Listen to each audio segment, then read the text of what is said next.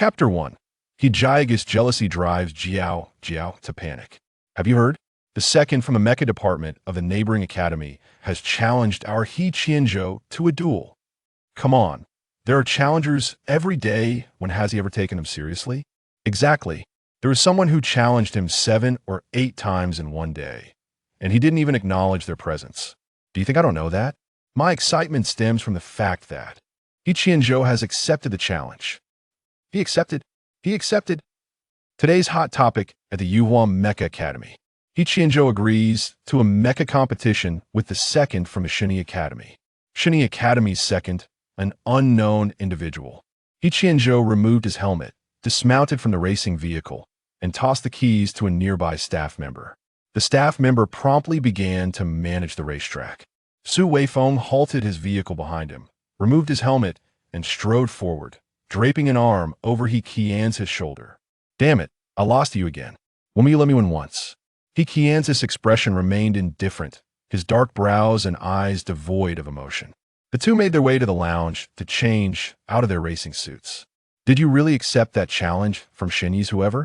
Having changed in a casual attire, He Qianzhou sat down, took a sip from a bottle of water, the seductive bob of his Adam's apple visible as the water trickled down his long neck, his jawline sharp and cold, exuding an air of aloofness. Closing the bottle, he replied in a low, slightly hoarse voice. Yeah. Su Weifeng, astonished, asked, what made you agree? That first challenger didn't even get a response from you.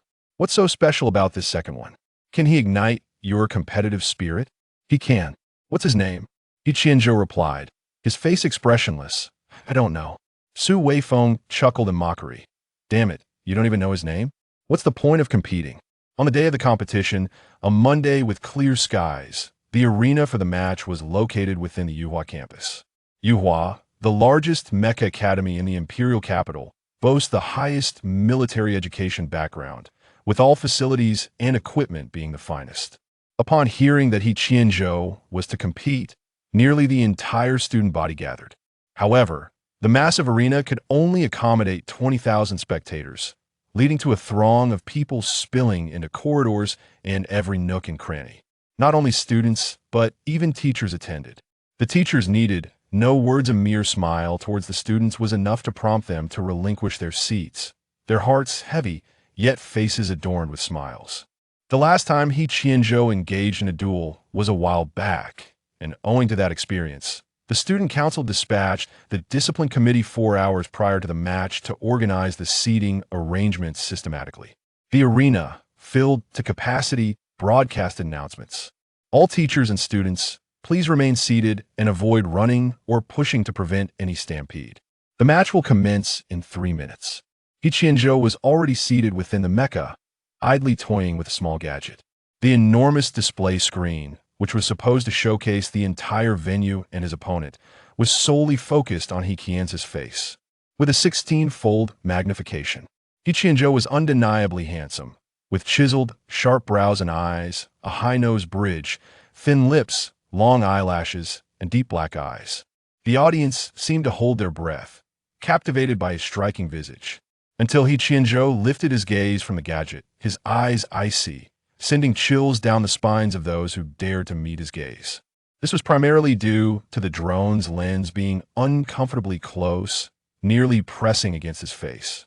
As the drone flew away, the crowd regained their breath and heartbeat, erupting into a cacophony of screams. Ah! So handsome! Ah! Him dying! Honey! Annoyed by the commotion, He Qianzhou nearly closed the glass, but then his gaze caught sight of a fair-skinned girl sitting at a small table outside the arena, conversing with a boy the very opponent he was to face. Uncertain of their conversation, the girl's expression appeared somewhat awkward and troubled. His eyes darkened instantly, but there was no time to act. As the 1-minute countdown began, the boy dashed back to the center of the arena and climbed into the mecha.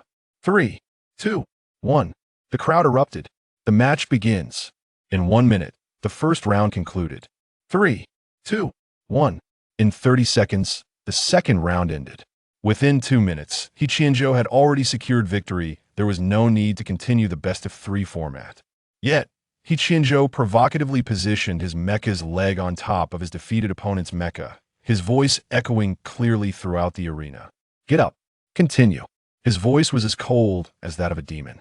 For the third round, everyone anticipated a swift conclusion, perhaps within a minute, but to their astonishment, it lasted a full 30 minutes. The Shinny contestant's mecha was left in a deplorable state, battered and scarred. As soon as the pilot emerged, the mecha crumbled. Gasps filled the arena, shock reverberating through the crowd, a mix of fear and fervent admiration. This was He Qianzhou, a true powerhouse, a rare combat genius in the imperial capital, and all would bow to his might. His mere presence commanded respect, an entity that none dared provoke. The prostrate mecha symbolized a challenge to him. After dismounting, the Shinny contestant appeared pale and drenched in sweat from the exertion, while He Qianzhou remained expressionless, unchanged from his time in a mecha. This competition held no stakes. The Shinny contestant merely sought to prove his strength and provoke He Qianzhou. Countless individuals yearned to challenge He Qianzhou, for he was formidable enough to be a national-level military reserve at just 21 years of age. Ning Tong occupied a front-row seat, her heart racing as she witnessed the mecha battle up close. She was so terrified she could hardly stand. As the two combatants approached her after the match, her hands trembled as she retrieved a bottle of water, instinctively knowing she needed to offer it. Noticing Lin Feng's poor condition, Ning Tong handed him the water first, only for a long, pale hand to reach out and take it before Lin Feng could respond. Ning Tong, without looking, knew exactly who it was. She dared not raise her head, her body drenched in sweat from fear. As the water was taken, she reached for another bottle, only for the same hand to snatch it away once again. Ning Tong stood dumbfounded, confused by his behavior. She instinctively looked up, meeting those pitch-black, icy eyes, causing her to flinch and quickly avert her gaze. But the next moment, she heard. Chapter 2. Jiaojiao heard the unspoken thoughts and cursed He Go for being a pervert. Finally, he chose to acknowledge me. Ning Tong was momentarily stunned. Ning Tong struggled to comprehend the situation, only confirming that the second statement was uttered by Lin Feng. She lifted her gaze to him. Lin Feng appeared to be in a dismal state, his head bowed, exuding a sense of despondency as he spoke hesitantly. "I didn't win, but I truly like you. Could you grant me another chance? Give me a break." Ning Tong's heart raced violently. She questioned her own hearing, yet it was indeed He Qianzhou's voice that I in shock. She looked up at him, only to find his gaze icy, somber, and dark, with veins bulging on the back of his hand, as if the water bottle he was gripping might explode. His frightening glare made her suspect he was on the verge of violence. Terrified, she quickly urged Lin Feng. "You should leave, Lin Feng." Though Lin Feng was unaware of the reason, the oppressive aura emanating from the person beside him was overwhelming. Despite the competition being over, was he truly contemplating another confrontation? "Then I'll take my leave. I'll contact you on Xingxin." With a loud pop, the water bottle burst. Those closest to the scene gasped in astonishment. Ning Tong, being the nearest, was so startled that she stumbled back in her chair, which tipped over, causing her to fall to the ground and hit her head against the backrest, prompting her to cry out in pain. He Qianzhou abruptly pushed the table aside and leaned closer to the girl. At that moment, a girl rushed forward and shoved He Qianzhou away, protectively exclaiming, "What are you doing? Are you bullying a girl?" He Qianzhou was momentarily taken aback by her words, his expression darkening further. "I am not." However, a soft, tearful voice emerged from behind the girl, resembling that of a mosquito. "He is." The girl clutched the front of the other girl's clothing, peeking out to look at him, clearly frightened and teary-eyed. He Qianzhou's heart skipped a beat, and he softened his tone. "How have I bullied you?" Yet his fearsome demeanor, coupled with his fierce appearance, rendered his softened words a threat in Ning Tong's ears, causing her to cry even harder, stammering, "He hasn't tea, oh." The girl's voice was delicate and pitiful, as if she had suffered great injustice. He Qianzhou's heartbeat quickened. "So cute." Ning Tong trembled again, glancing at him, only to be met with his wolf-like, pitch-black pupils, which terrified her even more. "Fei, let us go back." Although Yao Yufei was He Qianzhou's biggest fan, she lacked the courage to confront him directly. Ultimately, she mustered her resolve, saying, "You think you're so great? Let us go." Just as they took a couple of steps, He Qianzhou halted them. Wait. They exchanged glances, their clasped hands trembling as they turned back. What is it? Yao Yufei asked. He Qianzhou removed the chip hanging around his neck, pressed it and transformed it back into a phone. He navigated to the Xingxin app, opened the friend QR code, and presented it to Ning Tong. Add me on Xingxin. If I bullied you, I will take responsibility. The declaration left both of them in shock. This fierce individual was now claiming he would be responsible for her. Yao Yufei pulled out her phone, ready to scan. If you want to take responsibility, just add me. Tong doesn't use Xingqin much. Unexpectedly, He Qianzhou moved his phone away, stepping closer to Ning Tong, pressing her. I want yours. The crowd gasped in astonishment. Initially, everyone was ready to leave, with a disciplined team urging them to disperse. Then, this unexpected turn of events unfolded, with He Qianzhou shattering the water bottle and bullying the girl until she cried. Who could still find the will to leave? All eyes were fixed on the scene, as stunned expressions filled the room. Upon hearing He Qianzhou demand her Xingxin, Ning Tong was left so astonished that she felt her head might spin. Her hands trembled as she took a step back, hesitating whether to add him. The person before her was terrifying. She dared not even look at him. He claimed he would take responsibility, yet she didn't require any. How could she voice that? She had heard far too many rumors about his temperament. She had no idea what might happen should she defy him. She nervously fumbled to retrieve the chip. She suddenly heard, "Your forehead is bruised. You should apply some ointment. Your eyes are swollen from crying. How pitiful. Your complexion is so pale, and your lips are so red. You look adorable. I want to kiss you." Ning Tong was so startled by the last comment that her heart nearly leapt from her chest. Tears streamed down her face as she kicked He Qianzhou one last time and grabbed Yao Yufei. Fleeing, she cried out, "I want to give it to you, you pervert," upon returning to the dormitory. Ning Tong retrieved an ointment from the medical box and applied it to her forehead. Yao Yufei sat across from her, seriousness etched on her face. Tong, tell me what just happened. How did he bully you and then ask for your Xingxin?" Ning Tong placed the ointment back in the box and shook her head. "Yes, very strange. I don't know what he was doing. He was so fierce and inexplicable that I stumbled because I was frightened. And he actually crushed the water bottle, a whole bottle, filled to the brim, 500 ml. Yao Yufei's eyes widened in disbelief. He crushed the water bottle? But she quickly regained her composure. T.S. inherently strong. He could crush even a small insect, let alone a water bottle. What did you think of the competition today? Ning Tong reflected on the match. It was brutal. He finished the first 2 rounds in under a minute, yet in the final round, he deliberately dragged it out for 30 minutes, torturing his opponent repeatedly. He relished it. It was truly vicious. Ning Tong was lost in her thoughts, only to be abruptly shaken by Yao Yufei, who grabbed her by the neck and shook her vigorously. "You also realize he's brutal. You were even more brutal than him. You kicked him and called him a pervert. Have you considered how horribly you might die?"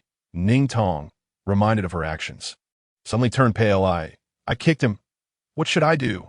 She hadn't meant to. It was primarily because of He Qianzhou, but he hadn't even retaliated. How could she have heard him speak? Could it have been his unspoken thoughts? Yet those thoughts were disturbingly perverse. How could he possibly entertain such notions?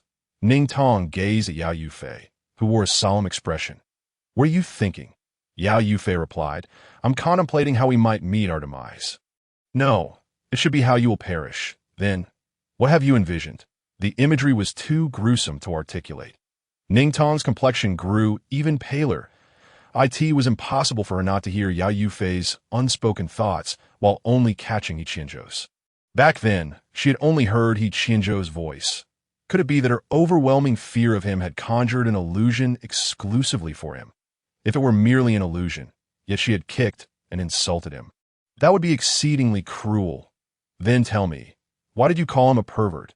Ning Tong swallowed hard. I don't know. That an entire afternoon passed, during which the events of the morning were meticulously chronicled on the forum. The complete video of the match between He Qianzhou and Shun Yi was available, while only snippets captured the incident involving He Qianzhou and Ning Tong.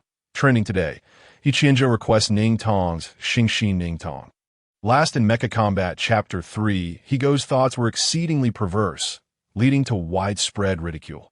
Ning Tong rarely followed the school forum, but Yao Yufei did, promptly alerting her when it hit the trending list.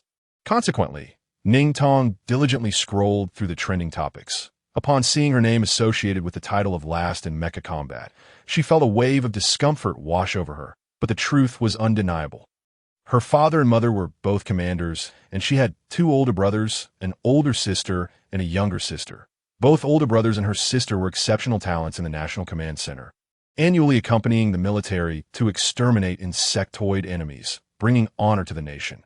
This year, her younger sister was also selected early for the National Training Camp, destined to be a talent. Yet, she was the only one who ranked last. The fact that her siblings were all prodigies had been established since her 13th year, when her mental prowess was tested.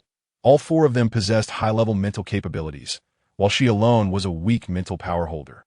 In all of Yuhua, she was likely the only one with such weak mental power. Normally, those with such weak mental abilities could not enter the mecha combat program.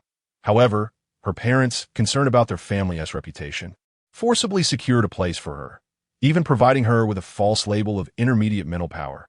They insisted that even without relying on her mental abilities, she should strive to excel in piloting a mecha and become a talented individual. Yet, this was fundamentally impossible, as piloting a mecha necessitated mental prowess to imprint all speed variations into one's mind. Thus, she consistently ranked last in practical combat, due to her outward display of intermediate mental power. Everyone assumed she was simply dull, ranking last.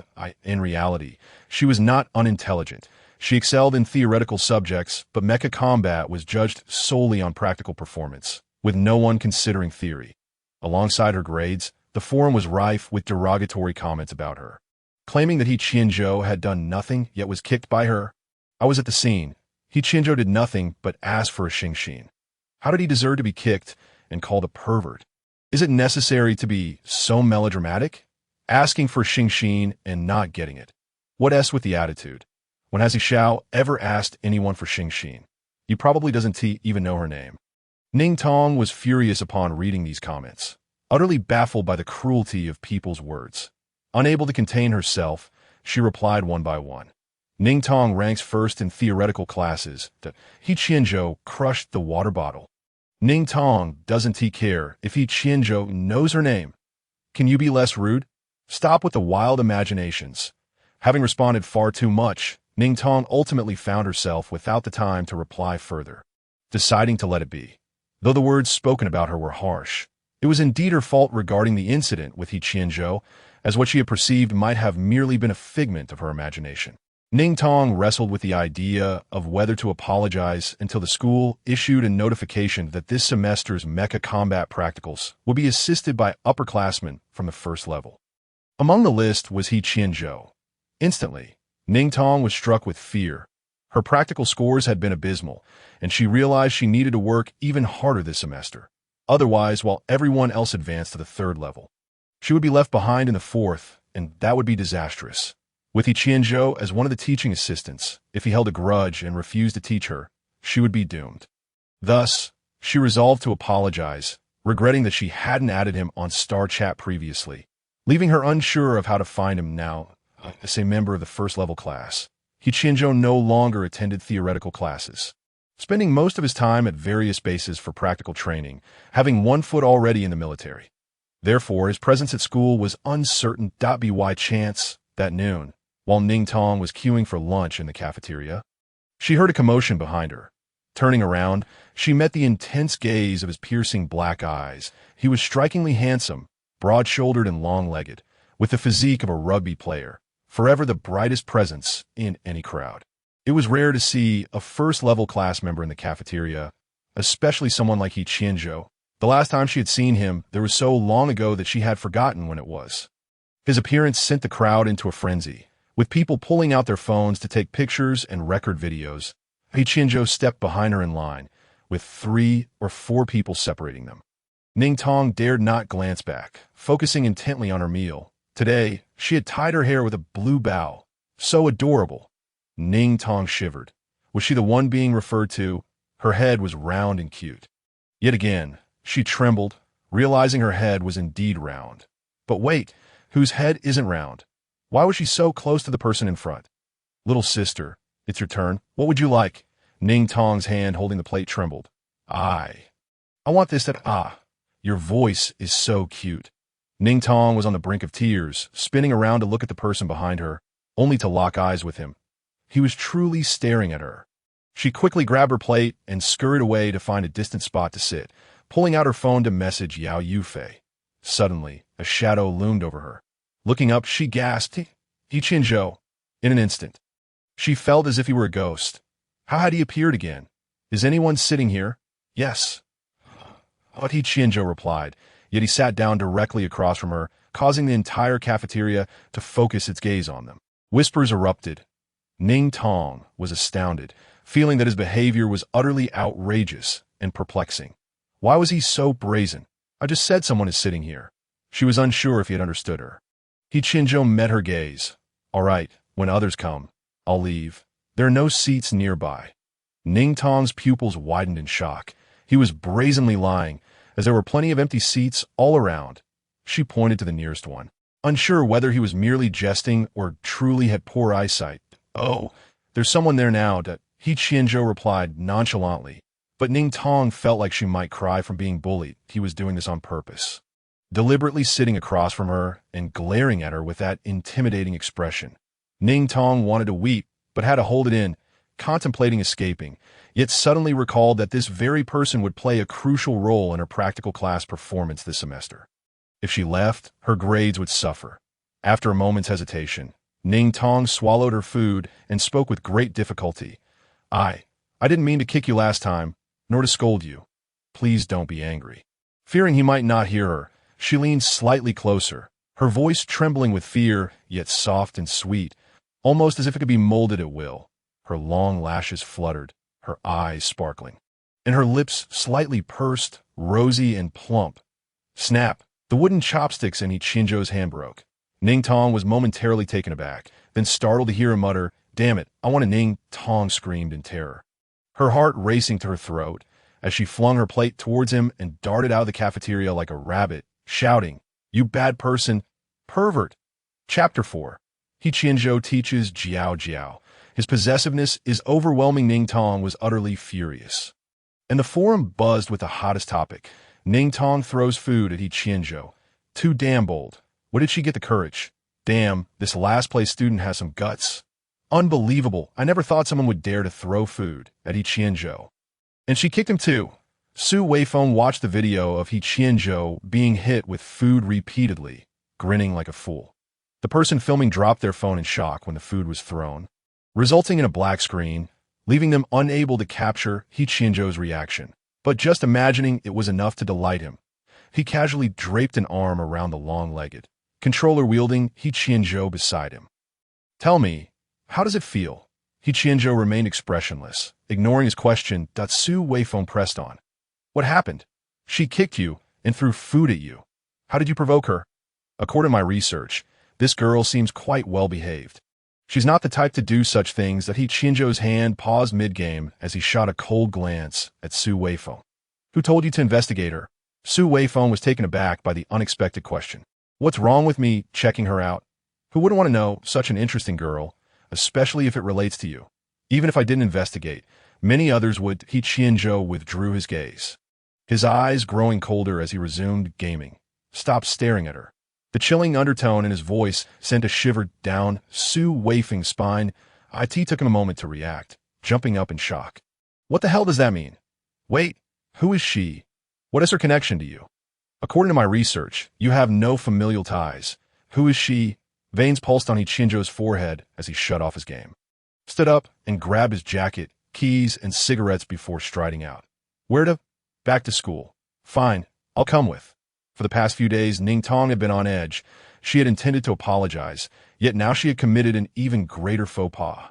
It was entirely unintentional. Her hand had moved faster than her brain, and before she realized it, the plate had already hit his face. She felt as though she were ill. Otherwise, how could she hear He Qianzhou's inner thoughts? And it was truly only his thoughts she could hear. Was this some sort of special ability? But if it were a special ability, why did it seem useless to her, only serving to frighten her? She had no desire to find out that He Qianzhou harbored such thoughts towards her. He was lusting after her body. It was simply terrifying. As the practical class approached, Ning Tong felt both anxious and worried. Utterly unsure of what to do, losing sleep for several nights. The day before the practical class commenced, Ning Tong called her sister, Ning Wei. Her sister, Ning Wei, had inherited their father's traits, strict, impartial, and upright. Ning Tong shared her concerns, omitting the part about her ability to hear thoughts, merely stating that she was afraid of the person who would be teaching her mecha class. Ning Wei, busy working in the operations room. Listen carefully before responding. Use him. Align everything with your interests. With that, she hung up, leaving Ning Tong alone in a whirlwind of confusion. She felt this approach was insufficient and called her older brother, younger brother, and sister, all of whom provided a unified response. Use him, then discard him. Ultimately, Ning Tong remained alone in her turmoil, feeling lost in the blink of an eye. The practical class began. The mecha department's initial practical sessions were held in a training ground, spanning 5,000 square meters with 40 students participating together, required to stand at regulated distances, each beside a mecha. This was an intermediate-level mecha, as they had already practiced with lower-level mechas last semester. This lesson's task is to learn to control an intermediate mecha and perform a complete set of 16 boxing techniques. After 3 hours, you will present an order, and we will score based on your performance. These 2 upperclassmen will assist you during the practicals. Feel free to ask them any questions. Before the teacher could finish, the girls erupted in excitement, shouting, "He Qianzhou!" This was echoed by several boys as well. He Qianzhou stood beside the teacher, his usual stoic demeanor on display, towering at nearly 6 feet 3 inches, even taller than the retired military instructor. His broad shoulders and long legs made him the center of attention. This is He Qianzhou, and this is Yin Xiao. Seek their help if you encounter any difficulties. The class began. The 16 boxing techniques were something the level 4 students had learned at the start of their studies. But now they would control mechas instead of performing the techniques themselves to ensure student safety within the enclosed mechas. The teaching mechas were transparent, allowing observers to see the students' operations inside. Once the instructor signaled, nearly all the students rushed to surround He Qianzhou, eager to seek his guidance. Outside of class, they rarely had the chance to interact with him, and even if they encountered him, they would hardly dare approach. "Senior, I can't do this. Senior, I can't do that. Senior, I can't do this or that." Ning Tong was quite surprised. She had initially assumed that different senior students were responsible for various teaching directions. To her astonishment, they were simply practicing among themselves and seeking guidance from one another. This meant she could approach Yin Xiao for help, rather than having to consult He Qianzhou. As Ning Tong climbed into the mecha and donned the neural sensor. She fastened her safety belt, her petite figure appearing exceedingly fragile within the vast, cold confines of the machine, as if it might shatter with the slightest touch. The mecha was partially composed of biological fusion. Their battles required the consumption of the host's mental energy. The stronger the host's mental energy, the more formidable the mecha's combat capability, though it was also essential for the host to engage in diligent training. Ning Tong immersed herself in the mecha, attempting to execute the 16 boxing techniques, yet her mental energy was inconsistent 8 times. When she intended to maneuver left, she veered right instead. When she meant to crouch, she would leap, and when she aimed to punch outward with force, she inadvertently struck herself instead. Due to her shorter stature, she had been assigned a position towards the front and center, and at this moment, all present were astounded, watching the clumsy mecha repeatedly strike itself in silence. Inside the transparent glass dome, the girl appeared bewildered by her own actions, her eyes glistening with tears of frustration. Yin Xiao naturally noticed this spectacle. It was impossible for anyone to overlook a mecha that was relentlessly hitting itself. He couldn't suppress a chuckle, having heard tales of a particularly inept girl in the 4th-level class. Yet he had not anticipated her to be this comically inept, rendering her somewhat endearing. After instructing the students at hand, he set off towards the girl, just as his hand was about to touch the mecha. Another hand reached out, firmly stabilizing it before him. With an arm of remarkable strength, the mecha came to an abrupt halt. "You go teach them," He Qianzhou commanded, his voice always cool and imbued with an air of authority. Yin Xiao merely nodded and departed. Chapter 5. He Qianzhou's jealousy and the abduction of Ning Tong at last. Ning Tong's uncontrollable mecha came to a standstill, her eyes brimming with tears, reflecting her fright. When she saw He Qianzhou beckoning her, she was startled but managed to open the mecha as He Qianzhou attempted to board. She quickly raised her hand to block him, unable to restrain herself. I want to learn from Senior Yanxiu. He Qianzhou's previously gentle demeanor darkened instantly, a wave of pressure accompanied by an icy chill sweeping through. His obsidian eyes glinted with a predatory intensity, as if ready to tear her apart. Ning Tong was frightened. The small rabbit was particularly sensitive to the emotions of larger beasts. She was rendered helpless, abruptly seized and pushed back in her seat, as He Qianzhou assertively climbed aboard, sealing the mecha's entrance, isolating them from everything around. The overwhelming aura emanating from He Qianzhou caused the tears that had been lingering in Ning Tong's eyes to spill forth, each drop silently cascading down her cheeks, rendering her utterly pitiable. Damn it, He Qianzhou muttered, gripping Ning Tong's face and scrutinizing her tear-streaked countenance, his heart twisting painfully at the sight. Stop crying. Why did she know Senior Yanxiu? Why did she prefer him over me? Yanxiu was hardly half of what I am. Damn it, I'll deal with him when we get back. Ning Tong's eyes widened, her tears suspended in her gaze, horrified by his last statement. You can't do that. He Qianzhou frowned, puzzled. What can I do? Ning Tong pouted. Unable to articulate her true feelings, she instead declared, I don't want Senior Yanxiu to teach me anymore. He Qianzhou paused at her words, some of the hostility in his eyes dissipating. Then who do you want to teach you? Ning Tong replied defiantly. I'll learn by myself. He Qianzhou's temper flared again, his voice as frigid as ice. Learn by yourself? By hitting yourself? Ning Tong felt mocked, and her tears cascaded once more as she pushed his hand away, attempting to shove him off the mecha. I don't want you to teach me. I'll learn on my own. The onlookers witnessed the unfolding drama inside the mecha. He Qianzhou's grim visage and Ning Tong's tear-streaked face left everyone bewildered, unsure of what had transpired. Yanxiu hesitated for a moment, but ultimately approached, tapping on the mecha and activating the communication device outside. How about I take over? He felt that He Qianzhou's aggressive demeanor had frightened her into tears. The sound of Yanxiu's voice was like a bomb dropped into the already sensitive atmosphere, igniting He Qianzhou's fury, as if ice had been thrust upon him. Get lost, in the next moment. He hoisted Ning Tong onto his shoulder and strode out as they passed by the teachers. He Qianzhou's expression remained impassive, chillingly cold. Bring her back in 2 hours. With that, He Qianzhou abducted her, leaving Ning Tong terrified, her fists and feet flailing in protest, attracting the astonished gazes of all who witnessed, yet none dared to intervene. Ning Tong was taken to a holographic mecha specimen room, unceremoniously tossed onto a couch.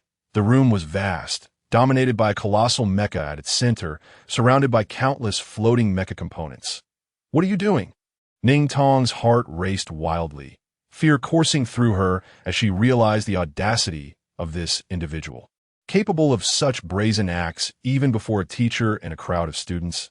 He Qianzhou was furious, his frustration boiling over, yet he found himself at a loss for how to handle this little troublemaker. Sit still. Ning Tong, however, refused to comply, bolting for the door only to be seized and thrown back onto the sofa. She was utterly powerless to escape his grip, her anger escalating into tears. What are you doing? What do you want? Her cries were so heart-wrenching that He Qianzhou felt an ache deep within him. Stop crying. Damn it. What must I do to make you cease? Upon hearing his last remark, Ning Tong paused in her sobs, only to resume. Don't be so fierce. You're terrifying. How could you do this? He Qianzhou was momentarily taken aback by her accusations, his veins visibly throbbing as he pressed down his frustration, sitting beside her. If I'm not fierce, then stop crying. Ning Tong's sobs subsided slightly, yet she still felt wronged. You can't just drag me here like this in front of so many people. It's humiliating. They will mock me. It's so embarrassing. He Qianzhou seemed to have never considered this aspect. He fell into a deep silence before finally uttering, Then should I let you carry me back? Ning Tong felt further insulted, covering her eyes as she cried. I can't possibly carry you. I'm at the bottom of the class. You're so mean. He Qianzhou smirked slightly, his fingers itching to tease her. So adorable. Ning Tong was momentarily taken aback, releasing her hands to sneak a glance at him. He often called her adorable, yet now, as she wept, how could he dare say such a thing? He Qianzhou raised his hand, forming a fist to cover his mouth as he coughed lightly, then walked over to a nearby table to grab 2 tissues, pressing them against Ning Tong's face. I was wrong. I won't do this again. Ning Tong took the tissues to dab at her face, gazing at him, still angry and confused. Before she could process her thoughts, her hand instinctively struck him, landing a solid punch to his chest. After delivering the blow, she froze, while He Qianzhou remained silent. He glanced at the spot where she had struck him, then back at her fist. Damn, that felt satisfying. Yet his expression remained impassive. Hit me as many times as you wish. Ning Tong's eyes widened in shock, her tears nearly spilling over once more. She was certain of it. The person before her was a pervert. He truly desired her. Ning Tong trembled, attempting to leave, only to be pulled back down. Before she could speak, He Qianzhou declared, I will transfer my mental energy to you. Ning Tong paused, her eyes widening. What did you say? He Qianzhou, holding her wrist, subtly moved his fingers, relishing the delicate, smooth sensation beneath his fingertips, his expression brightening. I will transfer my mental energy to you. Ning Tong, realizing she had not misheard, found it hard to believe. Why? He Qianzhou replied simply, because you need it. Ning Tong's lips quivered. I don't want it. I'm an intermediate mental energy user. I have enough. That He Qianzhou's eyes twinkled with amusement. Fine. You have enough, but can't I offer it? Ning Tong was momentarily speechless, ultimately lifting her tear-filled gaze to meet his. Do you know? He Qianzhou hummed an acknowledgement, but did not elaborate, subtly inching closer to her, extending his long arm as if to envelop her in an embrace. Ning Tong pouted. When did you find out? Clearly, I haven't told anyone. Not even the teachers at school know. He Qianzhou's expression remained calm. I guessed. Ning Tong was astonished. How did you guess? He Qianzhou smiled. Not telling you. Ning Tong's eyes widened again, unsure whether it was due to He Qianzhou's response or the fact that he was smiling, which felt rather unsettling. Then why are you willing to transfer it to me? The act of transferring mental energy was virtually unheard of, as the time required to recover for voluntarily transferring it far exceeded the time needed to recuperate from the energy expended while operating a mecha. The depletion of mental energy affected every class performance, making it crucial for those at the Mecha Academy, as each decision determined their likelihood of graduation or selection for the national military. Especially for He Qianzhou, who was not only a first-level student, but also a reserve soldier in the National Second-Tier Army, always on standby. Maintaining mental energy was paramount. There should not be such unwarranted depletion. Chapter 6. He Qianzhou's compulsory transfer of mental energy. I'm willing, that he stated casually, yet considering the gravity of the situation, Ning Tong could not possibly agree. I don't want it. He Qianzhou's expression darkened. Don't want it? Can't pass the test? Ning Tong pouted. That doesn't mean I should take your mental energy. It's dangerous. You know that. He Qianzhou shrugged nonchalantly. Not dangerous. I can afford it. Ning Tong felt he was being unreasonable and had no desire to engage in further conversation. She pushed him away and ran off, declaring, I'm heading back now. I can't waste any more time talking to you. He Qianzhou's expression turned completely blank, reverting to his cold demeanor, but he stood up, seized her again, and pushed her into a room furnished with a bed and various equipment. He threw her onto the bed, pinning her down, and said, just listen. It will be over quickly. Ning Tong, in a state of panic, struggled and exclaimed, He Qianzhou, you can't do this. He Qianzhou ignored her protests, restraining her hands with one of his. While his leg pressed down on hers, he connected a device to her temple and his own, operating a machine nearby. A few seconds later, he switched off the device. Ning Tong trembled violently as He Qianzhou removed the apparatus from her temple and held her close, reassuring her, it's done. You're fine now. Dazed and incredulous, Ning Tong pushed him away forcefully and slapped him across the face, saying, How could you do this? He Qianzhou's face turned slightly from his slap. He licked his cheek, remaining unfazed, and lifted her off the bed, stating, Let us go. We need to practice. He Qianzhou's calmness only deepened Ning Tong's distress. This man was trying to help her, yet he was doing so in such a coercive manner. Upon returning, Ning Tong had not even found the opportunity to speak with He Qianzhou before he had departed. Thanks to the mental fortitude he had bestowed upon her, her subsequent practice sessions were remarkably smooth. Whatever mecha she envisioned, she could manifest it. Consequently, for the first time, she achieved an A in her classroom assessments. After class, Ning Tong, who usually went unnoticed, was suddenly surrounded. "Ning Tong, where did He Qianzhou take you?" Before she could respond, someone chimed in, "It must have been some devilish training. Otherwise, how could Ning Tong possibly score an A?" Another voice followed. "I just want to know what kind of grueling training it was that allowed Ning Tong to attain an A." Ning Tong was taken aback by their blatant speculation. Sighing, she replied, "It was indeed devilish training." As she walked away, dejected, the crowd assumed she had been severely tortured and ceased their inquiries that I in the afternoon. He Qianzhou did not appear as a teaching assistant. The teacher announced that He Qianzhou had been expelled for severely disrupting class discipline, prompting a chorus of lamentations from the students, who regretted not being able to control the noise at the time, resulting in their current inability to see him. Ning Tong also felt a tinge of regret for not being able to speak with him. She had wanted to discuss the impact of the mental strength he had transmitted to her. For an entire week, the fortitude he provided her enabled her to maintain straight A's in practical classes, causing a sensation throughout the mecha department that IT was so impressive that even the teacher inquired about what He Qianzhou had taught her after he had taken her away. Ning Tong felt apprehensive but could not divulge the truth, merely stating that he had taught her some clever techniques. For the first time, she experienced what it was like to possess immense mental strength. It was exhilarating. She no longer had to occupy the lowest tier, nor endure the disdain of others. Even her parents called her with a newfound kindness. Yet, as she reveled in this newfound superiority, fear also gripped her heart, for she knew that this borrowed strength would inevitably fade, and once it did, she would revert to the bottom rung. But she was uncertain when that would occur. She felt as if she were ensconced within a balloon, suspended in mid-air, awaiting the moment when someone would pop it, sending her crashing down. Her next encounter with He Qianzhou was on a Friday of the new week, as he descended with a parachute, rolling to the ground from a safe distance above. Accompanying him were many members of the first-level class, where training consisted of intense, high-stakes exercises. Every student who entered the Mecha Academy had signed their life away, entrusting their safety to the Academy and the nation. This was no jest, and thus all students remained vigilant for every lesson and training session.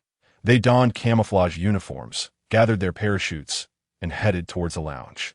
The area was a playground, cleared of all students in anticipation of their descent, and now a crowd had gathered outside to watch. Absolutely stunning. That physique is simply remarkable. Who could possibly resist such charm? Ning Tong thought they were indeed impressive, not merely for their looks, but for their spirit, courage, and the resolute determination in their eyes as they executed their movements with precision. She truly envied those who were strong. Before she had her mental strength assessed, she had fantasized about her own potential. After receiving her results, she had thought that effort alone would suffice. Yet, reality had proven otherwise. She simply could not compete on the battlefield. Watching everyone take photos, Ning Tong also pulled out her phone to capture the moment. Unfortunately, she was late and missed the actual descent, only managing to photograph their silhouettes as they walked across the playground. Still quite striking. Upon exiting the lounge, the group moved toward the perimeter, gradually closing in on the crowd, and the cheers grew increasingly fervent. As they approached the exit, Ning Tong hesitated on the other side, contemplating whether to go find him. However, the throng of people clamoring to reach him made her reconsider. She knew He Qianzhou despised being pursued. He had just completed training, so perhaps it was best to wait for another opportunity. Just as she decided to leave, she caught a glimpse of him halting his stride. Before the collective gaze of the crowd, he strode toward her with his long legs and stopped in front of her, his dark eyes fixed on her, unblinking. "What are you doing here?" he inquired. Before Ning Tong could respond, He Qianzhou's classmates gathered around, curious. "Hey Lao He, who is this beautiful girl? What level is she in?" He Qianzhou's brow furrowed deeply, and he cast a chilling glare at the speaker, a sudden frostiness enveloping him as he replied in a low, ominous voice, "Watch your words." He then shrugged off the arm that had been draped over his shoulder and pulled Ning Tong away with him, declaring, "Nobody stares at my woman." Ning Tong stood in shock. When had she become associated with him in such a manner? She and T consented to anything, nor had they engaged in any such activities. As she was led away, a crowd of onlookers exchanged bewildered glances. What did I say that was inappropriate? Compared to your usual self, I was being quite cautious. Yet, the focal point of the matter was He Qianzhou walking away with a girl. No way. Chapter 7. He Qianzhou, the scoundrel, and Ning Tong in tears. Ning Tong was dragged into a small grove behind the trees.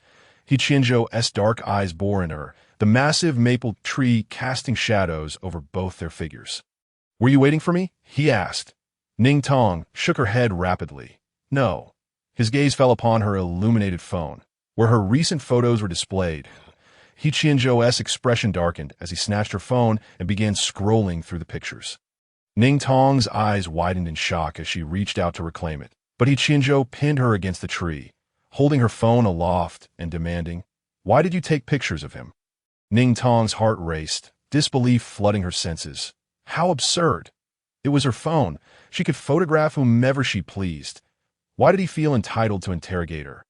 "I assent to my freedom to take pictures of whomever I want." "Why are you questioning me like this?" He paused, momentarily taken aback. "Because you are my woman." Ning Tong was taken aback by this declaration, trembling with anger. "Let go of me." He obediently released her, handing back her phone. "Delete them. All of them. Not a single picture of me." Ning Tong was infuriated by his shameless demand, clutching her phone tightly. "This is my phone. How dare you tell me to delete anything?" He Qianzhou's expression remained impassive, his jaw clenching as he seemed unable to restrain himself, grabbing her hand and attempting to delete the pictures. Ning Tong was taken aback by his actions, overpowered by his strength. When he deleted one of the photos, her frustration boiled over, and she burst into tears. "What are you doing?" As soon as she cried, He Qianzhou froze, halting his movements.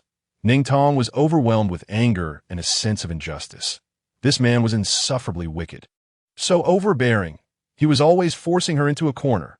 She sobbed uncontrollably, her face streaming with tears, her nose and cheeks flushed red, her eyelashes glistening with moisture. She looked utterly pitiful. He Qianzhou cupped her face in his hands, gently rubbing his thumb across her skin. "All right, stop crying. I was wrong." Ning Tong shoved his hand away. "Leave me alone. You said that last time, too." He fell silent but leaned in closer. "You're just too angry." He lowered his head, his forehead almost touching hers, his voice barely above a whisper, so quiet that had Ning Tong not been so close, she wouldn't have heard. Ning Tong sniffled, pouting. "What are you angry about?" "You're in the wrong here. This is my phone, and the photos are my personal property. You have no right to see them or force me to delete them." Her eyes were red like a rabbit's, glistening with tears, her lips a rosy hue, adorably cute, yet she admonished him firmly. I'll find a chance to delete them next time." Ning Tong was incredulous. If she hadn't been able to hear his thoughts, she would have believed him. He was truly insufferable. "I don't want to deal with you anymore." She pushed past the crowd and attempted to walk away, only to be pulled back and restrained like a little rabbit. Frustrated to the point of tears, yet exhausted from crying, she found herself in a perpetual cycle of weeping and anger. Whenever she encountered this individual, he incessantly compelled her to listen to him, doing as he pleased without regard for her words. Overwhelmed, she felt as if all her strength had drained away, and she slid down to the ground. The grass beneath her was soft, providing a gentle cushion. She hugged her legs, and He Qianzhou squatted down beside her. Turning to He Qianzhou, she asserted, "He Qianzhou, you cannot keep forcing me. You must listen to me and respect my wishes." Her voice, slightly hoarse from crying, retained a sweetness that seemed to carry an undertone of tenderness. He felt a tightness in his throat. "All right." Ning Tong, not having heard his unspoken thoughts, felt a slight sense of relief and continued. "I understand you did it for me last time, but such actions are truly unacceptable. You must not do this again." He Qianzhou paused, then asked, "Why?" Ning Tong hesitated. "It's too dangerous for you. And besides, I cannot always maintain such high levels of mental energy. Once it's depleted, Before she could finish, he wrapped his arms around her neck, compelling her to meet his gaze. I have more than enough. I could fill you countless times over, and you could never exhaust me. Ning Tong's eyes widened in disbelief. That's absurd. How could that possibly be? He Qianzhou replied with unwavering certainty. It is true. Ning Tong was incredulous. Do you not understand? The time it takes to replenish mental energy far exceeds the recovery time for operating a mecha. If you continually give to me, I will surely drain you dry. A glimmer of amusement flickered in his eyes, laced with an air of intimacy. Then let us test that theory, despite his words. He knew that the girl before him was oblivious to his thoughts, consumed only by her anger. Ning Tong was genuinely furious. She felt that He Qianzhou should not treat the serious matter of mental energy so frivolously. He was always on the brink of battle, yet he spoke so casually about giving away his mental strength. Had he even considered the consequences if something went awry? In a fit of anger, she pushed him down and leaned over him, asserting from her elevated position, He Qianzhou, you cannot behave this way. You need to take this seriously. You are a valuable asset to the empire. You must protect your mental energy and not give it away so recklessly. I do not need it, and you must cease making such statements. He Qianzhou blinked, utterly missing the point, his hands instinctively finding their way to the waist of the girl who had boldly tackled him. Despite the seriousness of the moment, the boldness of her posture struck him as endearingly cute. Ning Tong froze, suddenly aware of his unspoken thoughts and realizing what her hands were doing. Her mind struggled to catch up. Just as she attempted to rise, a sudden click echoed nearby, and a blinding flash illuminated the daytime. She stiffened, turning to find a black phone camera pointed at them, held by a girl with wide, excited eyes who gasped and ran away. Ning Tong scrambled off He Qianzhou, her face burning with embarrassment and her heart racing. This was utterly mortifying. What would happen if this got out? She glanced at He Qianzhou, about to ask what to do, but instead heard his delightfully calm voice in her mind. Now we have a photo. Bad guy. In an instant, the photograph dominated forums and group chats, with the initial post reading, "Holy crap." Clicking through revealed a high-definition image of them on the lush green lawn beneath the maple trees. The boy lay on the ground, his figure upright, his strikingly fierce and cold features contrasting with his relaxed demeanor. The girl leaned over him, her expression obscured, while his long, pale hand rested on her waist, a gesture that seemed both supportive and intimate. The forums erupted into a heated debate, dividing into two camps. Ning Tong chasing He Qianzhou versus He Qianzhou chasing Ning Tong. The discussions became increasingly contentious. He Qianzhou chasing Ning Tong. Are you blind? Can't you see who is on top? You're the one who is blind. Did you not notice He Qianzhou's expression? He clearly looked willing to be pinned down. Please wake up. Stop living in your fantasies. Your bias is so thick you can't even see the truth. The person who posted it said it was the original image. Maybe you should think before you speak. Seriously, is He Qianzhou even the type to chase someone? Reflect on his character before you comment. Ning Tong, having recently gained attention for her connection with He Qianzhou, found herself trending on the forums, with her previous posts still making waves. Thankfully, the weekend had come, allowing her to escape the scrutiny of her classmates and retreat home. She rarely returned, as she had spent most weekends training at the academy. But her recent academic improvements made her feel it was time to take a break.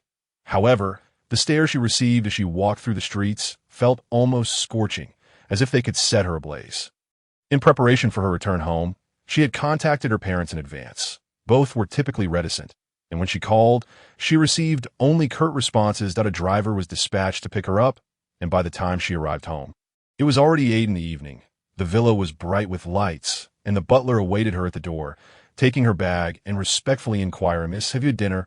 Ning Tong nodded, "I have." The butler was not merely an ordinary servant. He was Uncle Chun, who had been with her for 13 years. As a child, she often clung to him for play, but after a stern reprimand from her parents, she learned the importance of maintaining her station.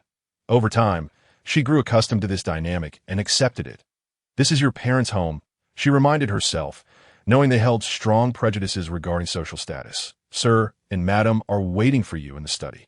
Ning Tong paused, taken aback. This indicated her parents had been anticipating her return, which shocked her, as they had never done so before. She nodded and ascended the stairs, feeling anxious despite their gentler tone on the phone due to her improved grades. Facing them in person, however, still intimidated her. Upon reaching the study, she found the door ajar and immediately spotted her parents seated on the sofa, their demeanor serious and elegant. She knocked softly. Both looked up simultaneously. "Come in." Ning Tong entered. "Dad, Mom. Come sit." Her mother gestured gently, and Ning Tong obediently took a seat. Her parents, who had met through an arranged marriage and had 5 children, were in their early 50s. Meng Ying and Ning Zhengquan were prominent figures in the military, and their presence exuded an innate sense of authority. "Why have you returned today?" her mother inquired. Ning Tong's heart sank, feeling unwelcome. "That I wanted to come back," she replied, her voice subdued as soon as she spoke. Her father slammed his book down on the table with a loud thud, his expression furious, causing Ning Tong to flinch. "What kind of way is that to speak? You have enrolled in the Mecha Academy and are halfway into the military. Your voice should not be weaker than an ant on the ground. How will the country recruit you? Which military would want someone like you? Look at yourself now, trembling like this. Are you so small of heart that the thought of facing the Zerg would scare you to death?" Ning Tong grasped her palms tightly, wishing she could suppress her trembling, wishing to quell her fear, yet she found herself unable to control it. Meng Ying glanced at Ning Zhengquan, her voice softening as she tried to soothe Ning Tong. "All right, there are still 3 years left. You will improve." Ning Tong felt a wave of discomfort wash over her. "Mom." She watched as Meng Ying gently caressed her hand. Tong, you have made progress in your training recently, which shows that even without mental energy, you can excel. You are not inferior to anyone, so you must work even harder. You should be practicing at the training ground on weekends, not returning home." Her mother's gentle words struck Ning Tong like a slap, dousing her in cold water and leaving her heart icy. She felt overwhelmed with emotion, her eyes reddening as she lowered her head. Her voice barely above a whisper. "I understand." She returned to her room, clutching her pillow to muffle the sound of her anguished sobs. It had been far too long since she had last seen her parents.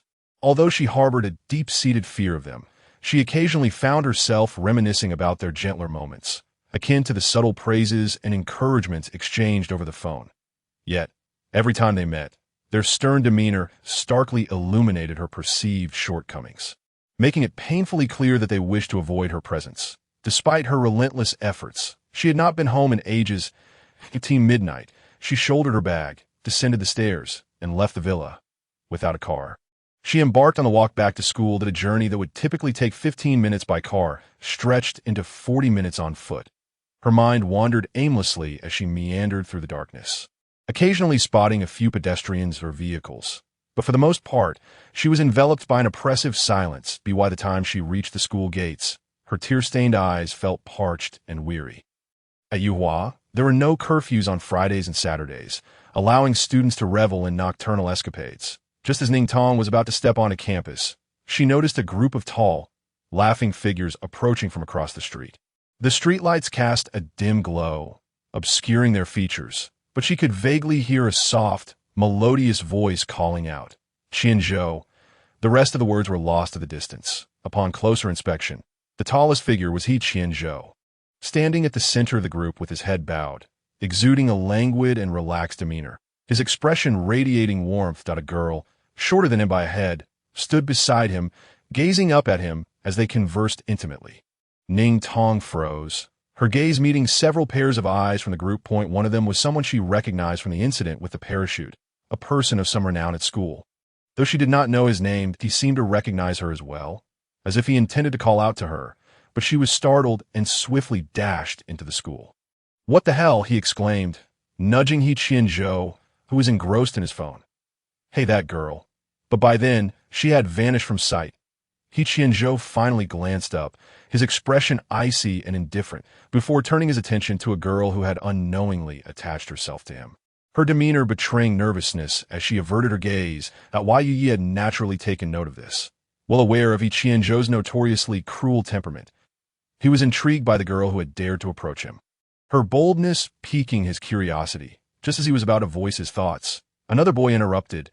"Yuga, was that girl just now the one from the photo?" His heart leapt in recognition. "Yes," he replied softly. leaning closer to whisper. Why didn't He Qianzhou react? Despite the hushed tones, He Qianzhou could not help but overhear, feeling an unusual tension rise within him. What reaction? He inquired, as the two exchanged nervous laughter. Nothing. Yu Yi had initially considered asking He Qianzhou if he had any feelings for that girl, but quickly dismissed the thought that it seemed implausible. He Qianzhou was not the type to form attachments. A man more likely to harbor violent impulses than romantic inclinations. On Monday, classes resumed their usual rhythm. This week's practical lesson involved one-on-one matches among the students, with scores awarded based on performance. The teaching assistants for the practical class had changed. These two are your teaching assistants this week, one instructor announced. This is Yu Yi, and this is Wang Haicheng. The students displayed a mix of excitement and disappointment at the sight of these familiar faces. One girl called out, "Teacher, is He Qianzhou really not coming?" The teacher replied curtly. No. After a pause, he continued, "Do you think He Qianzhou has time to spare? He is currently a member of the National Reserve Military, undergoing rigorous training daily. Do you think he has time to teach you? And what about you? Are you here for love? Every day, it's He Qianzhou this and He Qianzhou that. The only thing you should be focused on is training, climbing the ranks, and aligning yourselves with the military." The instructor's blunt style of teaching drew mixed reactions from the students. Some felt disheartened, while others were spurred on to work harder, driven by the desire to prove him wrong. The list of pairings for the one-on-one matches was displayed on a large screen, since the classes randomly selected students from the 4th level cohort. Ning Tong could not recognize every face. Yet, as if by some instinct, her gaze locked onto someone. The features and gaze of the individual made her heart skip a beat. She suddenly recalled him as the person who had walked alongside He Qianzhou that Saturday. He approached her with a smile. "Hello, I'm Ning Tong." She replied. Su smiled warmly. "I know who you are, Ning Tong. You know how I found out?" Ning Tong shook her head. Su's expression turned sweet and gentle, yet her voice dropped to a conspiratorial whisper, "Because I also saw the forum. How can you be so close to He Qianzhou? Don't you know he detests having anyone near him? Yet you've done it once, twice, thrice. It's truly infuriating. How can someone be so shameless?" After delivering her scathing remarks, Su stepped back, her demeanor shifting to one of innocence. "I didn't expect we'd be in the same group. Since that's the case, let us have a good match, shall we? Oh, and don't cry if you lose." Ning Tong furrowed her brow, scrutinizing her. Finally, she retorted, "You're unwell." Her voice was soft and sweet, almost syrupy, making her words feel disarmingly lethal. Su was momentarily taken aback by the unexpected insult, and by the time she processed it, her expression had nearly cracked. Just as she opened her mouth to respond, Ning Tong darted away. Unable to contain her frustration, Su was about to unleash a tirade when she noticed Yu Yi standing nearby. Since arriving at the training ground, Yu had been captivated by Ning Tong's delicate beauty. She was ethereal, with sparkling eyes that conveyed both vitality and a sense of being wronged. He found her irresistibly charming. Just as he approached to exchange pleasantries, he overheard her hurl an insult. He paused, amused, thinking how even her reprimands were endearingly charming. Once she had fled, Yi did not pursue her. He exchanged a knowing glance with Su Yu, offering a discreet smile before departing. Su Yu returned the gesture with a strained smile, feeling a twinge of anxiety that her earlier words might have been overheard, but reassured herself by his smile, believing he hadn't caught on. When the official practice commenced, Ning Tong dutifully climbed into the mech and began her training. The mental fortitude He Qianzhou had instilled in her had waned significantly, leaving her feeling the weight of pressure. She had to exert herself even more as she maneuvered through punches, jumps, and rolls. The mech danced with surprising agility. Mid-practice, she caught sight of Yu Yi waving at her from outside the mech. She halted her movements, opening the cockpit. Yu Yi, recalling the events of that evening, she felt a tinge of embarrassment. Uncertain why she had run away, it seemed utterly nonsensical. Yu Yi, with his striking peach blossom eyes that always seemed to brim with emotion, remarked, "Your movements are quite standard, but in a real fight, you'd probably fall in an instant." Ning Tong panicked. "Why? What should I do?" "Come down. I'll teach you some techniques." "Okay, thank you, Senior." As she climbed down from the mech, a sudden, piercing scream erupted from the training ground, causing the crowd to stir. Startled, Ning Tong turned to see He Qianzhou striding in, clad in a fitted black leather jacket. Hands tucked into his pockets, he approached the instructor, exchanged a few words. And with a dismissive wave, the teacher urged the students to continue their training. Upon finishing his conversation, He Qianzhou's gaze met Ning Tong's, causing her to flinch and quickly avert her eyes. "Senior, please teach me," she urged Yu, taken aback by He Qianzhou's unexpected presence. He had assumed he would be at the firearms training facility, looked down at Ning Tong, and suddenly had a thought. Though he dismissed it as implausible. "Come here, extend your hand." Just as he was about to touch Ning Tong's hand, a sudden, aggressive kick whistled through the air, and he instinctively dodged at a chill of apprehension, swept over him as beads of sweat formed on his brow. "He Qianzhou, your method of greeting is rather unique," he remarked. He Qianzhou remained expressionless, his dark eyes glinting ominously. "Are you here to teach her? Let her spar with me. She'll understand." With that, he lifted his foot to kick, and Yu, feeling spirited, retaliated, and soon the two engaged in a fierce exchange at the training ground, neither willing to yield. The entire arena trembled as onlookers cheered and urged them on. Eventually, Yi called for a halt, realizing that a match with He Qianzhou was more exhausting than a week of grueling training. Each of He Qianzhou's strikes was delivered with brutal precision, requiring Yi to concentrate fully to counter them. After several exchanges, he was left utterly drained, while He Qianzhou appeared unfazed, as if he were merely toying with him. It was only after several rounds that Yi recognized that He Qianzhou was indeed furious. What was fueling his anger? He glanced at Ning Tong, then back at He Qianzhou. "All right, are you teaching her or trying to kill me?" He truly could not comprehend what affliction He Qianzhou was suffering from this time. He Qianzhou ignored him and turned to approach Ning Tong. After the two had finished sparring, they once again felt the overwhelming force, leaving them unsatisfied. However, the teacher soon came over to hurry them along, forcing them to return to their designated area to continue training. When He Qianzhou reached Ning Tong, he noticed her expression was both sorrowful and serious as she held a paper and pen, jotting down notes. Yet the moment he appeared, her demeanor shifted, hesitating briefly before calling out to him as senior and then deliberately bypassing him to head towards Yu. Chapter 10. Jiaojiao takes the initiative to hug. He dog in high spirits. The anger that He Qianzhou had been suppressing suddenly erupted. He clenched the cigarette in his pocket, the veins on the back of his hand bulging. Ning Tong prepared to leave. He did not stop her, merely stating, "You go, I'll kill him." Ning Tong halted in her tracks, her eyes widening in disbelief as if she had misheard that He Qianzhou turned his dark gaze firmly on Ning Tong, asserting, "If he touches you, I'll break him." His fierce appearance, combined with his deep, ominous voice, was reminiscent of a demon, devoid of any hint of jest. Ning Tong found it hard to believe, her heart racing. "You're talking nonsense." "How dare you?" He Qianzhou simply replied with 2 words. "Try it." Ning Tong's heart trembled. She had heard tales of how ferocious and mad He Qianzhou could be on the battlefield, including the first time she witnessed him in a one-on-one confrontation. Ruthlessly overpowering and humiliating his opponent, It was truly terrifying, yet she still could not believe he would go that far. After all, they were classmates, friends. Her breath quickened, and summoning her courage, she chose to ignore him and walk towards Yu. Yu was occupied with a classmate asking questions, but upon gaining a moment's respite, he looked towards the two. He noticed Ning Tong seemingly approaching him, but suddenly He Qianzhou also moved in his direction.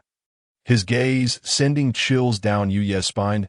In the next moment, to his astonishment, Ning Tong unexpectedly hugged the towering He Qianzhou tightly, as if trying to anchor him. Naturally, those around them noticed, their attention drawn to the scene. The teacher also saw it and immediately approached, directing an inquisitive gaze at He Qianzhou. "He Qianzhou, what are you doing?" At the sound of the teacher's voice, Ning Tong instinctively tried to release her grip and step back. But He Qianzhou firmly held her waist, his voice gentle yet authoritative above her head. "Teacher, I'm teaching her, not dating." Ning Tong was taken aback, her ears flushing red. The teacher found the latter part of his statement puzzling. Who would think He Qianzhou was dating? He nodded, saying, "All right then, since you're here, teach them well, they're all so clumsy." Understood, He Qianzhou replied. As the teacher walked away, the classmates continued to steal glances and were soon chastised by the teacher to focus on their training. She actually hugged me first, He Qianzhou murmured, lowering his head slightly, his tone surprisingly cheerful. Ning Tong thought this person was utterly absurd, filled only with fear, yet she could not shake off the thought that he was indeed quite charming for saying so. But why because of someone else? How infuriating! Should I just eliminate him? Ning Tong's heart raced heavily, and she glared at him in disbelief, realizing that he was serious. He truly harbored such thoughts. He was a madman. He Qianzhou, harming others like this could land you in prison. Is that so? He Qianzhou replied casually. Ning Tong felt a surge of anger. This person was utterly abnormal and impossible to engage in a rational conversation with. She had no idea how she had become entangled with such a lunatic, feeling he was growing more unhinged and openly treating her as his possession. She barely had time to continue debating with him. She needed to focus on her training as a competition was approaching. Thus, Ning Tong pushed He Qianzhou away, saying earnestly, He Qianzhou, stop messing with me, I need to train seriously. I have a competition soon. He Qianzhou complied, but only with one hand still gripping the hem of her shirt, saying, I know. What do you think I came here for? Ning Tong paused, hesitating before asking, Did you come specifically to teach me? He Qianzhou simply affirmed with a grunt. Why? Ning Tong inquired, puzzled. The teacher said you were very busy. He Qianzhou's dark gaze fixed intently on Ning Tong, his tone oscillating between sincerity and jest, but she knew he never joked. You're competing with others. What if you get hurt? I don't know what I might do if you get hurt. I'll skin him alive. Ning Tong was once again deeply frightened, acutely aware that the man before her was indeed a lunatic. She felt tears welling up from his words, yet she forced herself to maintain composure. She couldn't let her emotions affect her training. Therefore, Ning Tong compelled herself to focus on her training. He Qianzhou first observed her practice, watching her in her pink sports attire rolling on the ground like a ball, utterly adorable.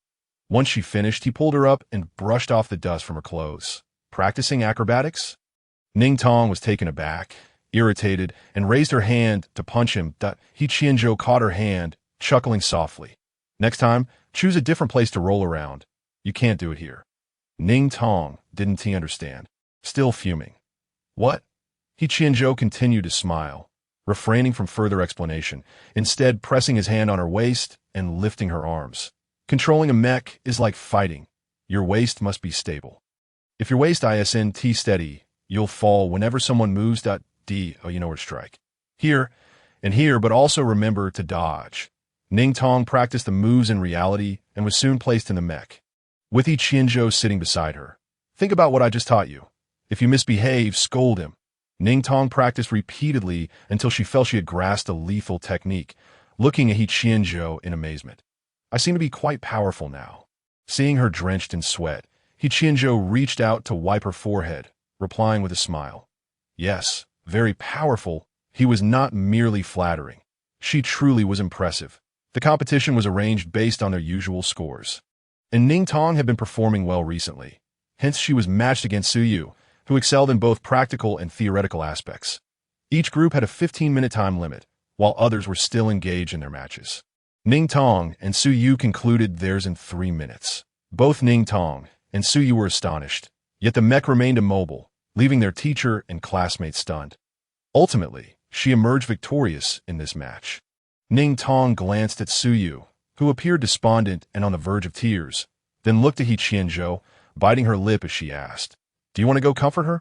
He Qianzhou paused, his expression turning strange. Comfort who?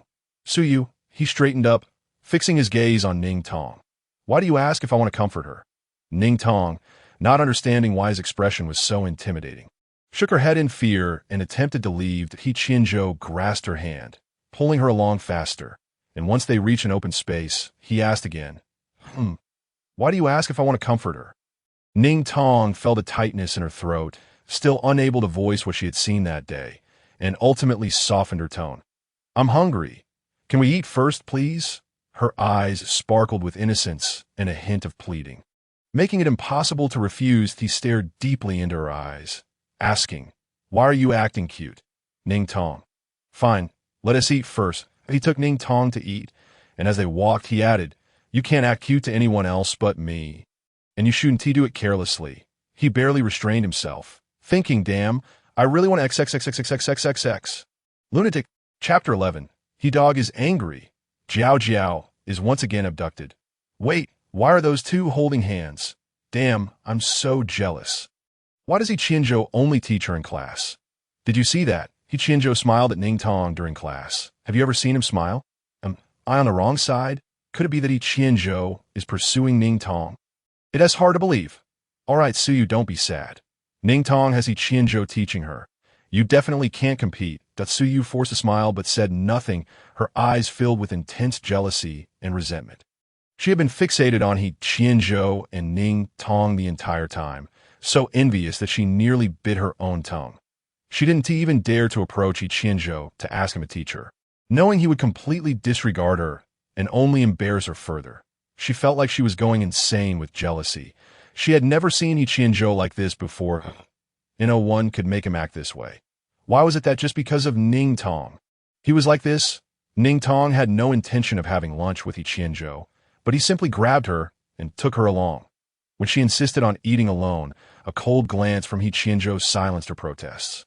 Eventually, He Qianzhou suggested they go home to eat, his tone casual and authoritative. Frightened, Ning Tong struggled to escape, prompting He Qianzhou to relent and agree to eat in the cafeteria. Upon arriving at the cafeteria, Ning Tong's mood remained low, still sulking. When He Qianzhou returned with food, she leaned close to his ear and said, He Qianzhou, please stop scaring me. She seemed genuinely frightened, her expression growing even more pitiful. Her eyes reddening, He Qianzhou felt a surge of amusement, feigning ignorance as he asked, What did you say? Ning Tong thought the cafeteria was too noisy and that he truly hadn't heard.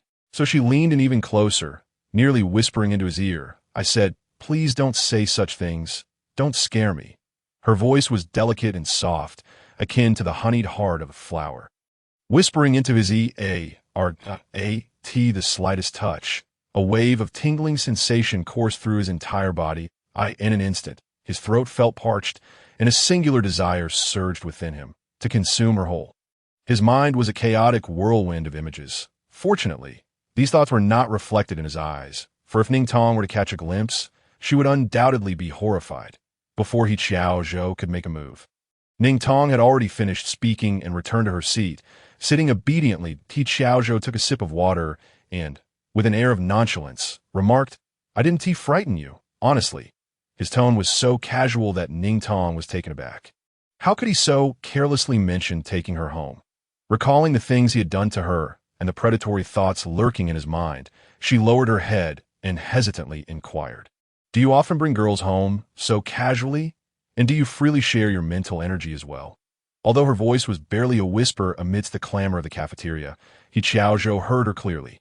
His previously curved lips flattened in an instant, and an icy demeanor enveloped him, his expression chilling enough to strike fear into anyone who met his gaze. Ning Tong noticed this and began to tremble, her lips quivering as she struggled to find words, ultimately opting to feign indifference and focus on her meal.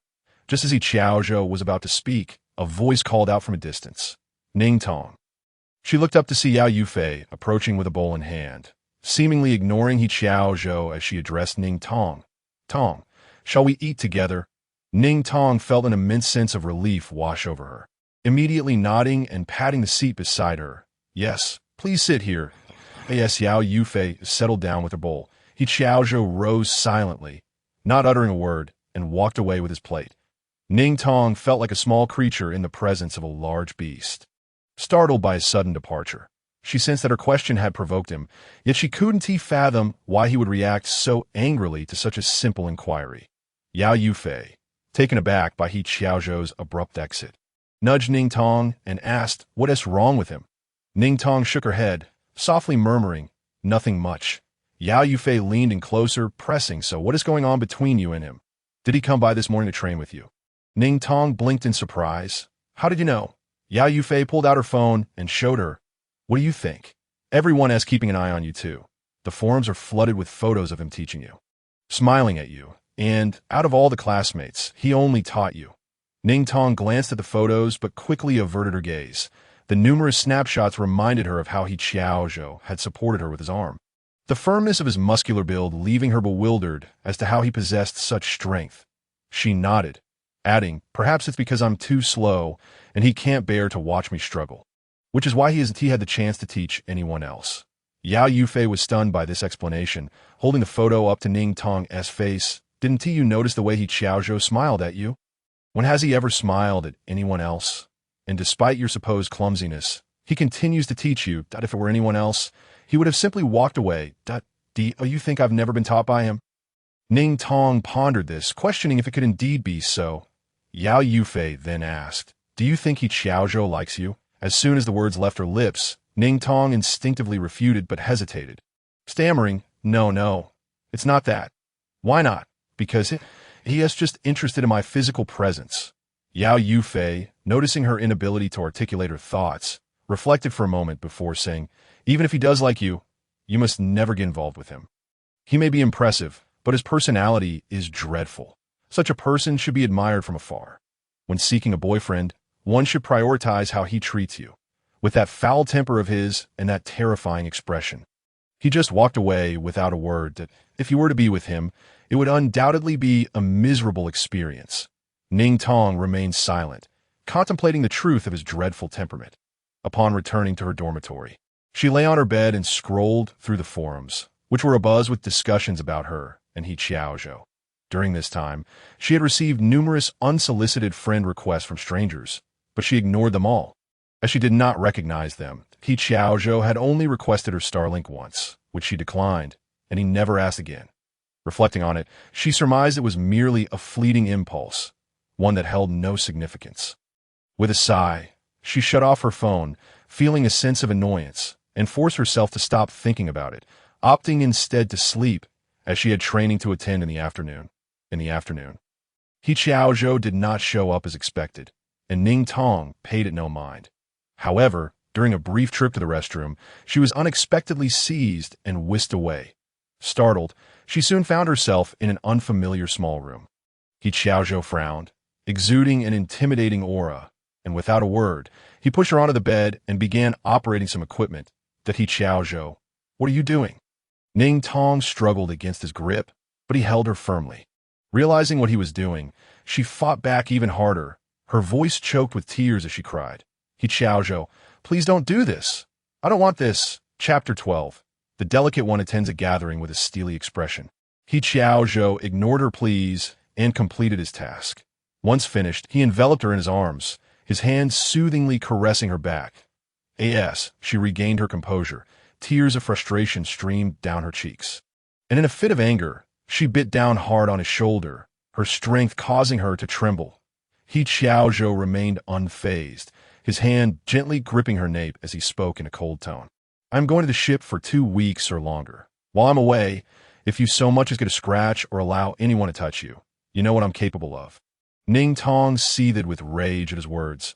Biting down even harder, he then asked, "Does your jaw hurt?" "It does." Ning Tong felt overwhelmed with frustration and began to sob uncontrollably. She bit him, yet he felt no pain. Why was he so cruel? He Qianzhou wiped her tears away. "Enough now, if others see you like this, I'll go mad." Ning Tong, infuriated, cried and hit him, ultimately being forcibly led back to the classroom. For the next 2 weeks, Ning Tong did not see He Qianzhou, as the school was constantly buzzing with news about the ongoing war with the insectoids. The insectoids possessed an extraordinary reproductive capacity, multiplying at a rate 100 times that of humans, rendering them virtually indestructible. Moreover, over the past century, the insectoids had gradually awakened a unique consciousness akin to that of humans, creating complex internal civilizations that humanity could not decipher. Bases, data, weaponry. Essentially, the situation with the insectoids was growing increasingly intricate, and humanity had to evolve, leaving no room for complacency. Yet amidst this turmoil, He Qianzhou had audaciously shared his mental energy with her.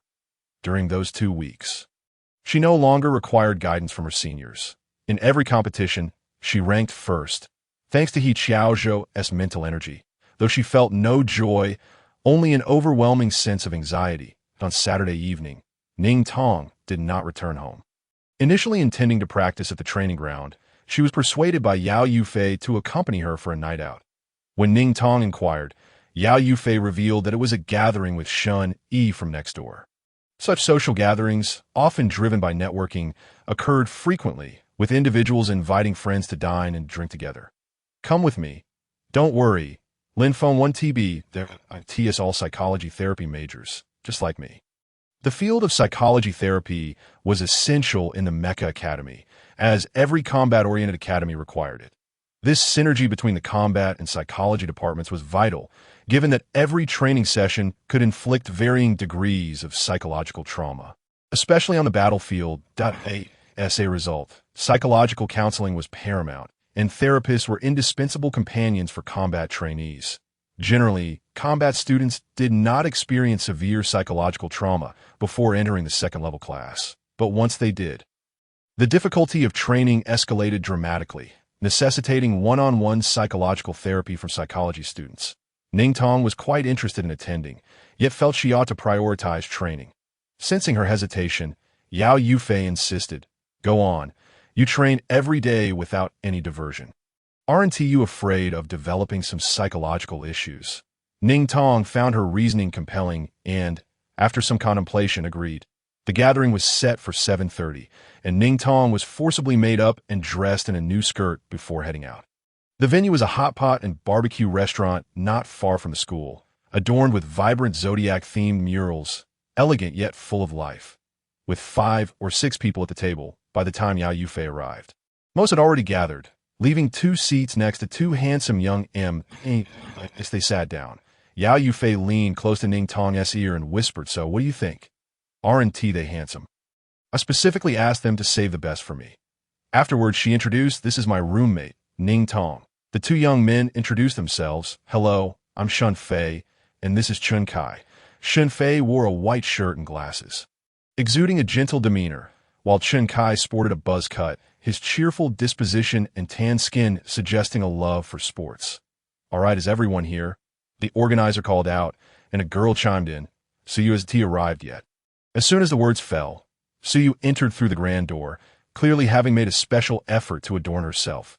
Her face was adorned with exquisite and sweet makeup, and her long, straight black hair accentuated her gentle and intellectual demeanor. The rose-colored dress complemented her fair skin beautifully. The moment she appeared, a whistle broke the air, followed by cheers, evidently captivated by her stunning presence. She smiled slightly. "Sorry for being late." It's all right. Several boys gestured for her to sit with them, but she surveyed the room and ultimately made her way to the seat occupied by Ning Tong. Looking towards Shun Fei and Chun Kai, she inquired, "May I sit here?" Shun Fei replied with a smile, "Of course." As you settled down, she seemed to just notice Ning Tong. "You're here too?" Ning Tong nodded, but did not respond, her expression neutral. The memory of Su Yu's previous words made her uncomfortable, although she had remained silent during the subsequent days of competition, conceding defeat without a word. Her disdain for Su Yu lingered, and she wished to avoid any entanglement with her. "Oh, you two know each other?" Shun Fei asked. Su Yu smiled. "Yes, we are in the same class." Shun Fei appeared genuinely intrigued. "How impressive! To have 2 such beautiful girls capable of piloting mechas is truly remarkable." Su Yu's red lips curled into a smile as her watery eyes locked on Shun Fei. "It's psychological therapy that's truly impressive. Without you, we wouldn't accomplish anything." This statement could be considered the highest praise for the psychology department, as most of its students were not selected for combat due to insufficient mental strength and resented being seen as mere appendages to the combat department, leading to frequent conflicts. The phrase, "without us, you wouldn't achieve anything," became a classic benchmark for the psychology department stance. Upon hearing this, Shun Fei chuckled and chose not to further engage in conversation. As the barbecue was served, everyone began to eat and chat. Yao Yufei eagerly joined the lively discussion, occasionally rising to mingle at other tables, while Ning Tong remained silent, quietly enjoying her meal. Rarely dining out, she had always eaten at home before enrolling in the Mecha Academy. And since joining, she had hurried through meals to return to training.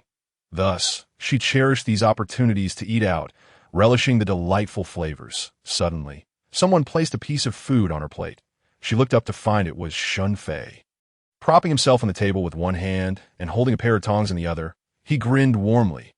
You look particularly appetizing while eating. Thank you, it's delicious. Then eat more, he encouraged. Ning Tong nodded and replied, you should eat more too. Ate tea that moment. Yao Yufei, with a flushed face from half a bottle of wine, pounced over, offering her drink to Ning Tong. Tong, have a sip, it's amazing. Almost alcohol-free. Ning Tong shook her head, but Yao Yufei brought the cup closer to her mouth. You must drink, it's a gathering, and you can't just sit here munching on barbecue. Ning Tong had no choice but to comply and took a sip, finding it tangy and bubbly. Indeed, quite pleasant. Is it good? Yao Yufei asked. Ning Tong nodded. Yao Yufei then filled Ning Tong's cup to the brim, insisting, you must finish this one. She continued, oh, we need to add each other on Starlink. Turning to Shun Fei, she asked, have you two added each other? Shun Fei shook his head with a smile. You should add each other. I see you two getting along so well. Look at our Tong. She is so beautiful, and you're not bad either. After saying this, she directly asked Shun Fei, is Tong pretty? Shun Fei glanced at Ning Tong, but before he could speak, Ning Tong, her face burning with embarrassment, snatched her phone back and pulled Yao Yufei down into a seat. Yufei, you're drunk. You can't just force someone to add you on Starlink. Upon hearing this, Yao Yufei frowned and shot a fierce glare at Shun Fei, saying, did I force you to add me? Do you not want to? Our Tong is so beautiful. How could you not want to? Shun Fei gazed at Ning Tong with eyes as deep as water. I would love to. Yao Yufei turned to Ning Tong. Did you hear that? He would love to. Saying this, she took Ning Tong's phone and began adding Shun Fei as a contact. Not stopping there. She seemed determined to introduce Ning Tong to all the handsome guys around, adding them one by one until Ning Tong finally rested her phone back, which displayed a staggering 19 pending requests. For the first time, Ning Tong felt an urge to sever ties with someone. Ultimately, she shoved the phone into her pocket, ignoring the notifications, and handed Yao Yufei over to another friend before heading to the restroom. Standing in front of the mirror, she contemplated that perhaps she should avoid such outings in the future. These social gatherings simply did not suit her. She had no desire to engage with others. Unsure of the purpose behind it all, aside from the delicious barbecue, she found little enjoyment in the atmosphere and resolved to dine out alone in the future to evade the discomfort of unwelcome gazes. Just as she was about to leave, Suyu entered, her gaze icy as she leaned against the doorframe, staring at Ning Tong with a smile that held malice. What abilities do you possess? Exactly. Ning Tong met her gaze in silence. Suyu, provoked by her indifference, suddenly shoved her, exclaiming, why do all the men revolve around you? He Qianzhou and Shun Fei both. What makes you so special? Why am I inferior to you? They should favor me instead. Why do they not even glance my way? How dare you overshadow me? Aren't you the last in the rankings? You should remain at the bottom. How dare you rise above me? Her emotions erupted unexpectedly, leaving Ning Tong momentarily stunned. She stumbled back, colliding with a vase as Suyu reached out to grab her hair. Losing her balance, Ning Tong's hand slipped over a jagged piece of broken porcelain, leaving a long gash that instantly stained the floor with crimson droplets. The pain surged through her, and memories of He Qianzhou as teachings flooded her mind in a swift motion, she executed a shoulder throw. Suyu screamed in pain, her face contorted as she crumpled to the ground, not rising for a long moment. Ning Tong watched, her heart racing with concern, fearing she might have caused serious harm. Ning Tong was struck, her head buzzing incessantly, a constant ringing in her ears rendering her unable to hear anything. Blood stained her face and hands. Her small frame trembled yet stood defiantly. The corridor was filled with people, and outside the office door stood those who had come on behalf of Suyu, initially furious at Ning Tong for her refusal to acknowledge her wrongdoing or offer an apology. They now felt a pang of sympathy upon witnessing her condition.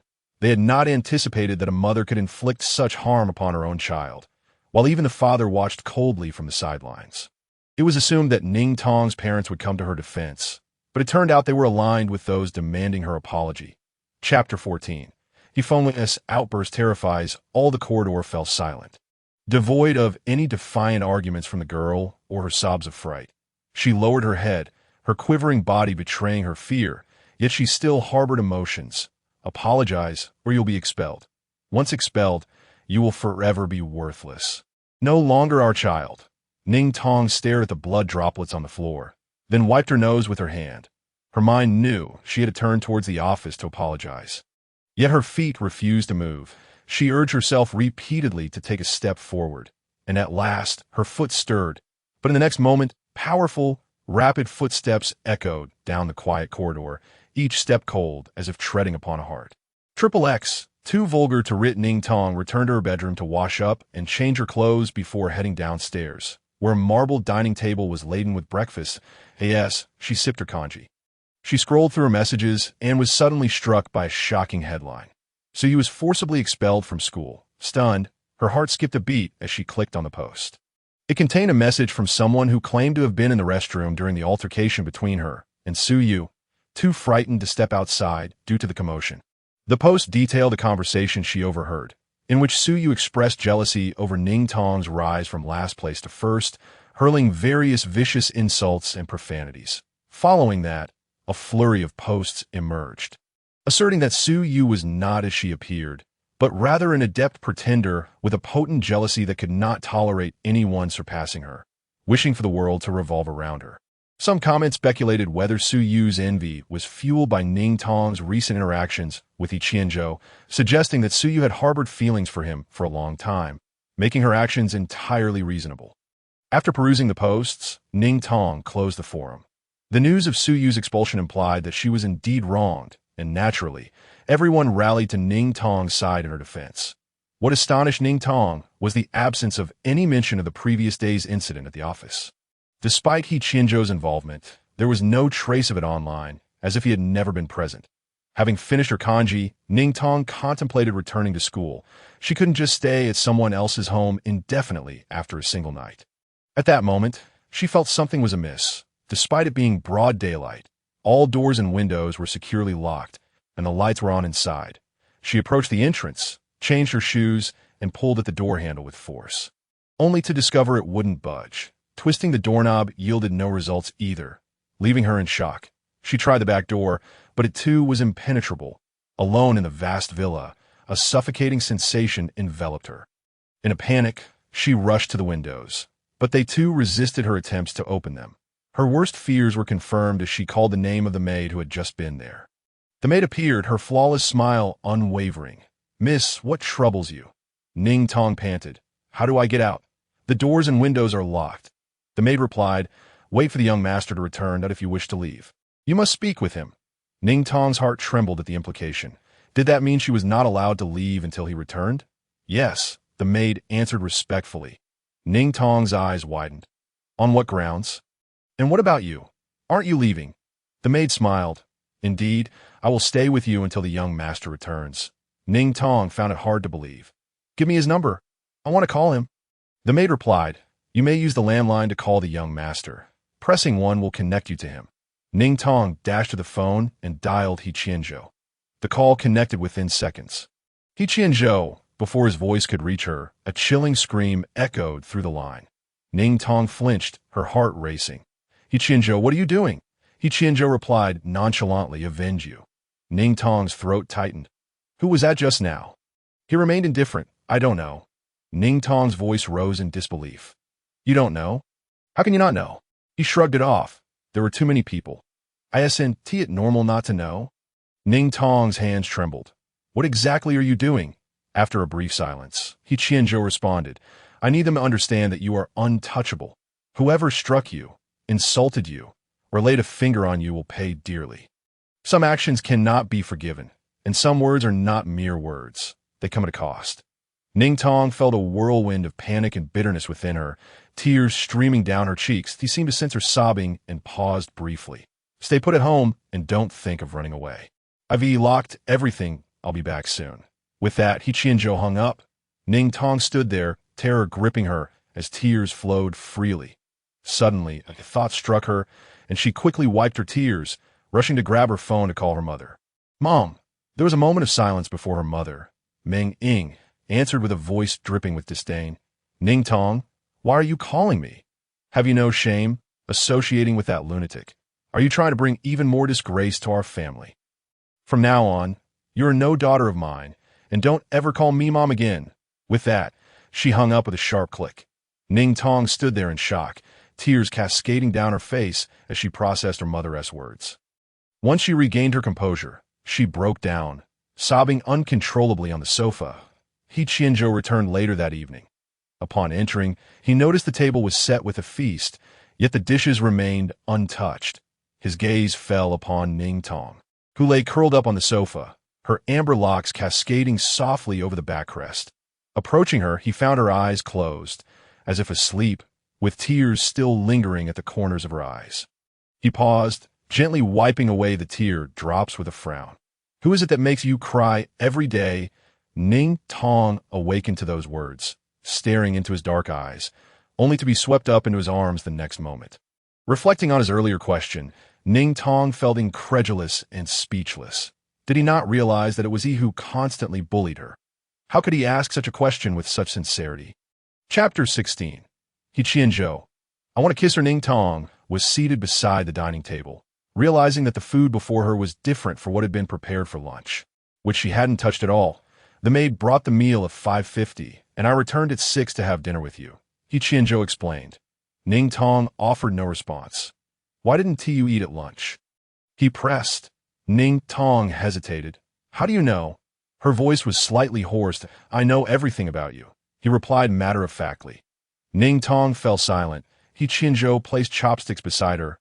"Eat." Ning Tong refused. "I'm not hungry." His expression turned icy. "What? Do you intend to starve yourself?" At his biting remark, tears welled up in Ning Tong's eyes again. She sniffed, unable to hold back, and tears fell one by one, her nose red and pitiful. The girl appeared frail, her shoulders concealed by her naturally curled hair, making her seem incredibly delicate. Seeing her cry, He Qianzhou's face hardened, his expression darkening. "Damn it, how can I get you to stop crying? Would it kill you to smile at me? You come back just to cry at me." Ning Tong paused at his final words, hesitating before asking, "How did you come back?" "What do you mean?" "How did I come back?" He Qianzhou replied. Ning Tong took a moment. "Weren't you supposed to follow the army onto the ship? Didn't you all return together?"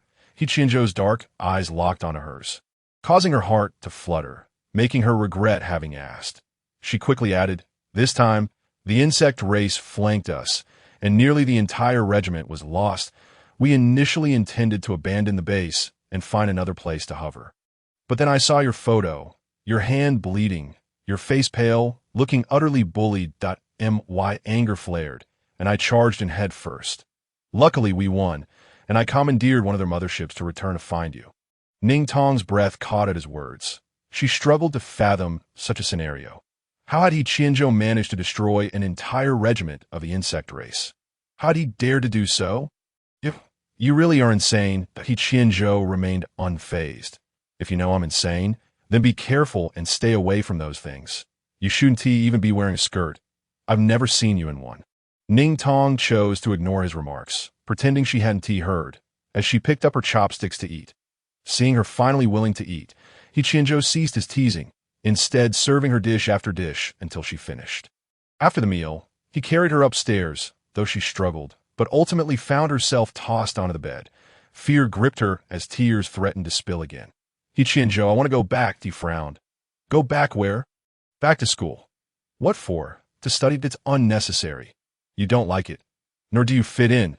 Your parents have severed ties with you. You don't need to cater to them." Ning Tong was taken aback. "How do you know?" She stammered. "Didn't they say they'd kick you out if you didn't apologize? Since you didn't apologize, it means you have no relation with them anymore. You are free now." Ning Tong felt a knot in her chest. How could it be that she was truly cast out? Her parents couldn't genuinely abandon her. They couldn't just heartlessly cast her aside. If they did, she would have no home, but how could she possibly be homeless? Yet, she recalled her life thus far, and it seemed she had always been a burden, a shame, a being who longed to be discarded. When her siblings returned home, they celebrated joyfully, while she was met with coldness. Only the butler would ask if she had eaten, and they seemed to wish she wouldn't linger in their home. They simply didn't care for her, which was why they wouldn't even listen to her explanations, striking and scolding her, demanding her submission. Ning Tong felt she shouldn't cry. She had cried enough already. Appearing too weak. Yet the tears flowed ceaselessly. Did they truly not care at all? They were parents. He Qianzhou remained silent, holding her close, gently kneading the delicate nape of her neck. As long as I care for you. That's enough. That it would be best if only I cared for you in this world, for then you would have no choice but to come into my embrace. The melancholic atmosphere surrounding Ning Tong was shattered by this individual, who feigned comfort while harboring more sinister intentions. That he was indeed a villain. His actions would undoubtedly lead her into deeper predicaments. Her hand rested upon his arm. I must return to school. He paused, his tone laced with displeasure. Why? Ning Tong was incensed by his audacious retort, but softened her voice nonetheless. How could I possibly neglect my studies? Failing to attend school would render me utterly useless. He furrowed his brow. With your mental fortitude. He trailed off, then casually remarked, Forget it. If you wish to attend, then go ahead and I shall provide you with as much mental strength as you desire. I do not require your mental strength. That I shall insist. This cannot continue. You will not listen. He Qianzhou. Ning Tong remained in He Qianzhou's villa until the swelling on her face subsided completely, at which point he returned her to school. Before she exited the vehicle, He Qianzhou took her phone, opened it without permission, and entered his number. This is my contact. He then opened her messaging app, intending to add each other as friends, but was met with the sight of 19 red notifications, causing him to pause. Ning Tong hurriedly snatched her phone back, glaring at him. He Qianzhou, this is my phone. How could you do this? He looked at her with a half-smile. 19.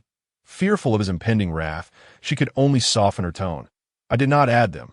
Please do not act like this. He appeared to suppress his fury. Yet his eyes remained icy. Noticing his stillness, Ning Tong cautiously attempted to open the door to exit, but before she could even grasp the handle, he pulled her back into his embrace, his arms encircling her waist. Ning Tong, you belong to me. Those 19 individuals, do not even think about them. Not a single glance. It extends to anyone else as well, that if you so much as look at another, I will ensure their demise. Ning Tong was infuriated by his words, causing pain to swell within her chest as she grasped his shoulder, utterly powerless against his lack of restraint. I do not even know them. Please do not act this way. I must return to my dorm to pack my things. Add me on the messaging app. In his presence, Ning Tong disregarded the 19 notifications, adding only him. This seemed to soothe him, and he released her. His gaze remained fixed on her as Ning Tong turned her back, hearing him think aloud. I wish to kiss her. How should I proceed? Would a direct kiss startle her? Damn it, I have no experience. When will I be able to kiss her? Ning Tong. Chapter 17. Caught in the act of requesting contact by He Qianzhou upon returning to her dormitory, Yao Yufei glanced at her, hesitating to speak before finally asking with concern. How have you been? After the incident that occurred in the restroom, everyone began to blame her. She had tried to explain, but no one would listen. She still recalled the yearning gaze directed at her, wishing she would stand by her side and speak for her, but she had averted her eyes and said nothing, only managing to disperse the crowd before returning to school. Later, she heard that Ning Tong had been taken to the office, where Su Yu's parents pressured her to apologize. She had initially wanted to confront her, but ultimately did not, perhaps unsure whether to demand an apology alongside others or to stand with her against the rest. She believed Ning Tong would not act without reason, yet the school insisted on an apology, leading her to think perhaps it was indeed necessary. Eventually, she learned that Ning Tong had refused to apologize and had left. The next day, news of Su Yu's withdrawal from school exploded on the forum, revealing the entire truth.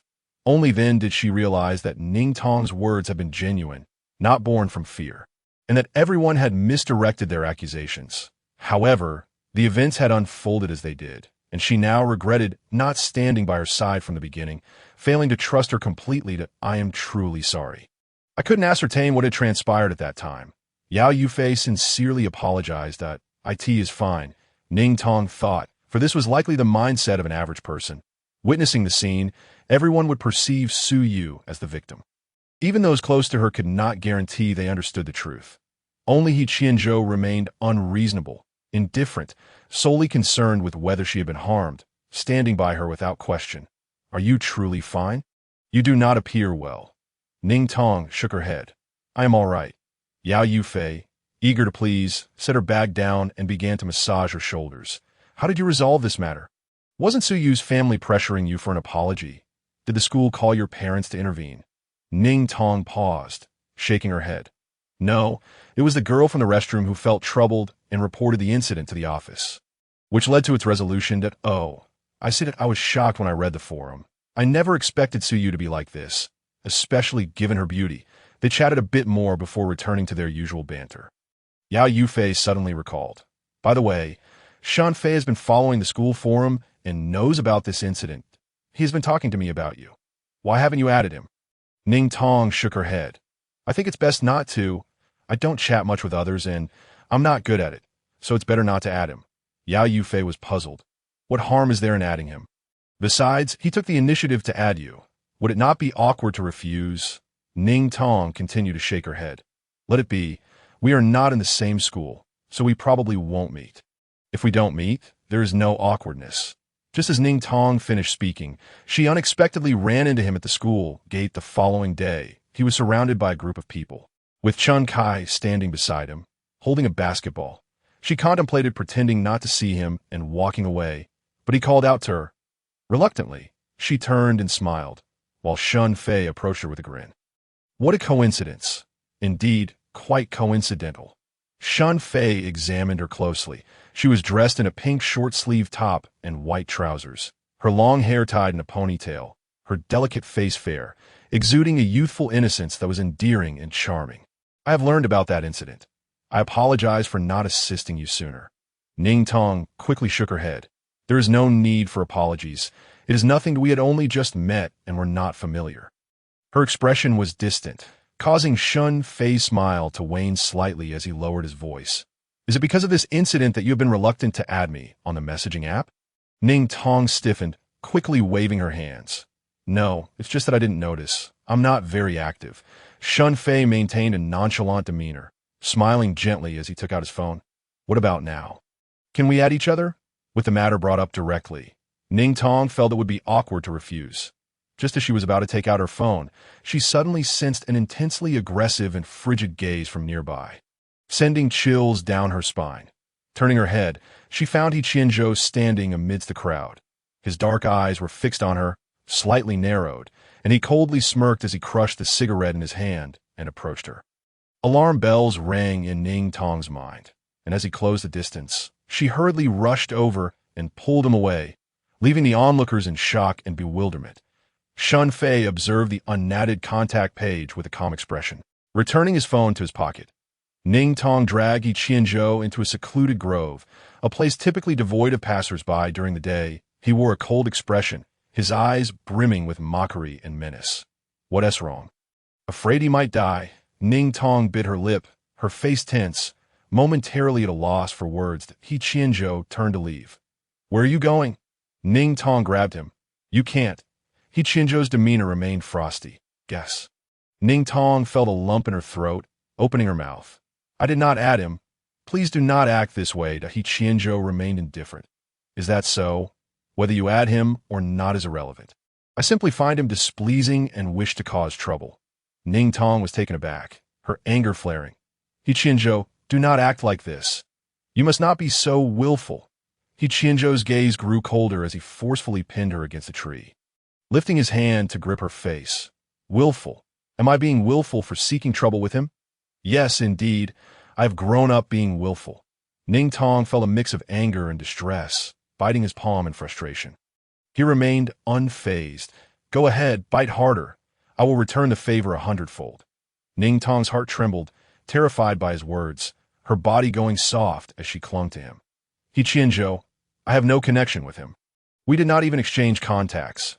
We merely spoke a few words. Please calm down and listen to me. He hesitated for a moment, then scoffed. Listen? I have never been one to listen. Ning Tong felt tears welling up. Unsure of how to handle the situation, she could only hold him tightly to prevent him from acting rashly. He Qianzhou let out a cold snort. Only at times like this do you take the initiative. Yet he tightened his embrace, lifting her slightly by the waist. Ning Tong buried her face in his shoulder, her heart swelling with emotion as she sniffled. He Qianzhou, please listen. It cannot always be like this. I do not want you to get into so much trouble. He Qianzhou toyed with her hair, his fingertips softening as his voice resonated with a magnetic arrogance. What's this? Are you afraid? He Qianzhou was unfazed by his actions, arrogant and domineering, while Ning Tong had never encountered such behavior. Her body trembled slightly, her arms around him growing weak, her voice small and fragile. I am afraid. I am scared. He Qianzhou paused, pulling her closer. What is there to fear? I am here. Chapter 18. He dog. I wanted to kiss me recently. The incident involving Suyu gradually faded from the Academy's memory, making way for a new wave of excitement. Campus basketball tournament. 16 universities compete for the championship. The competition includes not only the Mecha Academy, but also various ordinary universities. However, due to the prevalence of well-toned students at the Mecha Academy, who undergo rigorous physical training daily, it is almost certain that the championship will be claimed by them. Although the spirit of camaraderie is emphasized, everyone is undeniably concerned about winning. The desire to triumph overshadows the fear of defeat. The fervent rivalry and untamed passion among the students envelop the entire academy like a tidal wave. Honestly, could it be that Shun Yi will win again? Although our school has He Qianzhou, the rest of us are on par with Shun Y. It's absurd that we've lost to them for 3 consecutive years. It's utterly ridiculous. Exactly. I really want to see He Qianzhou participate. He hasn't played in a single match in 3 years. Could it be that he doesn't know how to play basketball? Impossible. The top student in the combat department can't possibly be incapable of shooting a basket. That would be laughable. Perhaps he is just afraid of injuring someone? Then why has our school consistently lost? His roommate has participated, yet he has never once taken to the court. Who knows? He just seems utterly disinterested in everything. Ning Tong rarely frequented forums, but when the tournament approached, her excitement surged. She adored immersing herself in such spirited activities. She felt a surge of anger at the thought of their school as 3-year losing streak against Shen Yi. Scrolling through the forums where discussions about He Qianzhou's absence from the matches were rampant, I could see that moment. Ning Tong found herself cradled in He Qianzhou's arms. Sharing a meal, he was no longer content with merely serving her food. He insisted on feeding her himself, holding her in his lap. They were in a luxurious penthouse apartment he had purchased, the closest to the school. The top floor featured floor-to-ceiling windows, immaculate marble tiles, and a vast outdoor swimming pool that exuded opulence. Ning Tong bit into a prawn ball that He Qianzhou had brought to her lips and asked, "Why aren't you participating in the tournament?" Her voice, soft and sweet, carried an accent she had picked up from Yao Yufei, making her words sound peculiar, yet charming. He Qianzhou devoured the other half, his gaze fixed on her lips with a predatory intensity. It's boring. Ning Tong blushed at his shameless demeanor. But our school has lost 3 years in a row, and what does that have to do with me? He Qianzhou replied nonchalantly. Ning Tong felt a flicker of frustration. How could it not be related? You are also a part of Yuhua. He Qianzhou shrugged indifferently, propping his head on one hand, raising an eyebrow at her. You want me to participate? Ning Tong nodded eagerly, but hesitated, recalling the discussions on the forum. But if you aren't very good, then maybe it's best if you don't. He Qianzhou's expression darkened instantly. Who are you saying isn't good? Startled, Ning Tong gulped nervously. The forum mentioned it, and I thought, how could that be? You're the top student in the combat department, but you aren't competing, so who knows? He Qianzhou's fingertip tapped the pristine dining table. And sensing the tension, Ning Tong quickly added, you will definitely do well. They're just talking nonsense. With a dismissive snort, He Qianzhou pinched her cheek. That if you want me to participate, I have a condition. What is it? If I win, you have to kiss me. Ning Tong immediately protested. No way. Why should I kiss you if you win? He Qianzhou maintained a serious expression. We've been together for so long. Yet we haven't kissed. Ning Tong was taken aback, her face flushing. When have we even been together? He Qianzhou paused, his face taut with suppressed anger. What do you mean by that? Aren't you with me right now? We've clearly been together all this time. Ning Tong was bewildered by his assertive rebuttal. Their definitions of being together were worlds apart. To her, they shared nothing substantial. So how could they be considered together? What does that even mean? She stammered. Ning Tong found herself unable to articulate her thoughts, wondering if He Qianzhou genuinely believed they were together in this simplistic manner. She fell silent, pushed him away. grabbed her backpack, and attempted to leave. Your participation has nothing to do with me. I don't want to kiss you. He Qianzhou held her back, tossing her onto the bed. Oh, so you think you're tough now? Running away in front of me, thinking I can't do anything about it. Ning Tong shivered but retorted defiantly, what do you want to do? He Qianzhou locked his gaze onto hers, then onto her rosy lips. His throat constricting, I'm going to kiss you right now. Don't. Ning Tong pushed him away. He Qianzhou's eyes darkened. What do you mean by Don T?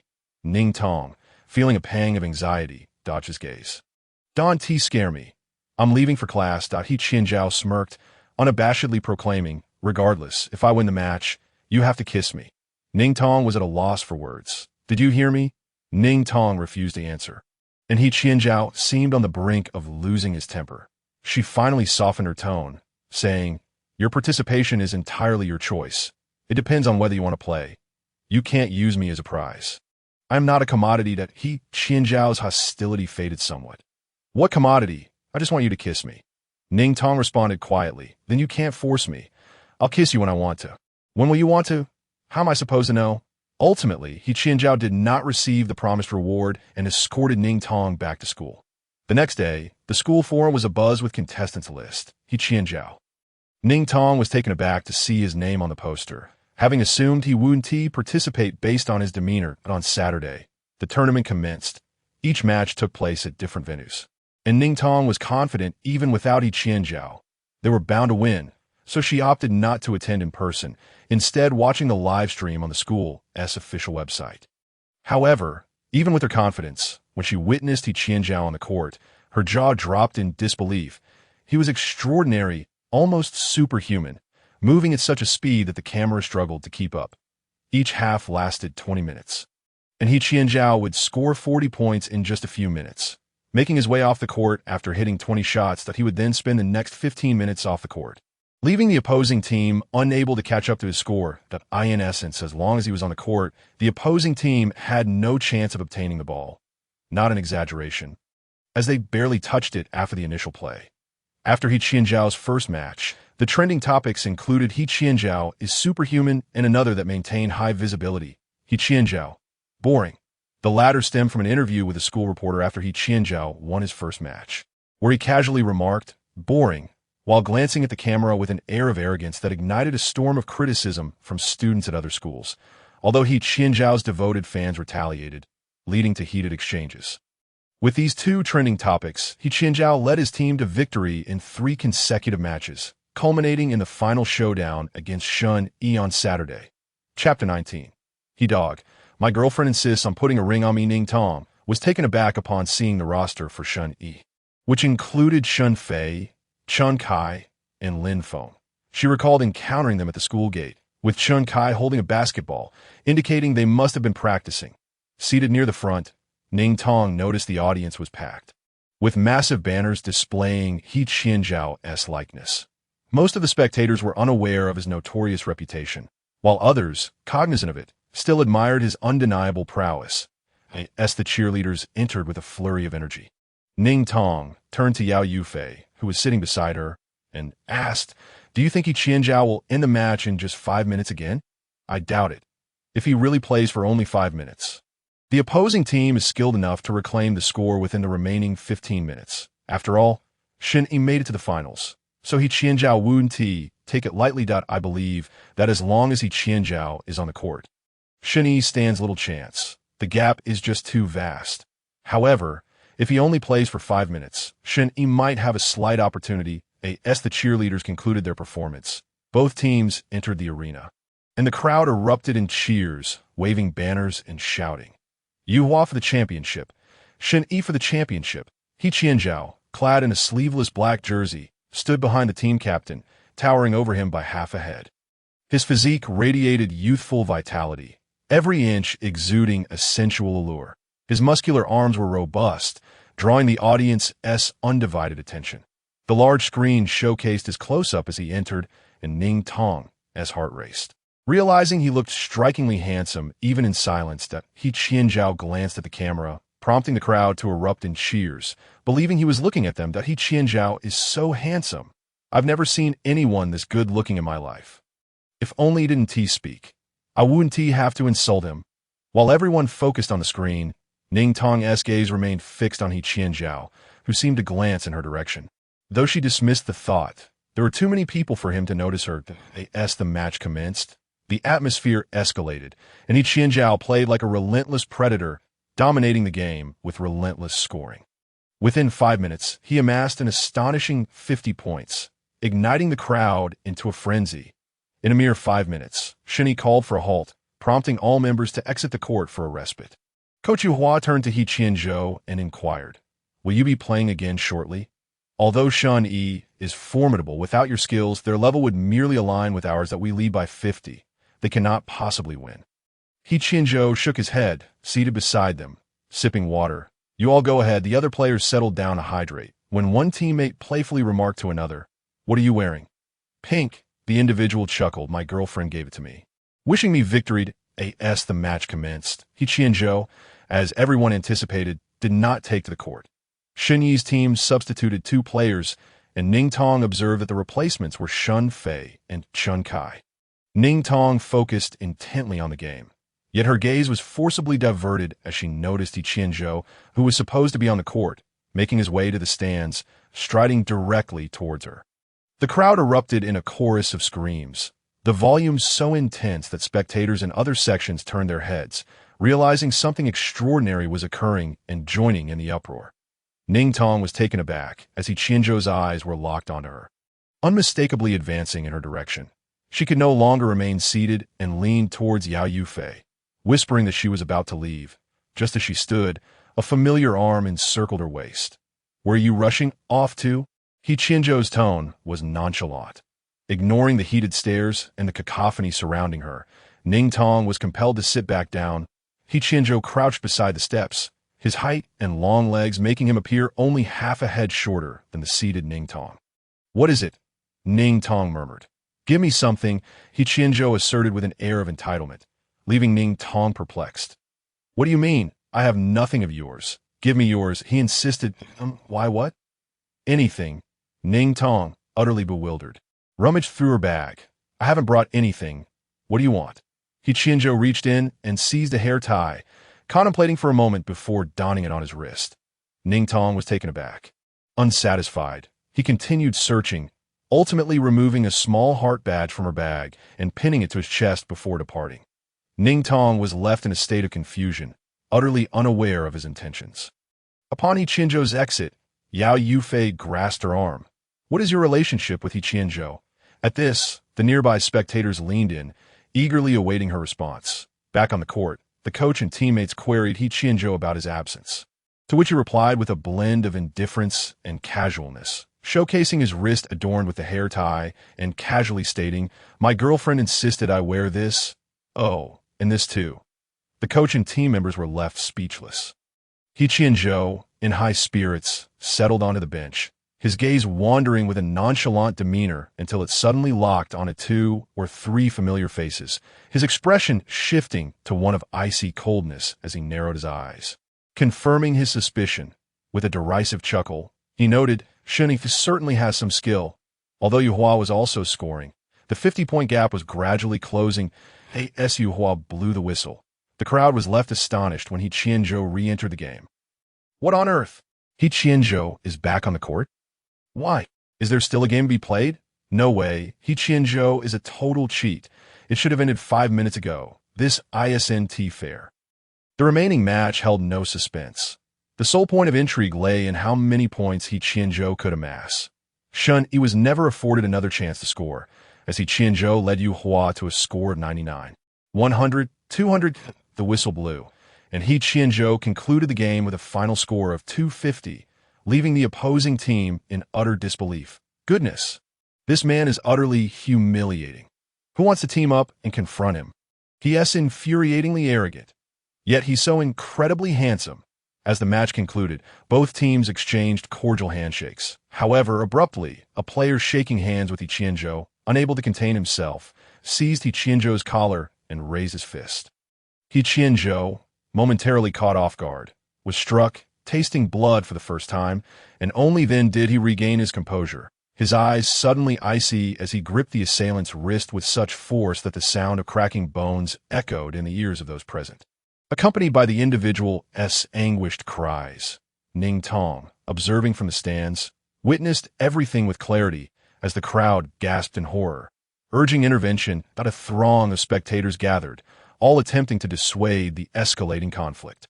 Without a moment's hesitation, Ning Tong dashed onto the court. Chapter 20. He Qianzhou's advance rejected amidst the chaos on the court. Everyone was attempting to mediate, yet none could deter He Qianzhou, whose expression remained unchanged, as if he were merely undertaking a mundane task. Shen Yi, towering at 1.8 meters, had his arm twisted, 2 teeth knocked out, and he lay curled on the ground, wailing in agony. Ning Tong rushed forward, desperately squeezing into the circle, her hand finding the one adorned with her hair tie. With a surge of strength, she lunged and embraced He Qianzhou tightly. He Qianzhou, she dared not glance at the fallen figure. The wails of pain sending shivers down her spine, her peripheral vision awash in crimson. Tears threatened to spill as she trembled. He Qianzhou, stop this. Let us go. The crowd was taken aback by her audacity to embrace He Qianzhou. He turned his gaze from the fallen man to the girl's pale face, instinctively wrapping his arm around her waist, straightening up and pulling her closer. He leaned down slightly, whispering into her ear while still eyeing the downed opponent. All right then, since I'm in a good mood today, we'll let it slide. Let us leave. The crowd stared in disbelief, unable to comprehend how he could so casually dismiss the situation. Yet they dared not speak against him. Instead, helping the injured party up and calling for an ambulance, they were once again reminded that He Qianzhou was truly a madman. Their curiosity turned to the girl who had managed to pull him away. Who was she? Ning Tong escorted He Qianzhou to the restroom, rinsing the blood from his knuckles. After cleaning, she noted with surprise that his hand bore no wounds, and He Qianzhou's face, after receiving a punch from Man of One. 8 meters was merely flushed, not even swollen. Did I He Qianzhou truly a normal person? Shouldn't we be concerned about that individual? No need. Someone will handle it. It was during this moment that Ning Tong began to believe the rumors about He Qianzhou's formidable family background, an influential lineage that shielded him from the repercussions of his actions. She had initially doubted these claims, but after witnessing how effortlessly he navigated through the aftermath of previous incidents, while the faculty had changed, she found herself convinced. Upon leaving the sports arena, the driver awaited them at the entrance. Ning Tong was reluctant to accompany him to his apartment, yet with his arm around her waist, she had no choice but to enter the vehicle. Upon arriving at He Qianzhou's apartment, he swiftly lifted her and carried her to the bedroom. Pressing her onto the bed, his face inches from hers. Kiss me. Ning Tong was taken aback. She anticipated he would still be in the mood for such antics, especially after everything that had just transpired. And she had never consented to this.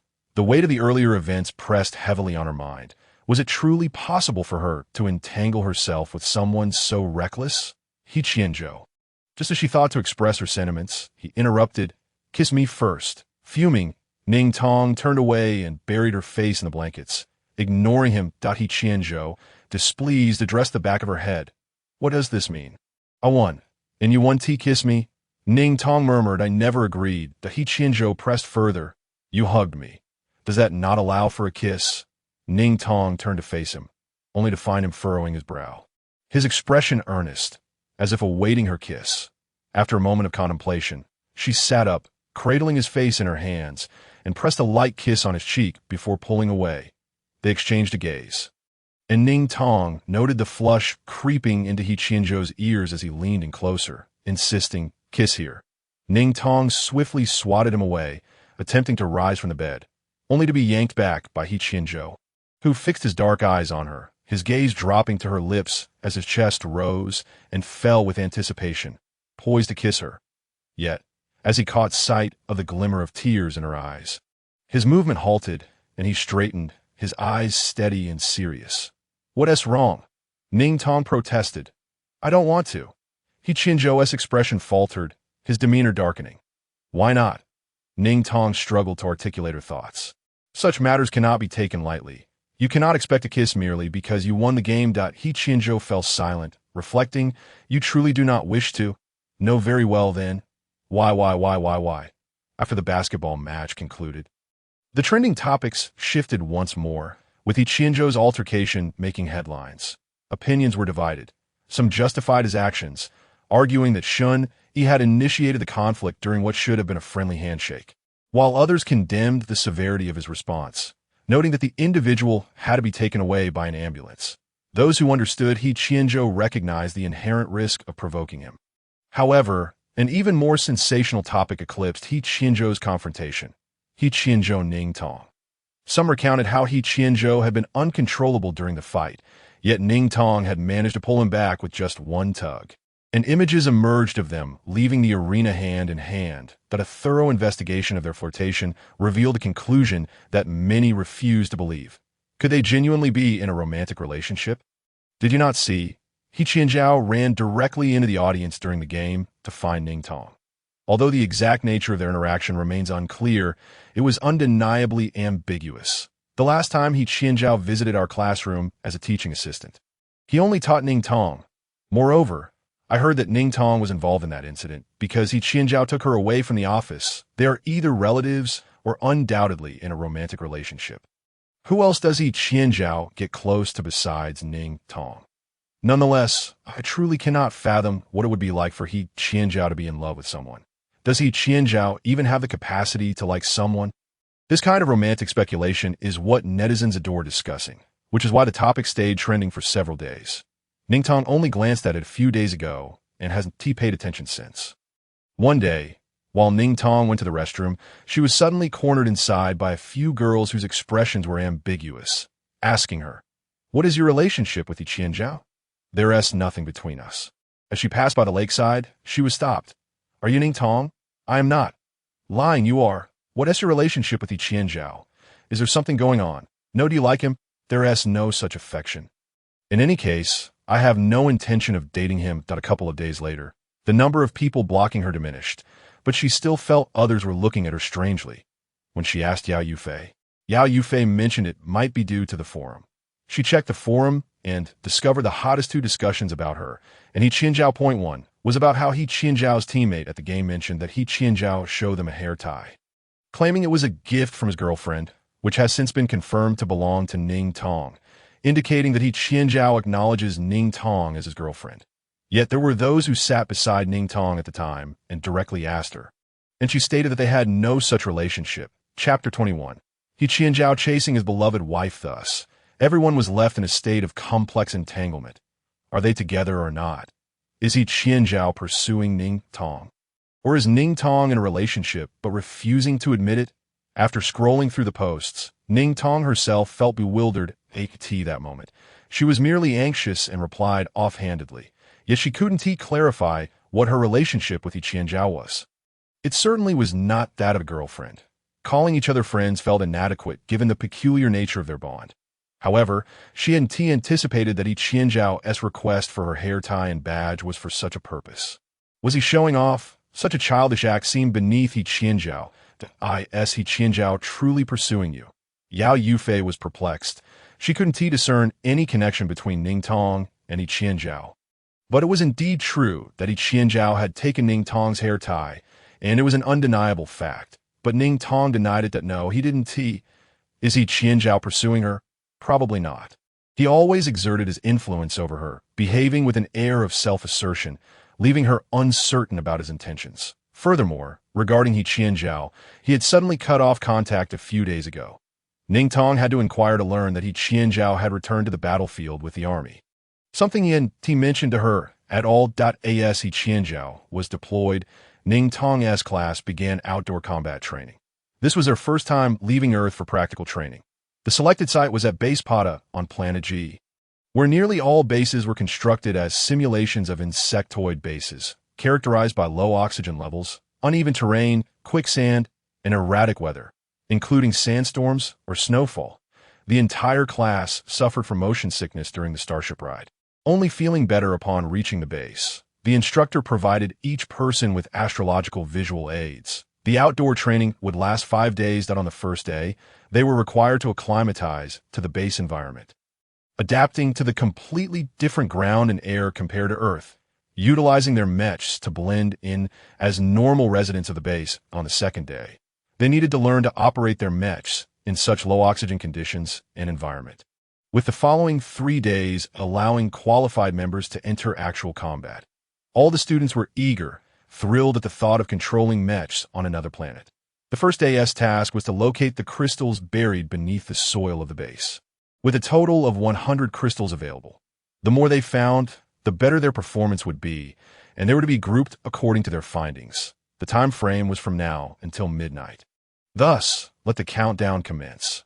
All the students climbed into their mechs and began their search.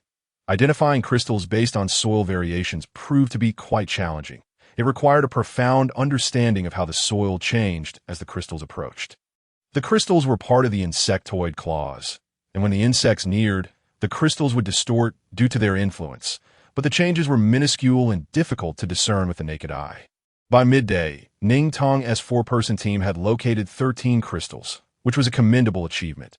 During lunchtime, as mealtime counted towards the competition, none of the team members left to eat, and Ning Tong continued her search diligently. However, their mid-level mechs required recharging after a while, so during the charging period, Ning Tong quickly consumed some cold food, and as soon as the power was restored, they would continue the competition. Just as she stepped outside, facing the uneven surface of the planet, she was confronted by a group of soldiers clad in black uniforms. Each one was tall and imposing, emanating an overwhelming presence that made it impossible to approach. Ning Tong spotted He Qianzhou standing to the left of what appeared to be the commanding officer. His features were strikingly handsome, and his aura was chilling, making him the most captivating among the crowd. He walked past her without even glancing in her direction. Ning Tong was momentarily taken aback. She turned to look at him, only to see his back as he stood before their instructor, conversing with a stern expression, almost indifferent, as was his usual demeanor, while the other soldiers entered the base. Ning Tong felt oddly unfamiliar with his behavior, just as she hesitated over whether to approach him. She overheard him muttering, "He actually ignored me. Damn it, I wish she would just disappear." Yet she had never claimed to dislike him. In fact, she had never treated anyone so kindly in her life. And yet she didn't reciprocate his feelings that it was infuriating. Perhaps it would be better to confine her and claim her as his, for if she didn't like him, she should at least acknowledge him. This was exasperating. Perhaps it would be better to eliminate her altogether. Ning Tong pondered over when she had ever stated she disliked him. At the very least, she had never voiced it to him directly. Where had he heard that from? Just as she lifted her foot to approach him, the class leader's voice rang out. "Ning Tong, is your power charged?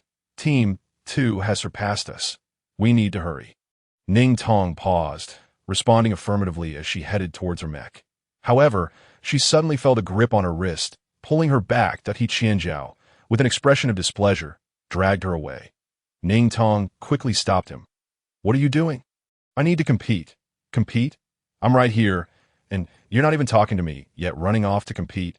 He Qianzhou was immensely strong, and Ning Tong couldn't break free, so she leaned in close to his ear and whispered, "I need to compete. The group competition is very important. Can I find you after the competition?" He Qianzhou didn't loosen his grip, his gaze cold and devoid of discernible emotion, remaining silent. Ning Tong was puzzled by his behavior, uncertain of what to do next when he relaxed his grip and asked her, "What competition?" Finding crystals, He Qianzhou's dark eyes dimmed as he removed a detector from his wrist and placed it on hers. "It can accurately locate the crystals. In a minute, it can help you find all the crystals in this area." Ning Tong was taken aback and quickly removed the detector, returning it to him. "No, this is cheating." "What's wrong with cheating?" "With me backing you, you can't cheat?" Ning Tong's face flushed in refusal. The class leader, standing nearby, snatched the detector from He Qianzhou's hands, smiling excitedly. "Thank you, senior," then turning to Ning Tong. He added, "On the battlefield, who cares about cheating? Winning is what matters. The neighboring team has already used some devices. Otherwise, how could they have surpassed us?" Ning Tong was stunned. "What have they used?" "I don't know. It seems they were prepared with many things before coming here, that if we don't use something, we're bound to lose." Ning Tong nodded, realizing the situation, just as she intended to thank He Qianzhou. She noticed his expression darkening as he reclaimed the detector from the class leader, glaring at him. "You let her use it?" He placed it back on Ning Tong's wrist. "It's settled. Only you can use my device." Chapter 22. Jiaojiao takes initiative. He Qianzhou's unending pursuit indeed.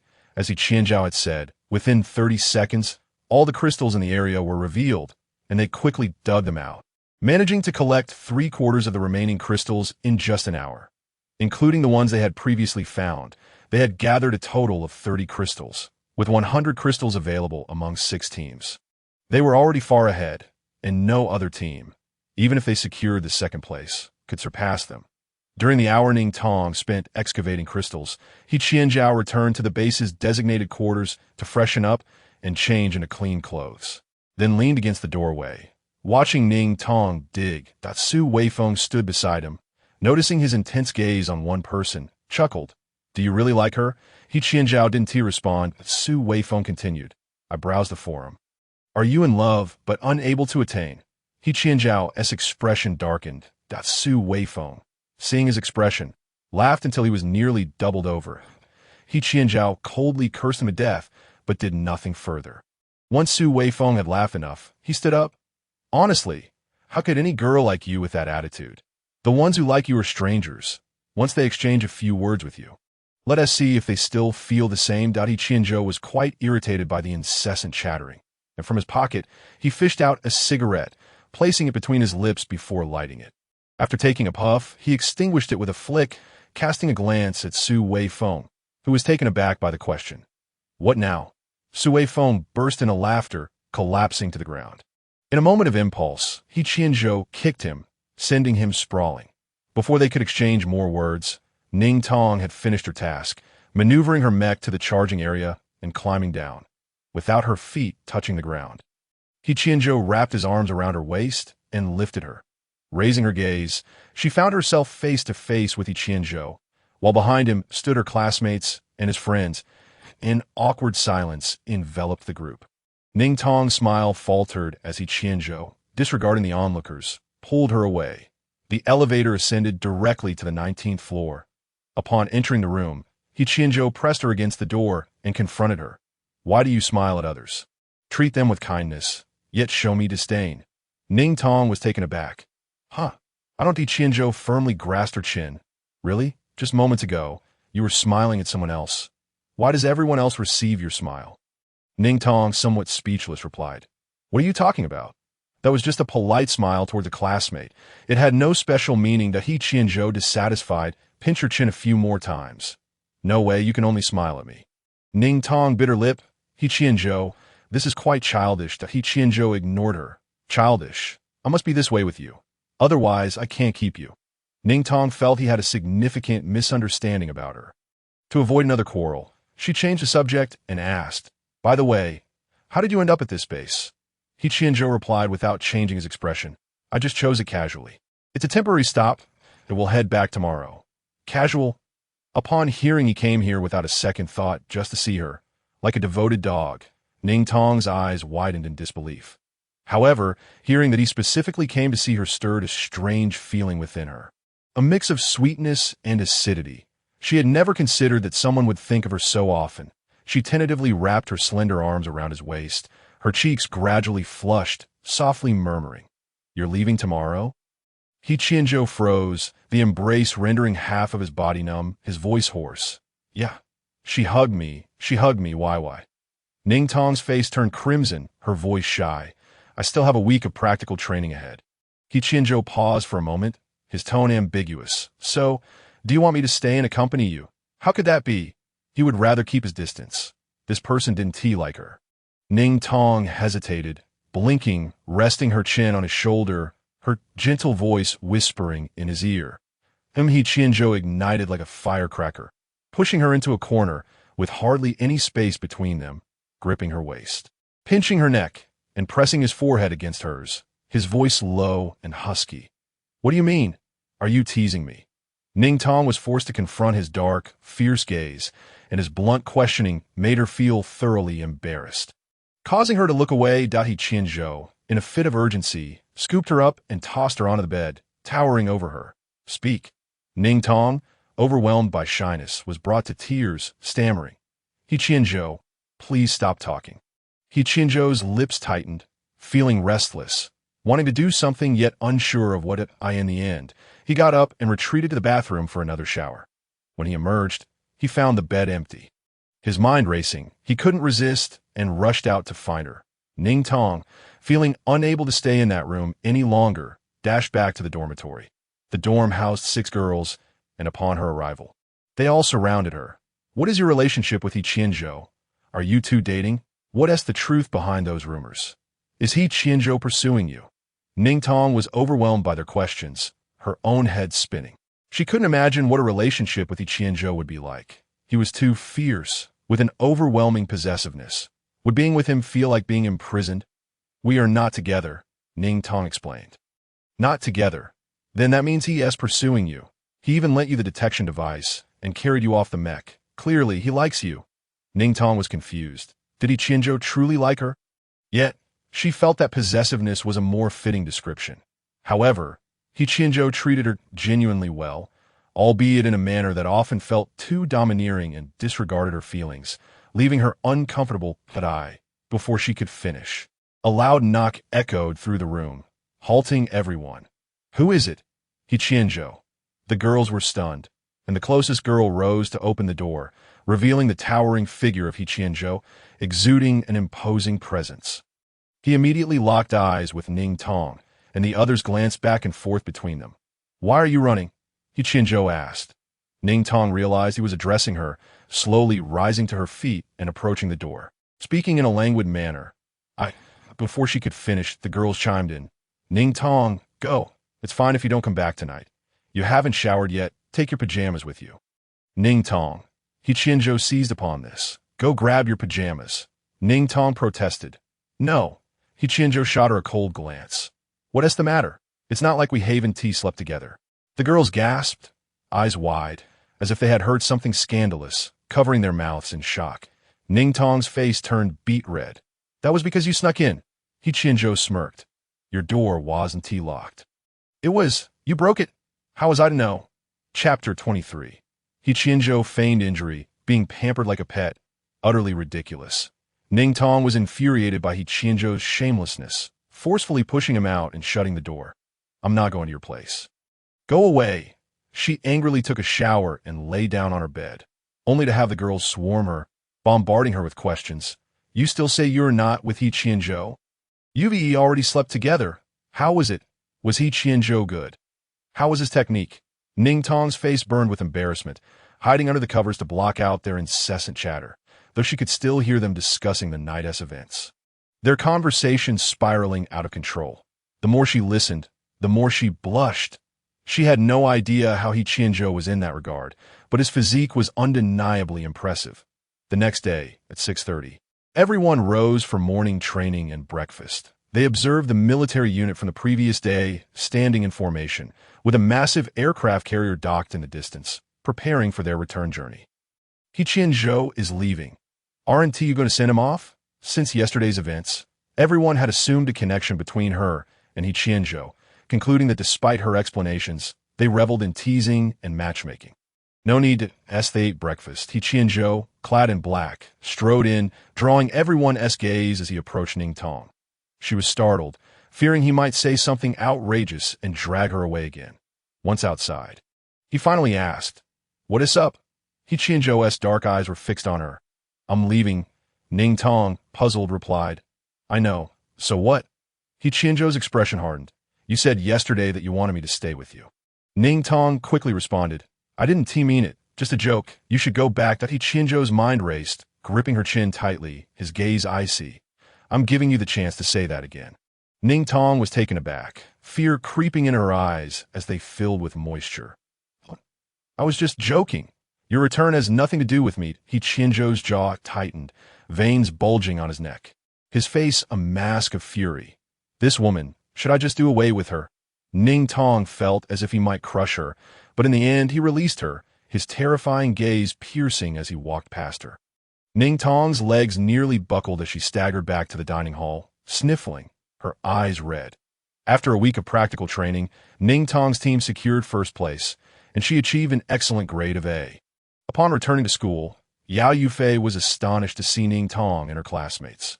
"Oh my, are you all right? Was the training really that tough?" The entire class looked disheveled, battered, and bruised.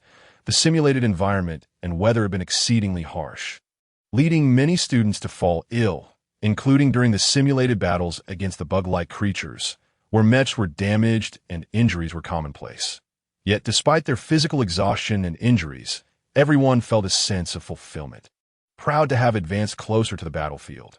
After the week of outdoor training, everyone had a break, attending lectures and preparing reports, which felt much more relaxed. But within a couple of days, a series of incidents involving He Qianzhou emerged. He Qianzhou car accident, He Qianzhou destroys bar, He Qianzhou races into sea, He Qianzhou blows up mech lab. Ning Tong was dumbfounded as she scrolled through these trending topics, each one linked to danger.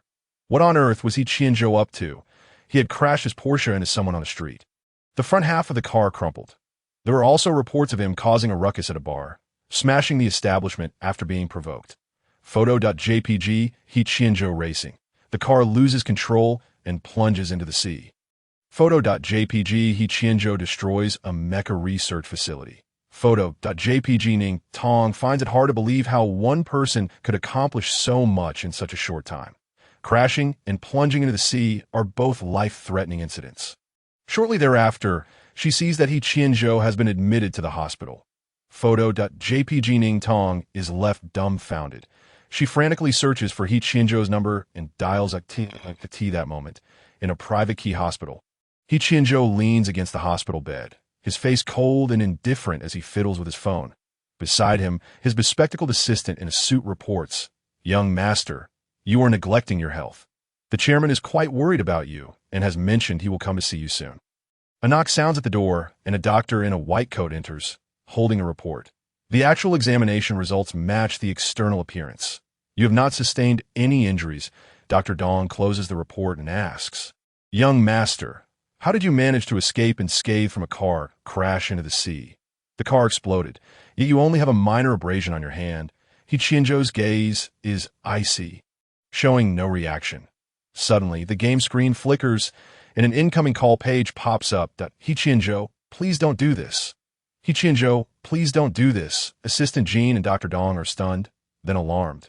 "This is the ringtone?" He Qianzhou pauses, his expression suddenly cold, swiftly silencing the ringtone and glaring at the two. "Get out." They exchange incredulous glances before leaving. Just as He Qianzhou intends to answer the call, it disconnects. He grits his teeth, his mind racing, contemplating whether to call back and what to say. Luckily, the phone rings again. He hesitates for 2 seconds before picking up. Ning Tong's panicked voice comes through. "He Qianzhou.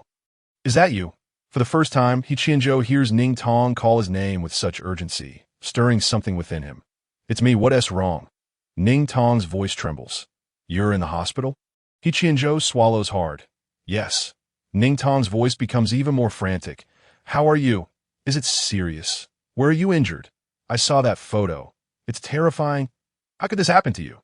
He Qianzhou's throat feels a bit scratchy as he listens to her worried tone, stirring something deep within him, wishing he could drag her over right now, pin her down on the bed, and have his way with her. "I'm hurt everywhere. It's very serious," He Qianzhou replies. Ning Tong gasps and begins to cry. "What did the doctor say?" "Where are you? I'll come see you." She is clearly terrified, unable to contain her sobs, trembling uncontrollably. Hearing her cry fills He Qianzhou with a twisted sense of satisfaction and pleasure. He desires to see her weep before him, to wipe away her tears, to watch her tremble and call his name in desperation. "That I'll send someone to pick you up. That in no need. I'll take a taxi. Listen to me." He Qianzhou hangs up the phone and presses the call button by the bed. Dr. Dong and a nurse enter. That he speaks immediately. "Give me a cast and bandages. Make it look as serious as possible." Dr. Dong and the nurse exchange bewildered looks. He continues, "Prepare a report. The more severe, the better." When Ning Tong arrives, she sees the once vibrant He Qianzhou lying on the white hospital bed, his legs and arms encased in plaster, bandages wrapping around his chest and arms, and his face covered in gauze.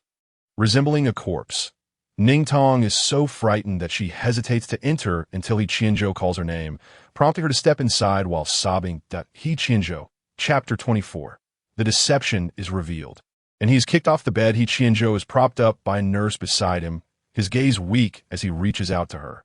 Ning Tong obediently offers her hand. moving closer to him. Why did you crash into the sea? How could you be so careless? Now, what are we going to do? She sobs. The car exploded in the photo. Even if he survived, he must be in terrible condition. Given He Qianzhou's formidable nature, becoming disabled would be a tremendous blow. Her sympathy causes Ning Tong to comply, nestling into his embrace, focusing solely on her tears. It's all right. It's nothing, He Qianzhou reassures her. Ning Tong disregards his trivial words, turning to the nurse beside her. Nurse, what did the examination results say? Is it serious? The nurse glances at He Qianzhou, her expression grave. It's quite serious. Multiple fractures in his limbs. He won't recover for at least a year and a half. Hearing this, Ning Tong is horrified and bursts into tears, oblivious to the fact that He Qianzhou has wrapped her entirely in his arms. Resting his head on her shoulder, his gaze dark and wolfish. Such a good girl. Getting hurt makes her so obedient. Ning Tong shivers, momentarily ignoring his unsettling thoughts, her attention solely on him, being careful not to touch him. He Qianzhou, where are your family? Aren't they here to take care of you? No, I told them to leave. Ning Tong doubts her ears. Why? They must be very worried about you. It's too serious for them not to come and care for you.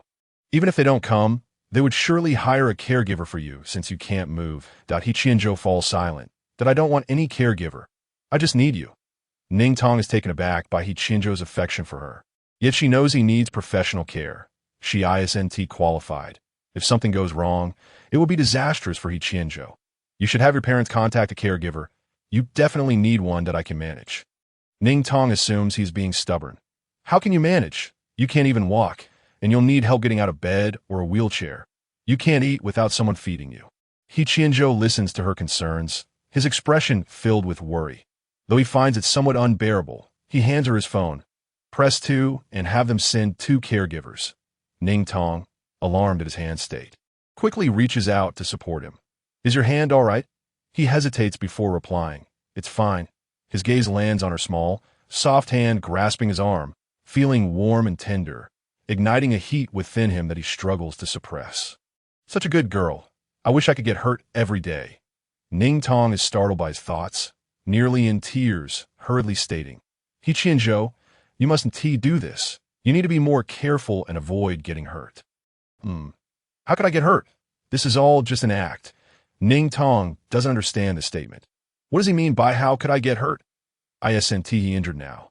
Ignoring his words, she unlocks He Qianzhou's phone, which has no password, but she is startled by the wallpaper.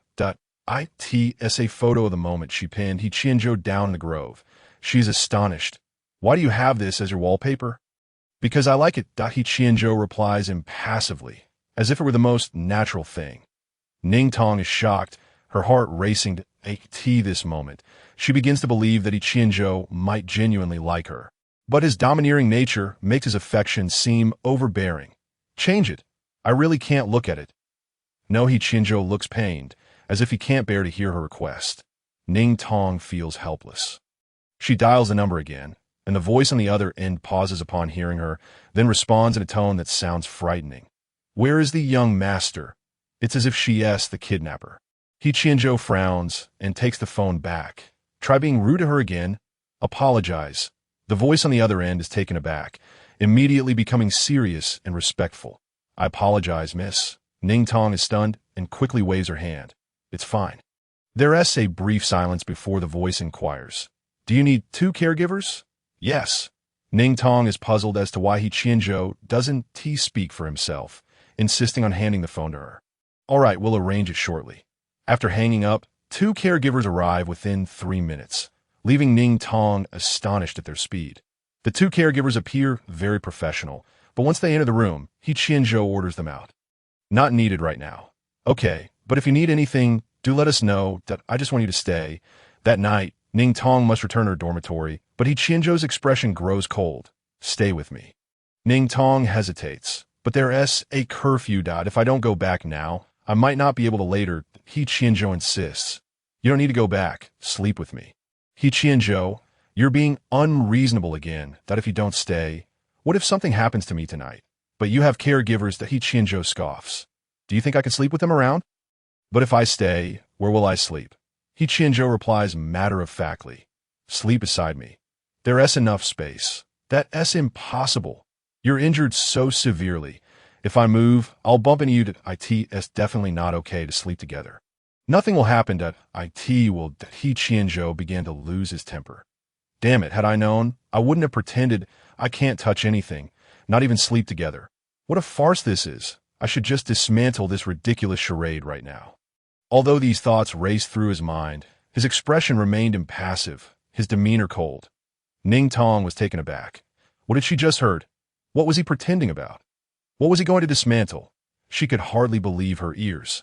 Fearing she had misheard. Yet, in the end, Ning Tong stayed in the dead of night. The tranquil hospital room was abruptly shattered by the sounds of a fierce altercation. Voices raised, chaos erupting, the door rattling. The bodyguards outside were startled, rushing into the room, only to find their usually cold and ruthless young master sitting on the icy floor, clutching his face. The girl on the bed, fuming, hurled a pillow at him and dashed out. Their young master immediately sprang to his feet. Unchanged, still standing at a height of 6 feet 3 inches, though disheveled, he kicked the iron cabinet, plaster scattering across the floor, and pursued her outside. Yes, they passed by. The bodyguards caught a glimpse of 2 bright red handprints on their master's face, leaving them utterly speechless, yet feeling a newfound warmth towards him. Chapter 25. Jiaojiao in the arms of another.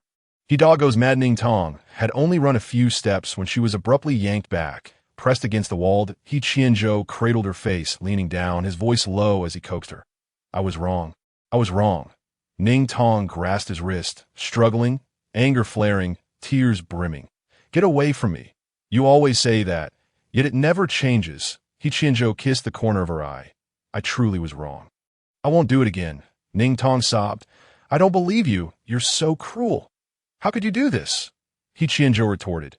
If I hadn't acted this way, would you even be here? Ning Tong replied. I was coming to see you anyway. He Qianzhou countered. But if I hadn't been injured, wouldn't you have left? Ning Tong paused, her anger intensifying.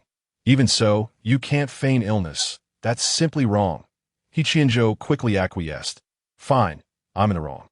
He pulled her into his embrace, soothingly stroking her head and neck, though a shadow loomed in his eyes. What was wrong with that? As long as it kept her by his side, he was willing to employ any tactic, feigning illness or otherwise. Ning Tong, overwhelmed by rage, burst into tears, thinking this person far too capricious, unreasonable, and absurd. How could anyone joke with their own health? Yet he was precisely that, mad. Ning Tong felt that if she couldn't hear his innermost thoughts, she would have surely been deceived. She bit down on his shoulder in frustration, yet without any real force. Feeling utterly powerless against He Qianzhou, that he always did as he pleased, ignoring her protests, she climbed up his waist, tugging at him, clutching his shirt, her voice choked with grievance. He Qianzhou, please don't do this. She didn't know what else to say. He Qianzhou leaned down to kiss her ear, his deep voice resonating softly. If you hold me like this every day, I'll listen to whatever you say. Ning Tong paused, and, after a long moment, angrily whispered, why do you have to drag me into your affairs? He Qianzhou carried her into the hospital room, placing her on the bed, looking down at her. I am your dog. You must keep me leashed.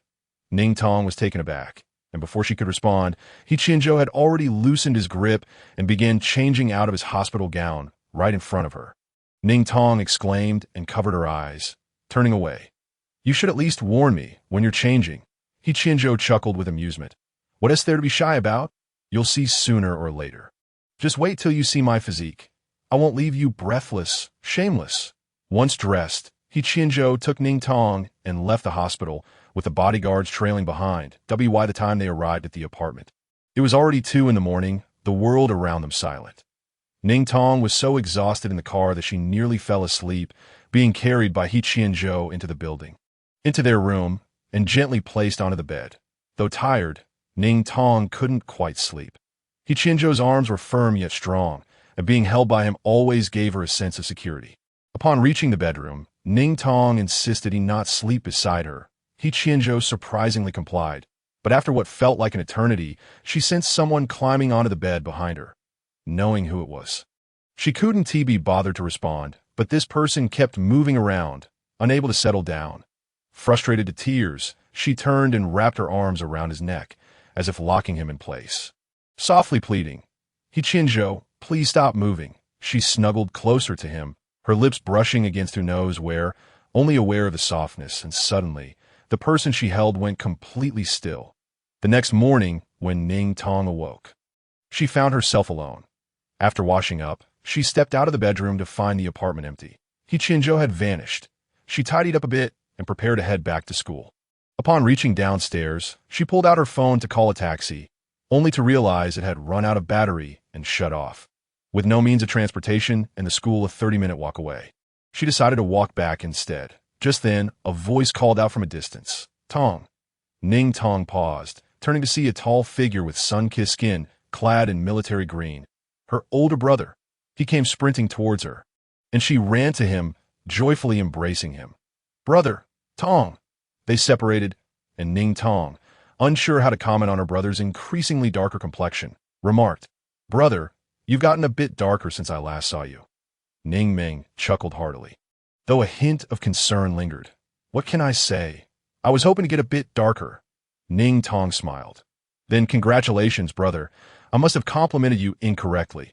Ning Ming was a different person in and out of the army. The former was serious and taciturn, while the latter was cheerful and talkative. 8 years her senior. He was someone Ning Tong admired greatly. Over the past 2 months, Ning Ming had been promoted to a general in the 2nd Brigade, and the entire family was proud, eagerly awaiting his return for a celebration. "Brother, how did you end up here?"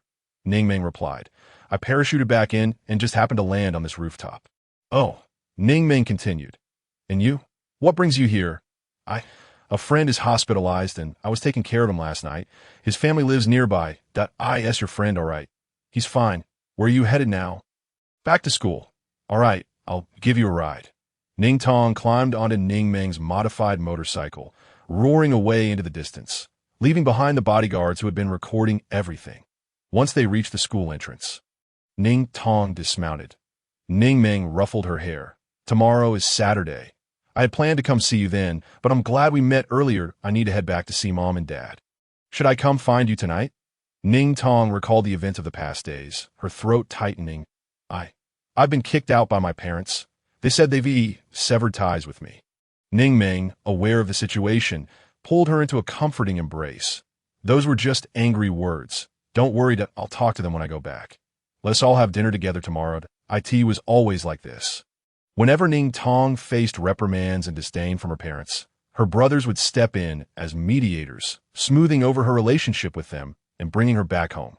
Previously, she had always thought it was her fault, yearning for their forgiveness, but now she felt weary, not wanting to integrate into that family anymore, no longer wishing to humble herself, begging for their pardon. Why should she always bow her head? She would inevitably be cast out again. It seemed pointless. Let's talk about it tomorrow. "Brother, you should go rest now. You must be tired." "All right." Ning Ming ruffled her hair again before mounting his motorcycle and riding off. Chapter 26. He Dog Goes Mad. Jiaojiao is wrecked. Upon returning to the dormitory, Ning Tong discovered that the entire building's smart system was undergoing an upgrade, rendering the password and facial recognition locks inoperable. Only keys were usable. Unfortunately, she had left her keys behind, and with Yao Yufei absent, she had no choice but to wait at the door by noon. Yao Yufei finally returned. As soon as she stepped in, the smart system finished upgrading, and the door unlocked without needing Yao Yufei's key. Ning Tong expressed her exasperation. Once inside, she placed her phone on the table to charge. Yao Yufei, looking puzzled, asked, "Aren't you supposed to be at home? How did you forget to charge your phone?" Ning Tong smiled faintly. "I just forgot." Yao Yufei set her bag down and leaned closer to Ning Tong. "Is it true that He Qianzhou is in the hospital? And all those things about him, did he really do those? It's all so insane. What could possibly have led him to act like this?" Ning Tong shook her head. "I don't know." After learning of He Qianzhou's hospitalization yesterday, all other matters had slipped from her mind. Seeing him in such a state, she couldn't think of anything else, only to discover later that it was all a fabrication. And what is his background? How could he be so arrogant? "I have no idea. Ning Tong discovered that everyone had only a superficial understanding of He Qianzhou, forever unaware of which aspects of his life were genuine and which were fabricated. Perhaps it was precisely for this reason that many labeled him as mad, while an equal number were enamored by him. Additionally, there was another matter. A new roommate was about to join their dormitory. Expected to move in that afternoon. What is her major? She is studying psychotherapy and is named Shun Xinglin. Once she settles in, let us have a meal together. That sounds good. That a dormitory typically accommodates 4 individuals. Yet in this mixed arrangement, only she and Yao Yufei had remained for a whole semester. After chatting for a while, Ning Tong's phone had finally charged, and she took it out to power it on. Instantly, the screen was flooded with 35 missed calls and 35 messages from He Qianzhou. Stunned, Ning Tong wondered why He Qianzhou had called so many times. However, she acknowledged that leaving without saying a word was indeed inappropriate. Just as she was about to return his call, He Qianzhou rang her. Startled, Ning Tong stepped into the corridor to answer. Have you finally picked up? He Qianzhou's tone was icy. Ning Tong blinked and softly inquired. He Qianzhou, are you upset? Silence hung on the line. She gently explained, please don't be angry that I didn't get back to you, because my phone was dead. I only just charged it. That I also didn't message you this morning for the same reason. What did you send me? Why didn't you wait for me? I was merely returning to school. Given how close you were to the campus, what was there to wait for? We can still keep in touch while at school. He Qianzhou fell silent once more. Just as Ning Tong was about to say something further, she heard muffled sounds on the other end, as if someone had their mouth covered. Her fingertips trembled as she asked, He Qianzhou, what are you doing? Suddenly, a loud exclamation erupted from the other side. Tong. Ning Tong froze momentarily, recognizing the voice. Brother! But the sound abruptly ceased as if he too had been silenced, and then He Qianzhou's voice erupted with irritation. Damn it. Ning Tong trembled with fear, her eyes wide. He Qianzhou, what are you doing? His voice regained a semblance of calmness after a pause. I've tied up your brother. Ning Tong's voice rose in panic. Why have you tied up my brother? He Qianzhou's voice was slightly louder. What do you think? He embraced you, and you returned the gesture. You even left with him in his car. Ning Tong was rendered speechless by shock. He is my brother. He Qianzhou retorted. How was I to know? You hugged him, didn't answer my calls, and ignore my messages. I thought you had run away with him. Are you insane? Ning Tong felt He Qianzhou had truly lost his mind. What did he mean by running away with someone? He had bound her brother. How could he have resorted to such an absurd reason for kidnapping? Let him go. He is my brother. Understood. There was a rustling noise on the other end. And Ning Tong's heart raced. She was on the verge of tears. Where are you? I'll come find you. He Qianzhou paused before replying. I'll come to the school to meet you shortly. No. I need to see my brother now. He Qianzhou's tone turned menacing. If you mention wanting to see anyone besides me, I'll throw him off this rooftop.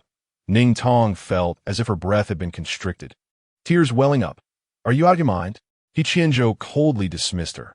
If you know, then don't say such things. Ning Tong was desperate to see him, crying as she wiped her tears while waiting at the school gate.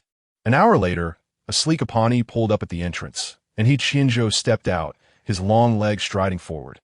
Onlookers were captivated both by the vehicle and He Qianzhou's striking presence, many whipping out their phones to capture the moment. Suddenly, a girl rushed forward, attacking the young man with punches and kicks that He Qianzhou did not resist. Instead, he wrapped his arm around her waist, and those nearby could hear his unexpectedly submissive tone. All right, I was wrong. Does it hurt? Then they heard his voice, which was more fittingly fierce. Just because he is your brother, you think it's fine to embrace him? You've never hugged me with such delight. Ning Tong was so furious, she cried, feeling powerless to retaliate against him. How could he have been so outrageous as to kidnap her brother? Where is my brother? I sent him back after knocking him out. Ning Tong cried even harder. How could you strike him? He insisted on hitting me. How else was I to send him back? You kidnapped him. How could he not hit you? Furthermore, my brother is a general in the command center. You're going to get yourself arrested for this. He Qianzhou seemed unfazed, instead asking, have you eaten yet? Ning Tong was beside herself with anger. How could he be so reckless? She suddenly realized that her previous words had been accurate. He truly was a dog. A mad dog at that. As she continued to cry, He Qianzhou simply picked her up and carried her toward the school, soothing her. Stop crying. I've been holding back. If you hadn't been so obedient in explaining things to me today, I would have pushed him off already. Ning Tong shivered, her tears trembling as she was pressed against He Qianzhou's chest, feeling like prey caught in the grasp of a large, crazed dog that was watching her too closely to escape. She wiped her tears and noticed the curious gazes of those around them. Feeling a mix of embarrassment and fury, she pushed against him. He Qianzhou, please stop holding me like this. Let me down. He Qianzhou ignored her protests, and, as Ning Tong sobbed, she sniffed and leaned against his shoulder, her voice soft and slightly hoarse with grievance. He Qianzhou, please behave. Let me down. He Qianzhou paused the steps and set her down. All right. ILL behaved. He stared at her tear-streaked face, her beauty marred by sorrow, and could not resist leaning down to kiss her cheek. Ning Tong was taken aback, pouting with a hoarse voice. Why did you kiss me? Isn't it permissible to kiss someone so adorable? Chapter 27.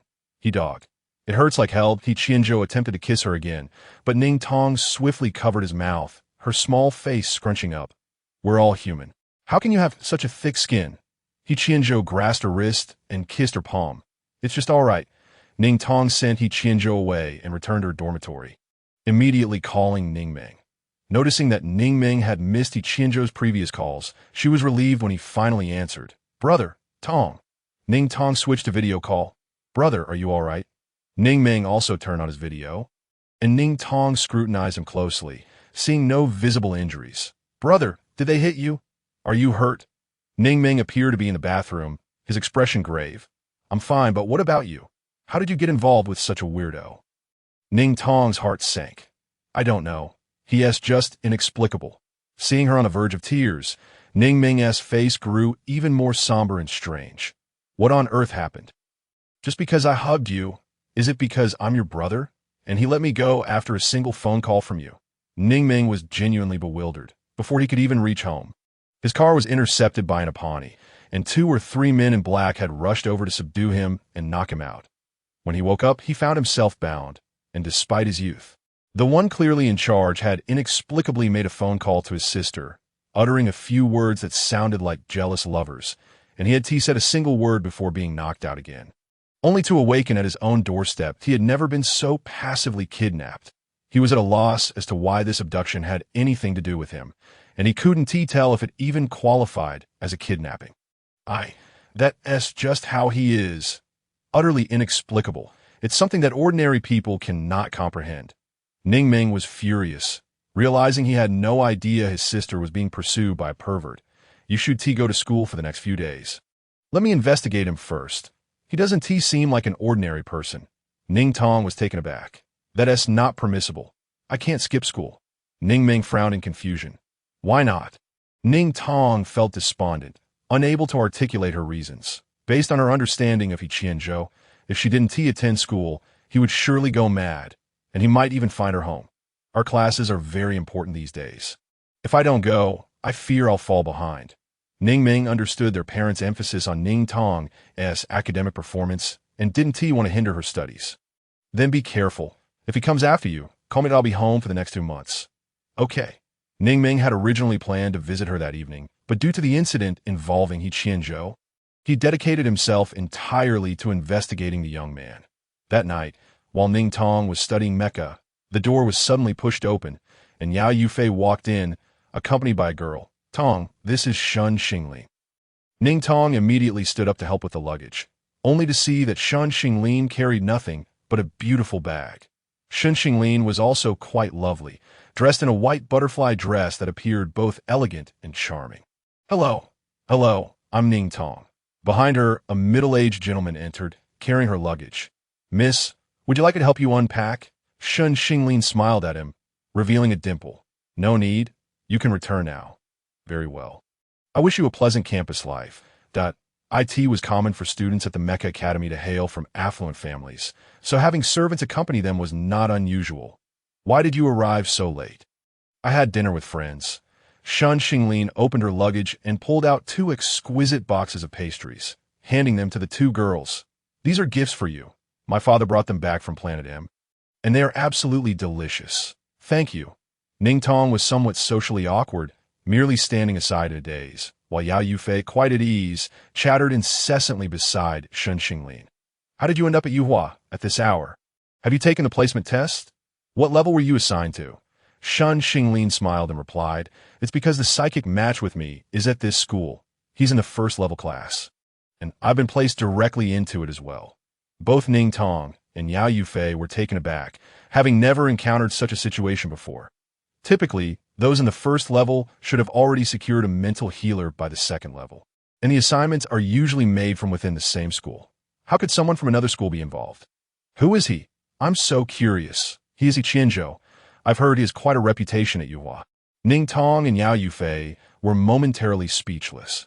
Yao Yufei, unable to contain her curiosity, glanced at Ning Tong and asked, Isn't he supposed to have a therapist by now? Why are you only coming now? Shun Xinglin's expression grew wistful that I was matched with him long ago. Our families are well acquainted, and why grandfather initially wanted me to enroll in this school. But He Qianzhou has such a terrible temper that my grandfather feared I would suffer. So he didn't allow me to come to Yuhua, waiting for He Qianzhou to reach out when he needed me. However, He Qianzhou never contacted me, and it was only when the personnel from the National Military Center reached out to me, stating that He Qianzhou's condition had recently become unstable, that I was asked to accompany him. The National Military Center? Yao Yufei exclaimed in shock. Did He Qianzhou's mental healer really contact the National Military Center? He Qianzhou is quite remarkable. Shun Xinglin blinked. Did you not know? I heard that once, during a pest extermination mission, 3 military units were ambushed and nearly wiped out. He Qianzhou single-handedly charged into the insect base and annihilated the entire insect fleet. Although he is still a student, his standing in the military is unparalleled. Yao Yufei was so stunned she could hardly speak, while Ning Tong remained relatively composed, having heard of his exploits before. We knew he was impressive, but we had no idea he was this formidable. We are completely in the dark about military matters. The school doesn't share any information. Shun Xinglin stuck out her tongue in surprise. Perhaps I should have said that. Yao Yufei's curiosity was piqued, and she urged, Since your families are well acquainted, you must know what kind of background He Qianzhou has. Please tell us. I am dying to know.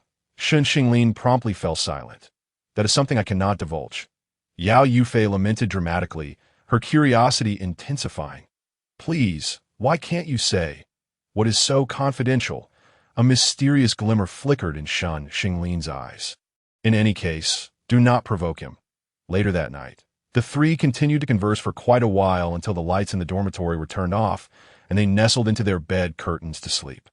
In the middle of the night, Ning Tong's phone buzzed incessantly. Still in a daze, she was unaware, while Yao Yufei, who was playing on her phone, poked her head through Ning Tong's curtains. Tong, your phone keeps vibrating. Only then did Ning Tong awaken, rubbing her eyes as she reached for her phone, which was inundated with messages from He Qianzhou. Just as she was about to click to reply, He Qianzhou called directly. Startled, she hastily hung up and texted, I'm sleeping. He Qianzhou, seemingly perplexed, sent a message saying, You don't care about me at all. Ning Tong was bewildered. What is going on? As she scrolled up, she was confronted by a photo of a bloody gash running along He Qianzhou's arm.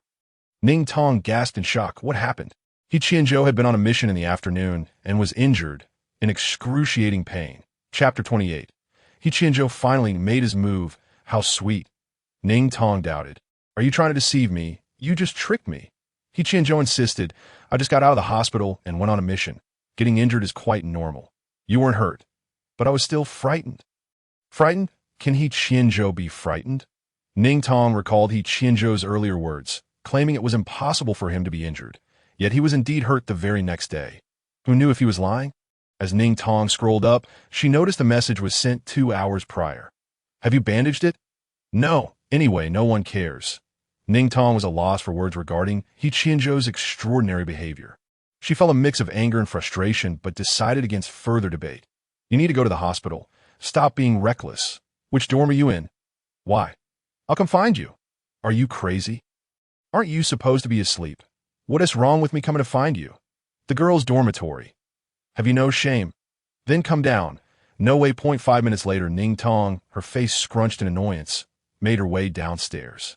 On a Friday night, there were no curfews, and He Qianzhou stood waiting beneath a tree at the entrance, As soon as she approached, he enveloped her in a warm embrace. You came down after all.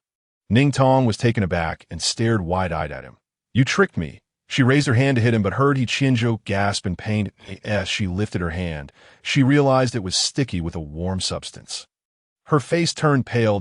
He Qianzhou held her close, burying his face in her shoulder. It hurts so badly. Hurry, take me to the hospital. Terrified, Ning Tong rushed him to the hospital. The wound extended from his elbow to his wrist, long and deep, with blood oozing profusely. As the doctor wrapped the injury, he muttered about young people being impulsive and not caring for their bodies. He Qianzhou's expression grew darker, and fearing he might utter something alarming. Ning Tong quickly covered his mouth, speaking on his behalf to the doctor, apologizing and assuring them that he would be more careful in the future. After leaving the hospital, He Qianzhou's driver, who had not been present before, reappeared, clearly ready to take them back to He Qianzhou's apartment. Ning Tong had no intention of accompanying him and stated, He Qianzhou, I'm heading back to the dorm. You can go back by yourself. Upon hearing this, He Qianzhou's demeanor immediately turned cold. I'm injured, and you expect me to go back alone, but that one tea affect your sleep. What if I accidentally aggravate the wound and faint? Wouldn't I be left to die in that apartment? Don't say such things. Ning Tong had no choice but to acquiesce and get into the car with him. How did you get hurt? I forgot. He Qianzhou remained tight-lipped, leaving Ning Tong in the dark about how he had sustained his injuries. She found it astonishing that he could also be hurt, considering he had survived a car crash and an explosion without a scratch. They each occupied one end of the bed. Ning Tong was so fatigued that she dozed off almost immediately in a state of semi-consciousness. She felt herself enveloped in a warm yet firm embrace.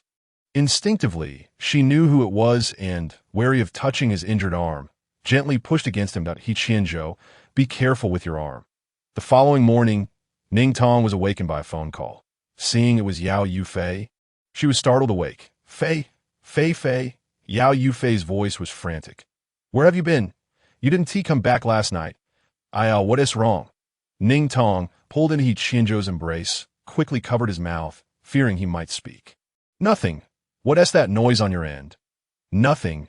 He Qianzhou's hands wandered carelessly beneath Ning Tong's clothing, his eyes filled with dissatisfaction as he nuzzled against her. Ning Tong's face flushed crimson, and she couldn't let go. I went home. My brother returned yesterday. But your return was so sudden. Why come home in the middle of the night? Because something came up, but I have to hang up now. I'll tell you later. Bye. Ning Tong hung up the phone, still in a daze as her hands were restrained at her sides. He Qianzhou leaned down and pressed his lips against hers, kissing her once before lifting his head to gaze at her. Then kissing her again, only to raise his head once more and repeat the process. Ning Tong was utterly bewildered by the kisses. He Qianzhou swept her into his arms, positioning her on his lap. One arm wrapped around her slender waist while the other held the nape of her neck. Their lips perfectly aligned. The He Qianzhou captured her lips, and the moment their softness met, Ning Tong shivered as if electrified. Finally snapping back to reality and pushing him away, He Qianzhou obediently released her, but appeared exhilarated, getting off the bed and lifting her onto the table, continuing to kiss her, one hand gripping her delicate neck. Relentlessly, He Qianzhou, time slipped away, and Ning Tong was utterly disoriented, clinging to He Qianzhou's collar, softly and dazedly calling out, He Qianzhou. The entire day was spent with He Qianzhou, indulging in a sticky, sweet Saturday. He Qianzhou feigned an injury to his hand, making it impossible for Ning Tong to touch him, while he, on the other hand, was free to touch her. That Saturday evening, He Qianzhou had another mission. He forcefully trapped Ning Tong in the car, kissing her fervently until she could no longer endure it and burst into tears, at which point he finally released her. The intensity of He Qianzhou's gaze was terrifying, akin to a beast ready to tear her apart, yet also reminiscent of a large, affectionate creature yearning for her tenderness, an exhilarating danger that left Ning Tong unable to push him away. His eyes conveyed an urgent need for comfort, causing her heart to race with an inexplicable sense of unease. Due to the swelling of her lips, after He Qianzhou left, she spent the night in her apartment, returning home only the next morning. Upon her return, faced with the scrutinizing gaze of Yao Yufei, She could only break into a sweat and force a smile, remaining silent. Fortunately, He Qianzhou was away on a mission, allowing her days to settle down considerably, though her brother remained anxiously preoccupied with the inability to uncover He Qianzhou's background. In the blink of an eye, the most significant competitive event of the Interstellar Mecha Academy, held once every 3 years, was upon them. The hunting grounds, also referred to as the arena of life and death, was the largest competitive event launched by the Interstellar United Nations Mecha Association.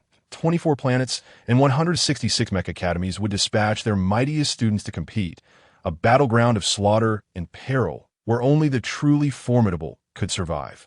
It was not merely a competition, but a matter of honor, representing not only their academy, but their entire planet. With the arrival of the hunting grounds, Yuhua buzzed with excitement, with everyone speculating on who would be participating this time around. Chapter 29. He Qianzhou's participation. Will He Qianzhou compete again? He won the championship last time. Please, let He Qianzhou compete again. He's just too handsome. I'm a freshman, and I haven't seen He Qianzhou's previous matches. How exceptional is he, really? In response to the previous comment, he toys with others that He Qianzhou is so incredibly arrogant. Too bad the matches are only live-streamed and cannot be recorded. That let's push for He Qianzhou to compete. If He Qianzhou participates, will he win the championship again this year? That's uncertain. In 3 years, new talent emerges. Who knows if another genius like He Qianzhou will arise from another planet? The buzz surrounding the hunting grounds continued to escalate. And Ning Tong never anticipated that she would be summoned to the office due to the event that moment.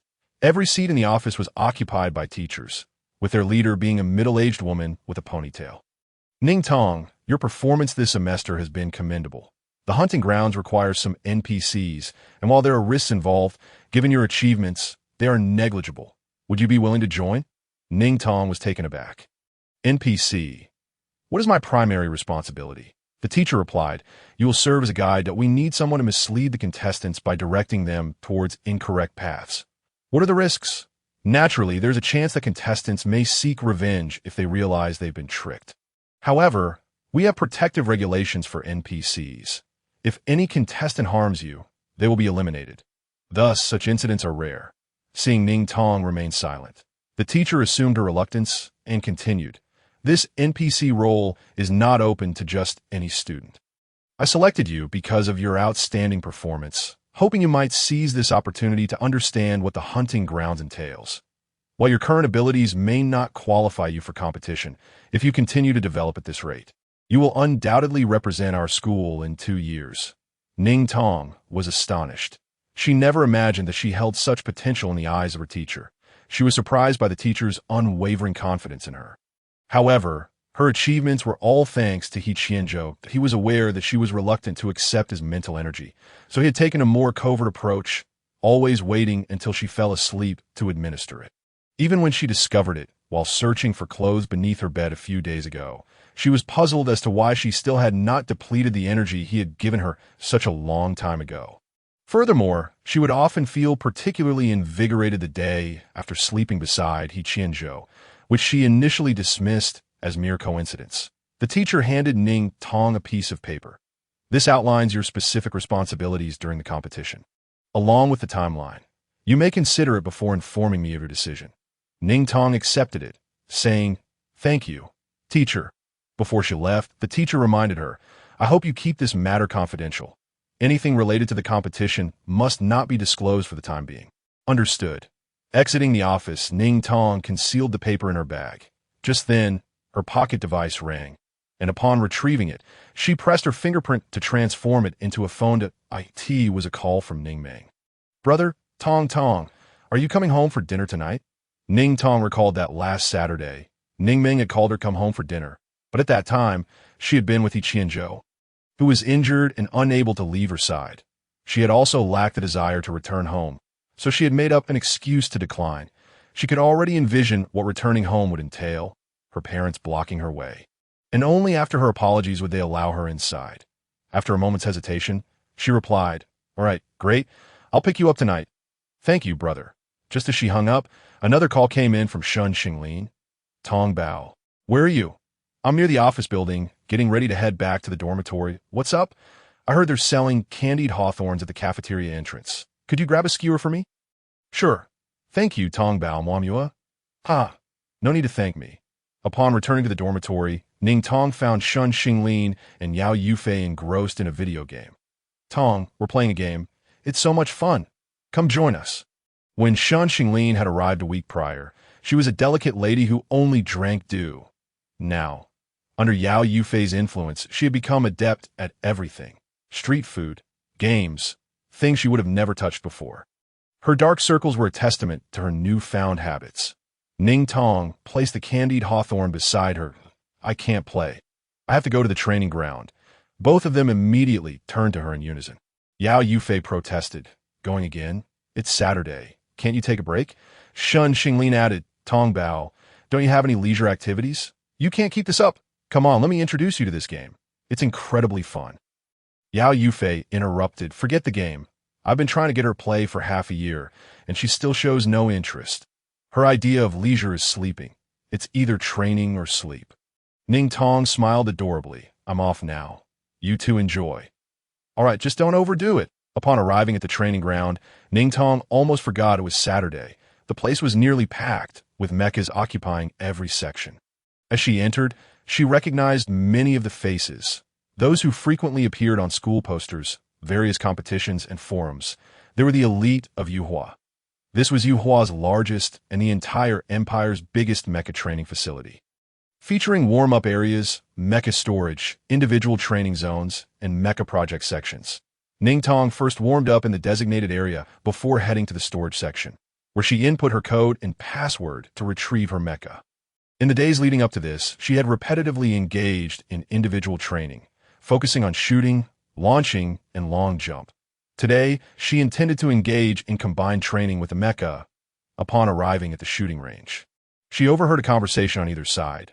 Wei Feng, are you going to the hunting grounds this time? A man with a gentle appearance but wolf-like eyes replied leisurely.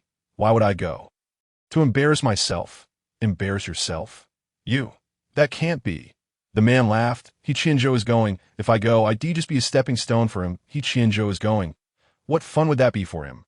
He may not want to go, but this isn't just about him. The entire empire and military are watching him. How could he possibly decline? Exactly. It's the interstellar competition. They'd drag him along, if necessary. Ning Tong raised her gaze toward the two, inadvertently locking eyes with the man's wolf-like gaze, causing her to flinch and look away. Su Wei Feng, upon noticing her, paused momentarily before smiling and approaching her. You are Ning Tong. Chapter 30. He Qianzhou. Just a kiss, just one kiss, and I'll stop. Ning Tong was taken aback. How did he know her? Su Wei Feng, sensing her confusion, explained, your relationship with He Qianzhou has been trending daily. There are countless photos. How could I not know you? His teasing tone made Ning Tong's ears flush crimson as she awkwardly smiled. Moreover, I've been close friends with He Qianzhou since childhood. There is nothing about him that I'm unaware of. Ning Tong continued to smile awkwardly. He has been staring at you for quite some time. Ning Tong was taken aback, her eyes widening slightly as she gazed into Su Weifeng's. Noticing her small, hamster-like expression, Su Weifeng felt an urge to laugh, but managed to restrain himself, instead focusing on the gun in her hand. Is this for training? If I'm not mistaken, today is Saturday. How diligent of you. Ning Tong nodded in response. Su Weifeng observed her and felt an inexplicable itch to intervene. He suddenly understood why He Qianzhou, with his eccentricities, had taken an interest in her. She truly elicited a strong desire to engage. Would you like me to teach you? Su Weifeng had looked into this girl and knew she was not as she appeared, possessing an extraordinary drive. Otherwise, she wouldn't have climbed from the bottom to the top. Most younger students would eagerly seek guidance, but Ning Tong, with her shy demeanor, did not seem the type to actively ask for help, especially considering she was alone here on a Saturday. As he reached for the gun, he was taken aback when the girl in front of him stepped back, nervously looking at him. No. Thank you, senior. He was stunned, quite shocked. Had he just been rejected? Why would she refuse his offer? Did she consider him some sort of threat? He chose not to press the matter, instead smiling and saying, all right then, good luck. Ning Tong entered the mecha, diligently commencing her training. Though her mind wandered, was He Qianzhou about to participate in the competition again? She had watched every mecha competition in previous years. Not only her, but during the live broadcasts, nearly every major platform would stream simultaneously on the streets and at home. The screens would be filled with the event. As everyone tuned in, captivated by the prestigious competition that occurred once every 3 years, a matter of planetary honor. She too had watched alongside her parents, but 3 years ago, she missed the competition due to an unfortunate kidnapping incident, leaving her unaware of He Qianzhou's performance. Although she frequently heard tales of his prowess, she could not vividly picture it. As she completed 5 consecutive perfect shots, onlookers were left in awe, and even Su Weifeng could not help but whistle in admiration. Inside the mecha, Ning Tong remained oblivious to the commotion around her, fixated solely on the target, continuing to practice other tasks until her mental stamina waned, prompting her to finally descend from the mecha. She intended to take a short break before leaving, but a fleeting glance revealed a familiar figure entering through the main door. Startled, Ning Tong quickly maneuvered the mecha to shrink and darted towards the storage area. Su Weifeng, momentarily stunned, followed her gaze and laughed. He Weifeng holstered his gun and approached He Qianzhou, draping an arm over his shoulder. "What's wrong? Come to find me." He Qianzhou did not even glance at him, his gaze scanning the area with a cold intensity. Like a net, Su Weifeng feigned ignorance, guiding him along. "Shall we compete?" Noticing He Qianzhou's lack of reaction, he suddenly looked in the direction where Ning Tong had just been and inquired. Perplexed? Where's Ning Tong? She was just here, asking me to teach her. Why has she disappeared?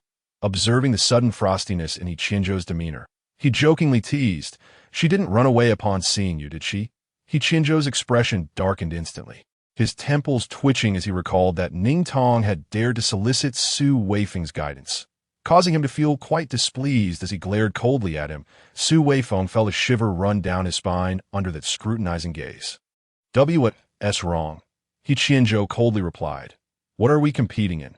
Su Weifeng's heart raced. Sensing a storm brewing. 10 minutes later, He Qianzhou tossed his gun onto the table and left. Su Weifeng flexed his sore wrist, glancing at the target that had only one hole despite 20 bullets, cursing under his breath. Unbelievable. The memory of He Qianzhou's earlier grim visage brought him a sense of satisfaction. Ning Tong had truly impressed him, managing to put He Qianzhou in a difficult position repeatedly. Ning Tong cautiously observed the hall, waiting until He Qianzhou had departed before slipping out the back door to return to her dormitory. However, she unexpectedly collided with someone at the foot of the dormitory building. Instantly panicked, her legs reacted faster than her mind, and she bolted, only to be seized from behind, her waist clasped tightly. He Qianzhou's ominous voice echoed above her.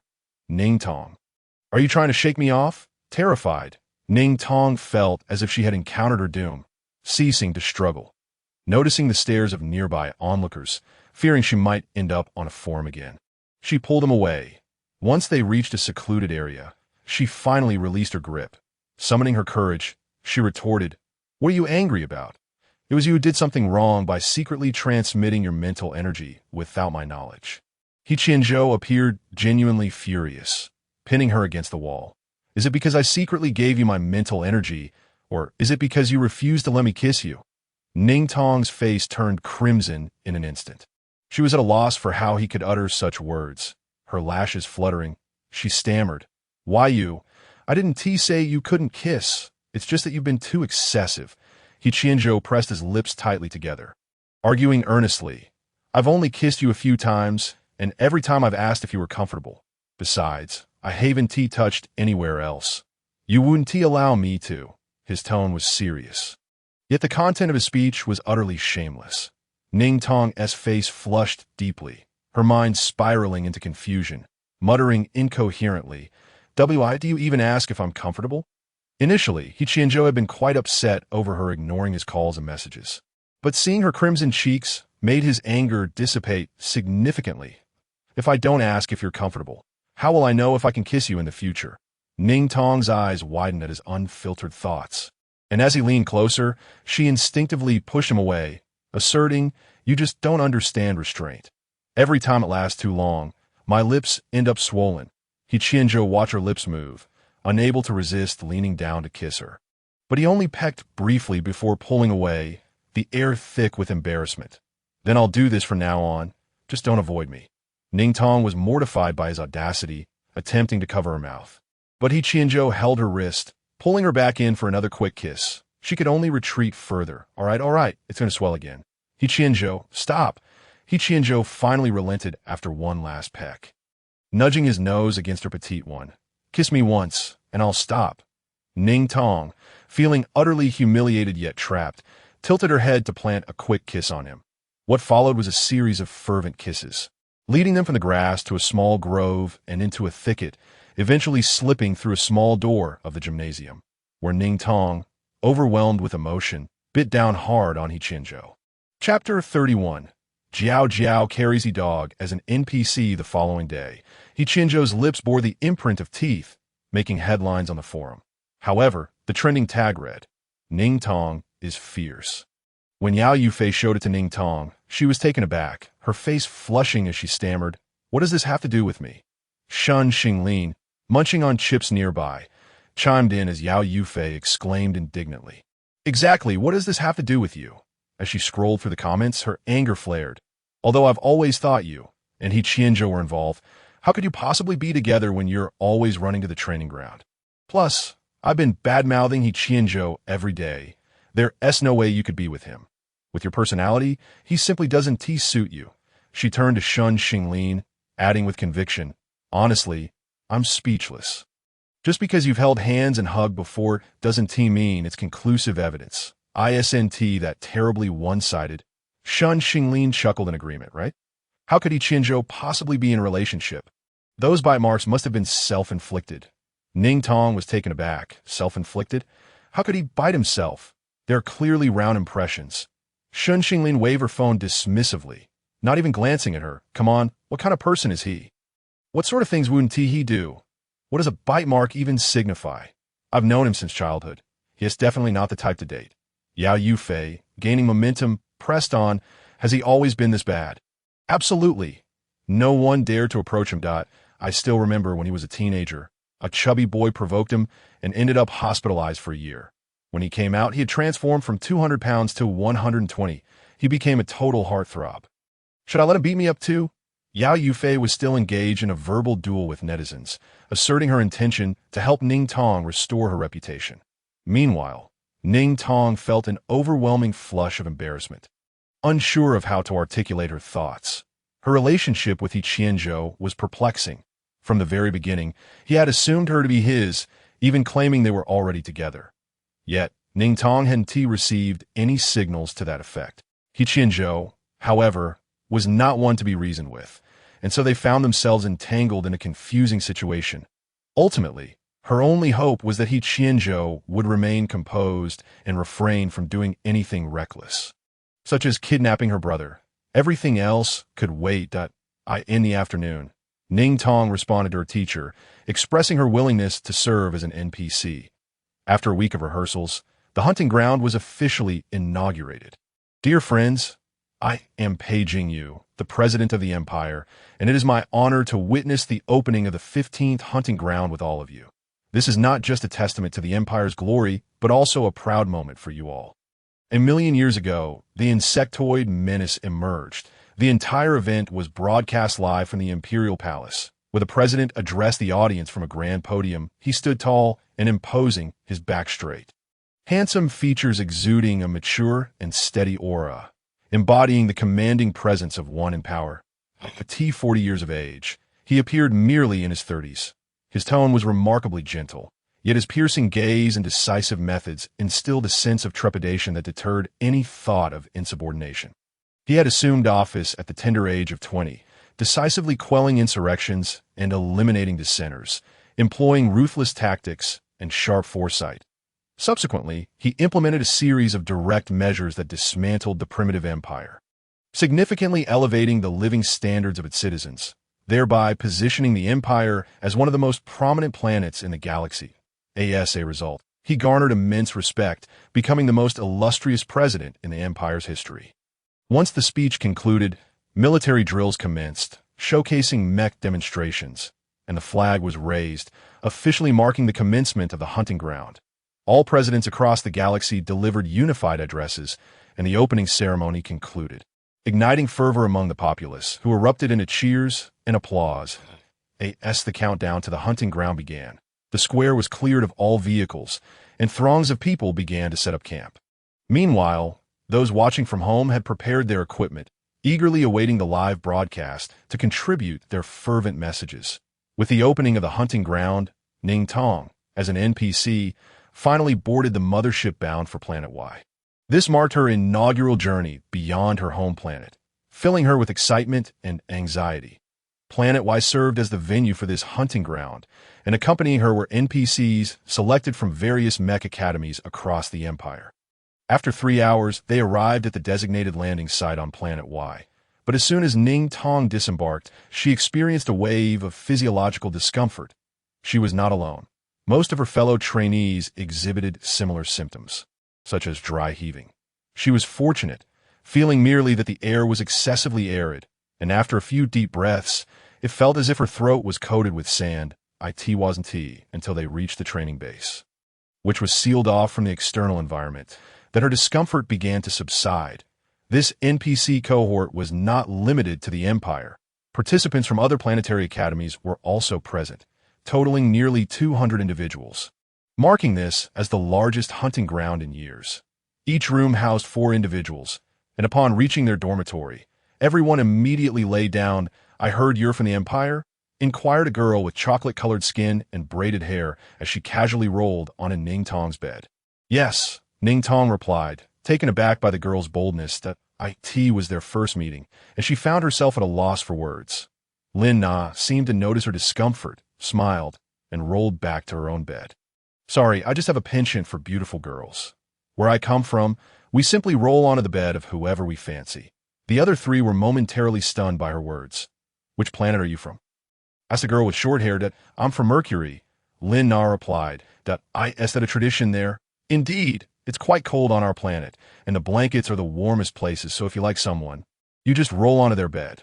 The short-haired girl, named He Qianzhou, appeared slightly embarrassed. "Isn't that risky?" Lin Na, with her big, innocent eyes, looked confused. "Risky? What do you mean?"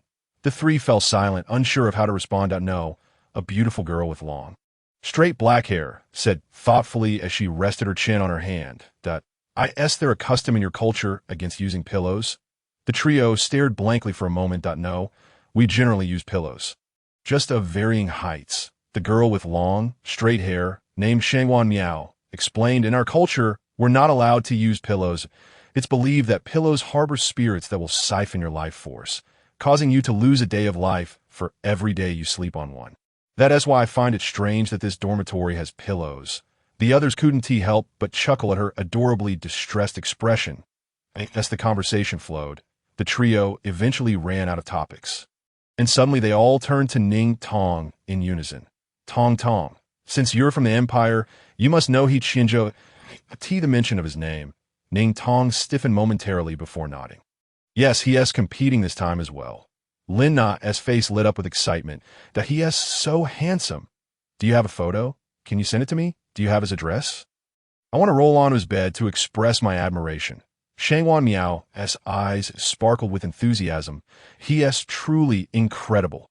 I watched the competition 3 years ago, and I was utterly captivated. I believe that even this year, it will be challenging for anyone to surpass his level." Chen Qianqian chimed in. "That is not necessarily true. It's been 3 years, and new dark horses emerge constantly. Plus, he is from the Empire, so I want to be cheering for him." Just then, Ning Tong received a sudden call from Yao Yufei. Tong, I got in an argument on the forum, and I made a bet. If you're with He Qianzhou, and that bite mark is yours, I'll pay her 500. You need to ask He Qianzhou whose bite mark it is. If he doesn't answer, it's fine as long as he says it's not yours." The situation was dire. Chapter 32. He Qianzhou secretly makes a phone call after a break. The next day, Ning Tong entered formal training. The NPC training primarily involved cooperative combat among NPCs and physical conditioning. They had memorized the map before arriving on Planet Y. The training facility was constructed entirely of crystal and was immense. As Ning Tong stepped inside, she immediately spotted several familiar faces: Yu Yi, Yin Xiao, and Su Weifeng. The moment she laid eyes on Su Weifeng, an unsettling premonition washed over her. And there he was, He Qianzhou. In the mechanical zone of the training facility, He Qianzhou emerged in a white protective suit. Removing his gloves as he walked through the sensor door, his tall, slender form attracting the attention of everyone present. It was Ning Tong's first time seeing He Qianzhou in such a setting. She was momentarily taken aback, but quickly donned her helmet and sprinted to the opposite side of the training ground. She had anticipated that the NPC training area would be the same as that for the official contestants. No wonder it was so vast and sophisticated. Lin Na and the others, noticing Ning Tong's sudden departure, had no choice but to follow suit. Unfortunately, they couldn't bring their phones into the training ground. Otherwise, it would have been the perfect opportunity to take photos. Tong, why did you run away? Ning Tong plastered on a smile. Once she had practiced in front of Yao Yufei. I just want to practice quickly, so I can rest sooner. All right, night fell. A glass barrier separated the NPCs from the official trainees. Ning Tong had initially thought that both groups would remain undisturbed. However, as soon as training ended, all the official members approached them. Would you like to join us for dinner? One of the official members asked an NPC. Ning Tong felt a surge of panic and instinctively retreated to the back. Lin Na, seeing her reaction, assumed she was merely shy and wrapped an arm around her. Are you socially anxious? Ning Tong avoided answering directly and instead inquired. Why are they coming over? Shangwan Miao, who stood on Ning Tong's other side, replied, You don't know. Isn't it obvious? They're official members. We're NPCs, so naturally, they want to ingratiate themselves with us. When Ning Tong still appeared puzzled, Shangwan Miao couldn't resist playfully tousling her adorable curls. They want to please us, so we'll be in a good mood and give them an advantage. Ning Tong was taken aback. Cheat? Of course. We've always done it this way that NPCs have their own sense of camaraderie. What is wrong with helping someone you like? Besides, even if we assist them, it won't amount to much. Ultimately, whether they win depends on their own abilities. Shangwan Miao peered eagerly into the crowd. Do you think He Qianzhou will come and charm us? If he does, I certainly want to make it easy for him. I'll make sure to put him in his place. Ning Tong felt a twinge of discomfort at the mention of He Qianzhou. Why did they always talk about him? She pursed her lips and said, He Qianzhou isn't like that. The trio paused, glancing at her in unison. What kind of person is he then? He is undeniably handsome and has an air of aloofness. But who knows what he is like behind the scenes? He might be employing all sorts of tactics. Ning Tong tightened her lips, her cheeks flushing slightly. He Qianzhou is incredibly capable. He doesn't need anyone's help. He can rely on himself. The three exchanged knowing glances before simultaneously exclaiming, You like him, don't you? We thought you didn't like him at all since you never mentioned him. Ning Tong's face turned crimson. Just as she was about to refute their claim, they continued unabated. But who wouldn't like He Qianzhou? He is truly handsome. Although his personality can be a bit intimidating, he doesn't seem very approachable. This time, having become a mere NPC, I wonder if I will catch a glimpse of those abdominal muscles that I beheld his abs 3 years ago, and the memory remains etched in my mind. When did he unveil his abs? How could I have missed it?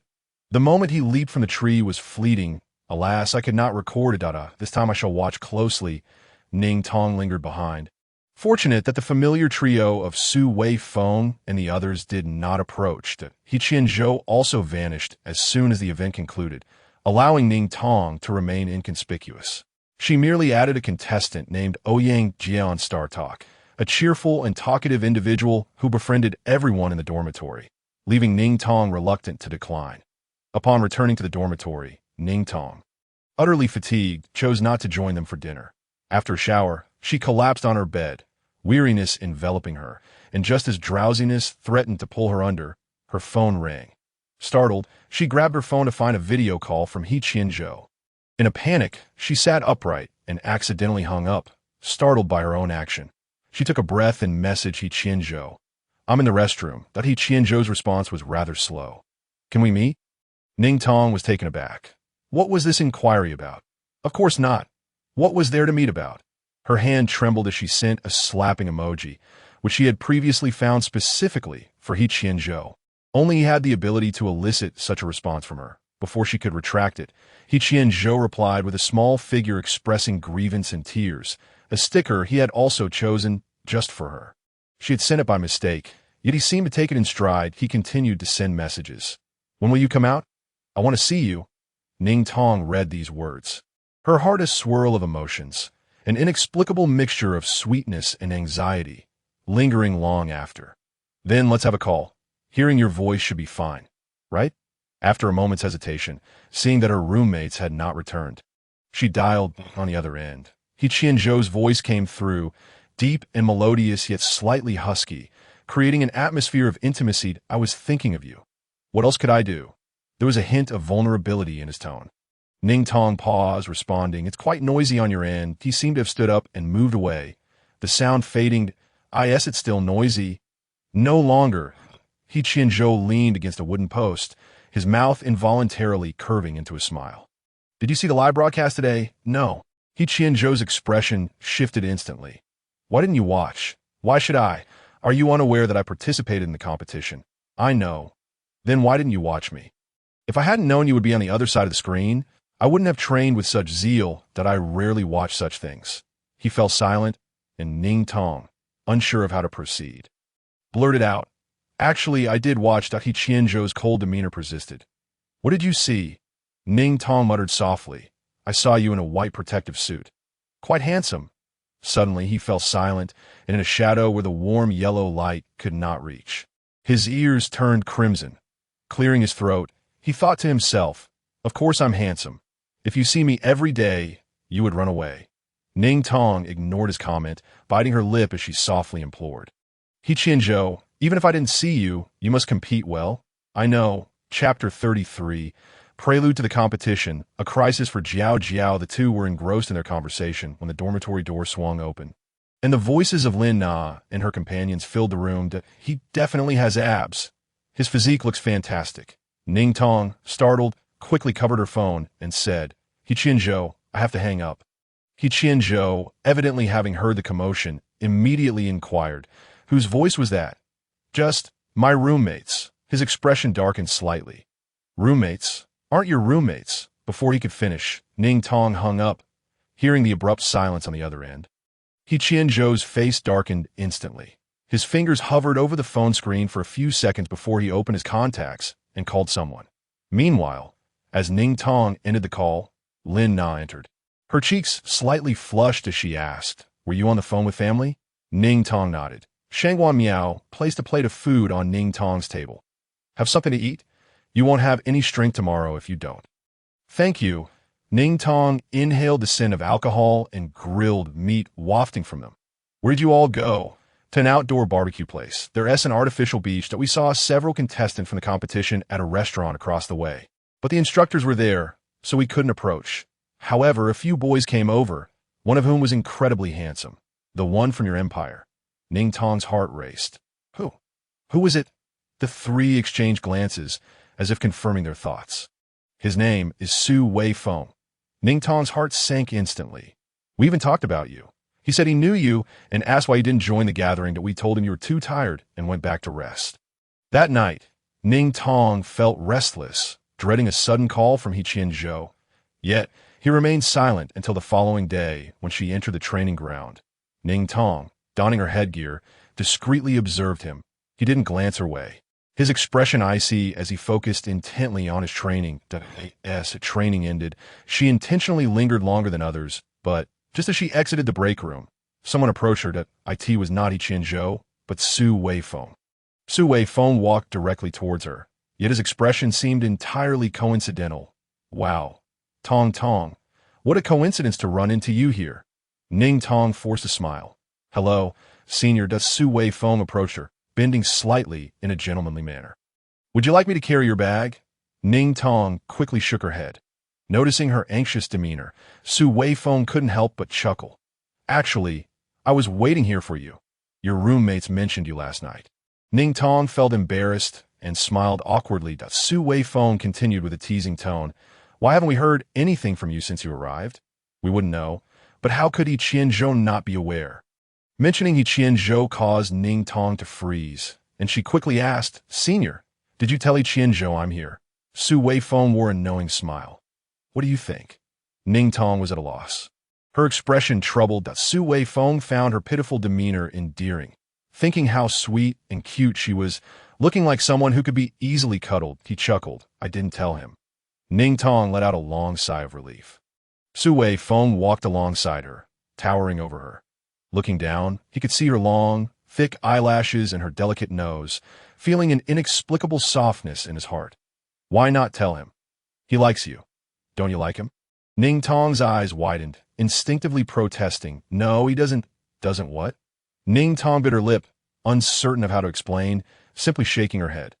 Nothing, just, please don't tell him. She refrained from revealing anything primarily because He Qianzhou was like a ticking time bomb.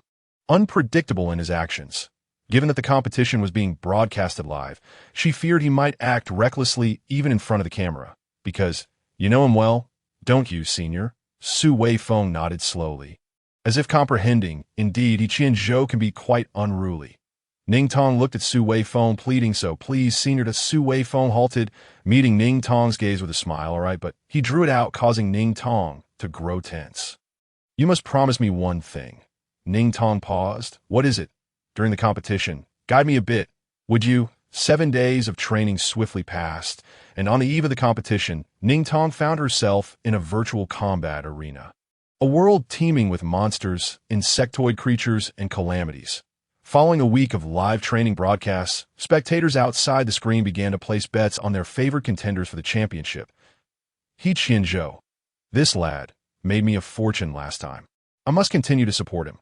How could I possibly bet on He Qianzhou? Which champion has ever defended their title? Newcomers always rise to overshadow the previous champions. He Qianzhou cannot possibly repeat his victory. Nevertheless, He Qianzhou's skills evidently surpass those of past champions. Who is that? So strong. The speed and stability with which he maneuvers the mech. He must be a newcomer. Is that Bai Rui? Bai Rui. Goodness, didn't he just enroll last year? How does he qualify to compete? Where's the surprise? He Qianzhou also participated just half a year after enrolling. Oh my, who should I bet on now? I'm torn. I believe Bai Rui could be a contender.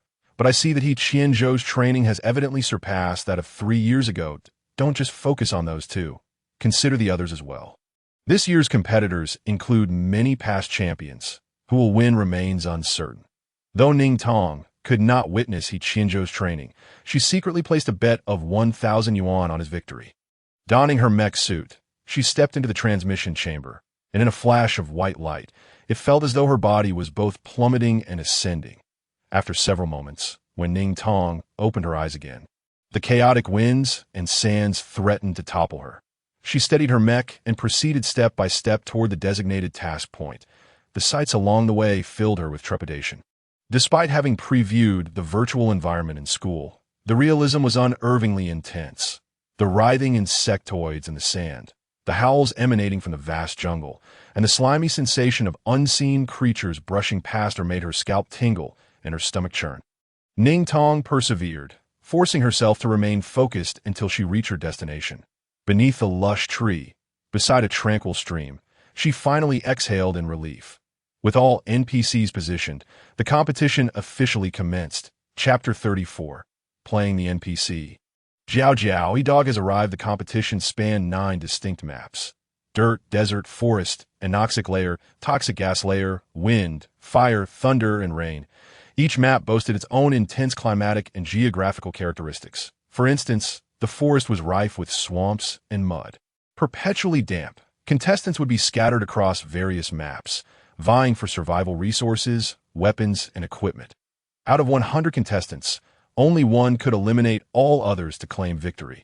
Ning Tong was assigned to the forest, accompanied by 9 other NPCs. Though they were hidden across different locations, 10 minutes elapsed. 3577.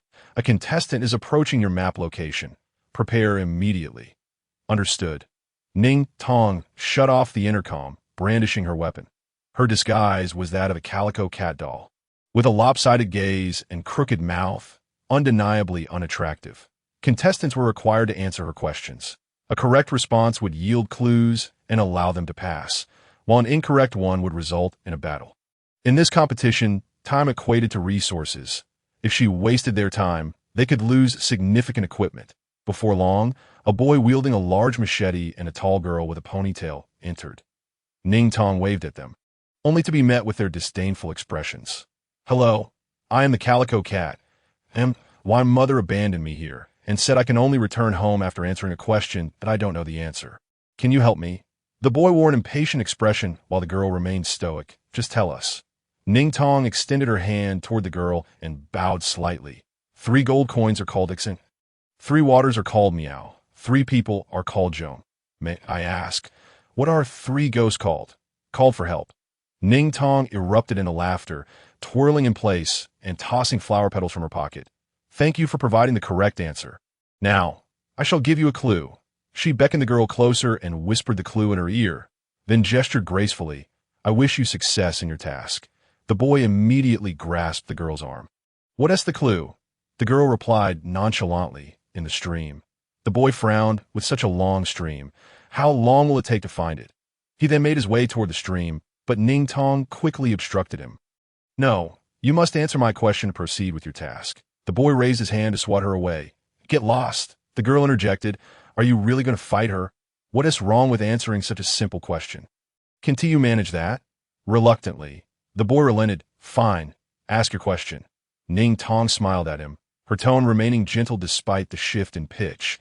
What is 258,694 cubed multiplied by 333,333 squared? At that moment, the audience watching through the lens of these 2 individuals fell into stunned silence. Is this question even real? Shouldn't this question have appeared simultaneously with the previous one? No need to think. This Calico Cat is clearly being vindictive. Does anyone else find this doll somewhat endearing? The boy seemed to realize the Calico Cat was intentionally trying to trip him up, his expression darkening as he had no intention of answering the question. Instead, he drew his machete threateningly. Let me pass, or I'll hit you. Ning Tong immediately activated her mech, rising above him and taunting. Are you a man? If you are, then fight me. The boy, incensed, could not bear to admit he was less than manly and promptly engaged in combat. The girl, unfazed, walked away, instructing him to catch up later. 10 minutes later, the girl returned to find the boy sitting on the ground, covered in dirt and disheveled. Both Ning Tong and the audience were taken aback, as were the instructors monitoring from the control room. An NPC defeated a contestant. Wait, weren't NPCs merely portrayed by ordinary trainees? How could they have bested a top contender? The truth was, this Calico Cat had knocked him down with just 2 punches.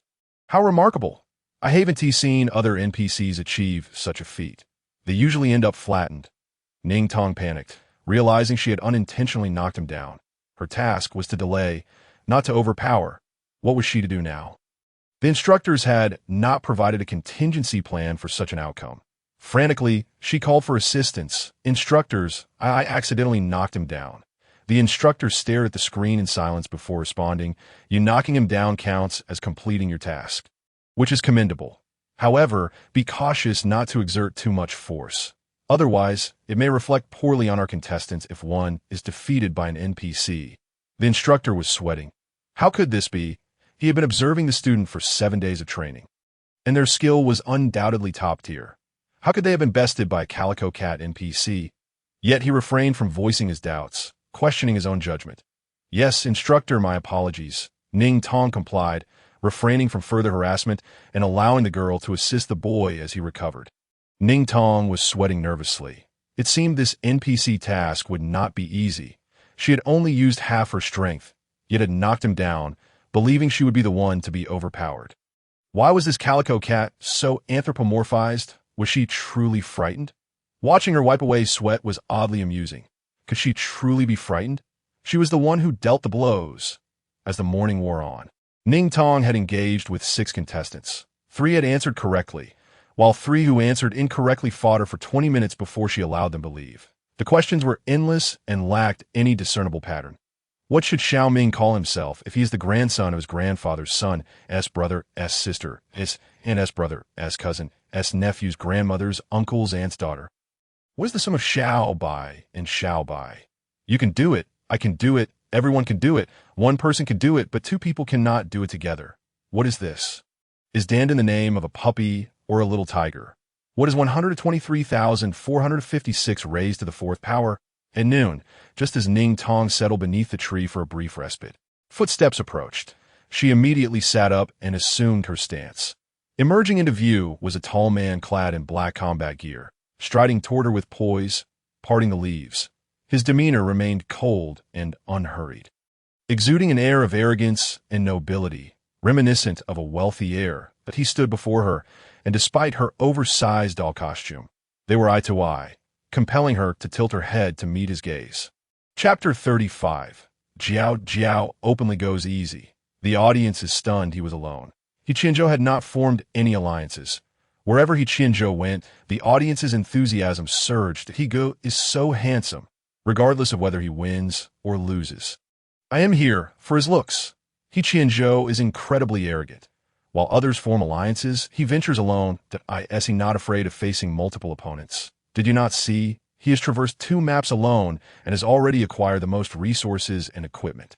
Ning Tong felt a rush of nerves upon seeing He Qianzhou, but her body instinctively reacted, resting her hands on her chin and feigning a troubled expression. Hello, friend, thought my mother left me here, stating I could only return home after answering question. I don't know the answer. Could you help me? She added a playful wink, adopting a cute demeanor. He Qianzhou's expression remained unchanged, though a vein throbbed at his temple. His tone, while steady, delivered a curt response. No. Cold and aloof, as if to ward off any approach. Yet, Ning Tong could almost hear his thoughts. Feigning cuteness. You came here to act cute in front of others. Damn it. I'll find those who've seen her like this and make them pay. Ning Tong's heart sank, her eyes widening in terror. He Qianzhou, how does he know? Oh dear, what is he thinking? He better not act rashly. Ning Tong wished desperately to reason with him, but knew she could not. She had to maintain her fa-ade, trembling internally as she adhered to the script. If you do not agree, I will have to fight you. Beneath the fa-ade of calm, she felt perspiration bead beneath the surface. The barrage of comments flooded in. Is it just my imagination, or has the flower cat grown gentler? I recall her earlier demeanor, brandishing her mech with intimidation. Now, there seems to be a comforting aura.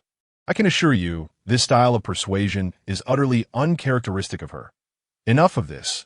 This flower cat is also a fan of He Qianzhou's expression was icy, yet he relaxed his lips. Fine. Ning Tong's heart raced chaotically, fearing He Qianzhou might act recklessly. Her mind was a whirlwind. How did He Qianzhou even know she was here? How did he ascertain that this flower cat was indeed her? She truly knows how to act coy. Yes, she has always excelled at that. If she didn't get enough attention, she'd seek it outside, but upon returning, she would be confined to ensure she received ample affection. The mere thought of this terrified Ning Tong, leaving her both furious and unable to express her anger, her courage dwindling. She weakly inquired, "What is 4 plus 5? Excuse me, is there an issue with my headphones? XS, is there a problem with my headphones? 1, excuse me, is there an issue with my headphones?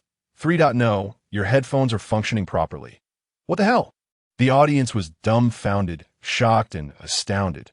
Surely, this was a blatant mishap, although other NPCs had also faltered. This was too conspicuous. At the very least, a multiplication question should have been posed.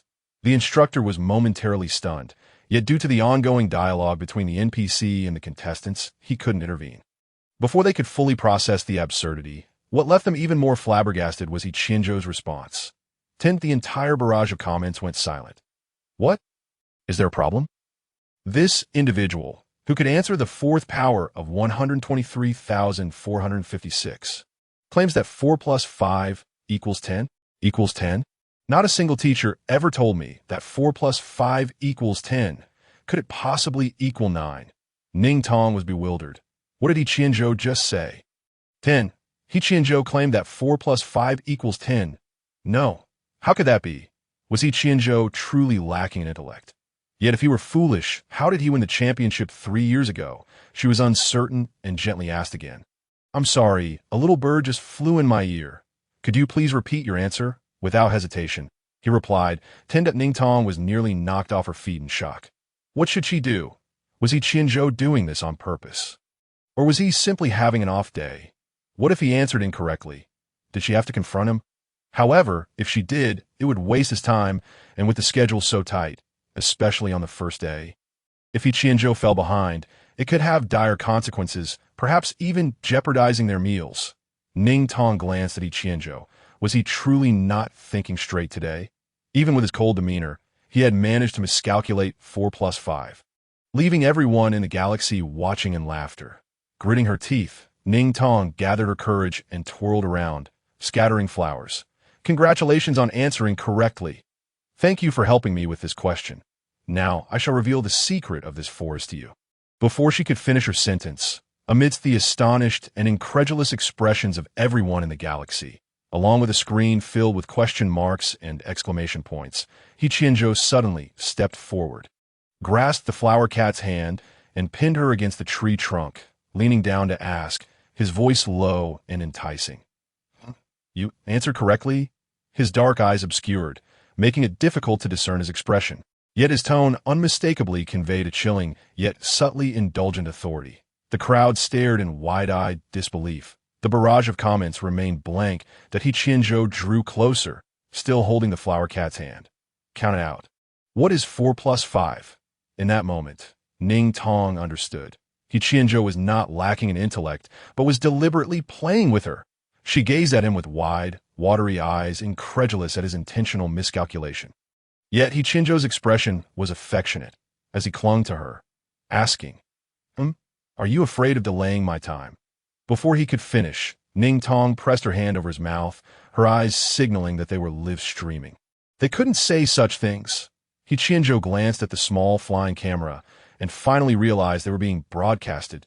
Suddenly, he raised his hand and tossed his leather jacket towards the camera, plunging the screen into darkness.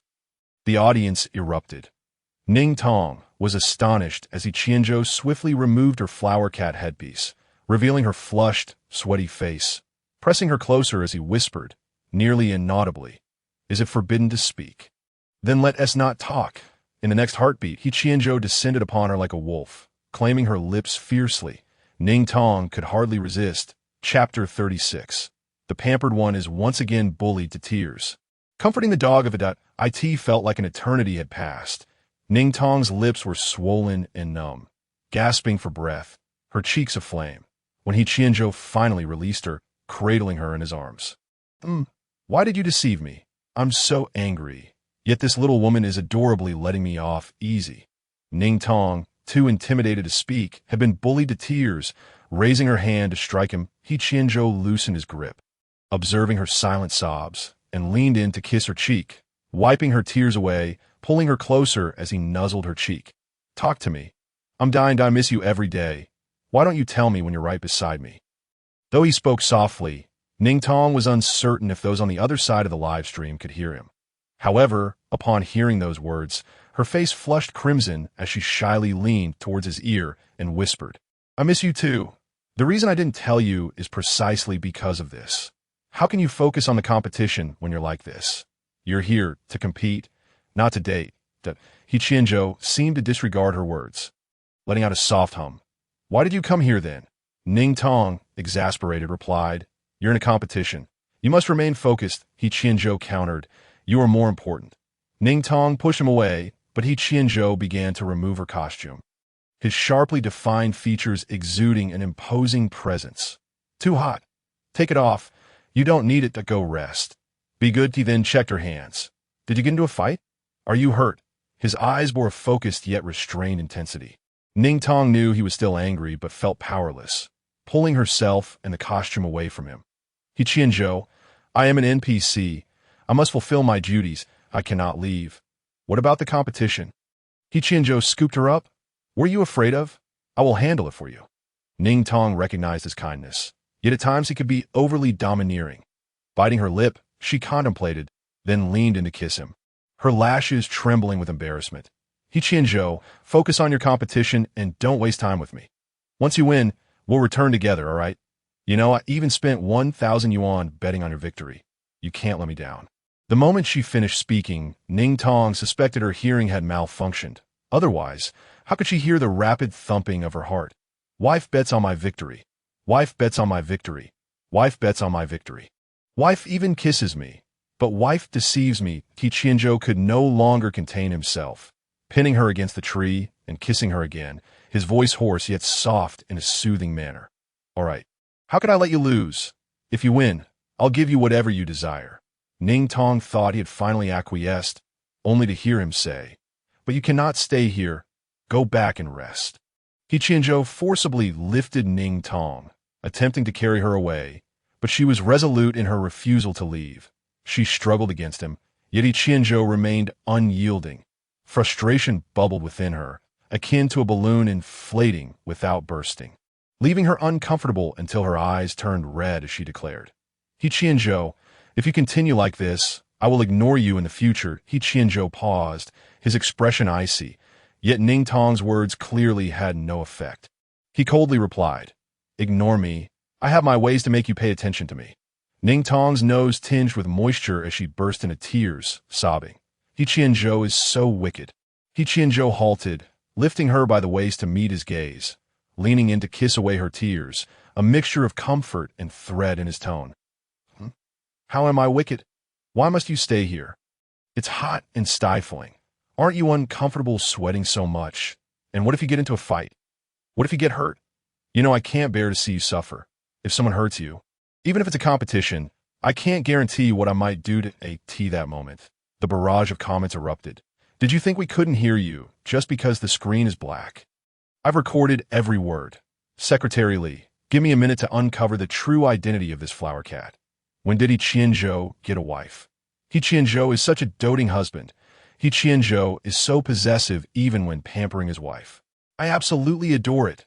Remove this. I want to see the flower cat cry.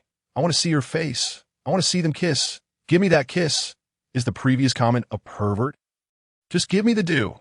Ning Tong harbored no doubts regarding He Qianzhou's words, yet she now realized that He Qianzhou perceived her as overly fragile, believing that anyone could easily take advantage of her. That was far from the truth. She had just recently bested the competitors. "He Qianzhou, I enjoy being here and relish this task. It's merely a bit of perspiration, not at all arduous. Besides, I have promised my teacher that I would not act irresponsibly. You need not worry about my injuries. I am not one to be easily harmed, that I am quite formidable, having just knocked down the contestants. The instructor even specifically advised me to temper my strength, lest it reflect poorly on the competitors." Meanwhile, the instructor, observing from behind the screen and surrounded by a room full of programmers, felt a surge of gratitude. The girl spoke with a hint of shyness, her eyes glistening with unshed tears, yet her expression bore a trace of pride. "My dear wife, how adorable you are! So impressive." He Qianzhou leaned down to kiss her, maintaining a rather indifferent demeanor. "Indeed, so you need not fret." Ning Tong fell silent for a moment, then leaned out from He Qianzhou's embrace, cradled his face in her hands, and initiated a kiss that was not a fleeting touch, but lingered, her lips playfully biting and licking. He Qianzhou felt as if struck by lightning, his body tensed, a sudden fire igniting within him, and he instinctively grasped her neck. Yet Ning Tong swiftly covered his mouth, her breath hitching, her body aflame, melting against his shoulder, whispering enticing words in his ear. "He Qianzhou, you compete first. We can discuss the rest later. I assure you I will not sustain any injuries." That He Qianzhou, engulfed in desire, managed to restrain himself. "Where did you learn that?" "From you," Ning Tong replied. "You possess quite the talent." 5 minutes later, He Qianzhou departed. Before leaving, he fashioned a controllable small fan for Ning Tong from a piece of metal and meticulously assisted her in donning the mascot costume. After a brief moment of using it, she felt her sweat dry, while he cautioned her not to act coy with others. Ning Tong, puzzled, listened as he instructed her to refrain from any actions should someone approach. Instead, she should directly pose questions, telling them to leave if they were correct, and to strike them if they were not, summoning help if she found herself overmatched. Ning Tong obediently acquiesced. Chapter 37. He dogged, following the scent with He Qianzhou gone and the small insect fluttering away. Ning Tong found herself somewhat weak-kneed as she sat on the ground, fretting over whether their earlier conversation had been overheard. However, given their hushed tones, it was unlikely. The instructor, too, was in a quandary, contemplating whether to issue a warning to this 3577, yet unsure how to approach the matter. The commotion he had overheard had left him flushed with embarrassment. At his age, Overhearing two young people engaged in romantic discourse in such a life-or-death setting was mortifying. These youngsters seemed utterly oblivious to their indiscretion. After some deliberation, he decided against it. He Qianzhou had already resumed the competition and would not be returning after clearing this map. There were no explicit rules forbidding NPCs and contestants from engaging in such behavior. It simply had not occurred to him that participants might act so whimsically amidst the gravity of the competition, truly a sign of declining morals. As the small insect followed He Qianzhou away, another one appeared, fixating on Ning Tong, who felt an overwhelming embarrassment. Yet the instructor did not reach out to her, indicating he had heard nothing that if he could not hear, then surely the audience could not either. The competition's equipment was rather standard, not particularly high definition. With this thought, she sighed in relief and resumed her role as an NPC at 9 o'clock that evening. During the shift change, a beam of white light flashed as the NPC on duty appeared before Ning Tong. She sighed, relieved to finally have a chance to rest, only to find this NPC rushing towards her with an intense gaze, seizing her hand with excitement. "What is your relationship with He Qianzhou?" Seeing Ning Tong momentarily stunned, she quickly softened her tone, speaking gently. "I apologize for being so direct. Let me rephrase the question. Have you and He Qianzhou done anything here?" Ning Tong was so startled that she fled in terror, leaving the NPC behind to endure a scolding from the instructor. Upon returning to the base, Ning Tong changed out of the mascot costume, grateful that no one recognized her after shedding it. Back in her dormitory, she pondered what that NPC had been thinking. It was inconceivable. Neither the instructor nor the audience had heard. How could the NPC have? However, fatigue soon overtook her, and she lay down, drifting into slumber. Before long, the other three dorm mates returned, also coming off their shifts, unaware of the events in the competition. Otherwise, they would have surely recognized Ning Tong's voice. Seeing her asleep, they too collapsed into slumber. 12 hours later, as the shift change approached again, she considered donning another mascot costume. Originally, each NPC was assigned a single mascot outfit, but there had been no stipulation against changing, just in case He Qianzhou reappeared, allowing her to claim he had mistaken her for someone else. Upon arriving at the designated area, the NPC switching with her said nothing, merely winking before departing the scene. The instructor, observing 3,577's change of costume, deemed it unnecessary. No contestant would return after completing a map point 10 minutes later. He Qianzhou appeared before the screen displaying the P-Princess. The instructor was momentarily taken aback, muttering, "Impressive." The audience commented, "Why did he return? Surely he didn't think the flower cat was still here. Where did the flower cat go? Why is there a different NPC? If all the switching NPCs don't change costumes, I would truly believe this P-Princess was still the flower cat. How can you tell this is the P-Princess? Her head is so large. If it's not the P-Princess, then what is it?" Ning Tong was taken aback, although she feared He Qianzhou's return. His presence astonished her. Why was he here again? Wasn't he supposed to be long gone to the next map? 12 hours had passed. Had he forgotten some essential equipment? Yet, with He Qianzhou present, she had to repeat her routine. Just as she prepared to speak, He Qianzhou stepped forward, reaching to touch her headpiece, asking, "What is this? P-Princess? Utterly hideous. Well, wearing something unattractive is quite advantageous, as it draws less attention. That moment, the audience was left speechless. P-Princess, are you even polite? Only I think this P-Princess looks far better compared to the other mascot outfits. Nevertheless, this is a competition. Who would focus on an NPC? Is this man overthinking?" Ning Tong shared this sentiment. Why did He Qianzhou always overanalyze? However, more pressing was her curiosity. How on earth did you recognize me? She no longer wished to pretend. She was genuinely astonished. If her previous identity as the flower cat had been recognized, she could attribute it to Su Wei Feng, but she had changed her appearance and had not spoken a word. How had He Qianzhou discerned her? He Qianzhou cast a glance at the sneaky little insect, snatched it, and tossed it into his bag before removing Ning Tong's headpiece and pinning her against a tree, kissing her. "How did you recognize me? I could identify you even with my eyes closed." Ning Tong pushed against him, breathless from the kiss but aware that this sound could not reach the little insect or the headpiece, so she relaxed slightly. "How could you possibly? How did you recognize me?" I followed the scent. You smell so delightful. That's nonsense. How did you truly recognize me? He Qianzhou looked up, fixating on Ning Tong. Even if there were 50 people who looked just like you before me. If you were among them, I would recognize you instantly. Really, indeed. Ning Tong was uncertain whether He Qianzhou's words bore truth, yet it was impressive that he could recognize her even through the mascot costume. He Qianzhou's return served a simple purpose: to check if Ning Tong was injured or had been mistreated. She had anticipated he possessed such an ability, and fortunately, she had not sustained any injuries. After lingering for a while, He Qianzhou departed, leaving Ning Tong with a large bag of snacks he had collected. She held the sizable bag to her chest. She felt as though she were being cared for by He Qianzhou beneath this tree. Him battling outside while bringing her treats, occasionally returning to check on her and ensuring she remained unharmed. Once He Qianzhou left, the screen lit up again, and the audience, having witnessed the entire exchange, transitioned from disbelief and shock to a sense of familiarity.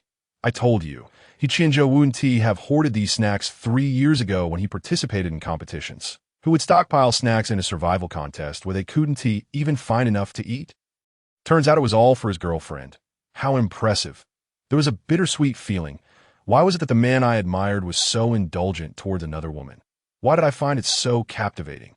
Though it pained me, yet, I had to admit, although I had never seen the sisteress face, her voice was truly melodious. To be honest, just a moment ago, we were in a life-or-death situation, and now. Arriving at the P Princess, the atmosphere had transformed into a romantic show. Am I the only one thinking? You followed the scent. Are you a dog? Chapter 38. He dog's incredible feat. The whole audience stunned as the atmosphere shifted dramatically. The instructor could no longer contain himself, cutting off the footage of 3,577 and directly calling out, unleashing a torrent of scolding upon Ning Tong. I sent you here to execute tasks as an NPC. Are you engaged in a romantic affair here? Do you have any idea what a spectacle your dialogue has made of the audience? What sort of nonsense is this? Put away all those snacks. What are you thinking? Listen to what you just said. Can you bear to hear it? Ning Tong was taken aback. Did this mean that everything she had said to He Qianzhou had been overheard? How is that possible? At the thought of this, Ning Tong began to tremble all over, ultimately succumbing to shame and bursting into tears as she wept. The voice transmitted through the instructor's communicator was still altered, resembling that of a little yellow minion, evoking a sense of pity.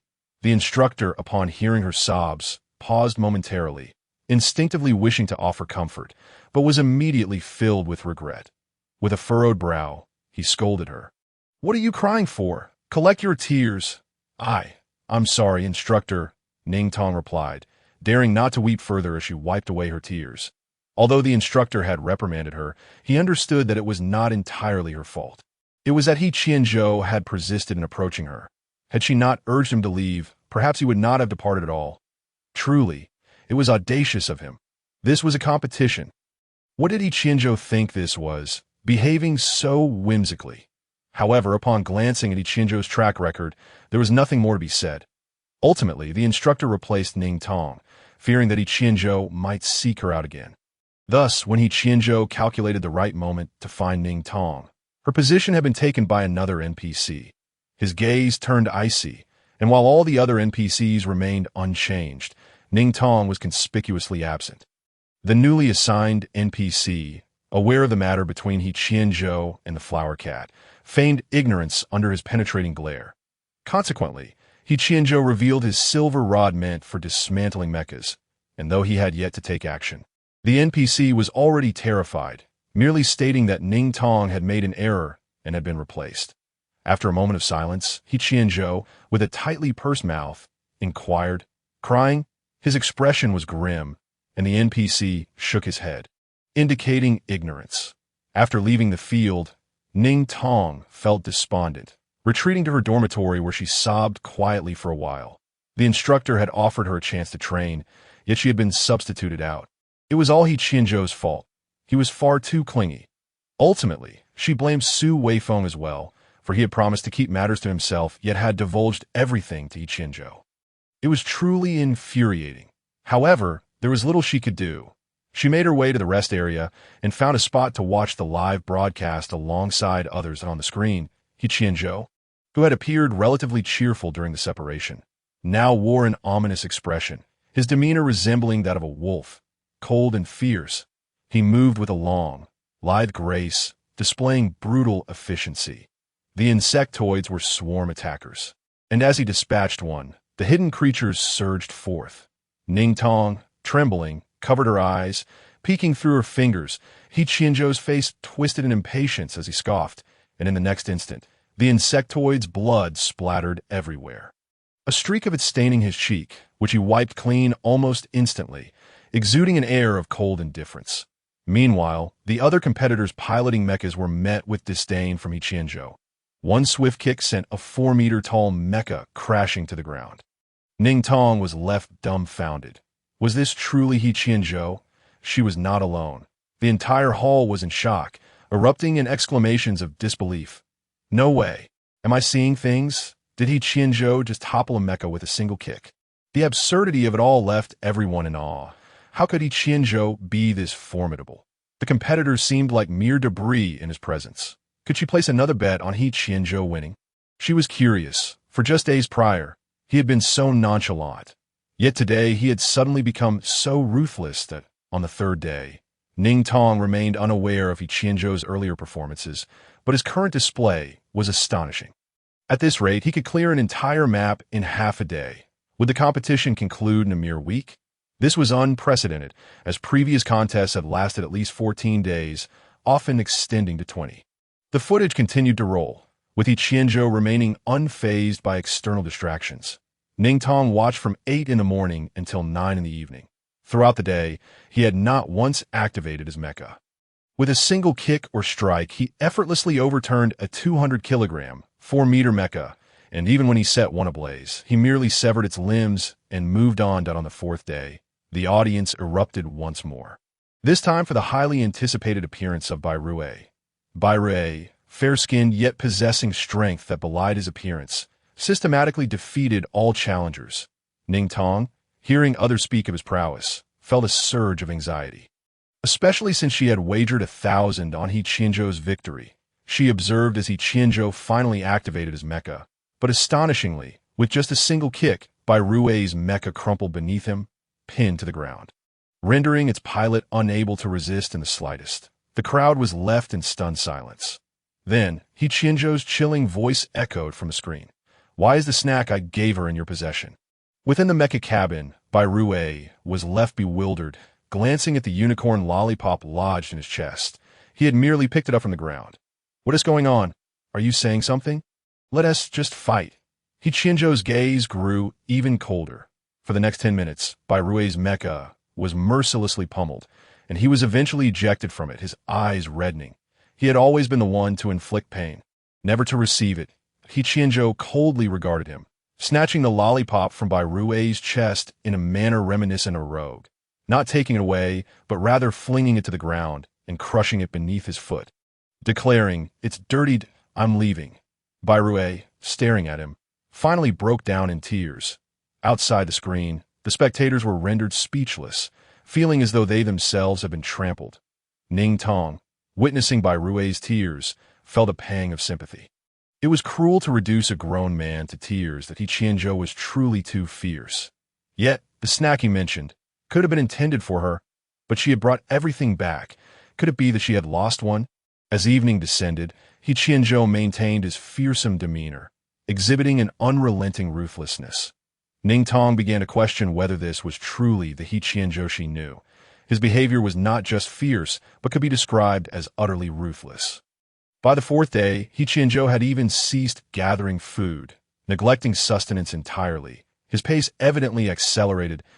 As Ning Tong casually passed by the instructor's control room, she overheard discussions suggesting that, at this rate, He Qianzhou would claim victory before the hidden levels even activated. On the afternoon of the fourth day, Ning Tong was still in the hall, engrossed in watching He Qianzhou's match when an announcement requested her presence in the conference room. Stunned, she rose and made her way there. After knocking, the door opened, and she was left momentarily speechless. It was the president? Ning Tong was taken aback, her throat dry, and it took several calls from the instructor for her to regain her senses. Startled, she entered, turning to close the door, only for a black-clad bodyguard to step forward and shut it for her. Laughter floated from the conference room as the president stood from the sofa and approached Ning Tong. Lowering his gaze to meet hers in a gentle tone, he inquired, "Are you the little flower cat?"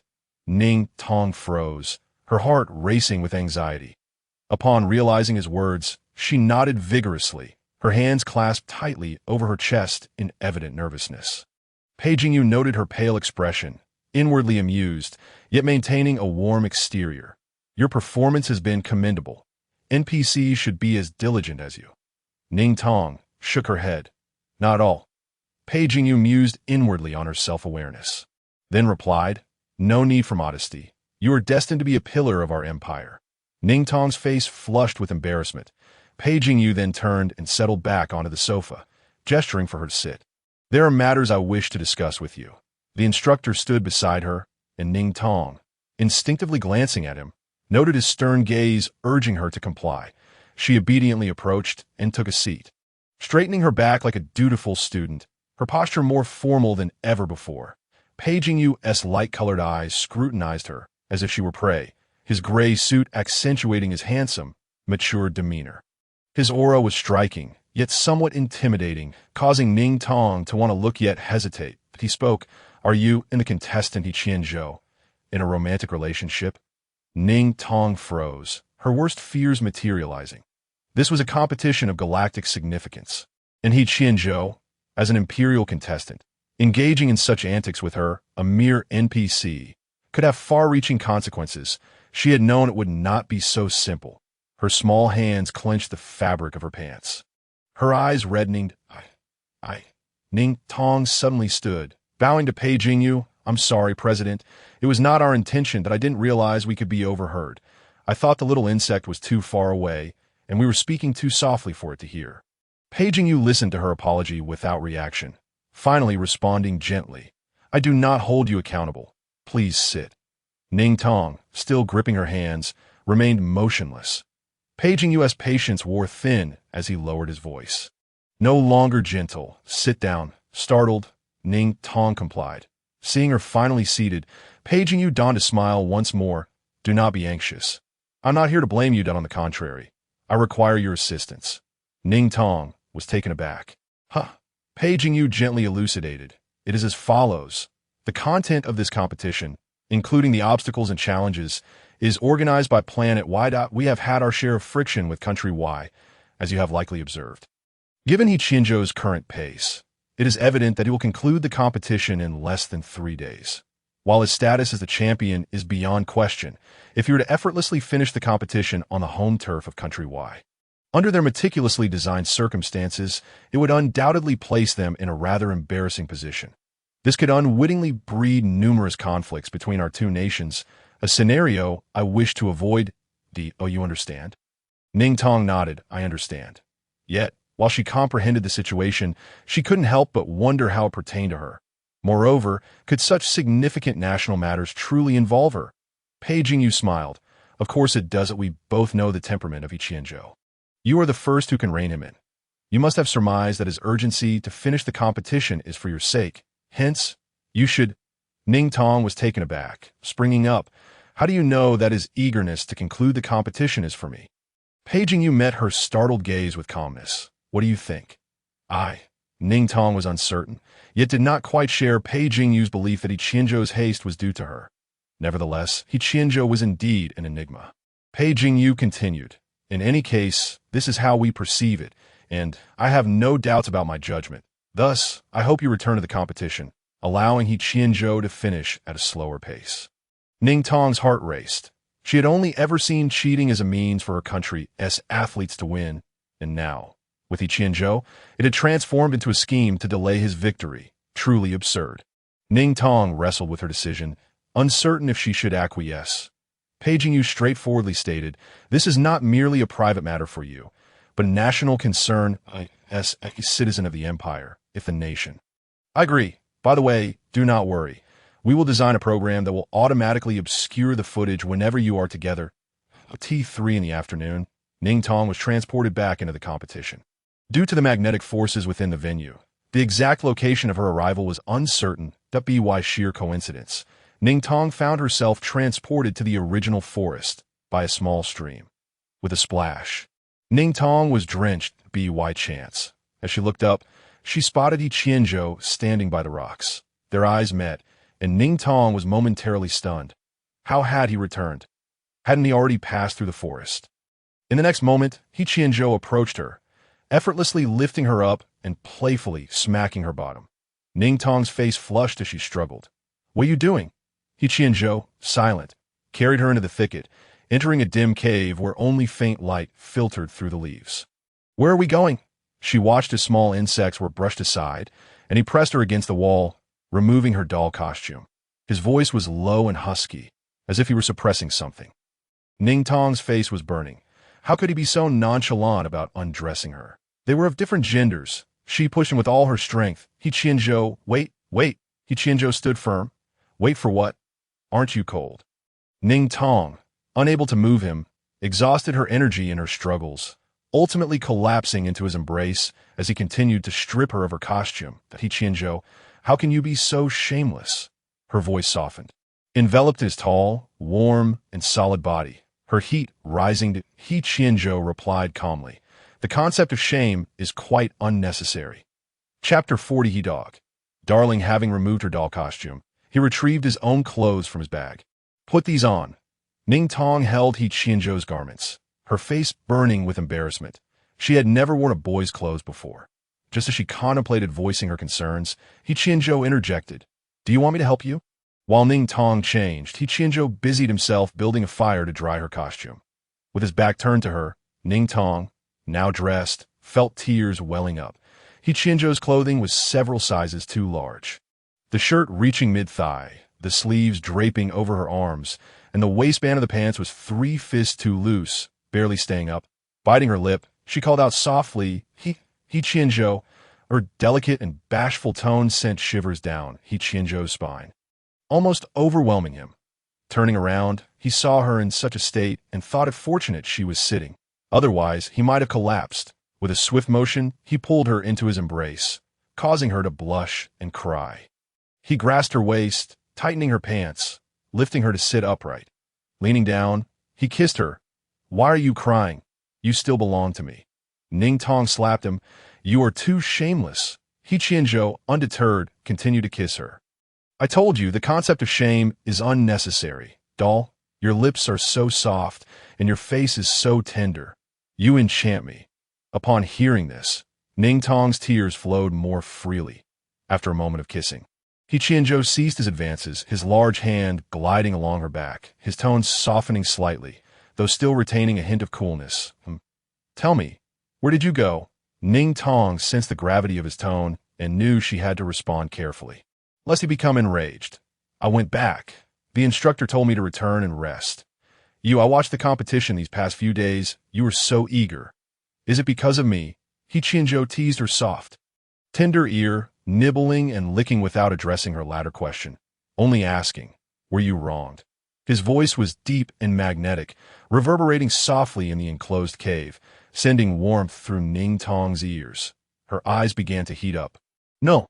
She grasped He Qianzhou's clothing as she spoke, but her eyes betrayed her, reddening as her voice trembled with unshed tears. Ning Tong had initially blamed He Qianzhou.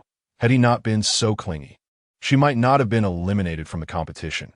His carefree demeanor often disregarded her feelings, yet upon returning to his side, much of her anger dissipated. Moreover, He Qianzhou was the only one who ever inquired if she had been wronged.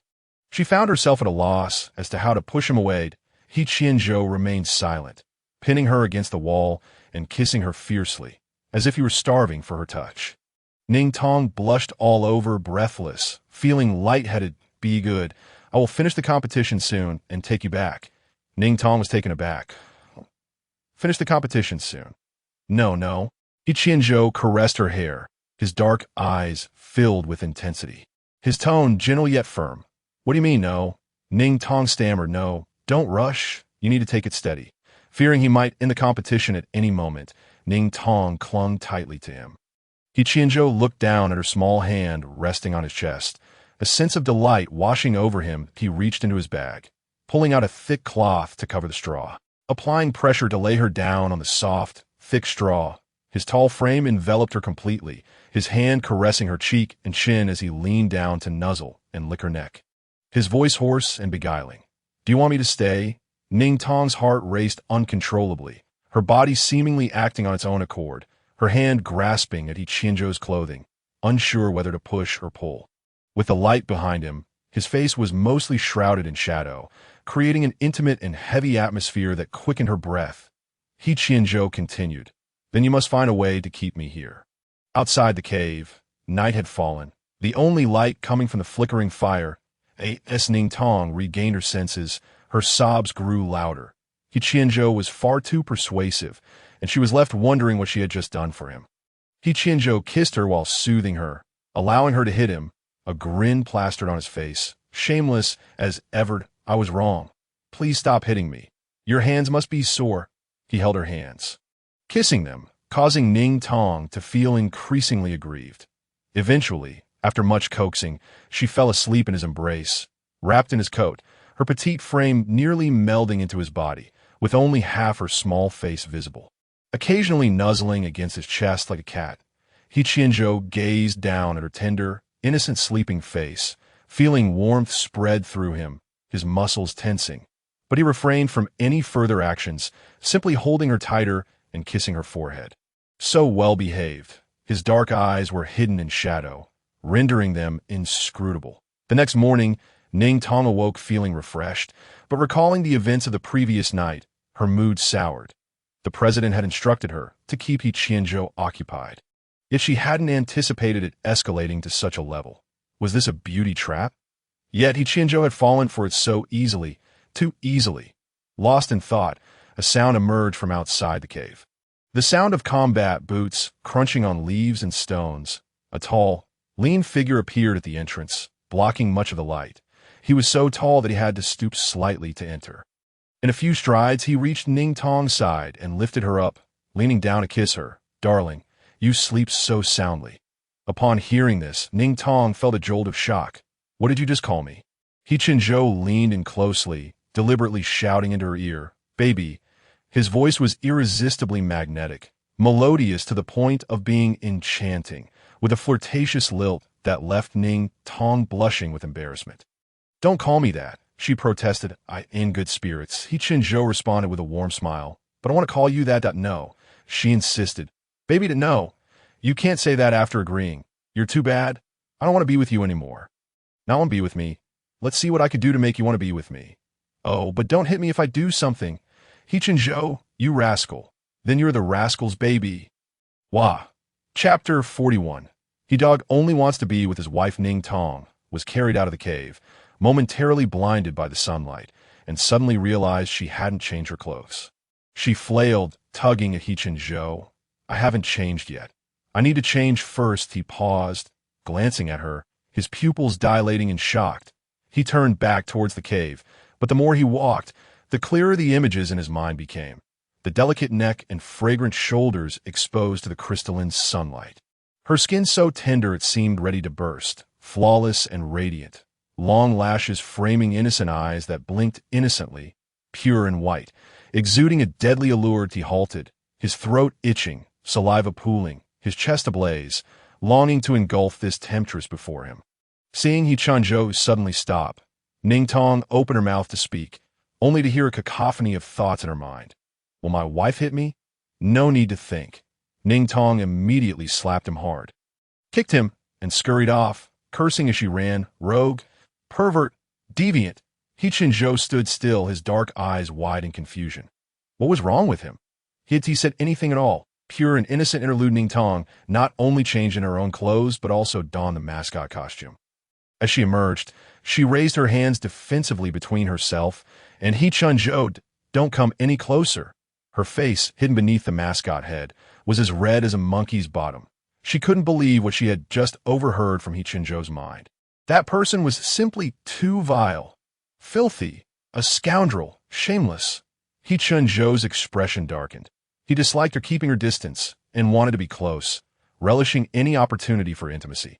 After a moment's thought, he attempted to explain. It's a normal reaction. Ning Tong's face puffed up in anger. You have unhealthy thoughts in your mind. We're in a competition. Just stay away from me. What's unhealthy about it? It's healthy to be this way. Shameless. Afterward, He Qianzhou was forced to maintain a 2-meter distance from Ning Tong. She returned to her workstation, and the NPCs that had been forced to stay late finally handed over their shifts. While Ning Tong was at her post, He Qianzhou remained nearby, leaning against a tree in silence. Although Ning Tong's task was to stall him, she had already delayed long enough from last night until now. She wanted to ask him something, but recalling what she had just overheard, she was reluctant to engage him. The atmosphere between them was unusually quiet. Minutes later, a contestant arrived, prompting Ning Tong to instantly sit up straight and perform a princess-like gesture. Holding her skirt, before she could proceed with the next action, she was abruptly seized by the hand and pushed back against the tree, her view obscured by his towering figure. Have you forgotten what I said? He Qianzhou's expression had turned cold, losing all traces of the morning's playful demeanor. Ning Tong's throat constricted with anxiety, yet she felt defiant. With her hand pinned down, she kicked at him. I'm on a mission. You smiling at others while facing me. You're quite bold. When did I smile? I was wearing a headpiece. Wearing a headpiece makes you think I can't see? Then tell me what you think you saw. Ning Tong sighed. He Qianzhou stopped fooling around, that he snorted. Releasing her point 2 minutes later, a male contestant was eliminated. The elimination happened so swiftly that he barely had time to comprehend what had transpired before he returned to the base and immediately sent a message. You NPCs and contestants are flirting, and I've said nothing about it. Yet you eliminate me so quickly. How unfair. Boo Ho-I. In the following time, He Qianzhou continued to linger beside Ning Tong. The first boy was just the beginning, as more than 234,678 contestants followed suit. The total duration did not exceed 2 hours, and of course, He Qianzhou wasn't just eliminating contestants. He frequently fed Ning Tong, appearing as if he were on vacation. However, while He Qianzhou was at ease, the audience on the other side of the screen was puzzled, wondering where all the contestants had gone, as they had seen none, yet suddenly 45,678 of them were eliminated. The instructor's expression darkened, and he immediately called for Ning Tong, while the president sat to the side with a gentle smile, lost in his thoughts. 3577. Ning Tong jumped at the instructor's call, her mouth still full of food, and she hurriedly swallowed, choking as she coughed.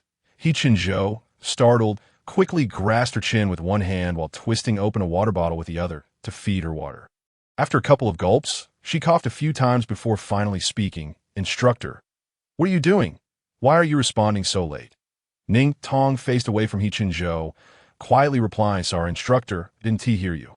The instructor huffed, then after a moment said, Ning Tong, are you still with He Qianzhou? Yes.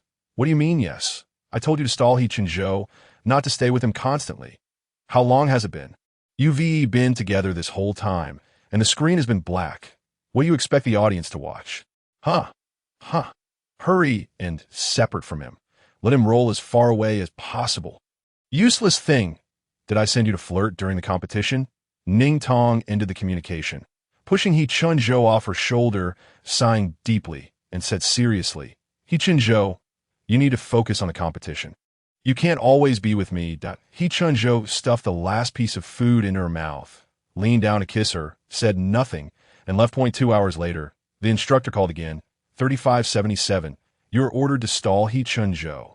That's enough for today. Drag him wherever you can, but don't let him go insane. Ning Tong fell silent. So, where is he now? I've arranged for a new NPC to take over your position. You need to go find him in the gas layer. Ning Tong felt somewhat uneasy. She was an NPC, and NPCs typically remained in fixed locations. How could she be wandering around? As she walked, something felt off. After traversing 2 maps, she hadn't encountered a single contestant. Although 3/5 of the contestants had been eliminated, it was hard to believe that 2 maps would be devoid of participants. Perhaps the remaining contestants in those maps had all finished. Recalling what the instructor had just said, it was possible that He Qianzhou had also made a significant move. Ning Tong finally reached the gas layer. Amidst the astonished gazes of NPCs along the way, Just as she was about to step in, the instructor called again, "Hurry back. He has gone to the anoxic layer." Chapter 42. The Charming Temptress. He Dog calls his wife Ning Tong, was not particularly pleased. She had come to serve as an NPC to hone her abilities, yet now she felt like a mere accessory, merely used to restrain He Qianzhou. It was truly absurd, but thinking of the national significance of the matter, she could only submit and endure. Ning Tong affixed an oxygen patch to her neck and entered the anoxic layer, which was a time-restricted checkpoint. The more oxygen equipment contestants collected inside, the longer they could remain, thus increasing their chances of completing tasks that if their oxygen ran out, they would be forced to leave. Which is why the anoxic layer was typically one of the last maps contestants would enter. They would gather enough oxygen gear in other maps before venturing into the anoxic layer to avoid having to retreat for supplies.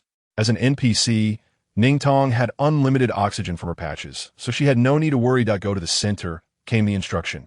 Ning Tong quickened her pace, reaching the central location. The anoxic layer mimicked the lunar surface. And beneath the gray-blue sky, on the uneven ground resembling cheese, lay a massive insectoid carcass with He Qianzhou standing beside it. Opposite him was Su Weifeng. Ning Tong hesitated, only rushing over when prompted by the instructor. He Qianzhou was momentarily taken aback upon her arrival, pulling her into an embrace. "What are you doing here?" Ning Tong disregarded the fact that people were watching on the other side of the screen. Those who knew already knew, and those who didn't, wearing headpieces and altering their voices, would remain unaware. Ning Tong glanced at Su Weifeng and then back at He Qianzhou. "Are you going to fight him?" He Qianzhou nodded, displaying some boredom that it's pointless.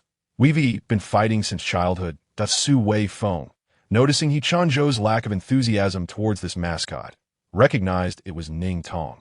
Just as he was about to greet her, he heard Ning Tong whisper into He Qianzhou's ear something he could hear clearly. "Beat him up?"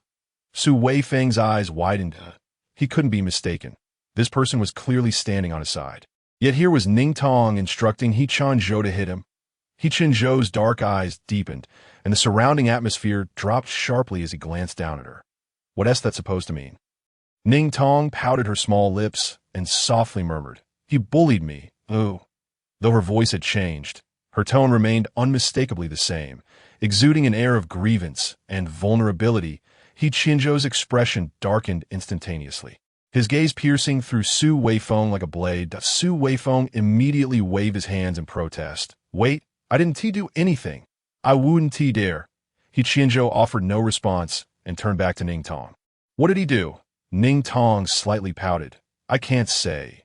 He Qianzhou's eyes turned icy, fixating on Su Weifeng, his face reflecting a chilling demeanor, his jaw clenched tightly, towering over him with an imposing aura. Su Weifeng felt a bead of sweat trickle down his back, inwardly cursing, "Damn it, I really didn't do anything." He Qianzhou, visibly impatient, retorted, "Whether or not it's true is not for you to decide." A large knife materialized in his hand. Su Weifeng gasped, summoning his mech, merging with it in an instant, and He Qianzhou followed suit, and they began a brawl. Ning Tong, retreating to a safe distance from the carcasses of the insectoid creatures, felt a pang of trepidation. Despite having encountered numerous insectoids during combat training, the sheer size of this one was a first for her, instilling fear in her heart. She was aware of Su Weifeng's accomplishments. Unlike He Qianzhou, who was entirely combat-oriented, Su Weifeng excelled in mech manufacturing. Although he belonged to the combat class, he had earned the title a national-level mech manufacturer. He Qianzhou was no slouch either. Though he often lacked the patience to create any finished products that, of course, she only learned of these aspects of He Qianzhou after getting to know him better. The two engaged fiercely, the ground quaking beneath them, fissures spreading for miles around. Their speed was so staggering that Ning Tong could barely keep up, and even their voices were rendered incoherent by the velocity. She could only nervously cheer, "Go, He Qianzhou." The instructor's voice rang out, "What do you mean go? Stop him from fighting, and you're inciting him. How can you be so capable?" Ning Tong promptly lowered her head. "I'm sorry, instructor. Quickly go stop him." By this time, the barrage of comments had already begun. "Princess P is the G, right?" One word, and she made Zhou Wang bow down. "Princess P has some skills that I used to think Princess P was the one being manipulated." But who knew it was actually He Qianzhou? Let us not talk about it. He Qianzhou is too disappointing. How can he listen to a woman? Where's the man's dignity? Wife, where are you? 100 kilometers away? ILL come get you? No problem. Coming a competition? Not important. Bro, impressive. Just as Ning Tong intended to intervene, a colossal crash reverberated, dust clouding her vision. When it settled, she saw He Qianzhou brandishing his knife, while Su Weifeng crawled out from the fallen mech. Damn, you really went hard on him? I thought you had some skills, as Su Weifeng retorted. You really mean it. If you can catch up to my wife, I'll take your surname. Ning Tong rushed forward, catching that remark, only to find He Qianzhou pulling her into his embrace, his expression still stern yet defiantly calling her wife. The comments surged. Impressive, indeed. I heard He Qianzhou is quite wealthy. If I were to kidnap Princess P, asking for 500 billion woon tea be excessive, right? Impressive upstairs. Add me to that. Count me in. Ning Tong was carried back to the forest by He Qianzhou, although she was initially reluctant to be carried. She reminded herself of her mission and resolved to act like a burden for him. He set her down beneath a tree and, with a suppressed demeanor, gently rubbed her neck, murmuring, "Stay put. Don't wander off." After saying that, he walked away. Having lingered for nearly an hour and feeling she had delayed long enough, Ning Tong obediently remained under the tree. Just a minute later, she received a communication from the instructor. Follow him. Your map no longer shows any competitors. They're mostly gathered around the anoxic layer. Stealthily keep up with him and intervene promptly if necessary. Understood. With that, Ning Tong set off in pursuit once more. Even though He Qianzhou had departed a minute earlier, she saw no one within a 5-kilometer radius ahead. It seemed he had indeed carried her back swiftly, as her own journey had taken an hour and a half, whereas he accomplished the same in less than half that time. Upon reaching the oxygen layer, Ning Tong was utterly exhausted, her legs aching as if they belonged to someone else.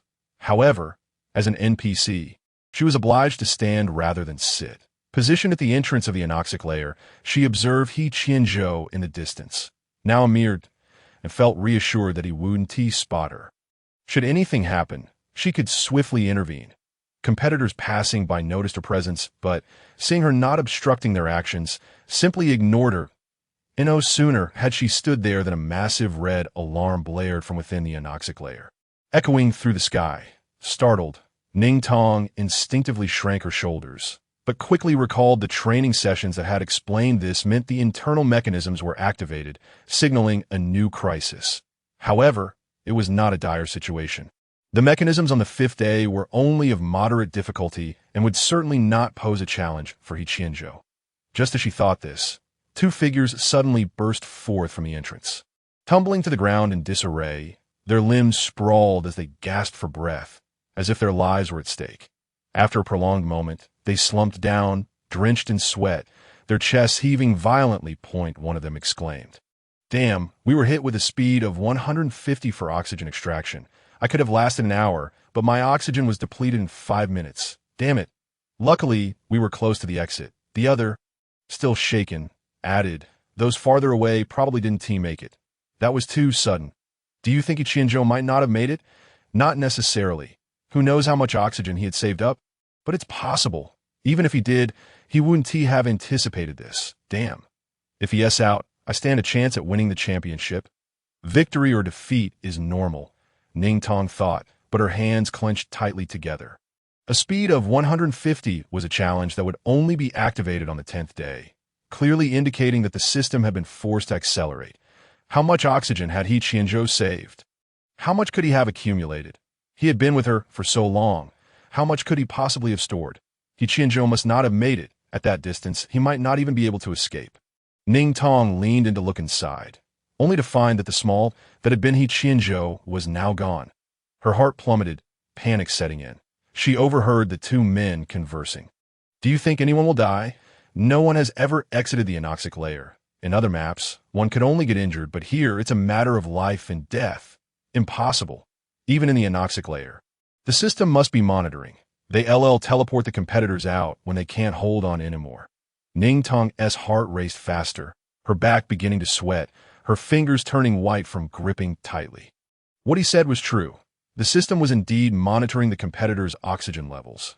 with a reading below 3 resulting in automatic elimination and teleportation. However, what if, in such a competition, who could guarantee safety? Hadn't they all signed waivers? Who knew whether the data could malfunction? Ning Tong felt her legs weaken, and before she realized it, she had stepped into the anoxic layer, only to hear the astonished voices of the 2 men. Damn, how did this NPC get in? She must have some equipment on her. The communicator crackled with the instructor's voice, 3577.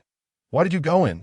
Ning Tong's voice trembled as she controlled herself to respond calmly. I can no longer see He Qianzhou from here. Just to be safe, I believe I need to find a position where I can see him. The instructor fell silent for a moment before replying. All right. Ning Tong quickened her pace, rushing to the spot where He Qianzhou had just been.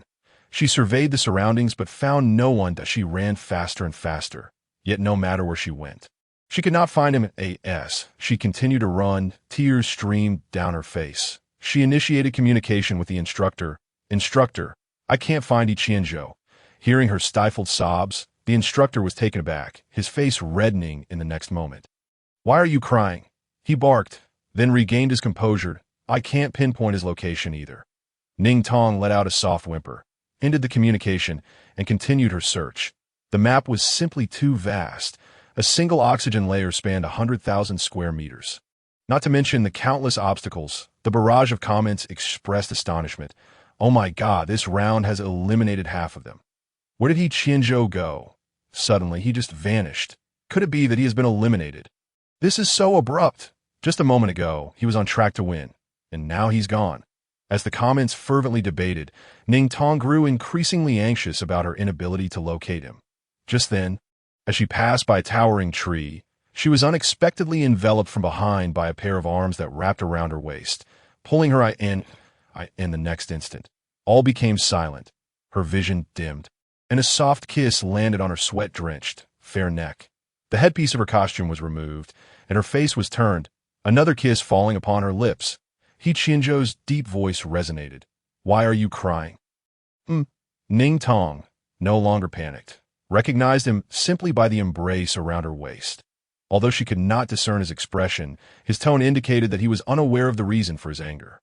She blinked, tears cascading down her cheeks, and wiped them away with a trembling hand. Her voice, hoarse and filled with grievance, uttered, I thought. He Qianzhou's palm caressed her soft neck. Thought what? Ning Tong bit her lip and shook her head. She straightened up, realizing they were in a hollow of the tree. It seemed He Qianzhou had entered this enclosed space to evade the accelerated air outside. However, since the hollow was sealed, the oxygen would not last long. The dimness hindered her vision. She could only reach out and touch He Qianzhou's neck. Upon contact, she felt his muscles tense instantly, the hard veins evident beneath his skin. He grasped her wrist, his voice low and husky. What are you doing? Chapter 44. He Qianzhou, my wife cares for me. Ning Tong did not respond. Her hand moved and brushed against something. An oxygen patch. Having undergone training, she recognized by touch that although it was a high-grade oxygen patch, it would not last more than 3 hours at a rate of 150. Having cried, Ning Tong's voice was soft and feeble, sounding somewhat pitiful as she offered. He Qianzhou, I have an oxygen patch too. It's infinite. You can use it. He Qianzhou paused, his heart racing as if he had not heard correctly, and asked again. Ning Tong obediently repeated, You can use my oxygen patch. As soon as her words fell, the air grew heavy with silence, only the sound of their slow breathing filling the void. The next moment, He Qianzhou's breathing quickened, his tall, strong body enveloping Ning Tong tightly, his powerful arms constricting her waist as if he wished to meld her into his very being. Ning Tong sensed something was off with him. Even as the pressure around her became slightly painful, she merely whispered, What's wrong? My wife is so silly. Why is my wife so silly? The atmosphere shattered, and Ning Tong felt an overwhelming urge to push him away. However, just as her hand brushed against his chest, He Qianzhou released her, cupping her chin to force her gaze upward, leaning in closer to say, I might be a little short on oxygen, but I don't want the oxygen patch. I only want this. Ning Tong cried again, and He Qianzhou's kiss was not the playful tease it had been before. It was fierce and passionate, as if he sought to devour her whole. Their tongues intertwined as if they were meant to be consumed. When it finally ended, Ning Tong was left breathless, her body ablaze. Her eyelashes clinging together with unshed tears, He Qianzhou held her small hand, their fingers interlaced, soothing her with kisses, and why little wife Ning Tong, still dazed from crying, found it hard to respond to his words. Her eyes glistened with tears, making her look utterly pitiable. He Qianzhou tightened his embrace, licking away her tears, asking, "Are you my little wife, here to cheat for me?" Ning Tong was too exasperated to engage with him, pushing him away. "What are you doing? Tears are salty, they're sweet," He Qianzhou replied sweetly. "Are you a pervert?" Ning Tong blushed with indignation. "How shameless! If my wife thinks so, then indeed that is the case He Qianzhou coaxed her. Kissing her while wiping away her tears, Ning Tong punched him lightly twice, calming down, and softly said, "I'm not cheating. I'm an NPC. You are already allowed to use my things." "Allowed to use?" He Qianzhou retorted. "The rules never stated that I couldn't use them." He Qianzhou felt a stir in his heart, pulling her into a tighter embrace. "My wife cares for me." Ning Tong was both flattered and embarrassed by his words. "No." He Qianzhou locked eyes with her. "And oh what? Not my wife. Then it's my sweetheart. How cheesy.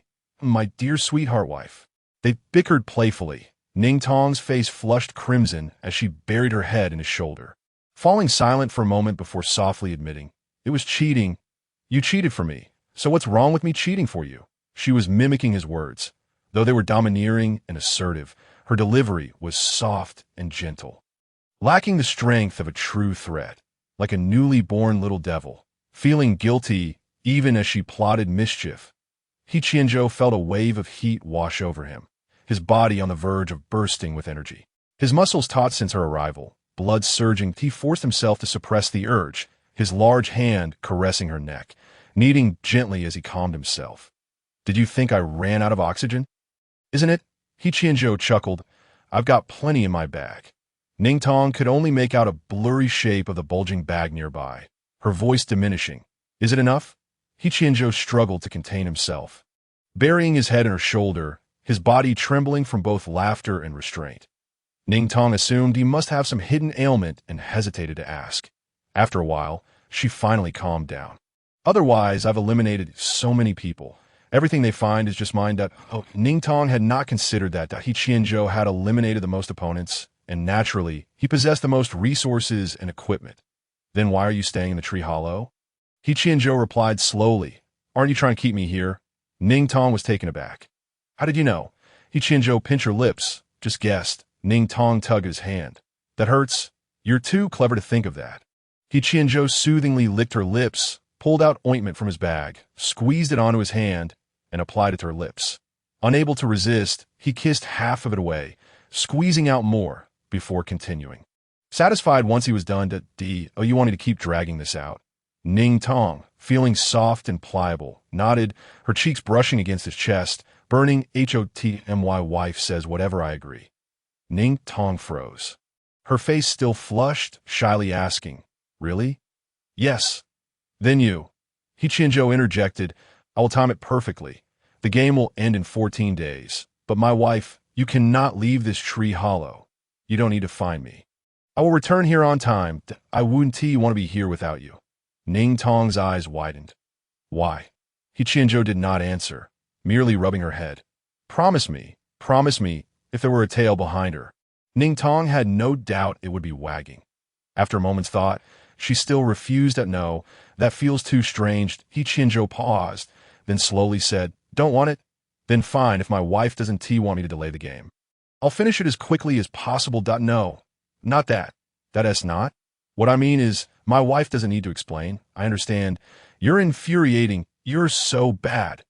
"Am I?" Ning Tong had no choice to fulfill the tasks assigned by the president and the instructor. For the peace of the stars, she still agreed. She did not understand why He Qianzhou insisted she remain in this tree hollow, as if she were confined here. Moreover, she had found He Qianzhou. But since then, the instructor had not contacted her, implying there was nothing for her to do at the moment. Did the instructor also think it was fine for her to stay in the tree hollow? After all, her original intention was to hold He Qianzhou back. She was merely a minor character, and no one cared about her thoughts. He Qianzhou forcefully created an opening in the tree hollow, allowing ample light to flood in. Despite the door being closed, He Qianzhou, concerned about her boredom, brought her a plethora of items, including a Rubik's Cube, a miniature mech, and a game of beast-fighting chess. Along with an abundance of snacks, he even crafted a bed from straw and cotton that served as both a sofa and a bed, proving far more comfortable than the one provided by the base. Ning Tong felt a pang of distress. While she resented He Qianzhou for confining her there, she was also at a loss for how to express her anger due to his incessant coaxing. Chapter 45. The end of the competition. Poor Jiaojiao. On the night of the 14th day, Ning Tong lay drowsily on the straw bed when the entrance to the tree hollow swung open. He Qianzhou stepped inside, the sound of him setting down his belongings followed by him, lying beside her and wrapping her in his embrace.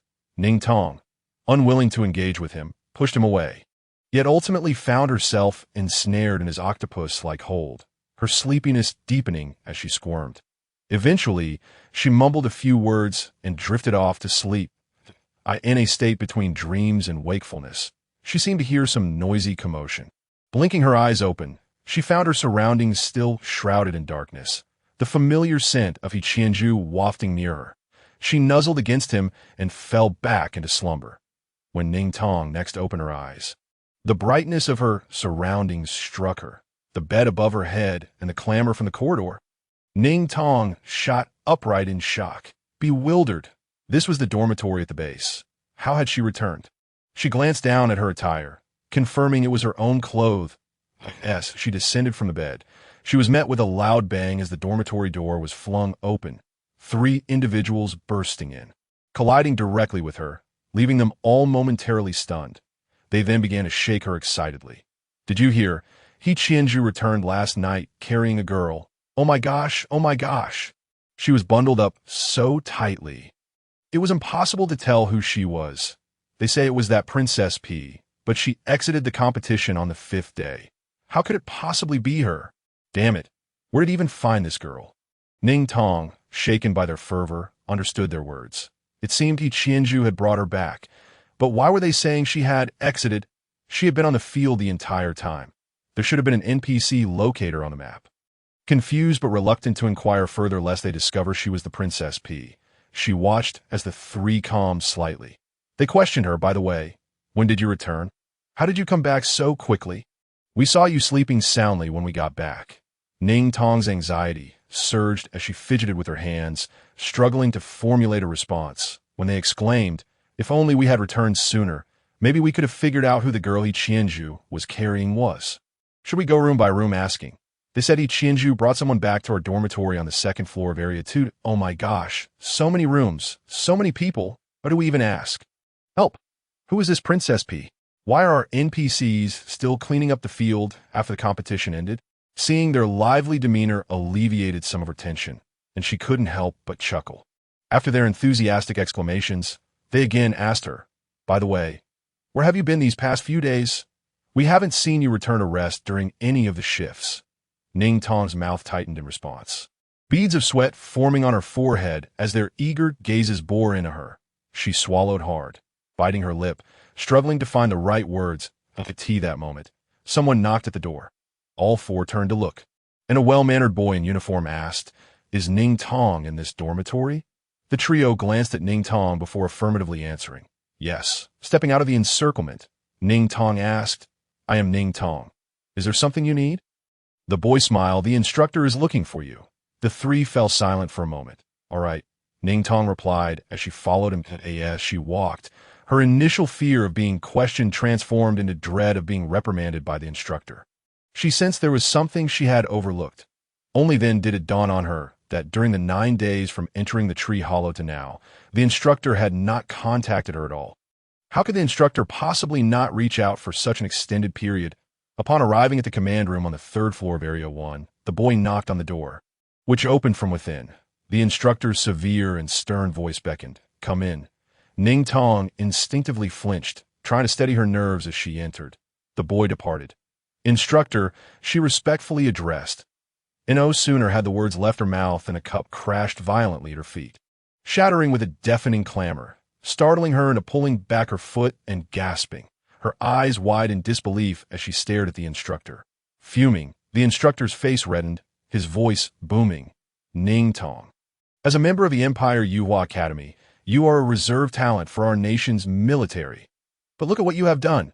I assigned you a task, and you hid away in a tree hollow. Engaging in romantic escapades with a man. You have brought shame upon our empire. Ning Tong's face turned pale, her eyes filled with panic and fear, her frail body trembling as she flailed her hands in a futile attempt to explain, "No. Instructor, Before she could finish, the instructor slammed his palms against the table. What do you try to explain?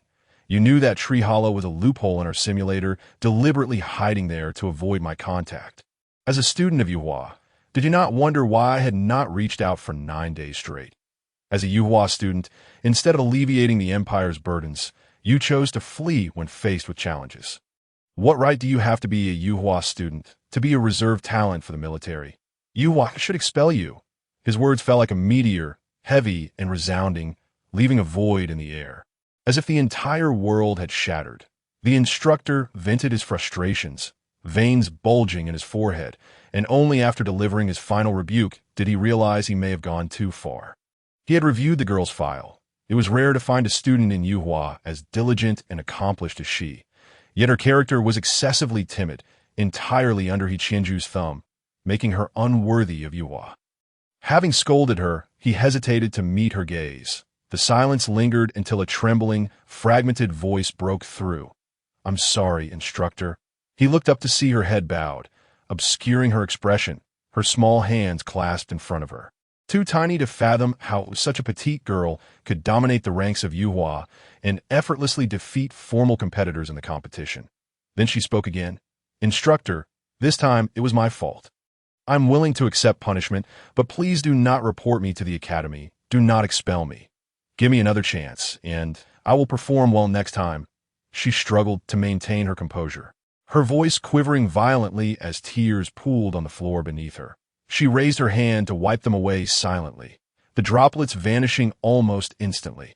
The instructor's brow twitched, his heart weighed down with remorse for his harsh words. She had indeed completed the tasks assigned to her. He Qianzhou had, as they intended, prolonged the competition. Yet what he had done could have concluded on the 5th day without such embarrassment. Chapter 46. Jiaojiao. Distressed and running away. He Qianzhou frantically searching for someone. He Qianzhou was utterly uncontrollable, wildly intelligent, and astoundingly cunning. He had surmised that they had deliberately sent Ning Tong to delay him, while he obediently played along.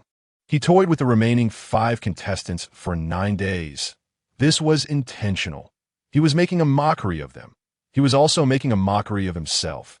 They sought to prolong the competition, and he had chosen this absurd and blatant manner to toy with them, putting on a show for their sake. He wanted them to understand. Do not provoke him. He was not someone they could control, and whatever they desired, he would do the opposite. He simply could not comprehend why He Qianzhou would go to such lengths. Why must he take it this far?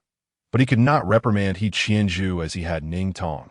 He Qianzhou was a contestant, free to win the competition as he saw fit, and no one had the right to criticize him, especially since he had delivered Ning Tong to the arena, into He Qianzhou's hands, thereby creating this predicament. And no matter how much frustration he felt, the outcome was the same.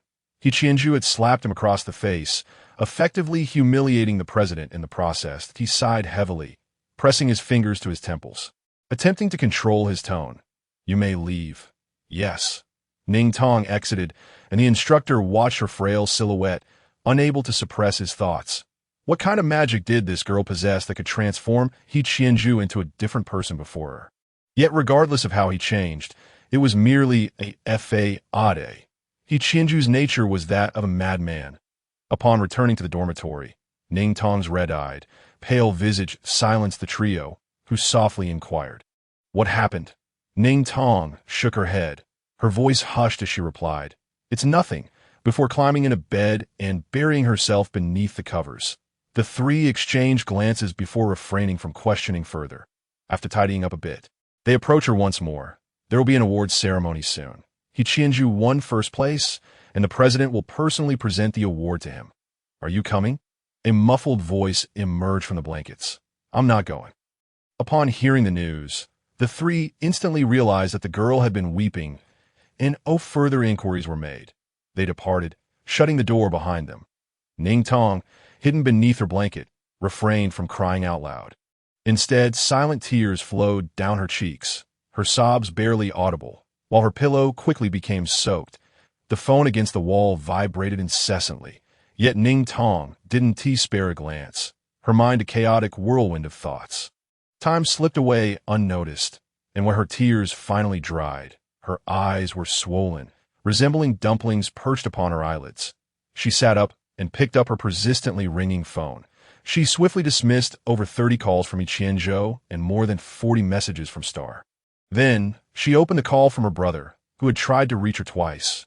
She dialed him back, but on the first attempt, the call was abruptly ended. Momentarily taken aback, she called again, after a lengthy wait. Her brother finally answered. His voice bore an unmistakable weariness. Ning Tong? Brother. In the next breath, he seemed to catch his breath, and his tone tightened. Where are you? A wave of inexplicable anxiety washed over Ning Tong. I'm at Y Star. Y Star. Brother. Ning Ming's voice, laced with fury, erupted. Y Star. Y Star. Ning Tong, you are no longer a child. I wouldn't say anything if you went to Y Star alone. But why on earth are you entangled with a lunatic like He Qianzhou? You have witnessed his true nature. Why are you associating with him? Ning Tong, you belong to the Ning family. We, the Ning family, have always conducted ourselves with integrity, never mingling with those who act recklessly. That we do not demand exceptional achievements from you, nor do we insist you become an officer. But how could you engage in such reckless behavior with He Qianzhou? You have brought shame upon our family. You have disappointed us. Think carefully and call me back once you have reflected on this. Ning Ming hung up decisively. Each of Ning Tong's attempts to explain were met with the force of slap. As if her brother had no desire to hear her voice, he finished speaking and ended the call without a second thought. This was her brother, though strict and seldom seen. Their bond remained strong. Yes, she had forgotten that in this base where no one knew her, no one could recognize her voice. However, once she stepped out of the base and returned to school, those who knew her would surely recognize her. Especially her closest kin, her brother. Not only would her eldest brother recognize her, but so would her second brother, her sisters, and her parents. Her entire family would see her as a disgrace. They would view her shamefully, as she engaged in unspeakable acts with a man before the eyes of the entire galaxy on a grand screen. She had always been the shame of the family, striving tirelessly to take a step forward, only to be forcefully pulled back, brutally so. Her brother, who had never uttered such words to her, now spoke them with disdain. She had let them down. She was the source of their embarrassment. They would wish for her absence from the family. Ning Tong believed she had cried enough, yet her eyes still brimmed with tears, a fleeting moment of pain, a stinging sensation, heartache, and an ache throughout her body. The pain was so profound it made her want to laugh. What step forward? None at all. It suddenly dawned on her that her success in the academy, leading her to this place, was solely due to He Qianzhou's psychic power. Without it, she would remain a worthless being, unable to hold her head high, susceptible to being trampled by anyone, easily scorned. Indeed, nothing had changed. She could never take even a single step forward. And no matter how hard she tried, she would only remain stagnant. Forever a failure in terms of psychic ability. Ning Tong's heart twisted painfully, lost and disoriented. She felt utterly bewildered about what to do, how to find a way out of this inescapable torment. As if suffocating, she dashed outside. In the evening, the three returned, and upon discovering Ning Tong's absence, they sent her a message about a gathering by the beach that most of the competitors would attend. Ning Tong replied affirmatively. The trio sat down to apply makeup when a knock echoed from outside. Chen Qianqian, caught off guard, opened the door to reveal He Qianzhou, clad in a black trench coat, his tall figure imposing. His features were sharp, his demeanor chilling, exuding an air of intimidation that felt as oppressive as a mountain. The three felt as if their breaths were snatched away, rendered speechless. His expression was dark, as if he were ready to commit murder, instilling a profound fear in them, his voice low and ominous as he inquired, "Where is Ning Tong?" Shangwan Miao was the first to regain her voice. "No, we don't know. She must have gone out. We didn't see her when we returned.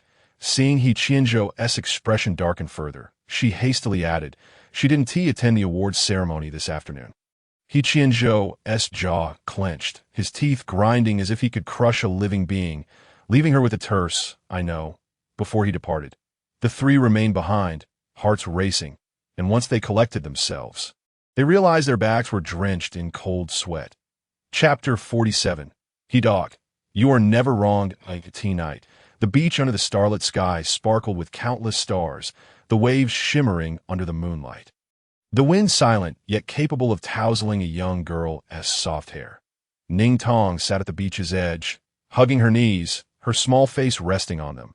The surroundings too quiet, yet laughter echoed from an unknown source. Time slipped away, and footsteps approached from behind, the sound of sand crunching beneath heavy, swift steps. Ning Tong turned her head and caught sight of a familiar figure, those dark, brooding eyes. She bit her lip, feeling vexed. Why'd he come so soon? Yet, she realized her heart remained relatively calm, devoid of surprise. Perhaps her subconscious had anticipated his arrival. Just as he leaned down to touch her, Ning Tong abruptly recoiled. Standing up and distancing herself from him, He Qianzhou's expression darkened instantly, appearing even more menacing in the night. His jaw clenched, teeth grinding, veins in his neck bulging as he suppressed his fury. His voice low and strained. "Say that again." He advanced upon her, and Ning Tong felt a sense of impending doom, the kind that made her tremble all over, tears streaming down her cheeks as she stammered. "He Qianzhou, I don't want to see you. Please don't come looking for me again." Just before she could finish, He Qianzhou seized her by the back of the neck, pulling her close, forcing her to meet his gaze. As they drew near, he clearly noticed her eyes, swollen and red from crying for who knows how long, and all his rage dissipated, replaced by a fierce protectiveness. Understanding dawned on him. The girl before him had been wronged. She had suffered. His grip on her neck loosened slightly as he tenderly caressed her face and neck, attempting to soothe her as he leaned closer, his voice hoarse yet gentle. "Who has bullied you? Tell me, don't cry, don't cry." Ning Tong pushed his hand away, her voice hoarse. "Don't touch me," that a vein in He Qianzhou's temple throbbed. He exerted all his strength to restrain himself, fearing that if he lost focus for even a moment, he might snatch her away and lock her in a hidden room where only he would know, preventing her from taking even a single step away. Why did she always run? Why did she always push him away? Why did she cry? Why did she endure humiliation? They all deserve to die. He Qianzhou's voice cut through the silence. "It's the instructor from the training area. Isn't it?" His tone was calm, yet it carried an undercurrent of menace that sent chills down her spine. Ning Tong met his gaze, recognizing the madness lurking within those dark eyes. She knew he was capable of anything. He Qianzhou, he enveloped her in his arms, attempting to provide her with a sense of safety. "Don't be afraid. It's okay. It will never happen again. I swear." Ning Tong closed her eyes, tears streaming down her face, no longer pushing him away. But instead, she spoke slowly and clearly. "That's impossible. You can't protect me forever. You are you, and I am I. We each have our own worlds and timelines. It's not feasible for us to be together every single moment." "Fine." He Qianzhou's expression darkened. "You're always so willful, always doing as you please, playing with whoever you want, never considering the thoughts of others, including mine. You can imprison me if you wish, cling to me without leaving. You never consider how difficult it is for me as an NPC, nor how terrified I feel when you confine me. I am perpetually engulfed by fear, fearful that I might squander all my leisure time training, only to end up in last place. That I dread the thought that while everyone else forges ahead, I remain stagnant, unable to meet my parents' expectations. That I fear their disappointment, and I worry that my siblings perceive me as a failure. I am terrified of you, afraid that after gaining your strength, I might lose it, afraid that I would mistake your spirit for my own, afraid to admit that, in truth, I am merely a hopelessly inept individual. I could never possibly meet anyone's expectations." She trembled violently, and He Qianzhou could do nothing but hold her tightly, unable to utter a single word.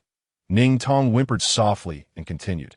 "He Qianzhou, we are from entirely different worlds. You accomplish everything effortlessly. While I struggle with even the simplest tasks, we simply should not be together. Because of you, my parents have cast me out of our home. My brother is disappointed in me, and I have lost everything I once had. Please stop clinging to me, I beg you." As she wept, He Qianzhou responded resolutely. "Impossible." He grasped her chin, kissing her cheeks and eyes, biting down on the word impossible with fervor, then holding her close as if he would never let go. "Impossible." Ning Tong cried in his embrace for an indeterminate time, until she leaned against his shoulder and, through her sobs, said, "I have come to this conclusion. I never want to see you again. I fear what you bring into my life. Yet, you are the first person who has consistently approached me, the first who stands by my side regardless of my actions, always supporting me, indulging my whims. I recognize your kindness, and the only reason for it is that I am a failure. Because I am incapable, I am constantly berated, manipulated, and left to disappoint. That my failures are solely my own." Sob. Her sorrowful cries tugged at He Qianzhou's heart. He lifted her effortlessly, one hand supporting her dairy, the other caressing her neck, soothing her as tender kisses fell upon her neck and ears. His voice, a gentle whisper, reached her ears. "Ning Tong, listen closely. No one has the right to blame, insult, or bully you. Regardless of who you are or what your status may be, they hold no authority over you. You need not live according to anyone's expectations. Simply do what you wish. Never attribute your troubles to yourself. You are never at fault. Do you understand, Ning Tong? You are speaking nonsense. How could that possibly be true? How could I achieve that?" He Qianzhou kissed her. "You can. Trust me, just give it a try." Chapter 48. The shock of the gathering try. Ning Tong's mind was consumed by He Qianzhou's words. His assertions were beyond anything she had ever contemplated. How could she disregard her parents' opinions? Never make mistakes, and avoid reproach. Yet, He Qianzhou insisted it was possible, that he proclaimed that she could pursue her desires, that no one had the right to impose their will upon her. He urged her to try, assuring her he would be there to support her. With his unwavering support, things her parents would never do. Yet he claimed he would. Ning Tong was led to attend tonight's gathering, held just beyond a hill at the beach. As she caught sight of the warmly illuminated gathering of people on the beach from afar, anxiety began to swell within her. He Qianzhou's warm hand enveloped hers, and her heart raced. Was she truly being led into this crowd by him? Though she felt apprehensive, she remained still, allowing He Qianzhou to guide her into the bustling room filled with laughter, drinking, and grilling. As they entered, a sudden hush fell over the crowd. Ning Tong felt dazed, unable to discern the expressions of those around her, until He Qianzhou pressed her into a seat, ruffling her hair. "Eat something first. Are you starving?" Only then did she regain her senses and realize she was seated across from Su Weifeng and Yu Yi. With Yin Xiao and an unfamiliar boy beside them, Su Weifeng rested his chin on his hand, a smirk dancing on his lips as he gazed at her, his eyes twinkling with mirth. The others were wide-eyed in shock until Yin Xiao cleared his throat, prompting everyone to compose themselves. But in the next moment, a boy from another table suddenly leaped up, exclaiming, "What the hell? Did I just see that?" He Qianzhou's girlfriend. The room erupted in amazement. Ning Tong jumped in surprise, her eyelashes fluttering, shoulders hunching as she looked toward He Qianzhou, her eyes glistening with uncertainty, resembling a lost puppy gazing at its master. He Qianzhou cast a quick glance at her, then, with a casual yet imposing tone, tossed an orange at the boy standing, saying, "Fill your stomach." The boy caught the orange, startled, and sat back down. Only then did Ning Tong manage to regain her composure. Reminding herself to stay calm, Su Weifeng shouted, "Eat! Why is everyone so quiet? Is the wine not good?" The sounds of eating, drinking, and chatting gradually filled the air, and Ning Tong began to relax. He Qianzhou sat beside her, placing grilled meat into her bowl until it was full, then pouring her juice. The four across from them were utterly astonished, feeling as though their worldview had been turned upside down. Although they had heard rumors about He Qianzhou and an NPC after the competition, witnessing it in person was an entirely different shock. Who could have imagined that the boy who typically wouldn't even spare a glance at others, known for his fierce temper, could exhibit such patience? Carefully grilling a piece of meat for a girl and pouring her juice, his gaze soft, as if enchanted. Su Weifeng, accustomed to the unexpected, was less surprised than the others, having seen quite a bit before. He looked at Ning Tong and spoke gently. I wanted to find you. Why did you go back on your word? Didn't you promise not to blame me for bullying you? Ning Tong looked at him, puzzled. How could he appear so unabashed when he himself was the one who had gone back on his word? After pondering for a moment, she asked, Didn't you tell He Qianzhou I was here as an NPC? At this, both He Qianzhou and Su Weifeng turned to her, He Qianzhou maintaining a calm demeanor, while Su Weifeng's eyes widened. So you thought He Qianzhou knew I told him you were here? Ning Tong felt a twinge of anxiety as his expression suggested. Perhaps she had misunderstood? Isn't that right? She asked uncertainly. Su Weifeng opened his mouth to respond, but He Qianzhou interjected. Yes, that Su Weifeng's inner thoughts echoed a resounding what the hell. As he stared incredulously at He Qianzhou, bewildered by his audacity, Ning Tong, sensing Su Weifeng's impending explosion, leaned closer and apologized. I'm sorry. Her voice, soft and melodic, barely penetrated the noise of the bustling barbecue joint. Su Weifeng heard her clearly, his heart racing. It was the first time he had encountered someone who could so clearly recognize their mistakes, leaving him momentarily speechless. He Qianzhou, however, felt displeasure at her apology, pulling her closer as he was about to speak when she unexpectedly leaned in and planted a kiss on the corner of his mouth, softly saying, He Qianzhou, I remember what you just told me, and I realize I misunderstood that I owe you an apology, and so do you. If you make a mistake, you must remember to apologize. That He Qianzhou let out a soft hum, unsure if he absorbed her words. His mind consumed by a singular thought. My wife kissed me. My wife initiated the kiss. My wife. So delightful. Ning Tong, however, was oblivious to his thoughts, accustomed to such displays. Yet she pondered, did she really smell good? The base of shower gel had no discernible scent. Her cheeks flushed. This bashful demeanor was now exposed before them, and it wasn't just her face that turned crimson. He Qianzhou, typically so brazen, was blushing as well. He Qianzhou blushing. What on earth was happening? Was it the apocalypse? Not only was his face flushed, but even his ears were bright red. Was this truly He Qianzhou? Had not been possessed by someone else. This was simply unbelievable.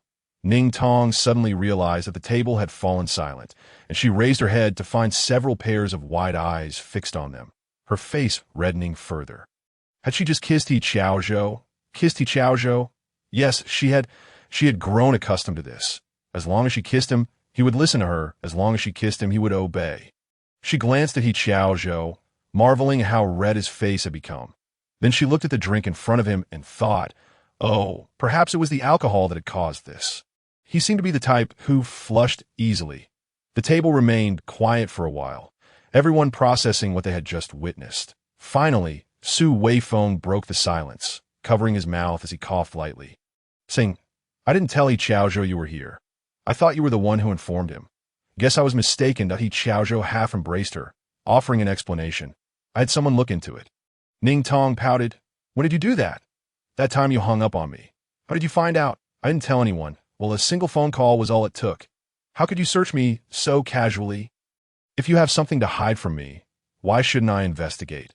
And you know that I am deliberately concealing matters from you, which makes it even more inappropriate for you to probe into my affairs. What kind of logic is that? It is precisely this logic that if you don't comprehend, then it doesn't count. I must know everything about you. He Qianzhou, you scoundrel. Indeed, the four of them observed the flirtatious antics of the couple, momentarily rendered speechless to the point where they could hardly swallow their barbecued food. Finally, one person could no longer restrain themselves and inquired, when exactly did you two become a couple? Chapter 49. Jiaojiao falls ill. He dog becomes clingy. The next day, news of their relationship spread throughout the entire base. Upon returning to the dormitory that night, Ning Tong faced the wrath of her three roommates, who pinned her down on the bed and shook her until she finally relented.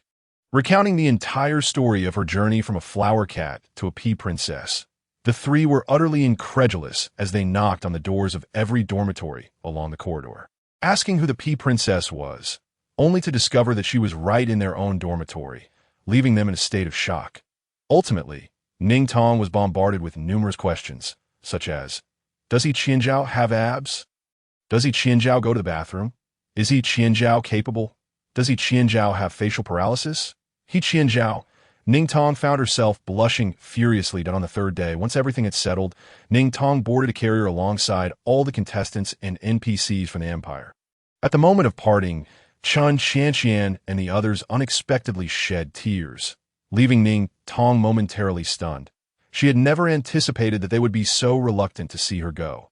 She contemplated whether to embrace them, but then heard them lament. We won't be able to see the real He Qianzhou again. Boo-hoo. How could there be a man as handsome as He Qianzhou?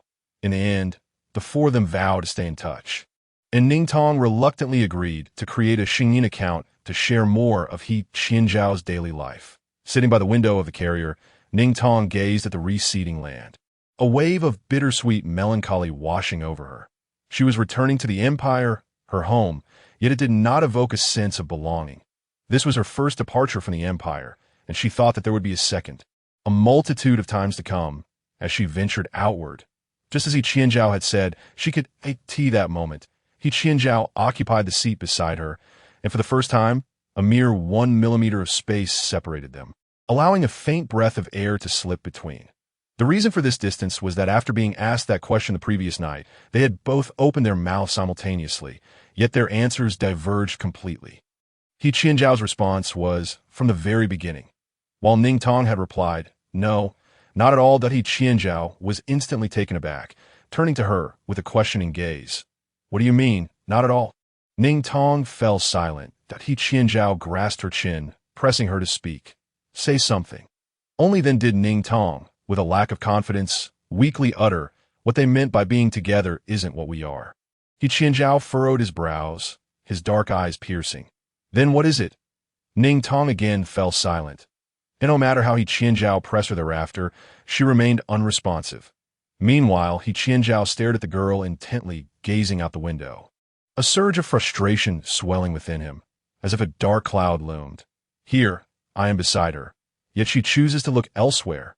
Moments ago, she was so affectionate with others, and now she disregards me entirely. Am I so insignificant that even in my anger, she pretends not to notice me? Ning Tong now had no choice but to acknowledge him. Turning to face him, her jawline taut and a vein in her neck visibly strained with restraint. Her brows and eyes dark as night, and her high nose bridge exuding an air of aloofness. Though still a youth, he resembled a notorious ruffian. Ning Tong gently leaned against his shoulder, murmuring, He Qianzhou. I'm cold. He Qianzhou's arm muscle tensed instantly at her touch. His expression remained frosty, yet he reached for his coat from the bag, draping it over her and drawing her closer.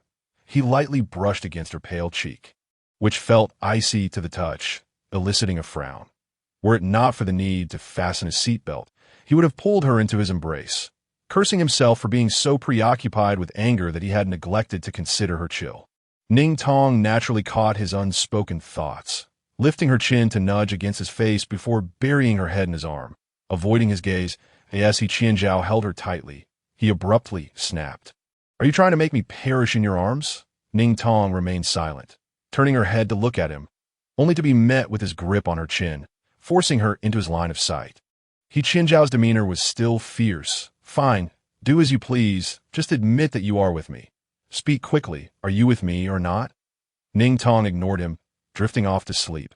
Upon arriving at the Empire, Ning Tong was carried off the ship, and the SUV sent to pick up He Qianzhou had already arrived. After being placed in the vehicle, she gradually awoke, only to find that she had little reaction and simply nestled against He Qianzhou again. Slipping back into slumber, it was unclear how long she had slept. But when Ning Tong finally stirred, her head felt heavy, her vision hazy, and her body weighed down. She glanced at the ceiling, then around her, slowly recalling that this was He Qianzhou's apartment, his bedroom. She curled up, burying herself deeper into He Qianzhou's blanket until half her face was covered, her nose filled with his scent, providing her with a sense of security. Footsteps echoed outside the door, and He Qianzhou soon appeared, his long legs striding to her side. He leaned down to kiss her gently, asking softly, How are you feeling? Still unwell? Ning Tong couldn't clearly hear his words. Her mind muddled. She merely felt the coolness of his hand against her cheek, which was exceptionally soothing. Unconsciously, she leaned into his touch, and He Qianzhou paused momentarily, complying with her desire to caress her face. Suddenly, Ning Tong burst into tears, her soft sobs escaping her lips as she expressed her dissatisfaction, her voice hoarse. "I want more." After a while, seeing He Qianzhou still inactive, she extended her hand from under the blanket. Grasping his hand and bringing it to her neck, stammering, "Here." Ning Tong felt as though she were suspended in midair, enveloped in a fog. Uncertain of what was happening, only aware of the cool, soft sensation that was particularly comforting. Ning Tong enjoyed a deep, restful sleep, and upon awakening, she had no idea how much time had passed, only feeling refreshed and invigorated, as if she could easily tackle the 10 most challenging mathematical problems in the world. She remembered waking up once, recognizing that this was He Qianzhou's apartment. She sat up, climbed out of bed, and looked down, only to be taken aback by the realization that she was wearing He Qianzhou's clothes. Where were her pants? She let out a scream, retreating back under the covers, tears springing to her eyes. The events that transpired while she was unconscious flooded her mind. It was He Qianzhou. What had she done with He Qianzhou? She picked up her phone, noticing it was now 10 in the morning. How long had she been asleep? As she pondered this, footsteps sounded outside the door, causing her to freeze. It wasn't He Qianzhou. These footsteps were unfamiliar. A woman dressed in a white blouse and skirt suit entered, smiling gently upon seeing her awake, approaching her. "Miss, you are awake. How are you feeling? The young master has gone out for a while. If you feel unwell, just let me know. By the way, the young master also mentioned that if you're feeling better, you should call him. He said that as soon as he stepped out, he began to think of you, stating that he doesn't want to be apart from you for even a moment, only wanting to be with you. He also said he longs to hear your voice immediately, and that if it weren't for the urgent mission, he would never have left, and he would return as quickly as possible. And he also said, enough, you need not say more." Ning Tong felt her head begin to smoke. Ultimately burying herself under the covers, unable to face anyone. He Qianzhou was utterly embarrassing. Chapter 50. To He Dog. Jiaojiao has a boyfriend. Stop bothering her. Ning Tong confirmed that He Qianzhou had changed her clothes, and she felt an overwhelming urge to see him and give him a good bite for having no gentlemanly demeanor at all. Ning Tong did not call He Qianzhou, but sent him a message, sending a kicking emoji. After hearing from the maid that she had a fever, a slight one, and that the doctor had checked and said it was a reaction to the unfamiliar environment. With no major issues, Ning Tong felt reassured. After finishing her porridge and changing her clothes, she set off. As she descended the stairs to catch a taxi, she noticed a Bentley hovering by the roadside. A man in black exited the front seat and approached her. Just then, her phone vibrated. It was a call from He Qianzhou. "Tong Tong, have you woken up?" He Qianzhou chuckled softly. "Feeling better?" He Qianzhou's voice was filled with delight as he slowly said, "I missed you to death. Do you know how enchanting you were last night?" His voice was low, magnetic, and sensual, particularly enticing. Ning Tong exchanged a glance with the imposing man in black before quickly turning away. Her face flushed. "What are you saying?" He Qianzhou chuckled. "You were clinging to me and wouldn't let go." "Oh." He Qianzhou, shameless. He Qianzhou's tone turned indulgent. "Yes, what my darling says is true." But he abruptly shifted to a chilling tone, startling her. "Did you used to act like this when you had a fever?" Ning Tong felt as though she had evolved into He Qianzhou's radar, acutely sensitive to his emotions and thoughts. The moment she sensed he was about to lose control again, she declared, "I'm heading back to school now. I'm done talking," and hung up, though not really, as she kept her phone pressed to her ear. He Qianzhou didn't press the matter further. Instead, he shifted to business. "I've arranged for a driver. Just tell him where to go." Ning Tong was taken aback and glanced at the serious-looking man in black, who nodded at her. Feeling a bit intimidated by He Qianzhou's arrangement, she replied softly, "No need. I can take a taxi myself." He Qianzhou's brow did not even twitch. Get in the my girlfriend is not taking a taxi by herself. Reluctantly, Ning Tong complied. Upon arriving at the school, Ning Tong politely thanked the driver and exchanged phone numbers, indicating that she could contact him anytime for pickup. She felt flattered yet overwhelmed, especially since the driver had a stern demeanor that made her hesitant to speak much. After saving his number in her contacts and providing her own, she returned to her dormitory, And as she opened the door, she was met with the expectant faces of her two roommates, feeling a bit nervous. She realized that she had concealed her relationship with He Qianzhou from Yao Yufei and Shun Xinglin. Yao Yufei's expression morphed into one of delight as she suddenly burst into laughter, causing Ning Tong to break into a sweat as Yao Yufei pulled her inside. Tong, you're back just in time. We're treating you to dinner tonight, but you've been away for quite a while. Ning Tong was bewildered. What's going on? Yao Yufei, grinning mischievously, brandished her phone. Look, 500. It was a transfer notification. Ning Tong froze. You saw the live stream, right? That NPC, oh my gosh, He Qianzhou actually has a girlfriend, and her voice sounds just like yours. I almost thought it was you, but after knowing you for so long, how could I mistake your voice? Yours is even sweeter and softer than hers. The person who bet against me even said it was you. So I sent her your usual voice messages, and she admitted it wasn't you, and then sent me 500. It felt amazing. Ning Tong found herself at a loss for words. Yao Yufei was reveling in her triumph. Turning to Shun Xinglin with a grin. Right? How could that possibly be Ning Tong? Shun Xinglin replied with a smile. If you say so. Yao Yufei, elated by the affirmation, wrapped her arms around both Ning Tong and Shun Xinglin. 500, dinner's on me tonight. Ning Tong's heart sank, feeling like a great sinner. She glanced at Shun Xinglin, who winked at her, making Ning Tong suspect that Shun Xinglin likely knew the truth.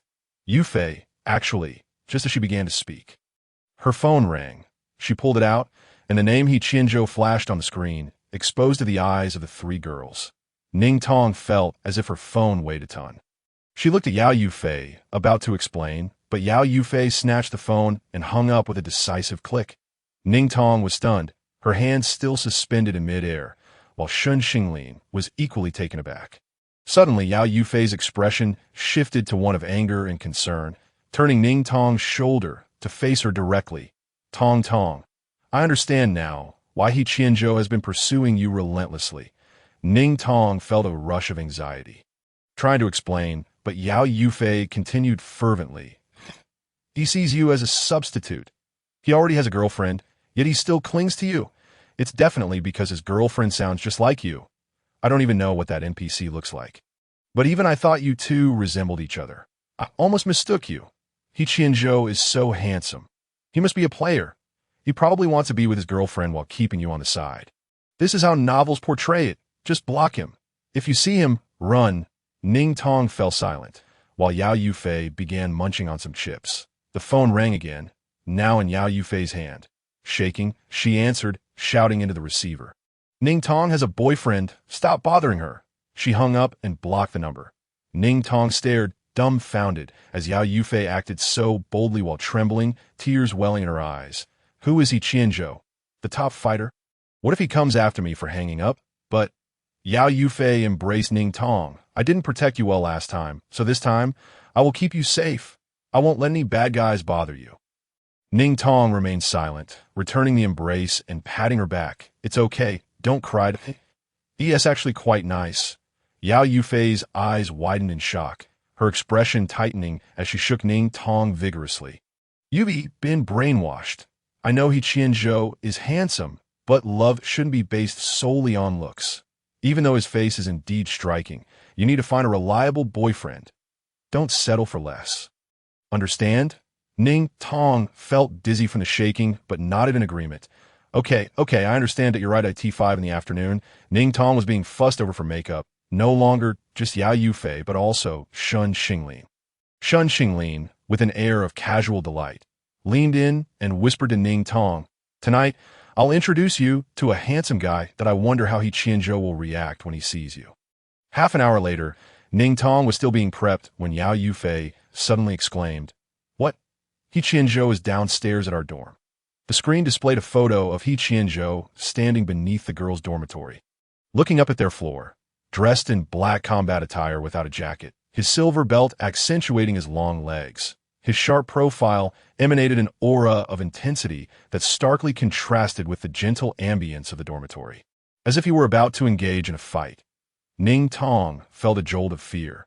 He had said he would return tonight, but she hadn't expected him so soon. It wasn't even dark yet. Oh no, why is He Qianzhou downstairs?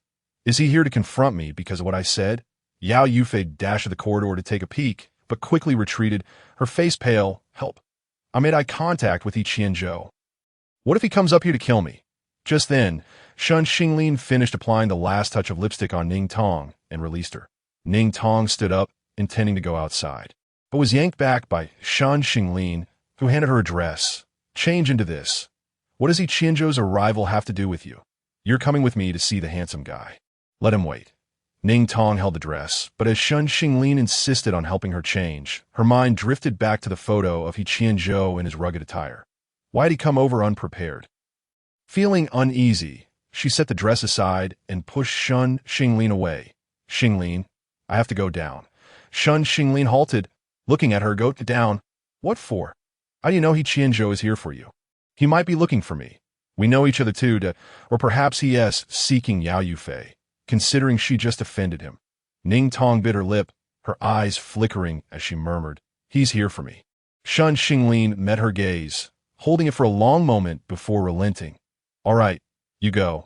Ning Tong rose and headed outside, where Yao Yufei was still chatting with the girls from the neighboring dorm. Ning Tong didn't call out to her as she descended the stairs. After a brief exchange, Yao Yufei turned and exclaimed, What? How did my Tong end up in front of He Qianzhou? A few seconds later, oh my gosh, they're hugging. The shock was not limited to her. Everyone outside and on the upper floors peeked out, and the moment the two embraced, a collective gasp echoed throughout the building. As Ning Tong reached the bottom, she was taken aback by the crowd surrounding her. Yet He Qianzhou had already spotted her, striding towards her. Ning Tong felt a chill run down her spine as she approached him. He Qianzhou seized her, his jaw clenched in frustration, but he pulled her close, demanding, What does this mean? A boyfriend? When did you get one? Who else could there be besides me? Seeing her made up, his frustration surged, and he pressed his finger against her lips, roughly brushing against them. So you've dressed up to meet him? Who else has taken residence in your heart besides me? Very well, Ning Tong, you think you're clever. Sneaking around behind my back.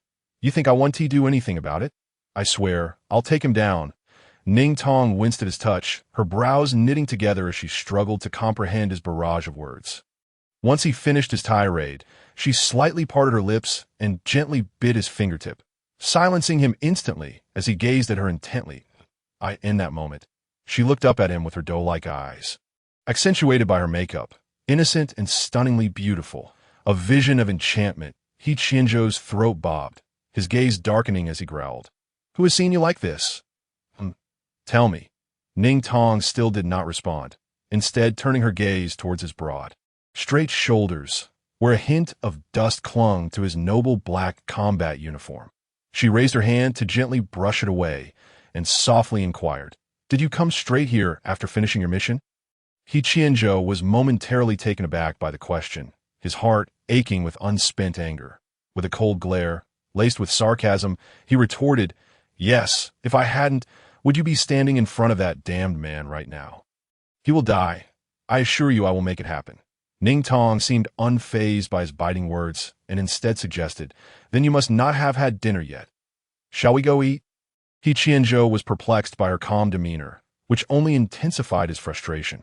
He felt an urge to eliminate her presence altogether. Yet in the next moment, she slipped her small hand into his palm, softly intertwining their fingers, and leaned close to his ear, tenderly whispering, Are you foolish? He Qianzhou was in trance. He found himself led away, his mind a haze, as he protested, Ning Tong, don't think that by enchanting me like this, I'll forget what happened today, that I refuse to be anyone's backup. He demanded to know who that man was, questioning if he could possibly be more handsome, more physically fit, or possess even half of his capabilities. Ning Tong, you are remarkable. I must have been too lenient with you lately. Ning Tong guided him into a small grove, where they were finally free to converse without interruption. She looked up at him. He was still muttering to himself, his striking dark hair tousled, his features undeniably handsome yet disheveled. With a slight breathlessness, she suddenly wrapped her arms around his neck, standing on tiptoe to press her cold lips against his. Perhaps her mind had become hazy as well, for she could not fathom her own actions. He encircled her waist tightly, and as she pulled back, her breath became even more erratic. Leaning into his ear, she sweetly implored, He Qianzhou, kiss me. The last two words came out almost as a sob. Unable to contain himself any longer, He Qianzhou's muscles tensed as he pinned her against the tree, kissing her fiercely and repeatedly, leaving marks of passion on her skin. You are mine. You are mine. Anyone who dares to compete with me shall perish. By now. The sky had grown completely dark, and the deserted grove swayed gently with the wind. The soft sounds of Ning Tong's breath punctuating the stillness, laced with the remnants of tears. Chapter 52. He Qianzhou, I like you the most. Ning Tong was swept into the car, her phone ringing incessantly throughout their journey. Yet neither paid it any mind. He Qianzhou gripped her wrist and waist, pinning her firmly against the tree, her feet barely touching the ground. When she pulled out her phone, just then another call came through. This time from Yao Yufei, who was likely frantic with worry as Ning Tong was about to answer. He Qianzhou snatched the phone and hung up, tossing it aside. Stunned, she glared at him, her ire flaring. He Qianzhou, how could you hang up on my call? That's my phone. His expression was fierce as he retorted. What? She can freely answer and hang up my calls, but I cannot. Ning Tong was momentarily at a loss for words. Stammering, what are you talking about? Who has been answering my calls? He Qianzhou's expression darkened further. So you're saying you gave her your phone to say such things? Ning Tong felt a surge of indignation, shouting without restraint, Yes, I told her to say that. So what? In an instant, the car's interior filled with the ominous creaking of bones, and though Ning Tong felt a twinge of fear, she remained silent, turning to sit beside him. After a brief silence, the phone was thrust back in her hands. Call her. He Qianzhou stared out the window, his face obscured, while Ning Tong hesitantly took the phone, glancing at him before slowly navigating to Yao Yufei's contact. Tong, how are you? What the hell? How did you end up in the arms of He Qianzhou? I just ran downstairs, and you both vanished. Ning Tong paused before responding. It's not like we were embracing. I was just talking to him. Clearly you weren't. Were you not embracing? My goodness, even standing so close, it looked like you were about to kiss. Regardless, you should keep your distance from him. He Qianzhou is someone to be admired from afar. Getting too close comes with no good. He could be incredibly ruthless. Yes, that's so. That assessment of him is quite accurate. Ning Tong thought, feeling the weight of her unacknowledged feelings. That why she refuses to like me? Why she denies we are together? Damn, why does it hurt so much? Where are you now? After a moment of contemplation, Ning Tong replied, I'm with He Qianzhou.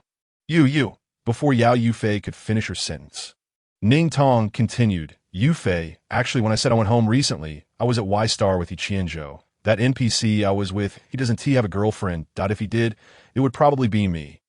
Yao Yufei fell silent. Ning Tong bit her lip and added, I'm sorry. I didn't mean to keep it from you. I'll explain everything when I return to school. With a sigh, she ended the call. The place they returned to was not an apartment, but rather the villa Ning Tong had visited once before. The car halted outside the courtyard gates, and Ning Tong followed him inside. By now, night had fully descended, yet the courtyard sparkled under artificial lights, and the villa was equally illuminated. After changing her shoes, she found the dining table on the first floor set for dinner. He Qianzhou insisted she eat, while he himself ascended the stairs.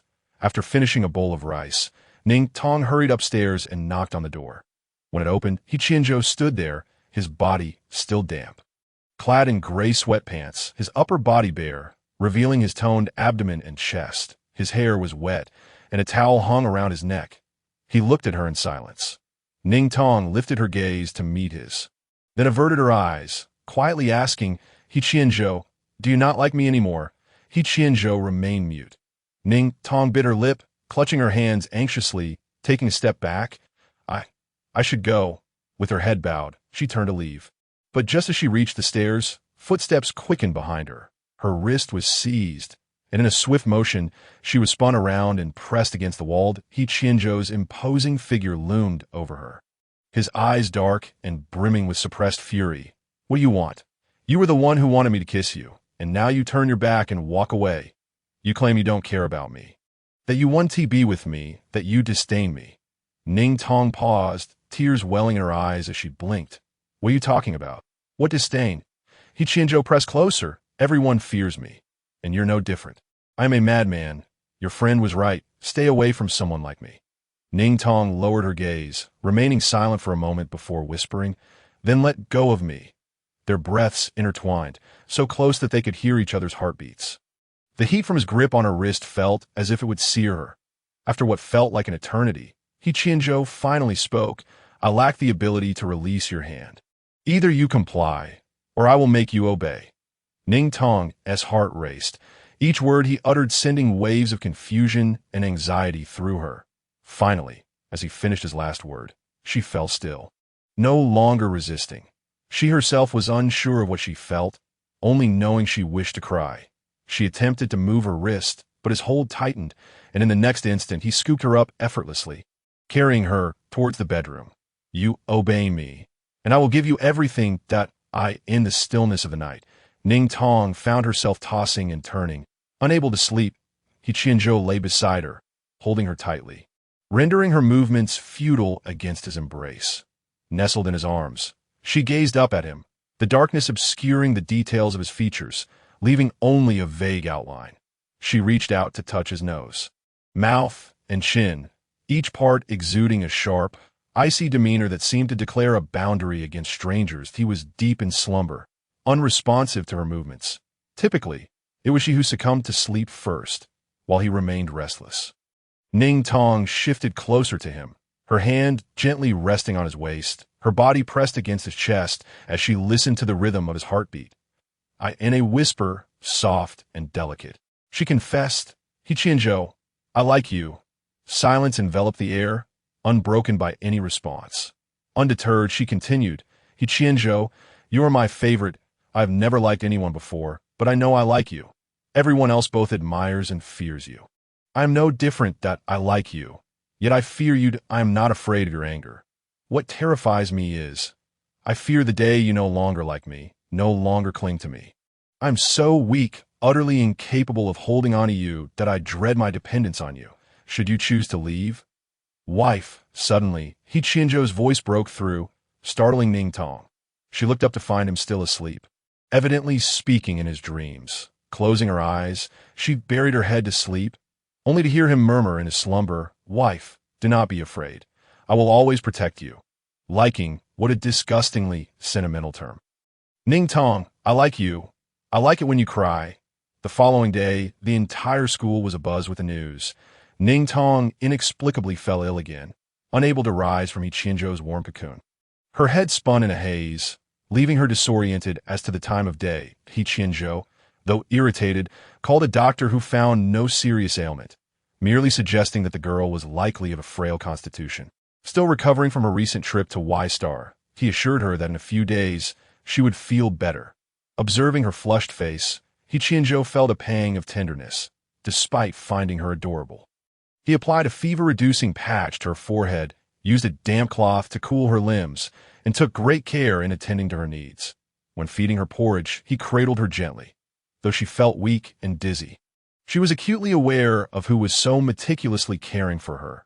Cuddled in his embrace, obedient and docile, she opened her mouth to receive the spoon, revealing her tiny, pink tongue with each gentle movement, a sight that stirred his restraint. "Only when you are sick are you so compliant," he thought, struggling to maintain his composure. You know who is taking care of you. It is me, and only me. No one else will see you like this."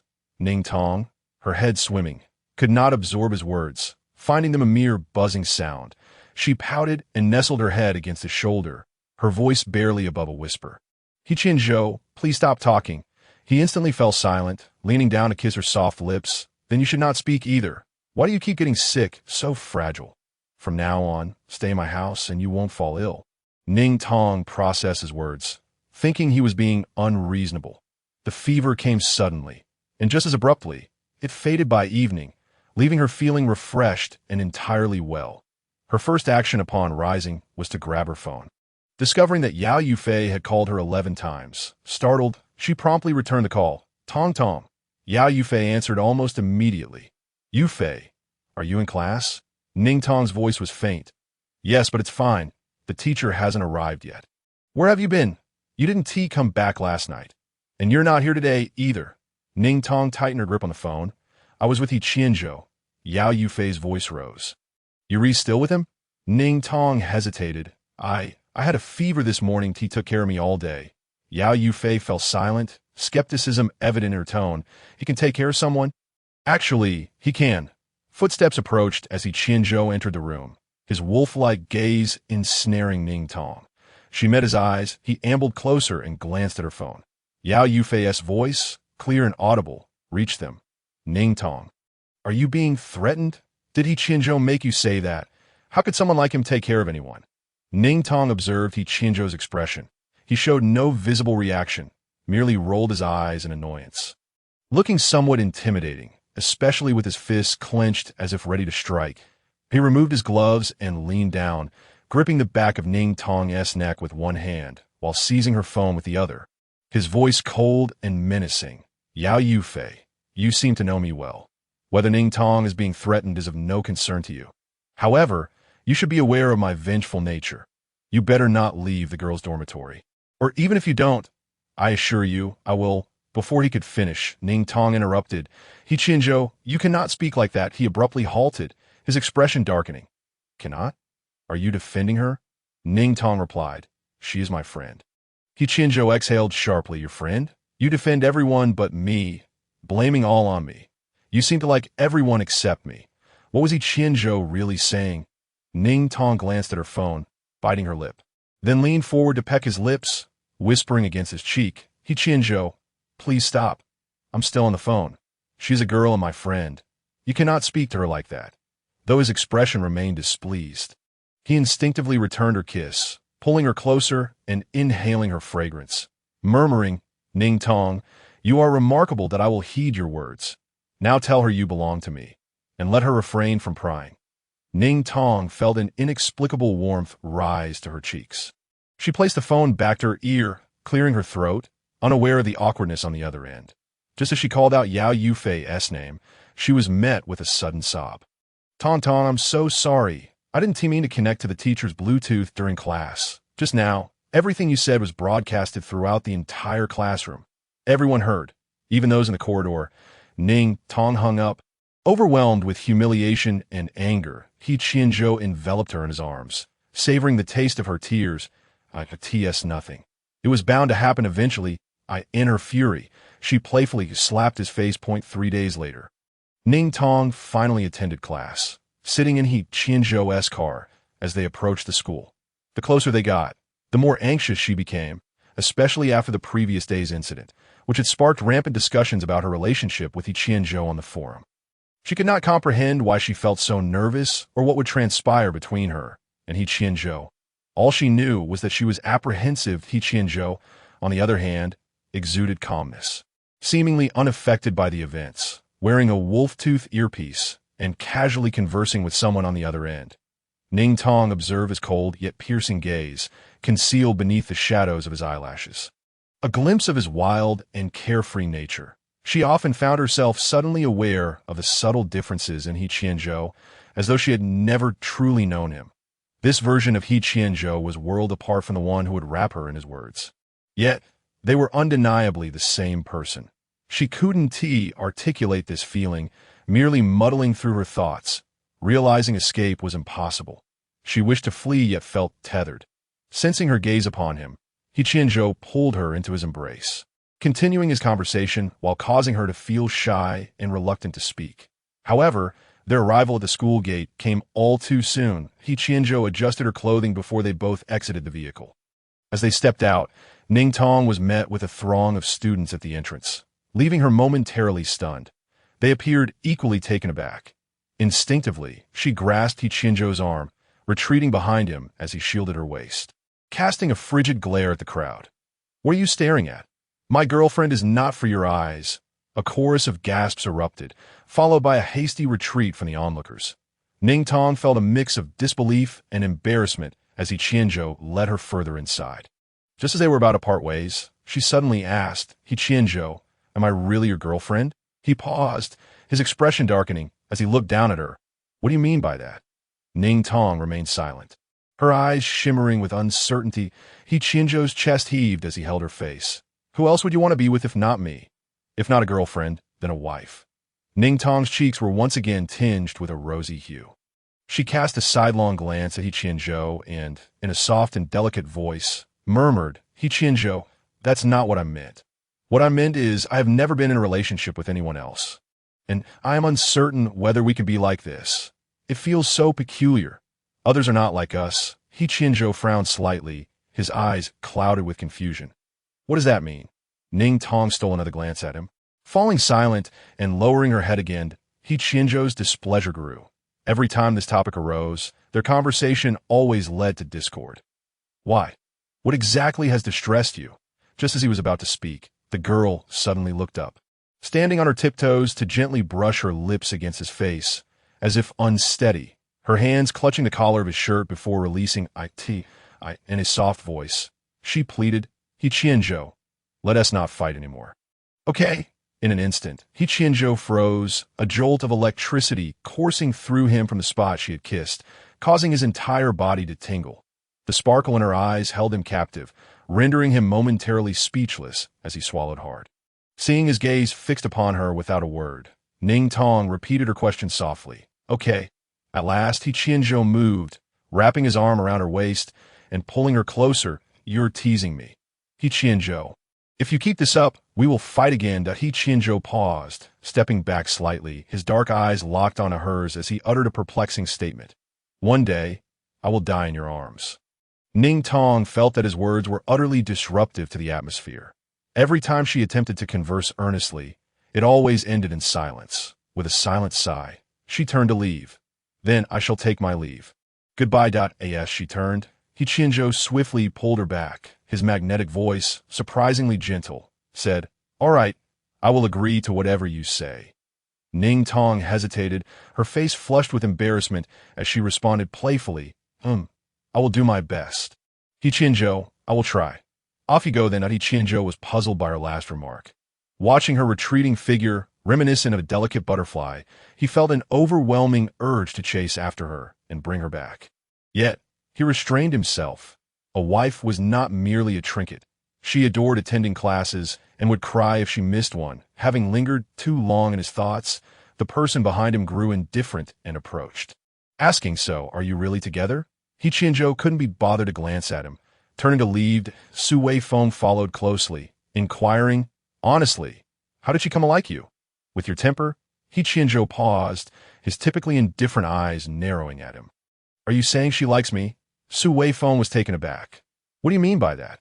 You two are together. Does she not like you?" He Qianzhou averted his gaze, falling silent. Su Weifeng pressed on. "Could it be that you coerced her into this?" He Qianzhou halted and shot him a cold look. Su Weifeng forced a smile, falling silent thereafter. The two walked to the training ground. Leaning against the iron fence, He Qianzhou pulled his hand from his pocket. "Cigarette?" Su Weifeng tossed him a cigarette, which He Qianzhou pinched between his fingers, bowing his head to light it and inhaling deeply. Su Weifeng chuckled. "Haven't smoked in a while, have you?" He Qianzhou took only a single puff before extinguishing it. "She doesn't like it, and her health isn't great." Su Weifeng realized then that He Qianzhou was being sincere, giving off an uncanny feeling akin to a lion or a wolf suddenly acting like a puppy, wagging its tail to please its owner. He felt an urge to laugh but restrained himself, covering his mouth and clearing his throat discreetly.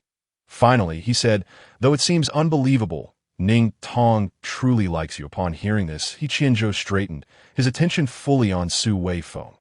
"What do you mean?" Su Weifeng laughed softly. "Can't you tell? If she didn't like you, would that girl speak so gently to you? I heard she even helped you cheat. As far as I know, there's no one in Yuhua as obedient and well-behaved as her.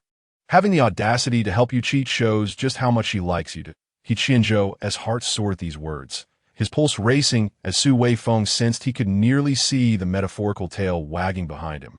Though He Qianzhou maintained an unperturbed and aloof facade, that of course, despite his cold demeanor, his words were undeniably bold. "And my wife naturally loves me." Su Weifeng pondered for a moment and thought, perhaps he should go to Ning Tong and speak ill of He Qianzhou, seeking to break them apart. The atmosphere fell into silence for a moment before He Qianzhou suddenly interjected, "Is there more?" Su Weifeng sighed. "Damn it, this is truly exhausting." Ning Tong returned to her dormitory, having engaged in a brief struggle with Yao Yufei before finally settling down. IT was the end of the semester, and they had entered the final assessments, which included comprehensive theoretical scores and practical combat evaluations. Ning Tong had initially been selected as an NPC, which would have granted her internal bonus points, but her poor performance had led to significant trouble, making it clear that she could no longer rely on those internal scores. The assessments for the semester must yield excellent results. Otherwise, she would remain in the first year. Such was the nature of Yuhua. Only those with outstanding grades could advance to the next year. Otherwise, they would be stuck in a cycle of repeating. They would not tolerate any unqualified individuals entering the military or becoming soldiers of the empire. Originally, Ning Tong was certain she would be held back, given her prior position at the bottom of the class, but thanks to He Qianzhou's mental prowess, she had consistently ranked first in her grade multiple times now. This was the only class Ning Tong had together with Yao Yufei. Scheduled for the afternoon, lasting 3 hours, and it was a joint class between the combat and healing departments. During the final practical assessment, the combat and healing departments would participate together, consisting solely of level 4 students. Testing all aspects, and only those who passed would be able to advance. Tong Tong, I want to team up with you. Yao Yufei, munching on potato chips, caught Ning Tong's attention, who was busy gathering various materials to prepare for the final assessment. Softly, Ning Tong replied, "You do realize we can't form teams ourselves. It's assigned by the teacher." Yao Yufei exclaimed, "Then how is it assigned? When we started, we underwent various physical tests, just like when we advanced to the second level. And it's matched based on compatibility coefficients." Oh, just then, Shun Xinglin emerged from the balcony, and Yao Yufei casually asked, "Xinglin, how does your first-year class conduct the final assessments?" Shun Xinglin adjusted her phone back into a chip and donned it on her wrist before sitting down. "With my match partner, He Qianzhou," she smiled at Ning Tong as she said this. Yao Yufei sensed an awkward atmosphere and climbed down from the bed to sit beside Ning Tong. "Tong Tong, is He Qianzhou truly sincere? Has he ever said why he likes you?" Ning Tong shook her head. Yao Yufei pouted, about to say something, but Ning Tong interrupted her. "That's not important. The assessment is imminent. So let us focus on that." "But oh." Ning Tong returned to her materials, and Yao Yufei suddenly leaned in closer, her tone innocent. "Tong Tong, I feel like you've changed somehow. You're not quite the same as before." Ning Tong paused, looking at her questioningly. "Huh." Yao Yufei leaned even closer. "I can't quite put my finger on it, but it feels strangely enchanting." Ning Tong shoved her playfully. "Go review your materials. I sent you a reference." Yao Yufei refused to budge. "Have you been using some skincare products? Your complexion looks so radiant." Ning Tong blushed at her teasing and pushed her away. "Yufei, stop messing around. I need to study. Class is this afternoon." Yao Yufei relented, going off to play games with Shun Xinglin. When mealtime arrived, Ning Tong had just finished reviewing her materials when she received a video call from He Qianzhou. She hurried to the balcony to answer. The camera shook as if the phone had been placed on a chair. He Qianzhou was evidently in the training room, changing clothes. He casually removed his shirt in front of her, revealing his abs and chest muscles. The moment she saw his muscles, Ning Tong instinctively covered her eyes, but then realizing, she quickly shielded the screen, her face burning with embarrassment. He Qianzhou, now dressed, lifted the phone to show his face. His alluring Adam's apple moving as he spoke. "Wife, what's wrong?" Ning Tong, unwilling to engage with him, bluntly asked, "Why did you call me?" He Qianzhou replied, "It's time to eat. You should have your meal." "Wife." Ning Tong turned crimson, exclaiming, "He Qianzhou, don't call me that." He Qianzhou responded, "All right, whatever you say. Just come out. I'll wait for you in the dorm. But I promised Yufei I would eat with her in an instant." His expression soured, his gaze turning cold. "You'd rather dine with someone unimportant than your boyfriend?" "It's not just anyone unimportant. Does that mean she holds more importance than I do?" Ning Tong fell silent, her lips closing tightly. After a moment, her eyes glistened with unshed tears, her long lashes fluttering as she clearly felt wronged. He Qianzhou immediately ceased speaking, halting his steps. "What's wrong? I was mistaken. I won't say anything further." Ning Tong sniffled, speaking softly. "He Qianzhou, we promised not to argue." He Qianzhou tightened his lips, conceding, "All right, no arguments, I'll comply with your wishes. Then I will have lunch with Yufei." "Fine." Ning Tong and Yao Yufei ventured to the cafeteria for a meal. while Shun Xinglin had made plans with others. Along the way, it seemed as though nearly 90% of the passers-by cast their gaze upon them, primarily fixated on Ning Tong, all thanks to the undeniable fame of He Qianzhou. Tong, do you realize how terrifying it is to be associated with He Qianzhou? While it may seem impressive, the number of admirers he has, women and men alike, is simply overwhelming. Our school alone boasts several of his fan clubs, not to mention those from other colleges, all of whom are fervent devotees that you have any idea of the value of the gifts He Qianzhou receives on his birthday. They could easily purchase half of a DIG. Can you believe that? Ning Tong, who did not play games, had nonetheless absorbed some knowledge through Yao Yufei's daily discussions that Dig was the most popular game production company in recent years, and its latest simulation game had taken the entire galaxy by storm, attracting billions of online players, even drawing in someone like Shun Xinglin, a wealthy young lady who typically shunned gaming. Ning Tong fell silent for a moment. I understand, so I will strive to improve. Yao Yufei was taken aback, questioning whether she had misheard. Huh. Ning Tong said no more, pulling her into a shorter queue, selecting a window with fewer people, and ordering 2 dishes before they took their seats. After just a couple of bites, the cafeteria buzzed with excitement once more. Ning Tong looked up and met He Qianzhou's gaze, but he seemed oblivious to her presence, turning away to join another line. Moments later, he settled at a different table beside hers, a mere half-meter separating them. Ning Tong turned to glance at him, only to realize he was deliberately pretending not to see her. My wife isn't dining with me. So I'll eat here as if I don't see her. It's not hypocrisy, is it? How could I not see her? My wife looks adorable while eating. Why must she sit across from someone else? What's that person's name? Yao Yufei. I will deal with her eventually. Ning Tong felt a surge of frustration. Why did this person exhibit such erratic behavior? What could incite such a powerful possessiveness in one individual toward another? It was utterly abnormal. He wouldn't even allow her to share a meal with someone else. Ning Tong didn't want to indulge him, yet she sensed that ignoring him would only exacerbate his madness. He had made some changes, albeit minor, shifting from overt expressions to more concealed sentiments. Yao Yufei, unaware of the underlying tensions, glanced at He Qianzhou across the half-meter distance and quickly averted her gaze. What's going on? Did you two break up? She whispered, leaning closer to Ning Tong. However, He Qianzhou's keen ears seemed to have picked up her words, and he directed his cold, piercing gaze at her. Yao Yufei, startled, felt tears welling up. Ning Tong sighed heavily, attempting to reassure her. It's fine. Just eat. Sigh.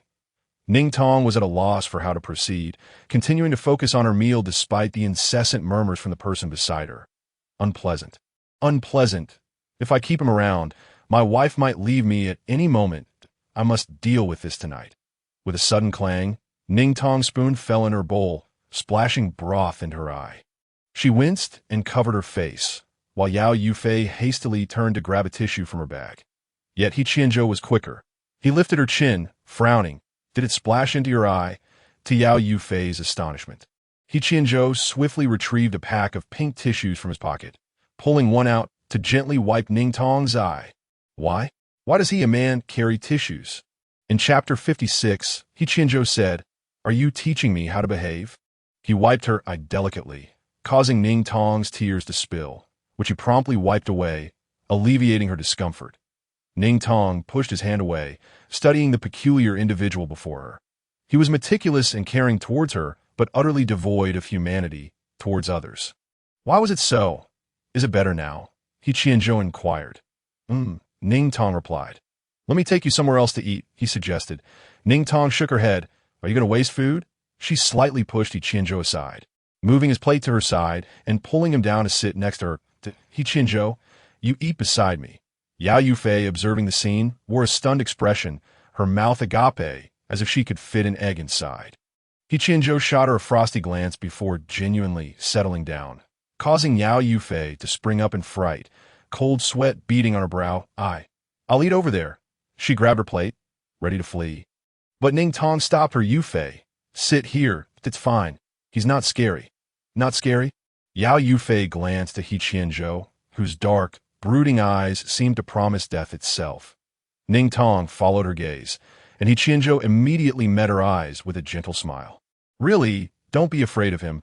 You just have a bit of a bias against him, that he treats me well, so you needn't worry. Yao Yufei replied, yes, I can see he treats you well, but he only treats you well. Ning Tong then addressed He Qianzhou. He Qianzhou, Yufei is my friend, and I hope you can get along well with her and not harbor such animosity. He Qianzhou transferred food from his plate to Ning Tong's, then consumed the dishes from her plate. All right. Get along well? Others are manageable, but this woman is too talkative to let go. Ning Tong sighed heavily. Other people's boyfriends can dine with their girlfriend's friends and roommates. Why can't you? Before she could finish, He Qianzhou suddenly straightened in his seat. Sitting up straight, what did you just say? Ning Tong bit her lip, blinking. I said other people's boyfriends can. He Qianzhou immediately interjected, I can. He Qianzhou leaned closer, repeating, I can. Then he formally added, your boyfriend can toot it. Ning Tong gazed at his suddenly cheerful expression, and Yao Yufei, having overheard, lifted her gaze, finding He Qianzhou's demeanor had softened, albeit still intimidating. He was undeniably handsome, yet he seemed oblivious to how to wield it properly. Ning Tong leaned closer to He Qianzhou. So we have an agreement. You must interact well with others and refrain from scaring or intimidating them. He Qianzhou paused. Others? Who else? Ning Tong replied. Many people, those you will encounter. You must communicate properly and not frighten them. You can't always act on impulse. It puts me in a difficult position. He Qianzhou fixed his gaze on her, suddenly laughing. Are you teaching me how to behave? Ning Tong responded. You are a person already. He Qianzhou, feeling a surge of affection, looked upon the girl's obedient demeanor, wishing to embrace her in front of the entire cafeteria. He restrained himself, grasping her wrist and squeezing gently, leaning down to say, I promise you, now eat before it gets cold. Ning Tong, uncertain, noted his smile and felt her cheeks flush. Really? Really, He Qianzhou affirmed, as adorable, always blushing. How can my wife be so cute? As for Yao Yufei, if she says not to act, I shall hold off for now. If anything does happen, we will address it then. Ning Tong let out a quiet sigh of relief, returning to her meal, only to realize her plate was filled with meat. She glanced at He Qianzhou, her eyes asking for clarification. Eat more meat, otherwise you'll keep falling ill. Ning Tong obediently nodded, inching closer to nuzzle against him. Eating dutifully, her casual nuzzle nearly sent He Qianzhou into a frenzy, compelling him to suppress his instincts even further. Yao Yufei, sensing the tension, quietly continued her meal as if she were invisible. The three of them eventually departed the table. Ning Tong initially intended to accompany Yao Yufei back to the dormitory, but He Qianzhou pulled her away. He was courteous enough to ask Yao Yufei, you don't mind, do you? I want to spend some time alone with Tong Tong. Yao Yufei quickly replied, not at all, not at all. Before hurrying away, He Qianzhou led Ning Tong to a secluded area behind an empty teaching building. With bushes behind them, he pressed her against the wall and, like a man starved for affection, kissed her fervently. He suddenly asked, what if I get bullied? Ning Tong stared at him, bewildered. He Qianzhou chuckled softly, lowering his head to kiss her eyes. If you don't let me be the bad guy. What should I do if someone bullies me? Ning Tong clutched his clothing, pondering. If someone bullies you, you should retaliate. Her words were sincere, lacking any hint of jest, yet spoken from her soft lips, they seemed almost humorous. He Qianzhou replied, all right, I will retaliate 100-fold. Ning Tong paused. That might not be necessary. He Qianzhou appeared to seriously contemplate her words, smirking. All right, if someone bullies me, I will retaliate 10-fold. But if anyone dares to bully you, I will ensure they face 100-fold retribution. Ning Tong felt flustered, unsure how to respond to his declaration. She perceived it as a romantic sentiment, yet it was expressed in such a violent and intimidating manner. Lowering her gaze, she wrapped her arms around He Qianzhou, softly stating, He Qianzhou, I will also become strong and ensure you do not encounter trouble because of me. I will work hard to protect you. He Qianzhou, upon hearing her words, suddenly recalled what she had said that morning. It turned out her promise to strive was meant in this way. Gazing at the girl whose face had just endured his harsh teasing, he felt a curious sensation swell within him. Protect him? How could anyone utter such a thing? Yet a wife could. Indeed, a wife could say such words. He cradled her in his hands. How could she bring me trouble? His wife was already formidable enough. He then coaxed her, saying, Next time someone bullies me, I shall inform you, and you shall stand up for me. Ning Tong was taken aback, stammering, "Ah well, let us wait a bit. I am not strong enough yet. I might not be able to fight back." He Qianzhou's Adam's apple bobbed, a smile spreading across his lips as he kissed her passionately. Damn, how could she be so adorable? Chapter 57. The Arrival of the Little One. Master, as the two parted, Ning Tong did not return to her dormitory, but headed to the training grounds. It had been ages since she last piloted a mech, and He Qianzhou had not transmitted any mental energy to her for quite some time. She was now filled with trepidation.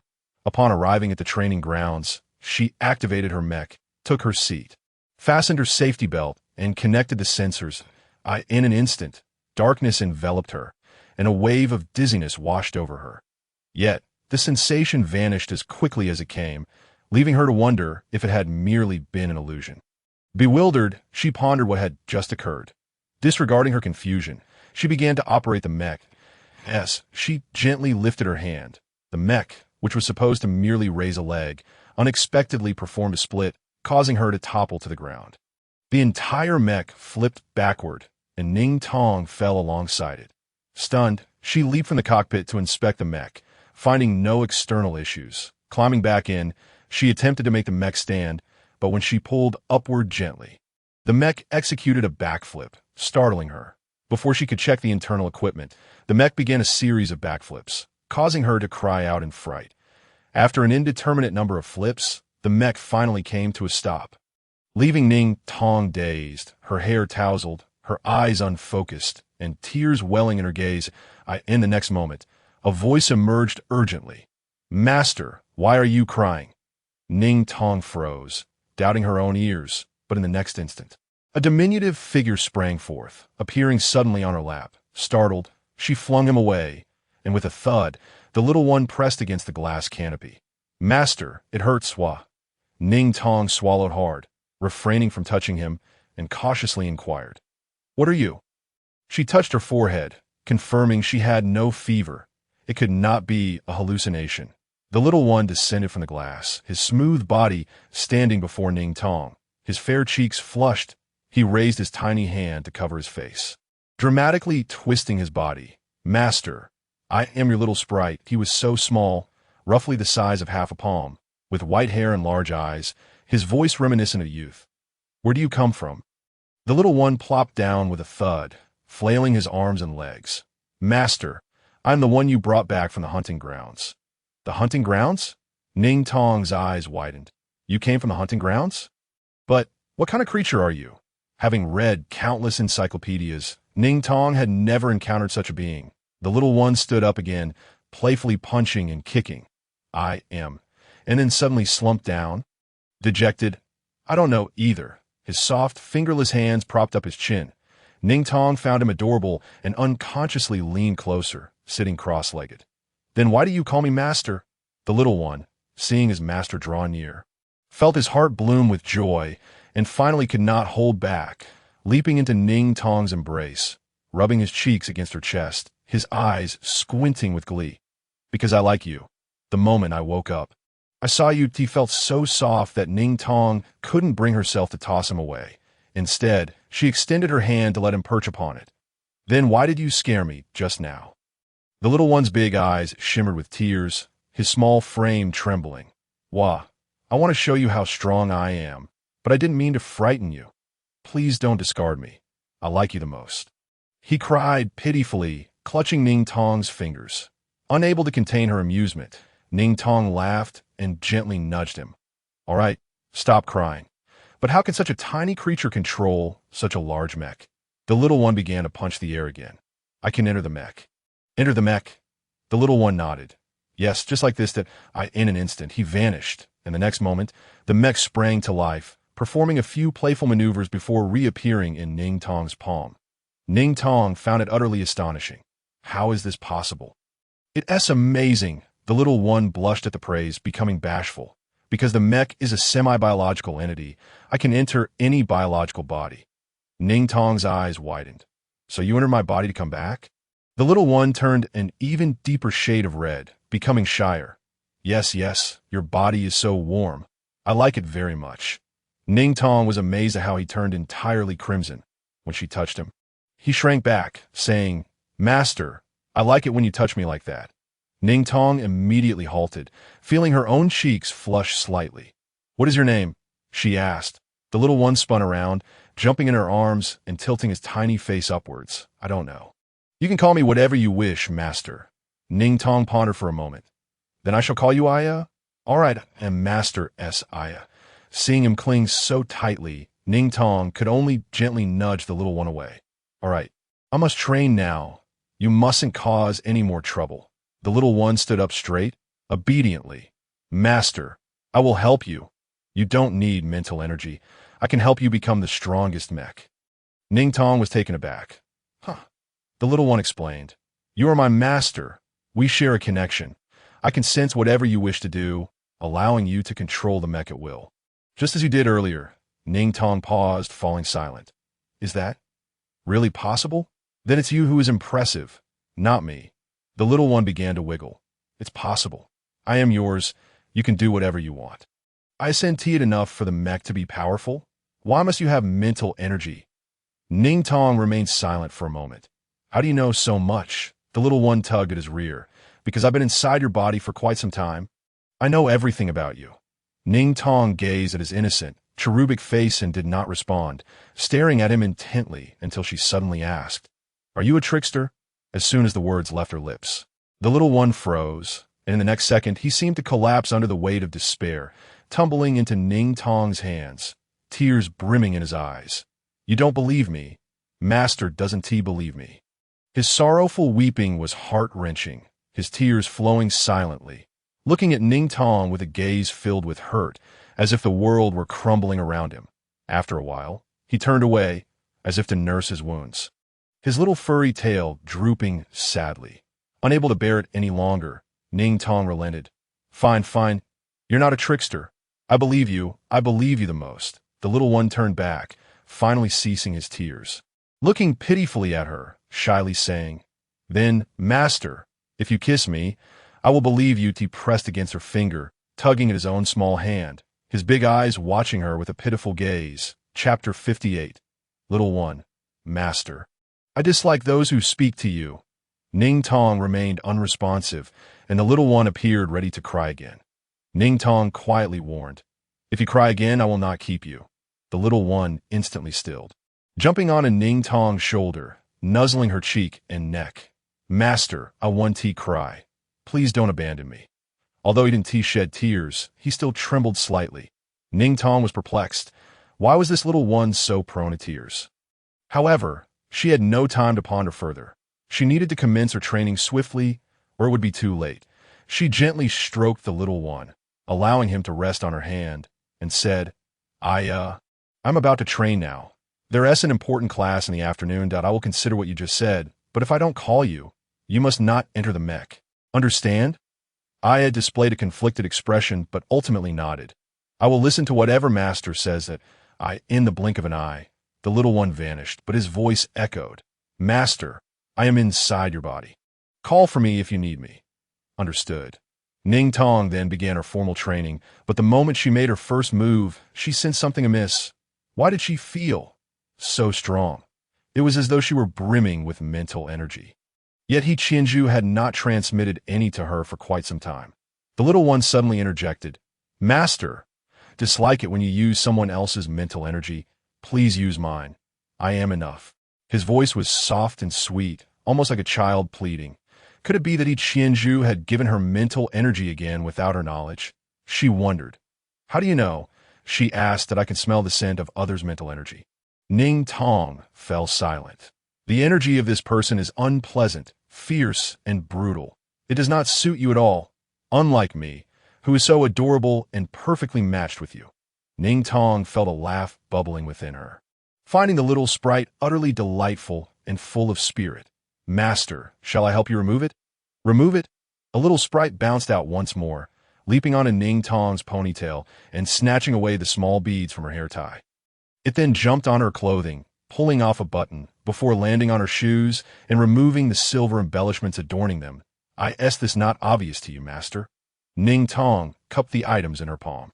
Scrutinizing them closely in a particular angle under the light, she noticed a deep sapphire blue shimmer emanating from within. She froze, recalling a piece of information she had encountered previously about a crystal capable of transmitting mental energy. The crystal could store mental force and, when placed on the recipient, would automatically initiate the transfer upon the recipient's use of their mental energy. In that instant, Ning Tong felt a constricting pressure in her chest, as if something was squeezing her, leaving her breathless. He Qianzhou. Truly, despite her objections, he sought alternative methods. She had mentioned that he was a talent of the empire and that mental energy was paramount. Yet he seemed to disregard her entirely. How obstinate. And here she was, so weak, still being picky. Ning Tong cradled the crystal in her hands, resolute, and looked at the little sprite. Can you truly assist me? The sprite perked up immediately, hopping into Ning Tong's embrace. Of course, I belong to the master and shall do everything in my power to protect you. Ning Tong gently ruffled its head. Will you obey? No more reckless manipulation of the mecha like before. The sprite nodded. I will, whatever the master instructs. I shall comply. He nestled on Ning Tong's shoulder, revealing a devilishly excited grin where she could not see. Ning Tong set aside the crystal given by He Qianzhou and began training with the sprite. They melded harmoniously, with the sprite responding swiftly and accurately to her thoughts. Previously, even with He Qianzhou's mental energy, she had not achieved such speed. The feeling was extraordinary, something Ning Tong had never experienced before. It was not just the sprite's prowess.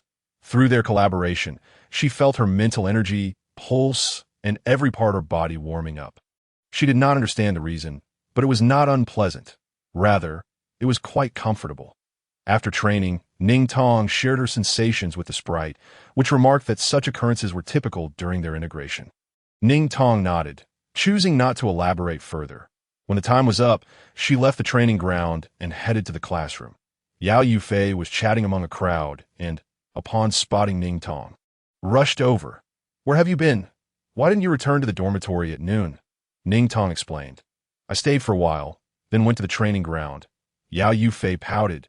You're too diligent. Even at first place, why the need to work so hard? Ning Tong smiled and said nothing. Suddenly, the sprite interjected. Master, I do not like her. Ning Tong, puzzled, inquired silently. Why? The sprite replied. I dislike how she speaks to you. Ning Tong burst into laughter. Yao Yufei, seeing her sudden amusement, looked confused. What are you laughing at? Nothing. Ning Tong dismissed the sprite's comments and soon, the instructor arrived. This class was a joint session for the combat and healing departments. For your level 4 class, this is the first collaboration and the final assessment will involve you working together. Therefore, I hope you learn how to cooperate in this session. Point 1 combat student will be paired with 1 healing student based on the compatibility coefficients determined at the start of the term. When I call your names, please raise your hands, and after I finish, you may find your teammates. Combat student Chen Fei, healing student Lin Hao. Combat student Chen Su, healing student Yao Yufei. Combat student XXX, healing student XX. Combat student XX, healing student XXX. Combat student Ning Tong, healing student Fong Sun. The two raised their hands in turn, exchanging glances within the group. Fong Sun offered Ning Tong a gentle smile, to which she responded with a brief smile before lowering her hand. All right, go find your teammates. Ning Tong and Fong Sun shared a glance before stepping closer together. That I hope to provide you with the utmost assistance. Fong Sun had fair skin, his voice and appearance equally gentle. With charming peach blossom eyes, Ning Tong smiled. I often hear Yufei speak of you. You are the top of your major, quite impressive. Fong Sun's face flushed suddenly, the color stark against his fair skin. He masked his mouth and lowered his gaze, clearing his throat. You are also first. Very impressive. Ning Tong noted his ears turning red, surprised at his shyness, and soon felt her own cheeks warming as well. It was probably just the bashfulness of a first meeting. They exchanged a glance, observing each other's flushed faces, and shared a laugh. From then on, they got along splendidly. Yes, indeed. The two shook hands and proceeded to the training area. Chapter 59. 15 minutes to complete the test. Jiaojiao's nightmare. The class allocated new mechas. Previously, mechas had only 1 seat, but But now there was an additional co-pilot seat. This is the standard for battlefield mechas. Most of the time, combat involves dual-seat mechas, especially during prolonged or particularly challenging missions. The two settled into the mecha as everyone else entered their respective cabins, activating the display screen before them. The instructor's face appeared. Next, I will explain the use of dual-cabin mechas that I will say it only once. So everyone listen closely. Ning Tong had previously familiarized herself with dual-cabin operations, thus she quickly adapted after the instructor finished speaking. Once she donned the equipment and saw that Fong Sun had done the same, they commenced formal training. The training content was posted on the display screen. The first task was material calibration, followed by demolition, balancing actuators, and drowning simulations. Each of these tasks demanded substantial mental energy. The two needed to utilize their mental force to enter the instructor's virtual world. External elements were non-existent, yet their performance would be observed distinctly from the outside. The instructor had direct access to the virtual world system, capable of seeing their immediate responses. Material calibration required the use of the massive mecha for meticulous operations, such as disarming explosives or assembling fragmented mecha parts. Demolition involved using the mecha's weight and the energy of their controlled mental force to destroy an object without any external assistance. That IT required precise aim. Such scenarios were rare on the battlefield. Yet mastery was essential. Balancing actuators demanded the mecha to continuously perform a single repetitive action, like running in place, with every arm swing and leg lift needing to be identical to qualify. Drowning simulations required the mecha cabin to fill with water, while the operator, aided by their mental force, extended their breath-holding time and simultaneously had to open the sealed space within a limited time before succumbing to unconsciousness due to oxygen deprivation. Each task posed a significant challenge. However, Ning Tong remained relatively calm upon seeing the test items, as she had reviewed the materials in advance and was aware of all potential evaluations. These 4 tasks were among them. Once the confirmation button was pressed, the two entered the virtual world. 15 minutes later, they concluded. The screen displayed over. Ning Tong was bewildered, and Fong Sun beside her was equally confused. He had been ready to support her by covering the back of her neck to sustain her or alleviate her mental strain. Yet she had completed it before he could even take action. The instructor was equally astonished. He could not comprehend how she had executed the tasks without any contemplation as soon as they commenced, completing them flawlessly in one go. Looking at the other groups, over 20 had been ejected from the virtual world due to failure in the first task, out of a total of 40 groups. Ning Tong and Fong Sun exchanged a glance, both slightly puzzled. Should we exit? But the allotted time was 2 hours. If we finished, we should leave. There's no need to attempt it again. As Ning Tong pondered, the instructor's face reappeared on the screen. You may exit now. Come over to me. Thus, Ning Tong and Fong Sun disembarked from the mecha and approached the instructor. The instructor was named Jiaojiao. Possessing a slender face yet a robust, muscular build, having been the captain of the former National Army's 1st Division. Now 50 years old, he had lost a leg to a zerg bite, and, after receiving a prosthetic, had come to Yuhua to teach. With his hands clasped behind his back and a stern expression, he regarded Ning Tong with a furrowed brow, appearing quite intimidating. I recall you are at the intermediate level of mental energy. What you just accomplished is not within your expected capabilities. Ning Tong clenched her hands, lowering her head in nervousness, unable to articulate a response. She had instructed the sprite not to exert too much force, and it had complied. She could feel the sprite's unrestrained power diminishing while her own mental energy surged, yet despite this increase, it should not have resulted in such an outcome. Speak, Qianzhou said. How did you manage to act without hesitation the moment the test began, while others require nearly 10 minutes just to think? Ning Tong lifted her gaze to meet the instructor's intimidating eyes. Instinctively wanting to look down, she forced herself to maintain eye contact and replied, because I had studied the test content in advance. Studied the test content? He found this absurd. Even if you had, there could be no fewer than 20 variations of tests we might present. Are you suggesting you understood each one and devised a solution for all? Qianzhou found it implausible. Even he, having prepared in advance, had struggled to adapt quickly during his own trials. How could anyone possibly apply theoretical knowledge to practice so swiftly? The girl simply replied, Qianzhou's eyes widened in disbelief. Did you just hit him? Ning Tong felt his expression was somewhat intimidating, yet she repeated, Qianzhou felt that the dignity of the imperial army had been provoked. With arms crossed and chin raised, he declared, if that is the case. How about an additional test? Should you excel in this supplementary assessment, I shall award you an extra 10 points in the final evaluation. Ning Tong's eyes sparkled with excitement. Great. However, Qianzhou, displeased by her eagerness, waved his hand dismissively. All right, you may proceed to the mecha. Fong Sun, you need not accompany her. Based on her performance, it seems she requires no assistance from you. Fong Sun hesitated momentarily, but nodded in agreement. Ning Tong waved goodbye to him as she approached the mecha alone. As Ning Tong donned the equipment and pressed the button, the assessment commenced. Yet, as the scene unfolded before her, she was taken aback. The image portrayed her home, a similarly cold villa, but unlike before, her parents smiled at her, and her siblings did the same.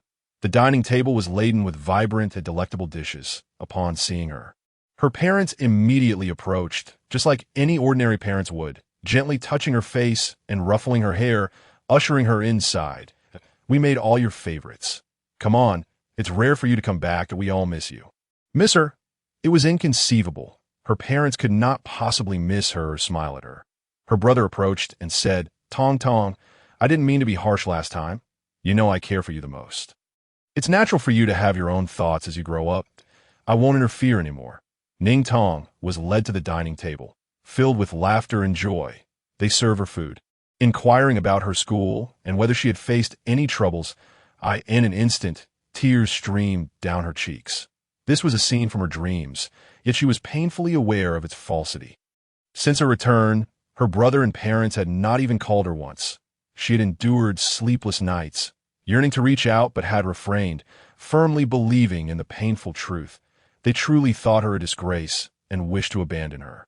She could not eat a single bite. In the next moment, this tender scene was torn asunder. The villa transformed into a dark, cavernous void, a decayed forest, and the faces of her parents twisted grotesquely into monstrous forms, their gaping maws resembling that of insects. They spoke to her with those monstrous visages. Tong Tong, we will not harm you.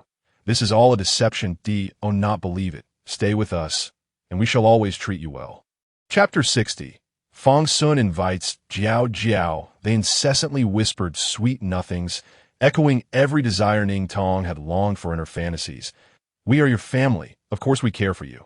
Of course we love you most dearly. From now on, everything will be different. The outside world is the illusion. Why endure the torment of the outside world? Stay with us, and we will provide you with everything you desire. As Ning Tong absorbed all of this, it felt as though she were trapped in a dream of yearning. Yet she knew dreams were ultimately ephemeral, and one must awaken from them. Dreams are inherently false. While one may encounter nightmares, they must not be ensnared by them. There are many things one desires yet cannot attain, but there are also many truly belonging to you, waiting for you in the real world. The only one who had ever promised to provide her with what she desired was He Qianzhou. Ning Tong wiped her tears, controlling the mecha as she tore everything apart, obliterating it amidst the anguished cries of her father and mother. She did not relent until all that remained were the corpses of the insectoids. Over, Ning Yu was ejected from the virtual realm, her eyes cold and brimming with tears. Ning Tong reached up to wipe them away as she exited the mecha. Approaching the instructor, Qianzhou's expression was serious, yet his gaze betrayed a hint of bewilderment as he regarded the tear-stained face of the girl, an unsettling sense of guilt washing over him. The nightmare test was typically reserved for third-tier students and was not meant to be included in this, and Ning Tong had no reason to decline and merely nodded in agreement. The two naturally added each other on Star Chat. However, when a small red dot appeared next to the contact name, Ning Tong instinctively thought of He Qianzhou, who had locked her in the car with that enigmatic smile. Chapter 61. I am He Qianzhou, Tong Tong's male friend. The two arrived at a milk tea shop, where Fong Sun greeted her with a polite smile and inquired about her drink preference. Proceeding to place the order in line, Ning Tong seamlessly transferred the payment to his Star Chat account. Shortly thereafter, Fong Sun returned, and they sat facing each other. As Ning Tong sipped her milk tea, She felt a tinge of nervousness. Aside from Yao Yufei, she had hardly ever dined alone with anyone else. And even with Yao Yufei, their meals were typically in the cafeteria, let alone enjoying milk tea outside. Having spent a year at the school, she was still unfamiliar with the various establishments in this food street. Fong Sun observed the somewhat reserved girl before him, her fingers curling around the milk tea cup, and gently remarked, "Could you share with me how you operate? Although I am in the healing department, I have a keen interest in controlling mechas." His voice was exceptionally soothing, allowing Ning Tong to relax gradually. Their conversation flowed effortlessly, and her initial tension dissipated entirely. In the midst of their dialogue, a sudden voice emerged from within her body. "Master, I feel unwell." Ning Tong was taken aback, her heart racing with concern. "What is the matter?" The voice, laced with pain, responded, "I don't know. My entire body aches. The tea might be due to the presence of this man before you. Could you please distance yourself from him? Perhaps if you leave him, I will feel better." Ning Tong fell silent, unsure whether the little voice spoke the truth, but its tone conveyed genuine anguish. With no other choice, she concocted an excuse. "I just remembered something and need to return to the dormitory. Shall we pause our conversation for today? Feel free to message me on Star Chat with any questions." Fong Sun was momentarily stunned by the abruptness, but eventually nodded in agreement. "All right," as she stood to leave. He rose as well. "Shall I walk you back?" Ning Tong immediately shook her head. "No. Thank you." She smiled naturally and quickened her pace to depart. Fong Sun noted her smile, realizing that she had relaxed around him. She had been so reserved before class, yet now radiated brightness. It seemed that not everyone could elicit such a smile from her. Once Ning Tong was out of Fong Sun's sight, she slowed her pace and inquired of the little voice, "Does it still hurt?" The voice responded, "Still pained. Much better, though there's still a bit of discomfort. Please stay farther away from him, master." Ning Tong quickened her steps toward the dormitory. As she distanced herself, the little voice announced its relief. "Why do you experience pain when near him?" Ning Tong questioned, puzzled. The little voice replied with a tone of innocence, "I don't know." Ning Tong felt compelled to investigate the origins of the little voice. Its background seemed far too obscure. Recalling the recent assessment, she asked, "How did you manage to elevate my mental strength to a high C rank?" The voice paused for a moment before responding. "Because I have merged with you, I can naturally channel my mental energy to you." Ning Tong's eyes widened slightly. "You possess mental energy as well?" The little voice nodded. "Yes, but I rarely utilize it. After all, I can possess others, which allows me to control without needing to use mental energy." Ning Tong nodded in approval. "Impressive." The little voice suddenly interjected with a shy tone, "Master, may I come out? I wish to perch on your shoulder." Just as Ning Tong was about to respond, her phone rang. She took it out to find it was a call from He Qianzhou. Upon answering, He Qianzhou's voice, laced with a light chuckle, came through, low and inexplicably alluring. "Where are you heading, my dear?" Ning Tong's spine tingled. Turning, she found He Qianzhou standing there, phone in hand, but he smiled, transforming the device back into a chip and tucking it around his neck.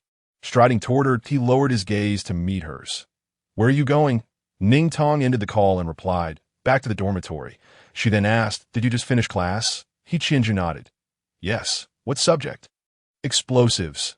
Ning Tong's eyes widened in surprise. "That I have explosives too, but ours are virtual. Yours must be real." Indeed, He Qianzhou observed her lips moving and felt an inexplicable urge to kiss them. Is it dangerous?" Ning Tong inquired, genuinely concerned about the risks associated with real explosives. Noticing the worry in her eyes, He Qianzhou smirked, unable to resist leaning down to kiss her, teasingly saying, "It is indeed perilous." Once a person's face was completely blown off. Ning Tong froze, a chill running down her spine. The kiss left her flustered, her cheeks flushed with embarrassment as she glanced around and pushed him away. He Qianzhou chuckled. "Thus, you must worry about me more."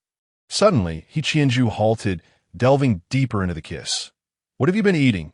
You taste so sweet." Ning Tong stiffened, momentarily at a loss for words that He Qianzhou paid no mind, releasing her after a brief moment. Ning Tong covered her mouth, exclaiming, "He Qianzhou." She felt at a loss for words. He never listened. His audacity was astonishing. After kissing her, He Qianzhou looked at her again that if I recall correctly, your class should last until 5 o'clock. It has not yet 4. Why are you here alone? Ning Tong stiffened again, her gaze instinctively averted. She felt an urge to withhold the details of her milk tea outing with Fong Sun, yet questioned why she felt the need to hide it.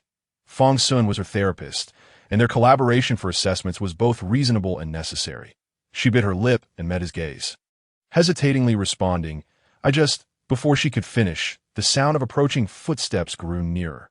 Turning, she was greeted by Fong Sun's face. He smiled at her before stepping forward, extending his hand. That it seems you've dropped something. I sent you a message on Star Chat, and when you didn't reply, I thought to wait until you got back to arrange a time for its return. And here you are. Ning Tong felt an immediate drop in the atmosphere around her, as if a cold shadow enveloped her. Her scalp tingled as she accepted what he held out, her hairpin's small diamond decoration that the little voice had pulled off. She cupped her hands around it and murmured, "Thank you." Fong Sun observed her visibly tense demeanor and glanced at He Qianzhou, her boyfriend, that moment. He Qianzhou's expression was icy, his gaze exuding a palpable chill. Fong Sun feigned calmness, offering a smile. "Hello, I am Fong Sun, the therapist with the highest compatibility score with Tong Tong." Ning Tong tightened her grip on He Qianzhou's arm. "This is my boyfriend, He Qianzhou."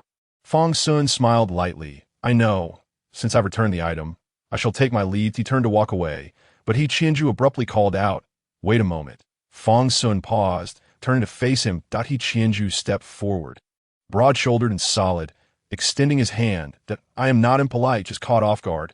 I am He Qianzhou, Tong Tong's boyfriend." Fong Sun was taken aback, shaking his hand briefly before releasing it after just a second.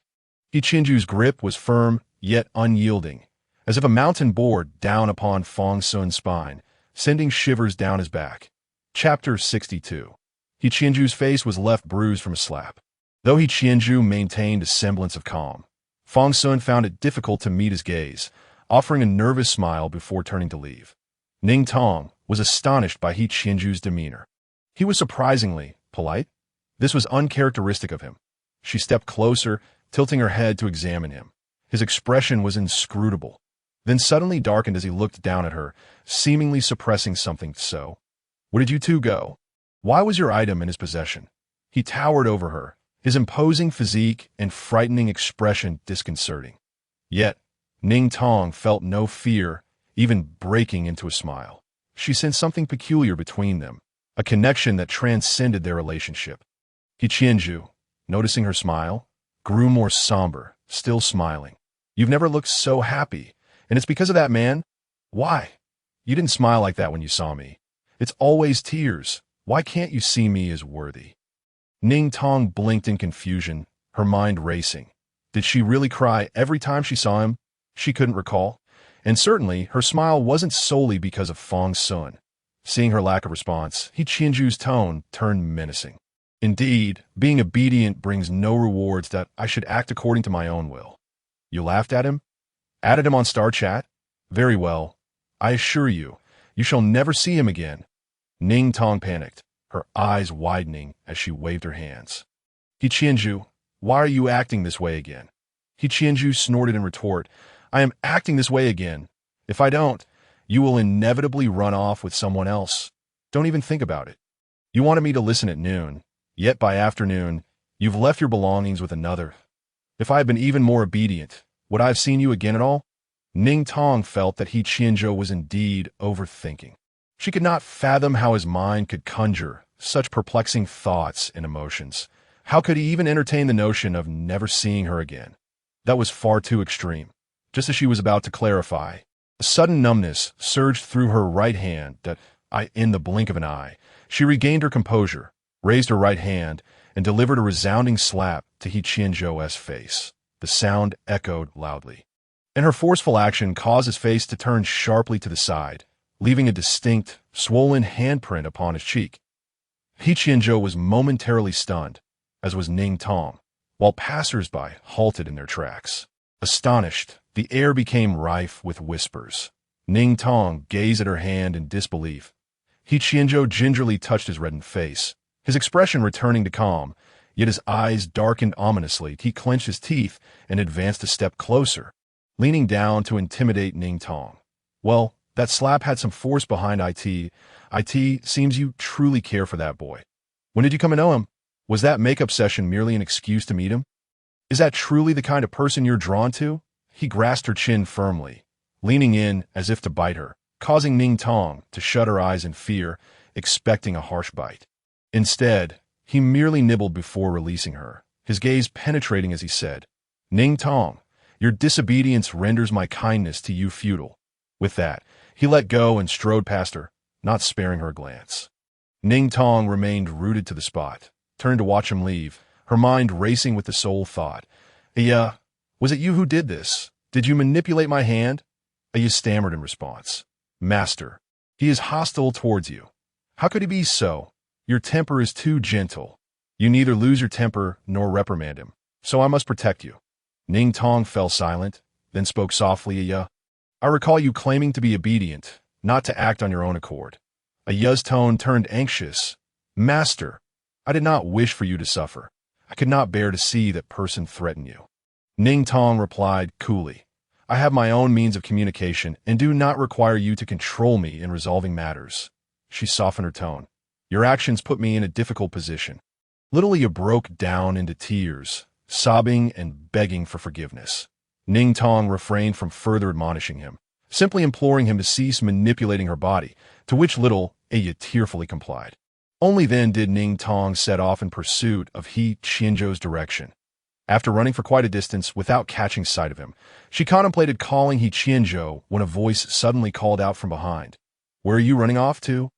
Ning Tong turned to find He Qianzhou, his cheek visibly swollen, his expression grim, clutching a small box in his hand. Ning Tong's cheeks flushed, her heart racing as she attempted to comprehend how he had reappeared so soon. He should have left by now. She approached him, but He Qianzhou's demeanor darkened further. Within his mind, he thought, "What is wrong with me? She slapped me, yet I worry about her hand hurting, bringing her medicine. Am I out of my mind?" Ning Tong halted, her eyes widening as her heart raced uncontrollably, rendering her momentarily speechless.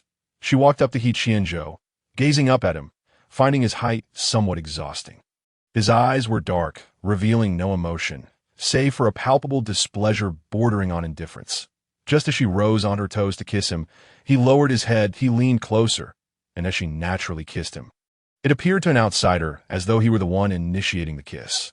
She grasped his shoulders and placed a gentle kiss upon him, a fleeting contact of their lips before parting. He Qianzhou's eyes widened slightly in surprise, yet his expression remained unyielding.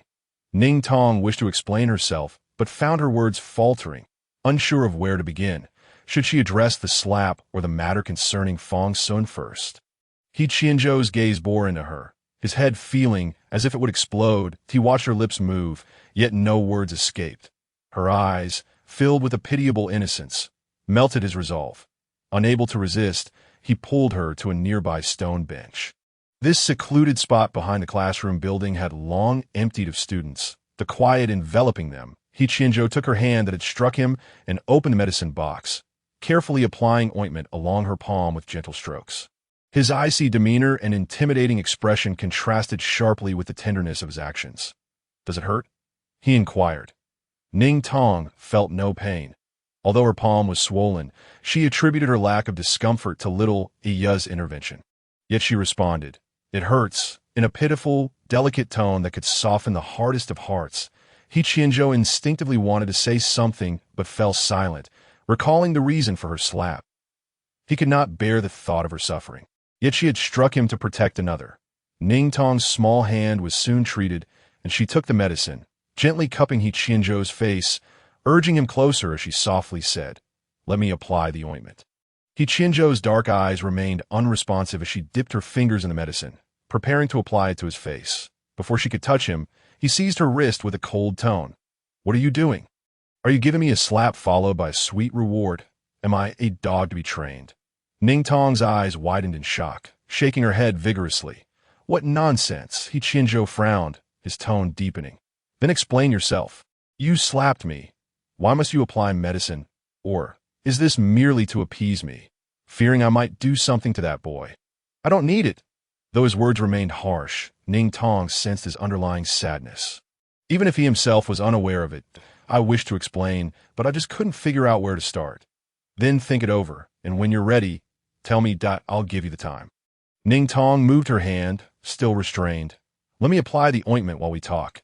Otherwise, you'll have to attend class with a swollen face tomorrow. He Qianzhou released her wrist, allowing her to gently apply the ointment. The swelling was quite severe, leaving his face noticeably larger. Does it hurt? He Qianzhou frowned. I don't want to hear that. I want to hear your explanation. Sighing, Ning Tong began to clarify. Fong Sun is my therapist. And naturally, I need to become familiar with him since we'll be working together for assessments. The little item you mentioned was something I accidentally left behind, not what you implied. He Qianzhou's expression remained stern. Ning Tong continued. He Qianzhou, you mustn't always be jealous. I never know how to placate you when you're angry. I don't wish to argue with you. I didn't slap you on purpose. My hand just moved on its own. Please don't be mad at me. I'm not angry with you. As she finished applying the ointment, dusk settled in, and the streetlights had yet to illuminate the area. They sat facing each other, their expressions obscured in the dim light. He Qianzhou remained silent, the rustling leaves filling the air until he finally uttered a single word. It hurts. Ning Tong, taken aback, looked at him. He Qianzhou pulled her waist, lifting her onto his lap, his long legs steadying her.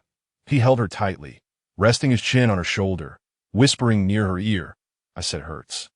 Did you hear me? Ning Tong's heart trembled, her eyes welling with tears, and she clung to him, stifling her sobs, unable to articulate her feelings. He Qianzhou released her after a moment, only to realize she had begun to cry, her cheeks damp and cold.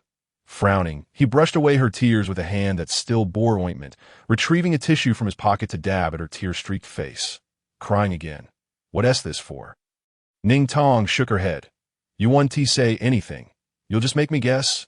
Ning Tong sniffled, her delicate hand grasping his neck, her voice soft and nasal, akin to cotton candy. Because you said it hurts. He Qianzhou's pupils widened, his heart racing as he processed her words. Suddenly, an overwhelming excitement surged through him, as if he could run 500 kilometers without a second thought. That he cleared his throat, attempting to mask his sudden exhilaration. Although he was furious, the mere utterance of her words diffused his anger, leaving him feeling rather foolish. He wrapped his arms around her waist, gazing into her eyes, asking, you slapped me, yet here I am, rushing to apply medicine for you to, you think less of me.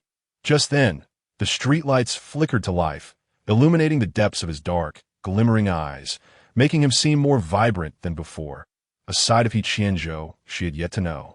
Suddenly, she burst into laughter, which caused He Qianzhou's expression to darken. Are you laughing at me? Ning Tong shook her head, gently wrapping her arms around his neck, pressing her cheek against his. How could I look down on you? I only like you more. Those 3 words struck He Qianzhou like a meteor, exploding within his heart and mind, setting off a dazzling display of fireworks. The aftershock was so profound that it took him a moment to regain his composure. What did you say? He asked once more. Ning Tong, her face flushed with embarrassment, buried her head in his shoulder and refused to speak again. He Qianzhou coaxed her. Darling, could you please say it one more time? Please. You heard me. I didn't hear you. You actually didn't listen to what I said. I heard you. I just want to hear it again. Ning Tong found herself at a loss for words, biting her lip in frustration, and could only change the subject. He Qianzhou, I'm cold. The sky had completely darkened. Although it wasn't particularly cold, the night temperature had indeed dropped several degrees. They had lingered here long enough, and Ning Tong, who had not eaten dinner, was starting to feel hungry. This change of topic proved to be quite effective, as He Qianzhou immediately shed his jacket and wrapped it around her, lifting her up and striding toward the school gate. Back to the apartment. Are you still hungry? Upon returning to the apartment, they took turns showering, and the housekeeper had already laid out a feast on the table as they ate together. He Qianzhou not only savored his own meal, but also diligently served her various dishes. Just as Ning Tong was about to finish, he suddenly leaned down and kissed her cheek, his tone unusually serious. From now on, I will make sure to fill you up every day. Ning Tong felt that such a declaration need not be delivered with such gravity. After dinner and washing up, Ning Tong skillfully climbed onto He Qianzhou's bed, and he soon followed, wrapping his arms around her waist and enveloping her in his embrace. affectionately calling her wifey, darling, sweetheart, little wife, my precious, my love. Although Ning Tong's face was burning, she could not be bothered to stop him, knowing he would eventually tire of it, just as she was drifting off to sleep. He finally paused, but only for a second before speaking again, his tone low and measured. I was wrong. Wifey, did I made you feel wrong today when I promised not to argue with you? I won't do that anymore. I won't let you soothe me like this. My darling wifey, why are you so obedient? Ning Tong was roused by his words, still enveloped in a sense of gratitude, wanting to express that she felt no grievance. Yet, before she could utter a word, he became restless again, kissing her and coaxing her. Darling, could you please repeat what you said in the woods? Just once more. I want to hear it, I beg you. Darling, I would give my life for you. Chapter 64. He Qianzhou protects, confronts Jiaojiao's brother. He Qianzhou was exceedingly clingy, saying anything to hear her repeat those words. Ning Tong's face turned so red it felt as if it might ignite. With no other option, she whispered it again. This thrilled He Qianzhou to the point he felt like lifting her up triumphantly. Yet, after hearing it again, he wanted to hear it once more. Ning Tong directly ignored him, burying her head in sleep, but He Qianzhou, unable to continue pressing her, wrapped her tightly in his arms, his voice a soft murmur against her ear. He Qianzhou had a melodious voice. Whatever he said sounded delightful, and as Ning Tong listened, she gradually drifted off to sleep. They went to bed relatively early, but in the midst of slumber, Ning Tong was awakened by the ringing of her phone. Groggily, she opened her eyes, realizing the sound was coming from her phone. Yes, she sat up to reach for it. She saw it was her older brother calling. Her breath caught in her throat, and all sleepiness vanished. He Qianzhou was still asleep beside her. Ning Tong climbed out of bed, but before her feet could touch the floor, her wrist was seized by a firm grip. He Qianzhou, with slightly tousled hair, sat up. Where are you going? To answer the phone, Ning Tong replied, shaking the phone in her hand. He Qianzhou released her wrist, and she made her way to the balcony while he headed to the bathroom. Ning Tong answered the call, the night breeze invigorating her senses. There was silence on the other end, prompting her to call out, "Brother." Still no response. It seemed he was holding back something. After a lengthy pause, he finally spoke. "Ning Tong, where are you?" Ning Tong hesitated, tightening her grip on the balcony railing. "I'm outside." "Outside? Where? Do you realize what time it is? Why are you outside?" Ning Tong fell silent. "I told you to think it through. Is this how you envisioned it? Spending the night outdoors with that man? Ning Tong, how could you demean yourself like this? Are you still my sister?" Ning Tong felt her eyes sting at his harsh words, her grip on the phone tightening as she replied, each word deliberate. "Yes, I've thought it through, and this is what I want, and I know who treats me well. You are my brother, but I've grown up. I can make my own decisions." Yes, soon as she finished speaking, footsteps approached from behind, and a large coat was draped over her shoulders, enveloping her snugly. He glanced at her phone, a seemingly casual smile gracing his lips. "Are you on the phone with our brother?" The person on the other end fell silent. Ning Tong nodded. He Qianzhou smiled, yet there was no hint of mirth in his eyes shrouded by the night. "Then I suppose I should say hello, too?" He Qianzhou looked at Ning Tong, and she gazed back into his eyes, realizing he had no intention of greeting her brother kindly. He gently nudged his forehead against hers, and Ning Tong handed him the phone. He Qianzhou took the phone and casually called out, "Brother." However, his tone was relaxed, bordering on irreverent. The other end erupted in fury. "What are you calling me brother for? We have no relation." He Qianzhou feigned ignorance, not responding immediately. Instead, he playfully tousled Ning Tong's hair and caressed her face. "Why don't you go to sleep? Are you exhausted?" Ning Tong's phone remained in his hand as he suggested she rest. She glanced at the phone, then at him, and, after a brief pause, she kissed him and turned to head back to the bedroom and snuggle under the covers. He Qianzhou was elated by the kiss. He closed the balcony door, settled into a chair, retrieved a cigarette from his pocket, lit it, and held it between his fingers. The person on the other end continued to rant, but He Qianzhou paid no mind, slowly exhaling the smoke before responding to the earlier question. "Tong Tong is my girlfriend. You are her brother, so naturally, you're also my brother." Ning Ming was infuriated by this declaration, standing up abruptly. "Girlfriend, you're dreaming. I will never agree to your relationship. My parents won't allow it either. Don't even think about it. He Qianzhou chuckled derisively. Then what should we do? She's already mine. Oh. Ning Meng trembled with rage, momentarily at a loss for words. Then He Qianzhou slowly continued. First Operational Center of the Imperial Army, First-Tier Combat Group, General Ning Meng. Second-Level Troops of the Imperial Army, 32nd Commander, Meng Ying. First Operational Center of the Imperial Army, 5th Tier, 50th Commander, Tong Tong's second brother, Ning Zhen, Level 1 Talent of the Imperial Combat Command Center, Reserve General of the 3rd Tier. He spoke methodically, but Ning Meng's heart raced in alarm. His fists clenched tightly. How do you know all this? Did Tong Tong tell you? He Qianzhou, in stark contrast to Ning Meng's tension, appeared at ease. I know even more. Would you like to hear it? Ning Meng felt cold sweat bead on his forehead. He could not find any information about this person, yet he knew everything about them. Who was he? When had he investigated them? He was only 21. How did he possess such intellect and means?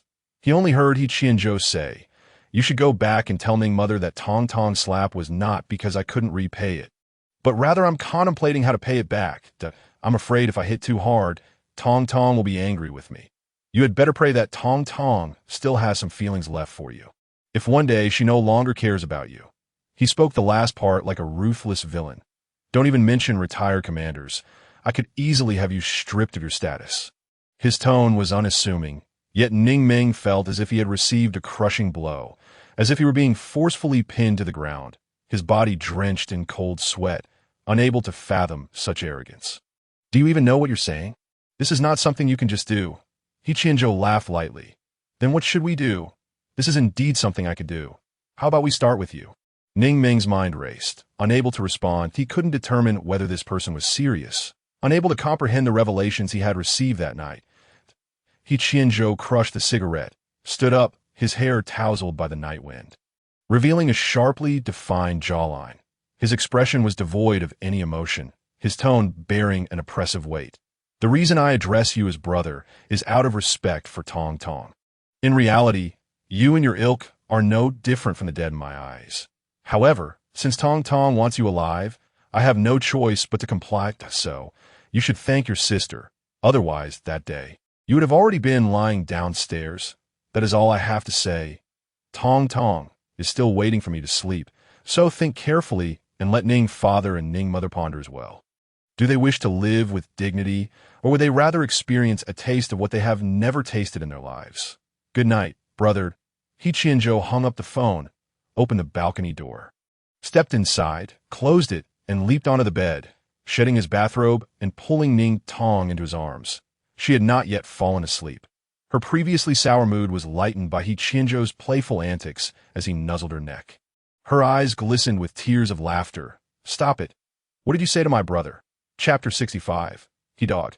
My dear wife, please don't do this. You're driving me to distraction. He Qianzhou reclined, cradling her against his chest, while Ning Tong nestled there, listening to the rhythm of his heartbeat, inexplicably enveloped by a sense of tranquility.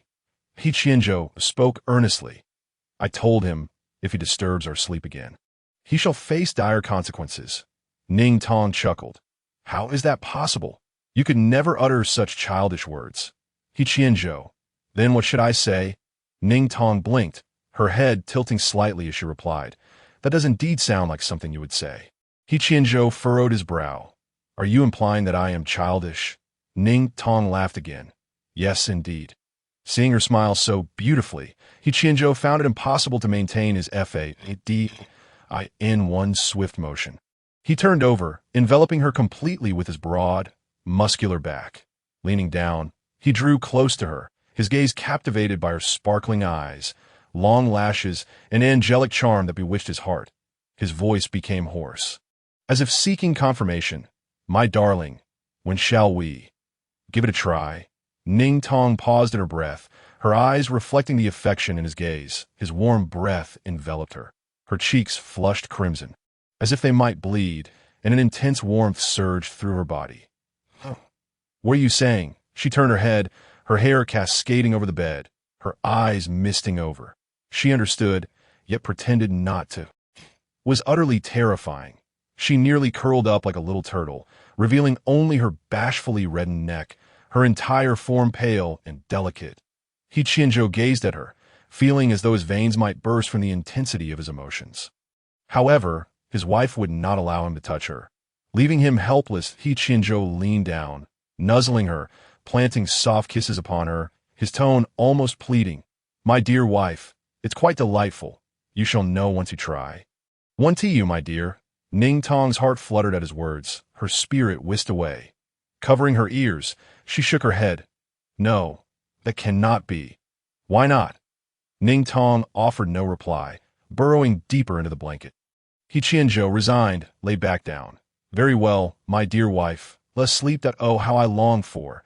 My wife is so fragrant and beautiful I desire." Ning Tong felt herself turn as red as a ripe shrimp.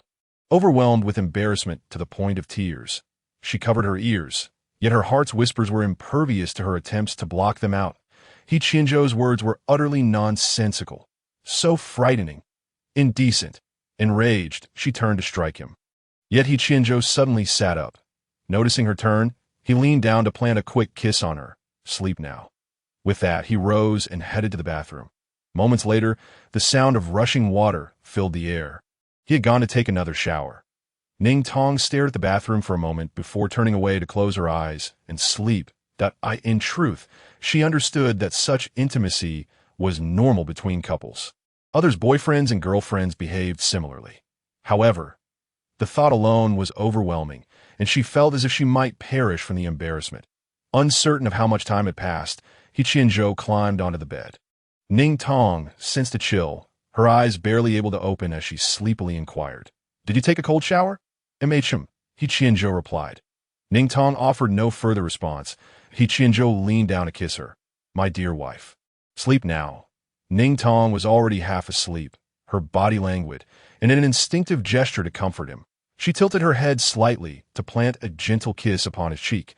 Such a simple action rendered He Qianzhou momentarily speechless. Yet the next second he climbed off the bed and returned to the bathroom. Just from the sounds, it was evident he was in quite a state. Ning Tong slept soundly, having concluded her last class the previous day. Until the final assessment a week later, she had the freedom to enjoy her time. She awoke at 9, and upon opening her eyes, saw He Qianzhou still soundly asleep, his dark hair tousled across the pillow. Though his features were sharp, with his eyes closed, he bore the appearance of an ordinary young master, pleasing to behold. Rising from the bed, she washed up and tied her hair back before entering the kitchen. She retrieved 2 eggs from the refrigerator, and just as she was about to crack one, a voice called from the bedroom. "My dear wife," followed by hurried footsteps. Ning Tong was startled, turning just in time to be swept into his embrace. Pressed against his solid, bare chest, He Qianzhou released her almost immediately, glancing at the boiling pot, then at the eggs in her hand. He took the eggs from her and turned off the stove. "Why are you cooking for yourself?" "There's no need. I can have someone bring food." He Qianzhou turned to make a call, but Ning Tong reached out to stop him. He Qianzhou paused and looked at her. "What is it?" Ning Tong smiled, her hand reaching to smooth down his unruly hair. Having grown accustomed to her rising on tiptoe, he instinctively lowered his head. The gentle touch sent electric shivers coursing through him, tightening his muscles. Just as Ning Tong was about to ask why he had stopped moving, he suddenly scooped her up and set her down on the counter, leaning down to kiss her neck with a mix of urgency and fervor. "My dear wife, don't do this. You're driving me to madness. What would I do if I truly lost my mind?" "What nonsense are you spouting? I merely brushed your hair." He Qianzhou ignored her, saying, "My dear, kiss me, here." Ning Tong felt her face flush deeply as morning light streamed in. Afraid he would rush into another cold shower, she acquiesced and kissed him. However, afterward, he became even more restless, pleading, "My dear wife, I promise I will only touch you. I won't do anything else." In the end, He Qianzhou was momentarily satisfied, licking his lips, a predatory smile dancing in his eyes as he leaned down to kiss Ning Tong's neck.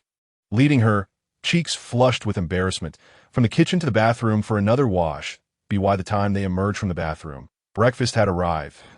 He Qianzhou held her in his arms, tending to her as she ate. Ning Tong, thoroughly spoiled by him, willingly accepted his care. She took a bite of the sandwich in her hand, then accepted a strawberry he offered, and finally drank a bottle of milk. Feeling satiated, He Qianzhou devoured what remained.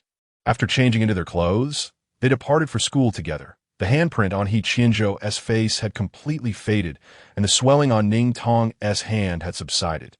Though Ning Tong had no classes, she diligently practiced in preparation for the assessments. Upon arriving at school, they strolled hand in hand for a while before parting ways. He Qianzhou turned back every few steps, while Ning Tong, even without looking back, was acutely aware of his lingering gaze, as his heartfelt emotions were laid bare. Upon reaching the training grounds, Ning Tong entered the storage room to retrieve her mecha. As she opened the door, she was taken aback to find an envelope with 3 bold characters inscribed upon it. Challenge letter. Chapter 66. He dog. Who must my girlfriend meet in person? Ning Tong opened the challenge letter, which bore handwritten words. At noon, in the small grove by the north gate, if you do not come, beware. Your secret will be exposed. Who could this mysterious sender be? Ning Tong shook her head. Her only secret being her spiritual power, known only to her family and He Qianzhou. Could it be that there was a secret she herself was unaware of? Who could this person be? The handwriting appeared delicate, likely from a girl. Ning Tong folded the challenge letter and placed it in her locker, then retrieved her mech. Her mech, issued by the school, was gray, with a round head and a stout body. Few students still used the school's designated mechs, as most students from Yuhua came from affluent families who had prepared the most advanced mechs even before the semester began, far exceeding the school's teaching mechs in configuration and design. When Ning Tong first enrolled at Yuhua, her older brother had specifically arranged for her to have a brand new mech, a lovely pink one that, however, upon seeing it, their parents immediately ordered her brother to take it back, deeming it inappropriate for her to use. They insisted that students should be trained in the most challenging and rigorous conditions, especially since she was an exceedingly weak spiritual power user, with no right to better conditions until she achieved outstanding results. Ning Tong was the only one in her family who did not receive a new mech as a gift upon enrollment. Her younger sister had one, as her siblings were all advanced spiritual power users. By virtue of their spiritual levels alone, they qualified for such privileges without needing stringent conditions. Each teaching mech had decades of history. Ning Tong knew from her courses on disassembly and assembly that her mech's lifespan would conclude this year. After accompanying her through this semester, it would be disassembled into parts for reuse or discarded. Initially, she faced ridicule from classmates for using a teaching mech, but as time passed, they grew weary of it. She remained indifferent, for she was there to learn, not to flaunt her mech. In this final chapter of its existence, Ning Tong vowed to make the most of it, cherishing their time together, with the end-of-term assessments approaching. The training grounds were bustling with activity. Fortunately, Ning Tong had made an early reservation for a space. Without a moment's delay, she began her training upon arrival. However, it was not long before she was forced to pause. What's wrong? Little one, perhaps it's because the master has been with that man whose spiritual aura is so repugnant for too long. I'm feeling quite sore all over. Where does it hurt? Everywhere. Ning Tong pondered momentarily, her tone gentle as she spoke. Perhaps it would be best if you did not follow me any longer. When Fong Sun approaches, it causes you pain. Similarly, when He Qianzhou draws near, you also suffer. I cannot avoid interacting with them, nor do I wish for you to endure such discomfort. Hence, her words trailed off as the little one abruptly shifted the conversation. Master, I believe I simply need time to adjust. Once I acclimate, I'll be fine. I already feel less pain now. Really? Ning Tong hesitated. Indeed. All right, just don't force yourself. Not forcing, as long as I can stay by Master's side. What does it matter if the mental energy is unpleasant? The more I experience it, the more accustomed I will become. Even Aya has managed to adapt. His stubbornness, teetering on the edge, stirred a sense of compassion within Ning Tong. She could not fathom the depth of their connection that would compel him to endure such pain and yet refuse to part ways. Consequently, her tone softened further, and the little one quickly resumed his usual demeanor. Unaffected, Ning Tong soon realized that with the little one by her side, every action she undertook, every test she faced, had become exceedingly effortless. Tasks that were expected to take 10 minutes could now be completed in merely 2. And all precision-related activities, such as hitting a target or calibrating, were executed flawlessly without a single error. This rendered the training somewhat mundane, prompting her to encourage the little one to intervene less frequently. gradually diminishing his level of assistance to enhance her own skills. At 11:35, training concluded, and Ning Tong received a video call from He Qianzhou that he never called her. It was always a video. As soon as the call connected and He Qianzhou's face appeared, Ning Tong could not help but smile. He had just taken a sip of water, casually wiping his chin with the back of his hand. Noticing his wife's smile, he could not suppress the upward curve of his lips. "What is so funny?" Ning Tong replied. "Seeing you makes me want to smile." Her tone was playful, sweet, soft, and delicate, reminiscent of dewdrops on a beautiful rose. Enchanting and captivating, He Qianzhou's smile vanished in an instant as he studied the screen intently. "Wife, you are making it impossible for me to keep my pants on." Ning Tong was taken aback by his words, feeling a wave of embarrassment wash over her. Though she did not fully comprehend their implication, He Qianzhou took another couple of gulps of water before tossing the bottle aside. "Wait for me." Wife. 5 minutes later, he appeared outside Ning Tong's training area. She had been waiting for him, and as he pressed her against the door, he kissed her fervently, their lips parting with a loud pop. He Qianzhou pressed against her, their bodies almost fused together, their necks intertwined, as he whispered seductively, "Wife, do you understand what I mean?" Ning Tong's face flushed crimson, wondering how he could still possess such energy after just finishing a class earlier that morning. "What will you do about this?" "What can I do? It's time for my wife to eat, and I cannot delay her meal that we can attend to this later." Ning Tong hesitated. "He Qianzhou, won't this be harmful to your health?" she asked earnestly, her innocent face radiating purity. Yet he had enveloped her in his aura, and the words spilling from her lips were tinged with color, a potent impact that nearly brought He Qianzhou to his knees. Ning Tong abruptly pushed He Qianzhou away, covering her flushed face with her arm. I have something to attend to. I must leave." He Qianzhou seized her.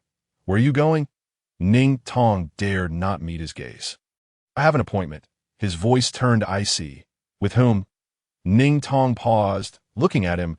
"Someone issued me a challenge, asking to meet in the grove." He Qianzhou frowned. "A challenge?" "Yes." When? "At 12 o'clock in 10 minutes." He did not release her, pulling Ning Tong into his embrace as he retrieved his phone, dialing a number. Ning Tong sensed something was amiss and stopped him. "What are you doing?" He Qianzhou placed the phone to his ear, answering her casually. "What kind of person warns my girlfriend to meet them in person? I'll have someone bring her here." Ning Tong quickly snatched He Qianzhou's phone, disconnecting the call just as it connected. Her eyes widened slightly. "You can't do that." He Qianzhou, unfazed by her action, replied. "Fine, then I will accompany you to meet her, but you must eat first. We can make her wait." Ning Tong sighed softly. "It's not urgent. I will go meet her first. The appointment is at 12, and she mentioned that if I do not attend, my secret will be revealed." He Qianzhou raised an eyebrow. "Your secret?" Ning Tong nodded. "Yes, it must pertain to my mental energy, but I'm unsure how she discovered it. I do not even know who this person is, as she did not leave a name, so I must go." He Qianzhou caressed Ning Tong's cheek, speaking soothingly. "It's all right. If she attempts to expose you, I will ensure it becomes common knowledge." Did this person realize how frightening that statement was? Why did he always say such things? Strangely, she felt a slight urge to laugh upon hearing it. "Stop teasing me. I truly must go now. There is no time. You may accompany me, but when we arrive, you must hide first that I will meet her alone. And if I need anything, I will call for you, all right? Of course, whatever my wife says in the interest of time." He Qianzhou hailed a hover electric vehicle, and together they sped towards their destination. Upon reaching the cobblestone bridge in front of the grove, Ning Tong waved goodbye to He Qianzhou, signaling that she would proceed alone. As she passed between two trees, she spotted the person, a girl clad in a pale yellow dress, adorned with a wave-pattern headband. Seated on a stone bench, her legs splayed apart, her posture somewhat bold. Upon hearing Ning Tong's approach, the girl lifted her gaze. At a flicker of surprise crossed her eyes, and almost instantaneously, she straightened her posture and closed her legs, presenting herself beautifully, her long hair cascading gracefully, resembling a refined young lady. Then she stood, arms crossed over her chest, striding confidently towards Ning Tong, her tall figure radiating poise. Ning Tong watched as she approached, initially maintaining a respectful distance, but gradually closing in, as though deliberately trying to intimidate her by standing merely 10 centimeters apart. chin raised, observing her from above. Unable to bear the proximity, Ning Tong took a step back, her voice soft. "You are too close."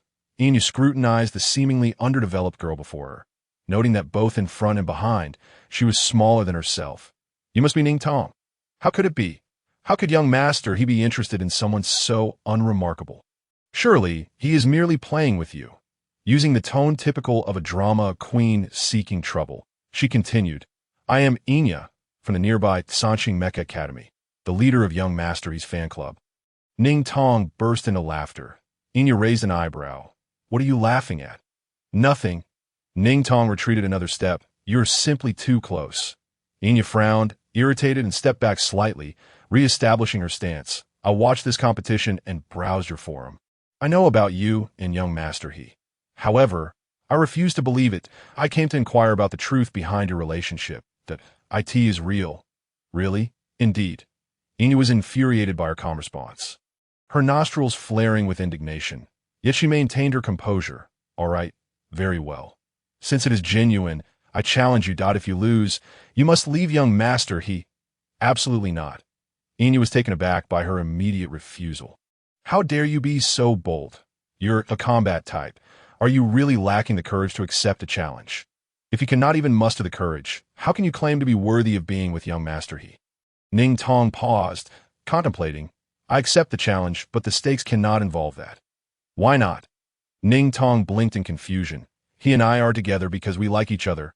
How could we use a wager to force us apart? It is the year 3022, and yet there are still people who would resort to gambling to separate couples." Upon hearing this, Enya froze.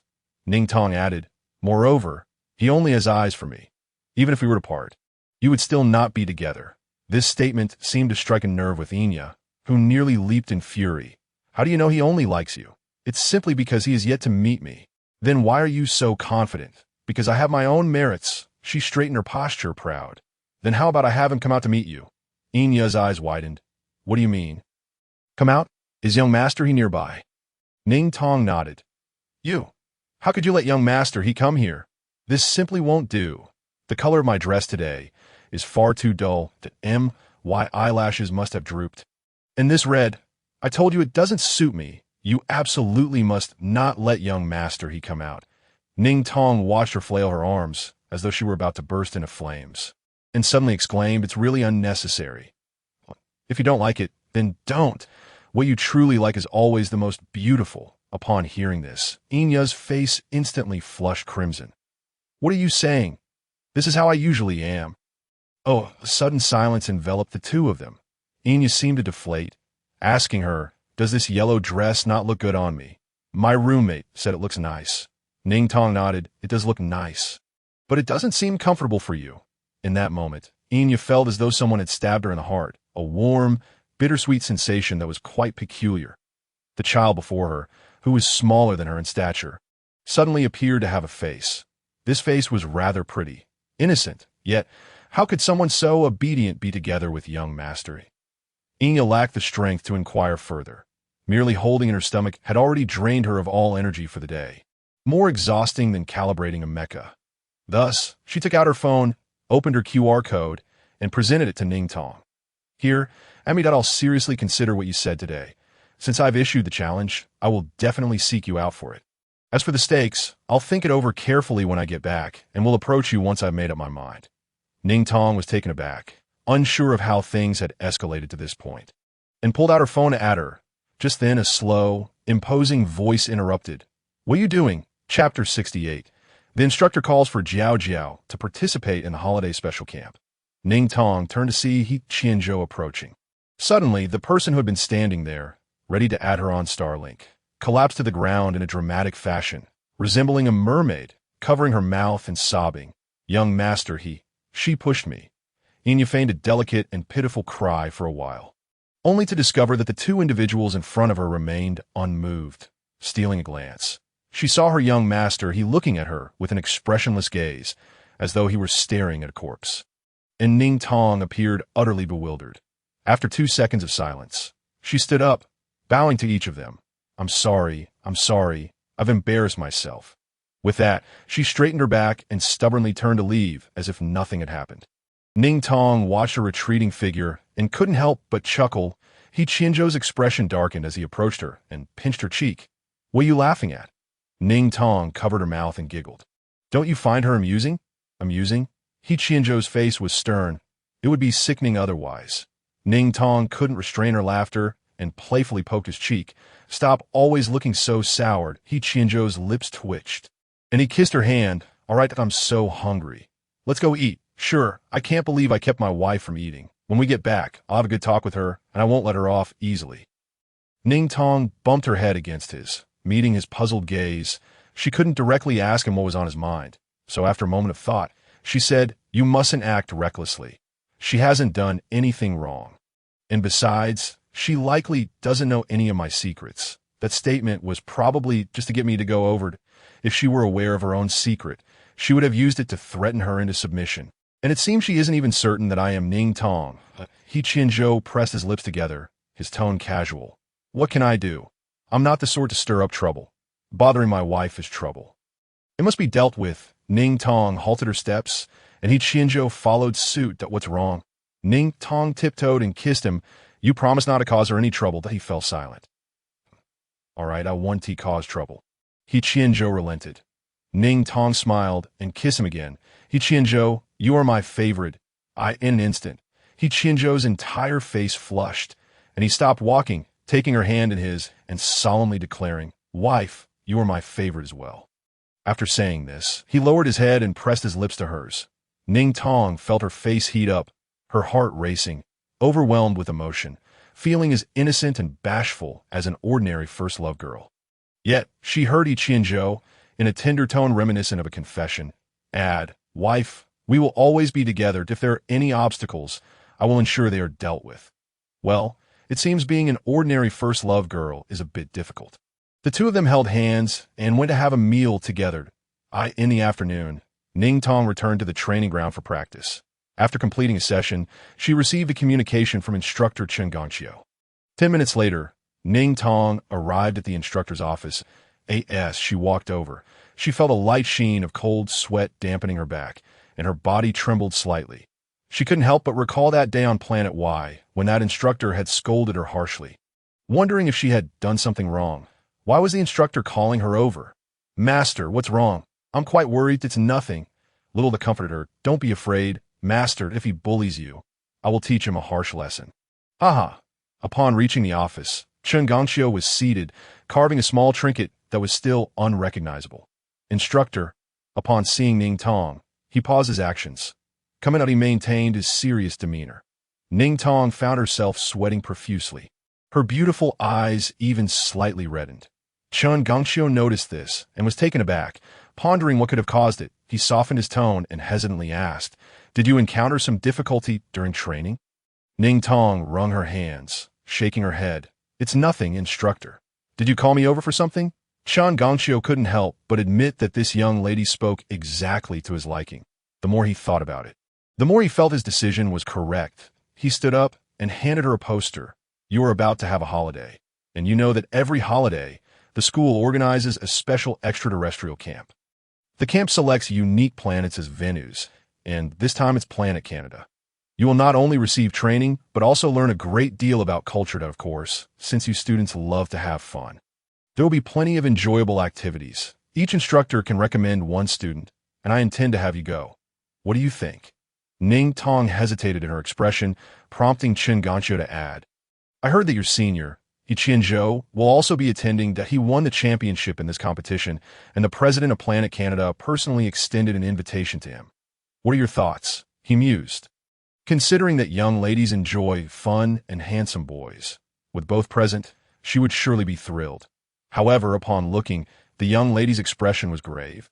He cleared his throat and inquired, "Is it that you don't wish to go?" Ning Tong hesitated and asked, "Instructor, does this require personal expenses?" Upon hearing this, he was taken aback. Was she worried about money? Strange. How could a student from Yuhua be concerned about finances? "No, the school covers all expenses." "Oh." Ning Tong sighed in relief. Jiaojiao continued, "However, if you don't go, you must bring your own mecha. The school won't provide mechas once you arrive there, and the higher the grade of the mecha." The better he considered that the girl had always trained using the school-assigned mecha, likely to subject herself to harsher conditions for tougher training, a truly rare spirit. Yet he noticed the girl's expression had grown serious again. He was puzzled. What was going on? Could it be that a Commander-esque child? He had seen her family background and related information clearly. He noticed the girl clutching the poster tightly, standing up to say, "Instructor, may I take some time to consider before responding?" He nodded slowly. "Thank you, Instructor, I'll be on my way." "All right." Watching the young lady's departing figure, he pondered thoughtfully, suddenly recalling the content of her test. No wonder. It seemed her family did not treat her well. Chapter 69. Jiaojiao is too adorable. He dog can't resist. Ning Tong gazed at the poster in her hand. Every activity in the special camp was appealing to her, and she desperately wanted to attend. However, she estimated that it would be impossible. Although the school would cover all project expenses, there would surely be many personal expenses once she got there. She had severed ties with her family, and her parents would no longer provide her with money. She had saved a little, but her living expenses were not plentiful, and she had spent most of it during this period. Moreover, she didn't own a mecha, let alone a high-grade one. Purchasing even the most basic mecha would cost at least 200,000 Sai. Suddenly, little Dot jumped out, perching on Ning Tong's finger. "Master, I can transform into a mecha." Ning Tong was taken aback. Little Dot, still as smooth as ever, blinked its big eyes. "Aya can turn into a mecha." Ning Tong's eyes widened, her heart racing. "Really?"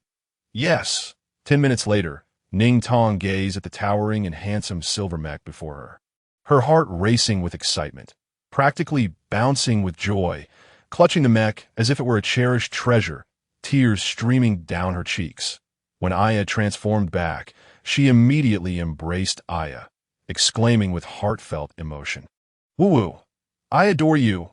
Aya, how are you so incredible!" Aya, elated by her affectionate gesture, wagged her fluffy tail joyfully, burying her face against Ning Tong's chest, her smooth body blushing with shyness, responding, "Whatever the master desires, Aya will fulfill." Thus, in the remaining time, Ning Tong began to acclimate to her new mech, a fully biological entity, devoid of any synthetic materials. The mech, transformed by Aya, was adaptable. It felt like polished metal to the touch, but could also soften and stretch like rubber, with hands that could morph into sharp blades.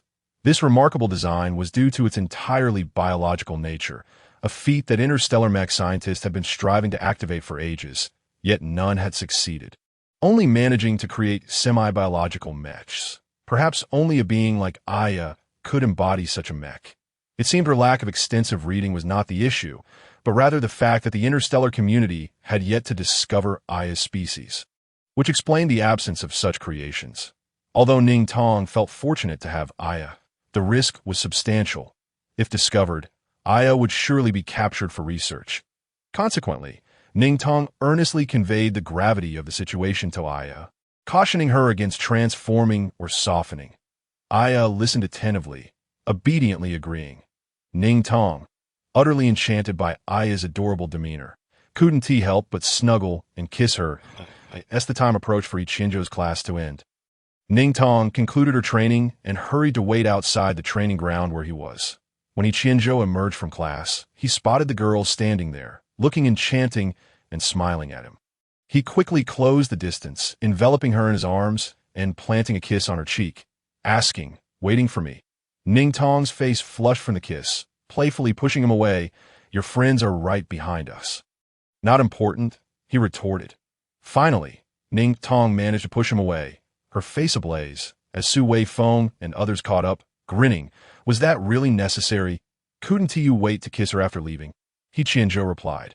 "Those without a wife wouldn't understand." One of his friends patted Su Wei Feng on the shoulder, echoing, "Those without a wife wouldn't understand."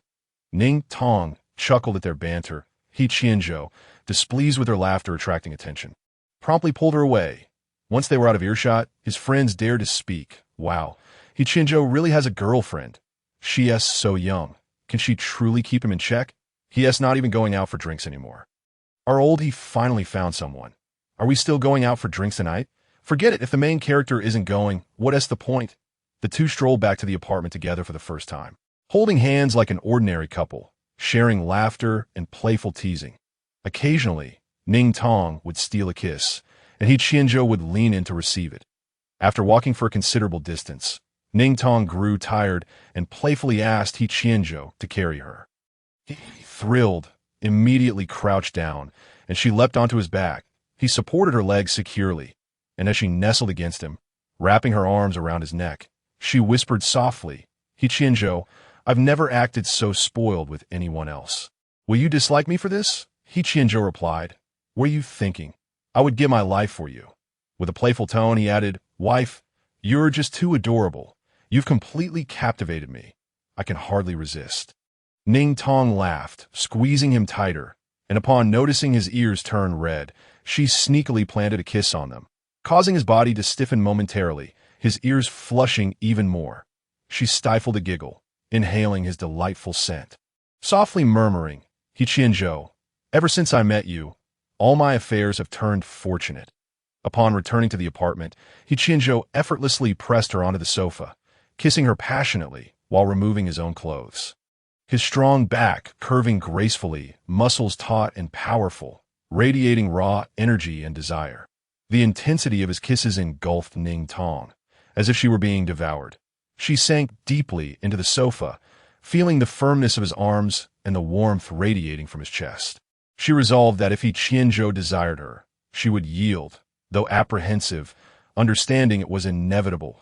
As her hands reached for her buttons, preparing to undress, He Qianzhou suddenly halted. The fierce energy dissipated as he tenderly kissed her, saying, "Wife, let us shower first, then we'll eat. I have a gift for you later." Ning Tong, blushing, casually rebuttoned her clothing, pushing him away and heading to the bathroom, leaving He Qianzhou in stunned silence. After showering and dining together, He Qianzhou donned a black hoodie and hat, taking Ning Tong's hand as they stepped outside. "Where are we headed?" she inquired. "At the research lab," he replied. "The mech research lab?" she asked, recalling the earlier rumors about He Qianzhou allegedly blowing up a mech research facility, unsure of their veracity at the time. After a half-hour drive, they arrived at the high-tech research base, established by the government for mech research, the largest and most accomplished scientific facility in the empire. As Ning Tong held He Qianzhou's hand, she marveled at the advanced technology surrounding her. The multifaceted diamond walls, flying elevators, visible magnetic fields, and floating doors. All of it was a revelation to her.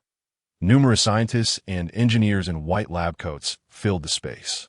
What astonished her further was that everyone referred to He Qianzhou as Young Master. Stunned, Ning Tong asked, "Why do they call you Young Master?" He replied, "My grandfather is the executive director here." Ning Tong's eyes widened. She recalled seeing news about the founder of the high-tech research base, a celebrated figure after the First War between the Empire and the insect race. Could it be true? Her mind raced as they passed a research area where several researchers were frantically discussing. No, it's not a chip issue. Where's the problem? Why is it auto-transforming? It was set for 5 minutes, yet it can't even start in 3. This is a 6-month project. If it fails to activate, we read doomed. If only the Young Master were here. He hasn't come in ages, but he would definitely solve it. The researchers formed a circle, oblivious to Ning Tong and He Qianzhou's presence as they passed by.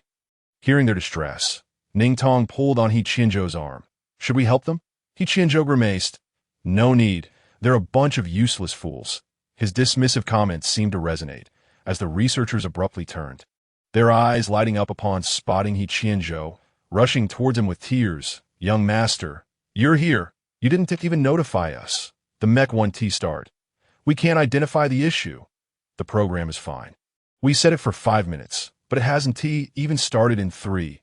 He Qianzhou's temple pulsed with frustration as he rolled his eyes, growling, "Get lost." The researchers fell silent, too intimidated to approach, standing helplessly in place. Ning Tong felt a pang of sympathy and tugged at He Qianzhou's sleeve. "He Qianzhou, I want to know what the issue is too." To her words, He Qianzhou paused, leading her to the research station and donning gloves, explaining, "The issue lies with the line. The GNX 3590's blue light duration is too short.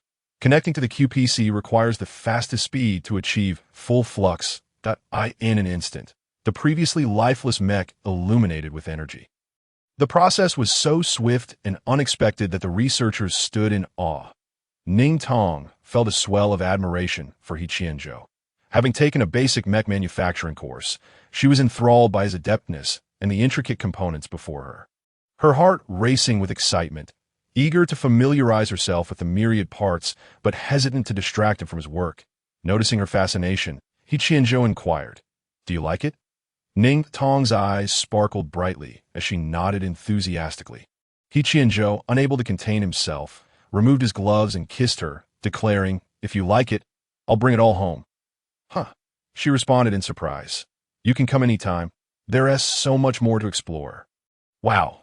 He Qianzhou held Ning Tong's hand as they walked together, seemingly oblivious to the group of researchers around them, as if solving this conundrum was merely a means to please his beloved. "Tell me what you like. What you wish to play. It's all yours." Ning Tong felt both exhilarated and bashful. Leaning closer to him, "He Qianzhou, I wish to learn about mecha fabrication. Would you teach me?" He Qianzhou replied, "Anytime." The couple strolled sweetly, leaving behind a group of researchers who stood in stunned silence, bewildered by the scene unfolding before them. Is the young master truly so impatient that a single word from this young lady has resolved our dilemma? One wondered, disbelief etched across their face. Is this really the young master's girlfriend? He actually has a girlfriend, and he treats her so well. Am I dreaming? At my age, it's not surprising to be blind to such things. You're only 25. Should we ask Secretary Quan if we could obtain this young lady's contact information? If we could add her on Starlink, wouldn't that solve all our problems? The young master has finally found love. Why disturb him? But it is feasible. We might casually inquire, just not too much. As they walked further down the long corridor, the noise faded, leaving an eerie silence in their wake. Finally, they arrived at a door at the end. He Qianzhou pressed his fingerprint against the panel, and the massive magnetic door swung open slowly. As it did, a spacious blue mecha research room came into view, at the center of which stood a magnificent and exquisitely beautiful mecha. Ning Tong's breath caught in her throat. She was led inside, her gaze transfixed. She had never seen such a stunning mecha, its surface glimmering like skin, reflecting light with a sharp brilliance akin to a sword's edge. Reminiscent of a queen briefly sealed away in a myth, He Qianzhou brought her before the mecha, holding her hand to touch its surface, embracing her from behind, his breath warm against her ear. "Darling, do you like it? It's a gift for you." Ning Tong was speechless, her heart racing, and after a moment, she managed to ask, You made this for me?" He Qianzhou pressed gentle kisses to her cheek. "I wanted to give it to you for a long time. My wife deserves the finest mecha, crafted by my own hands." It took a considerable amount of time. Tears welled in Ning Tong's eyes as she held back her emotions. "You did this? All by yourself?" Indeed, Ning Tong could hardly fathom. How could you have the patience for this? To complete such a mecha alone, it must have taken an immeasurable amount of time and intricate processes. He Qianzhou spoke casually, devoid of any pretense. "I lack patience in general, but you are the exception." Ning Tong's heart raced, her cheeks flushed. He Qianzhou was so eloquent. Had he always been like this? No, he had not. It seemed that ever since they had expressed their feelings for one another, every word he spoke made her heart flutter and her face turn crimson. Perhaps her shy, glistening gaze was too alluring. He Qianzhou too felt a blush creeping upon his cheeks. They stood there, both flushed, until He Qianzhou finally cleared his throat, gently kissing her, his tone tender. "It's not flattery. I possess no patience for anyone else. But for you, I have all the time in the world." As their kisses grew more fervent, he pressed her against the mecha, his hands instinctively finding their way inside, and Ning Tong did not resist, wrapping her arms around his neck, whispering, "I know." Chapter 71. A fragile heart. Ning Tong had long suspected that the gift He Qianzhou intended to present her was indeed the mecha, for his thoughts had been laid bare. When he mentioned giving her a present, what echoed in his mind was the hope that his wife would be elated upon seeing the mecha. Although she had anticipated it, the actual sight of it still filled her with overwhelming surprise and excitement. He Qianzhou had crafted her a mecha, and such a stunning one at that. He must have devoted considerable time and energy into its creation. "Darling, come inside and take a look." Ning Tong followed He Qianzhou into the mecha cockpit, familiarizing herself with all the advanced equipment and functions, each component far more sophisticated than any mecha she had encountered before. After experiencing everything, her hair was tousled, her cheeks flushed, and she could hardly articulate. It's incredible. He Qianzhou smirked. Do you like it? I love it. Ning Tong exclaimed, throwing herself into his embrace. Elated by her affectionate gesture, He Qianzhou could not help but think, my wife is so adorable. Her smile is enchanting. Such a lovely wife, and she smiles only for me. He Qianzhou, when did you start making this mecha? He replied, from the very beginning. From the very beginning? Yes, I began crafting at the moment I first saw you in that dilapidated mecha. Ning Tong gasped. What? How?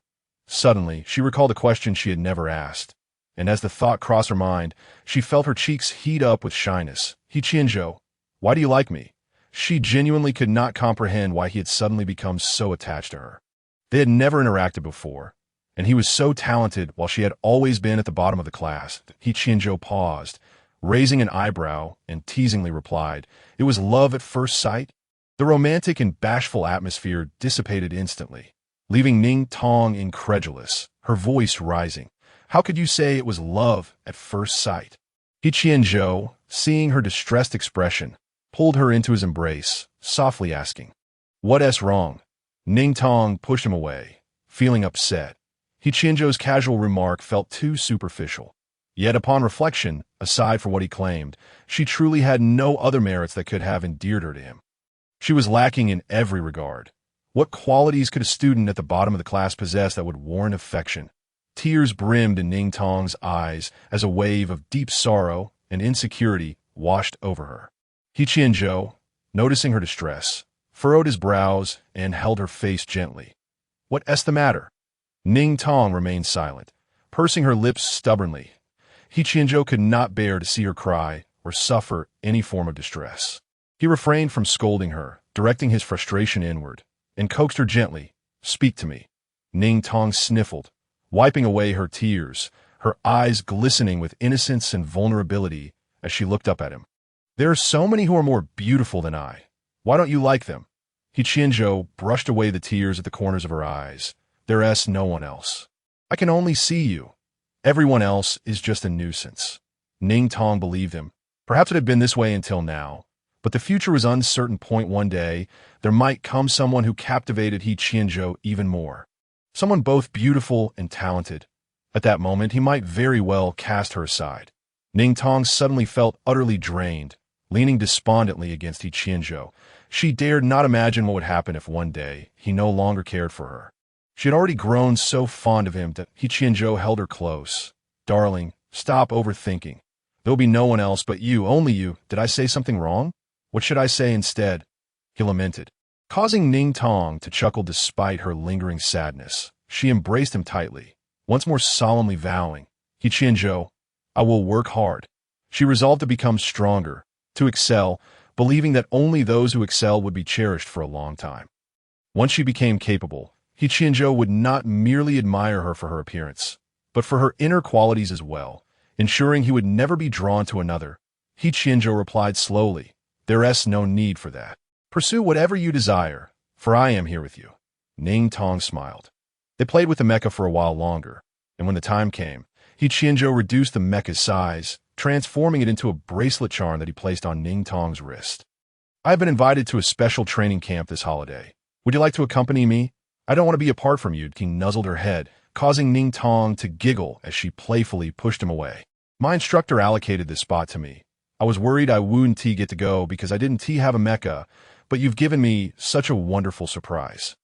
Thank you. No need for thanks. You are my wife, and it is only natural that I pamper you. After saying this, he suddenly inquired, which instructor? If they've given you a spot, I must extend my gratitude. It's instructor Jiaojiao. Oh, they haven't done anything inappropriate to you, have they?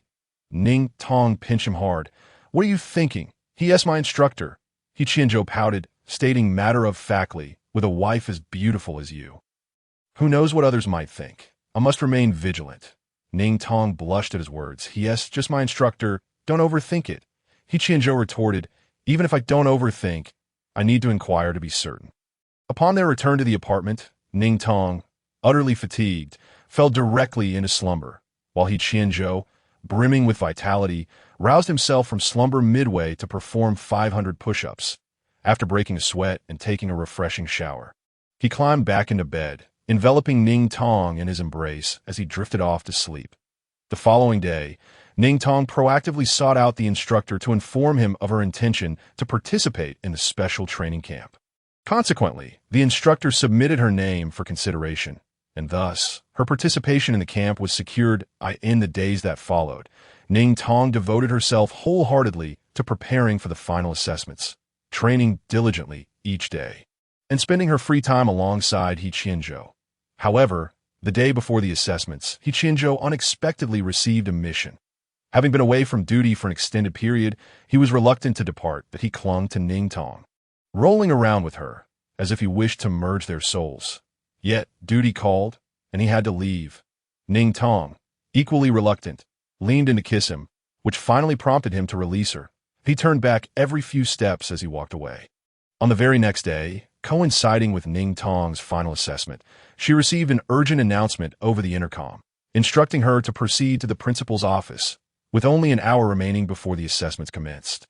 She was bewildered by the request and feared missing her opportunity. She hurried towards the principal's office, and upon arrival, she was taken aback to find her parents, Meng Ying and Ning Zhengquan, seated across from the principal. Her heart sank, tightening as if gripped by an iron fist. Ning Tong felt an overwhelming reluctance to enter the room. The principal, Dong Zheng, welcomed her with a gesture to come inside. As she stepped in, her parents turned their cold, unyielding gazes upon her, causing her heart to tremble. She did not address them as mom or dad, merely acknowledging the principal. As anticipated, Meng Ying and Ning Zhengquan's faces turned pale with displeasure.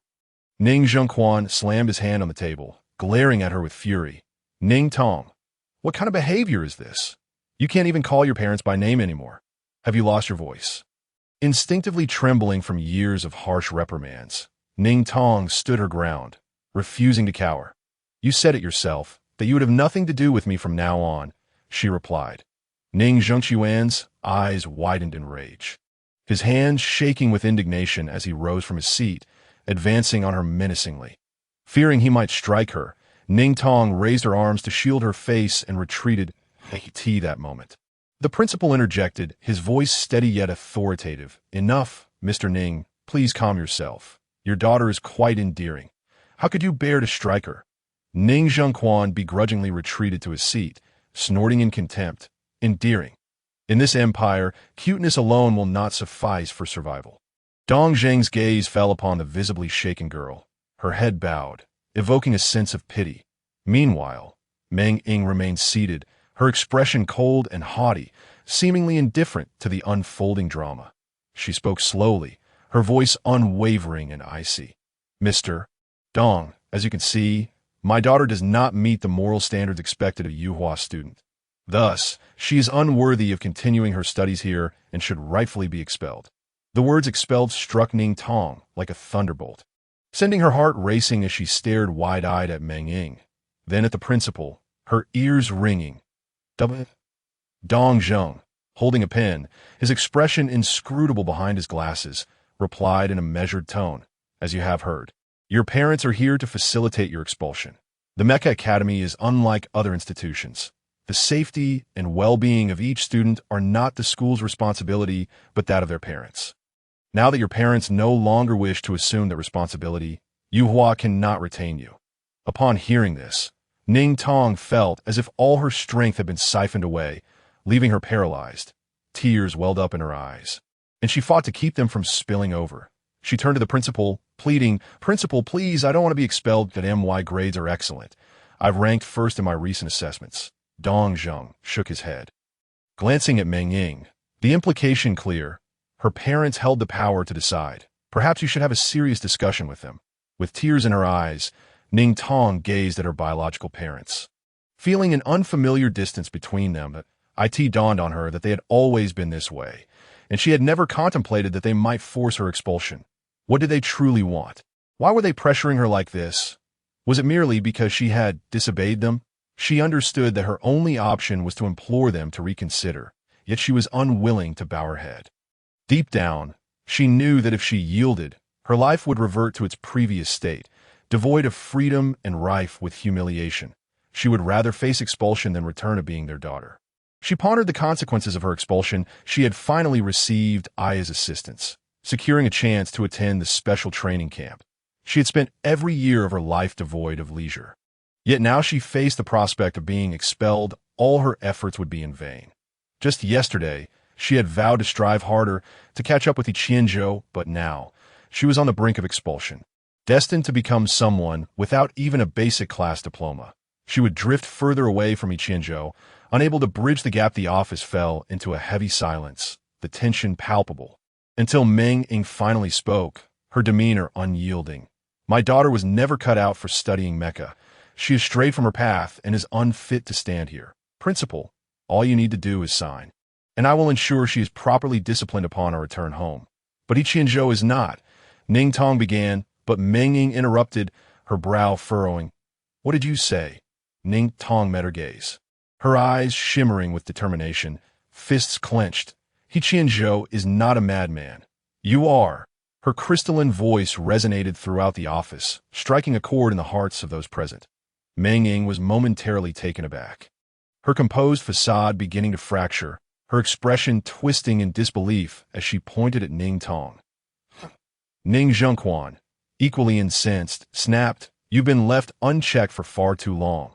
You've truly lost your mind." Just then, the sound of high heels clicking rhythmically against the floor echoed from outside the office, accompanied by a commanding voice. "Let me see who dares to bully my daughter-in-law." The four individuals in the office turned in unison towards the entrance, where a tall, stunning woman with glossy brown hair draped in luxurious mink fur appeared, her slender arms poised with a cigarette between her alabaster fingers. She raised her chin slightly, a smile curving her lips. Yet her gaze was icy as she scrutinized them, specifically Ning Zhengquan and Meng Ying. Behind her stood a man in a gray pinstripe suit, sporting gold-rimmed glasses and a slicked-back hairstyle. The sudden arrival of this woman left the four in a state of shock.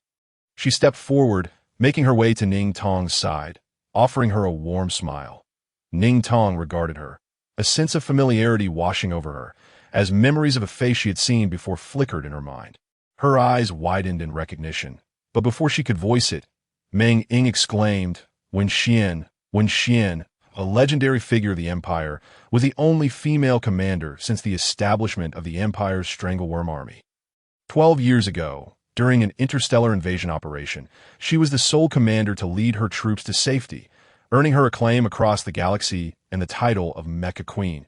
Her accolades were countless, and Ning Tong had never imagined she would meet such a celebrated figure face to face. She was breathtakingly beautiful and astonishingly youthful. A.S. Ning Tong stared in awe when Xian gently cupped her face.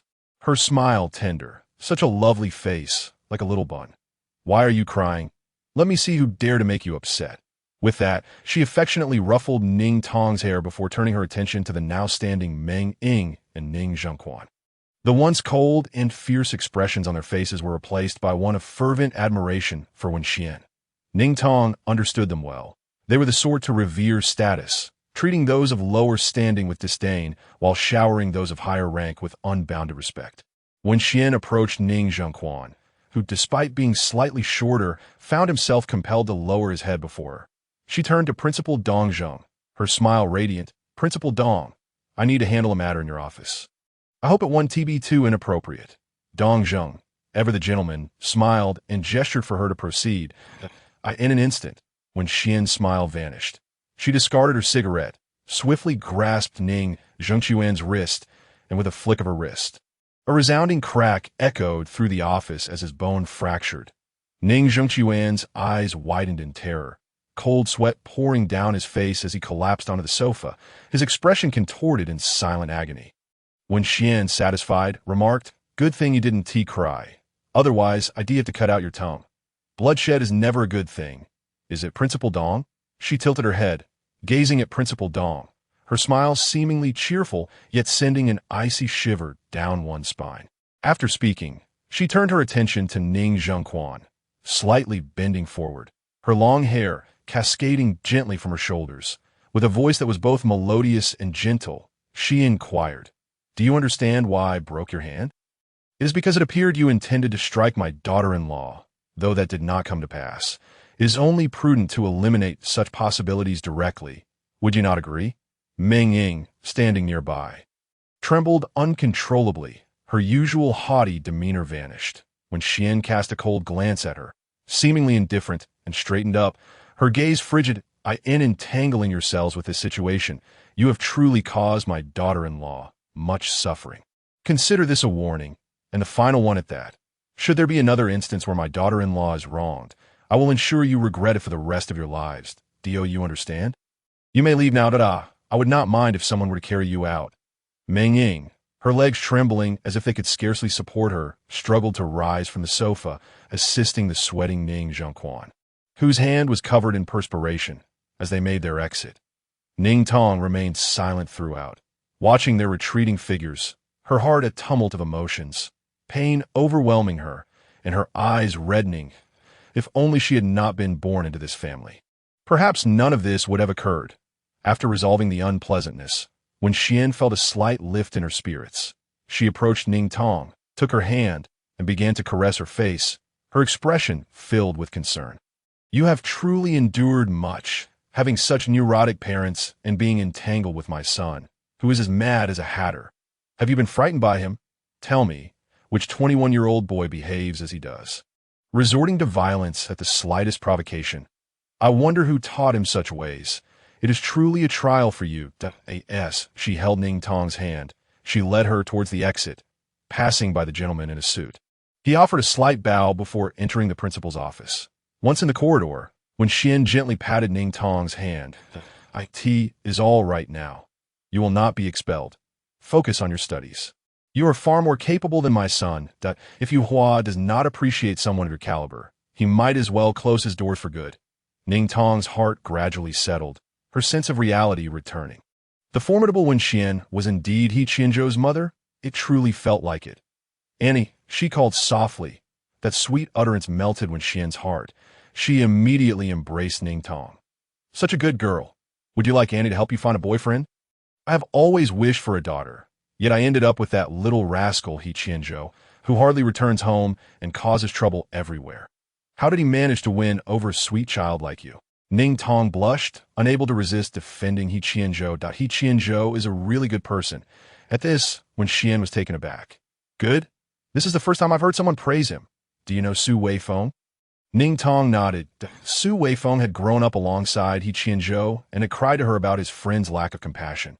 After 21 years of friendship, how could he fail to care for a brother? Ning Tong could not help but laugh.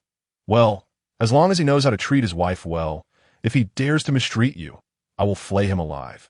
Ning Tong observed the striking resemblance between Wen Qian and He Qianzhou, both speaking the same sentiments, and felt a peculiar warmth in her heart, a smile spreading across her face. "Auntie, He Qianzhou treats me very well." Seeing her like this, Wen Qian was utterly delighted, pulling out her contact information. "Come, add me on Xingxin. If you encounter any issues in the future, just message me, and I will help you resolve them." "Thank you, Annie." After exchanging contact details, Ning Tong suddenly remembered her assessment. She glanced at her phone, realizing she was already an hour late, her anxiety apparent to Wen Qian. "What's wrong?" Ning Tong hurriedly replied, "I need to attend the assessment." "Annie, I must go now." Wen Qian checked the time and naturally assumed. "You late?" Ning Tong nodded. "Don't worry. Go ahead and I'll arrange things for you later." Ning Tong was unclear about what that arrangement entailed, but hurriedly dashed to the assessment venue, arriving an hour late. She feared Yifang had already formed teams with others. As she reached the instructor's examination area, she overheard instructor Jiaojiao in a heated argument. "Expulsion? How long did it take for me to find a satisfactory student? And now you tell me she is to be expelled. Is Dong Zheng completely devoid of sense? Can't he see the problem lies with the parents? Have you considered how the child feels?" "Enough. I want to record this in the system. Tell Dong Zheng that if Ning Tong is expelled, I'll resign as well. Let Yu Hua do as he pleases." Ning Tong felt like crying. Overwhelmed with gratitude, she had not anticipated her instructor would regard her so highly. She knocked on the door, and the quarrel ceased abruptly. Chen Gongxiu glared impatiently at her upon seeing her tear-streaked face. His expression softened momentarily. Seeing the child clearly distressed, He was furious. To him, no rule mattered more than the welfare of a diligent and outstanding student. How can you expel such a hard-working child just because of her parents' words? He was about to speak when Ning Tong obediently said, "Instructor, I am not being expelled. My parents have left. I can continue with the assessment now." He Qianzhou paused, furrowing his brow. "Are you certain?" "Yes." Only then did He Qianzhou's expression ease slightly. Though his displeasure lingered, he waved his hand dismissively at the assistant. "Go tell Dongzheng that some rules need to change. If this continues, even an old man like me won't let him off lightly." Turning back to Ning Tong, he declared, "For your assessment, consider it a full score. You need not take it. You may return." Both Ning Tong and the assistant were taken aback. He Qianzhou scowled. How can she take the assessment when she has been frightened? "I know my own students. If you hadn't scared her, she would have scored full marks. Why bother with the level 2 test when she can do it all?" Chapter 74. Visiting the in-laws. Secret shared between mother-in-law and daughter-in-law. Thank you, instructor. Ning Tong felt her heart thawing, which had been frozen after the earlier argument with her parents. The affection she had never received at home was now bestowed upon her by He Qianzhou, Auntie Wenxian, and her instructor. Due to the exemption from the assessment, Ning Tong's academic progress for this semester had effectively concluded, and she no longer needed to remain at school, preparing to return to her dormitory to pack. She recalled Auntie Wenxian's mention of an arrangement and sent her a message about the assessment. Just as she was about to put her phone away, Wenxian initiated a video call. Ning Tong was momentarily surprised, then laughed, realizing that even this habit mirrored He Qianzhou's. She answered, her obedient little face appearing on the screen. "Auntie," she greeted on the screen, when Xian's refined face wore a gentle smile. "Oh, our Tong Tong is simply wonderful, achieving a full score. It seems your instructor does have discerning eyes." Her teasing tone was reminiscent of He Qianzhou, or rather, He Qianzhou mirrored his mother's demeanor. "The instructor has always treated me very well." When Xian raised an eyebrow, a satisfied smile spreading across her face before she continued, "Tong Tong, come over for dinner at Annie's house tonight. I'll have someone come pick you up. After all, that rascal He Qianzhou wanted to be back for a couple of days."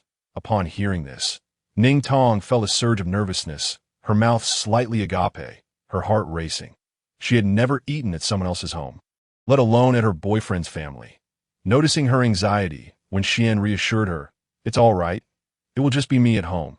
There's no need to be nervous," unable to think of a reason to decline.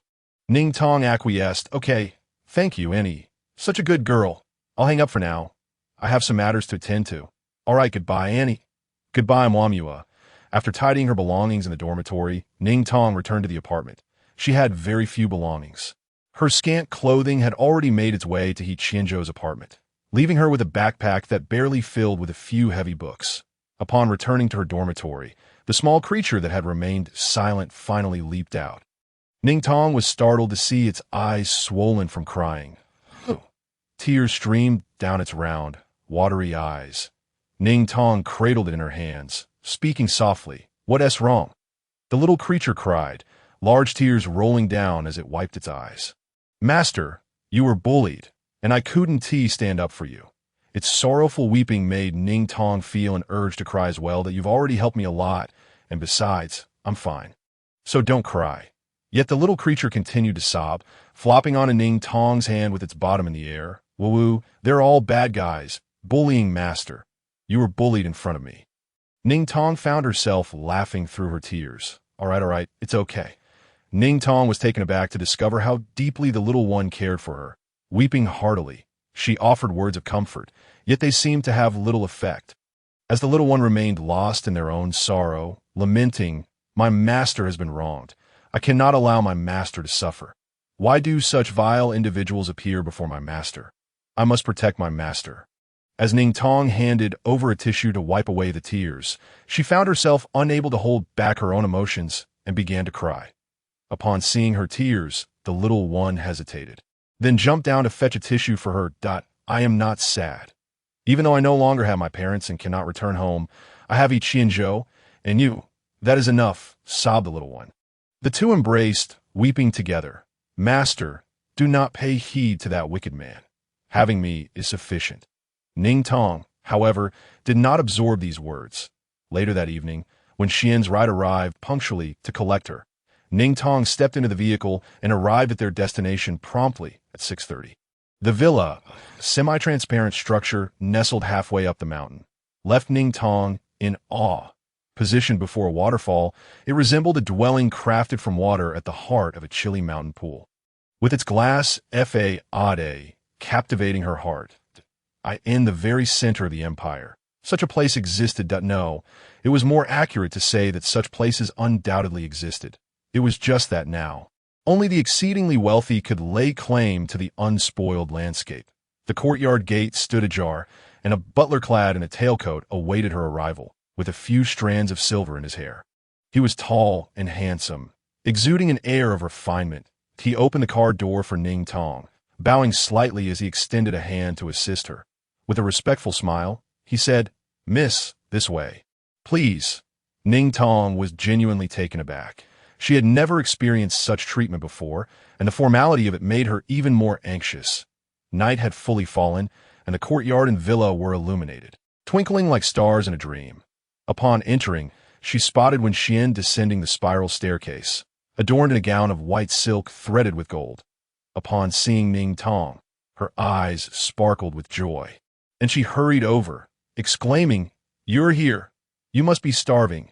Come, let us dine." With a wave of her hand, several maids rushed into the kitchen, and Ning Tong could hardly believe her eyes as she noticed the expressions on their faces. It seemed to be excitement. Seated at the table, it wasn't long before a sumptuous feast was presented, an array of over a dozen dishes laid out before them. Ning Tong was utterly mesmerized. The maids had already set the table, and when Qian picked up chopsticks, placing a generous piece of rib in Ning Tong's bowl. "Eat up. Don't be polite with Auntie. I specifically asked He Qianzhou what you like to eat." "Thank you, Auntie." Ning Tong felt a wave of emotion, nearly brought to tears. She could hardly recall the last time she had shared a meal with family. No one had ever gone to such lengths to prepare a feast of her favorite dishes. And He Qianzhou, she usually wasn't picky, yet she had never mentioned her preferences to him. And somehow he knew, his attentiveness was not merely verbal. Suddenly, she longed to see him, to speak with him, even though they had only been apart for a day.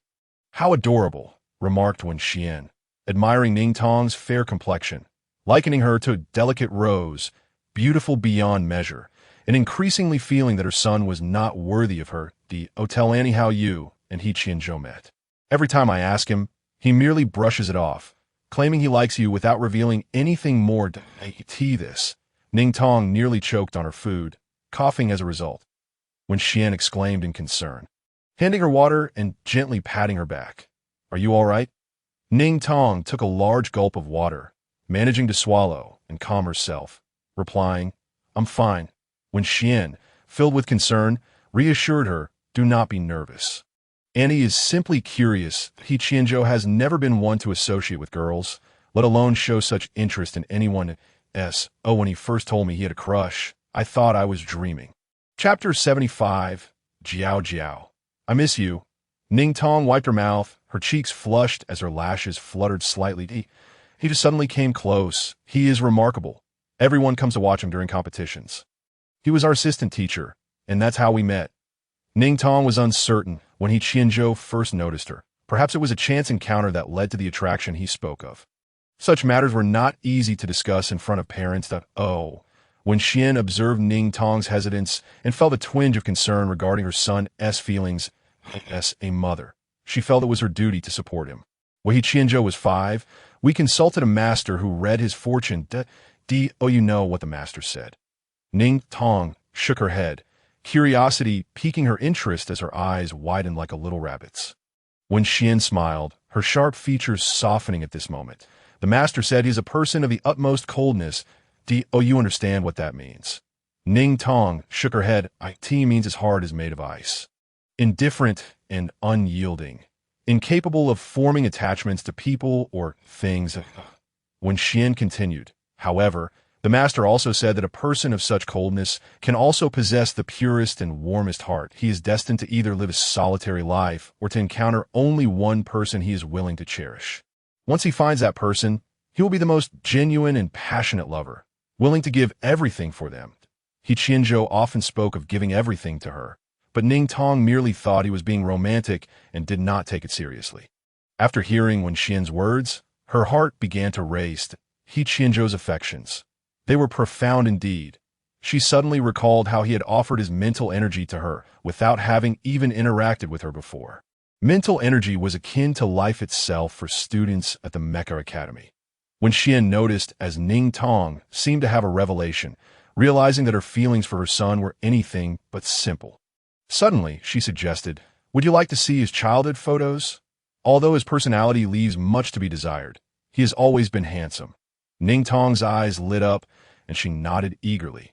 After they finished their meal, they ascended the stairs and settled side by side on the sofa in the small living room, an album resting between them as Wen Xian began to flip through its pages, revealing heartwarming moments. "Look, this is him at birth. Unlike other babies who smile, he came into the world with a frown, chubby and unamused, no matter how much we tried to amuse him. This is when he was 5. Wearing a suit for the first time, that a talent scout approached him on the street, but he scared them off with just a glance. And this is when he was 6, riding a horse for the first time and competing against a 13-year-old boy, leaving the latter in tears. And here he was tested for his mental energy, running a fever for an entire day." Ning Tong couldn't help but laugh as she listened to Wen Xian's anecdotes. The photos vividly chronicling He Qianzhou's transformation from a chubby baby to a tall, striking youth, stirring emotions within her, an overwhelming sense of closeness to him.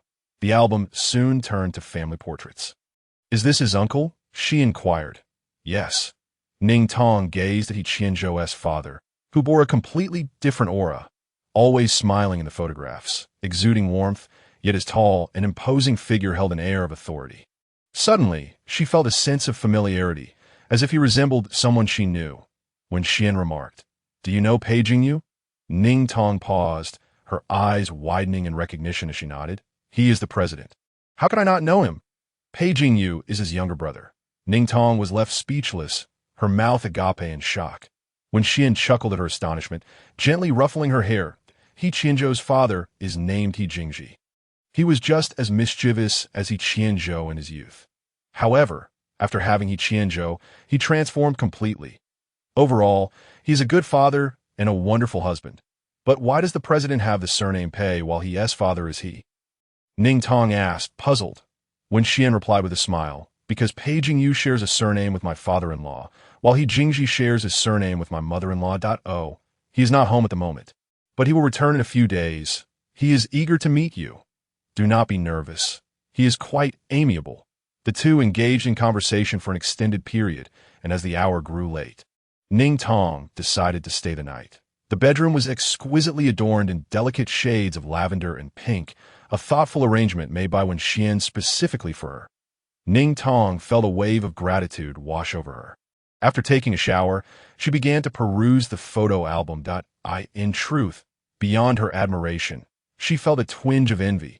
She had never possessed such photographs. No one had ever chronicled her journey from childhood to adulthood, nor had she ever been treated with such care.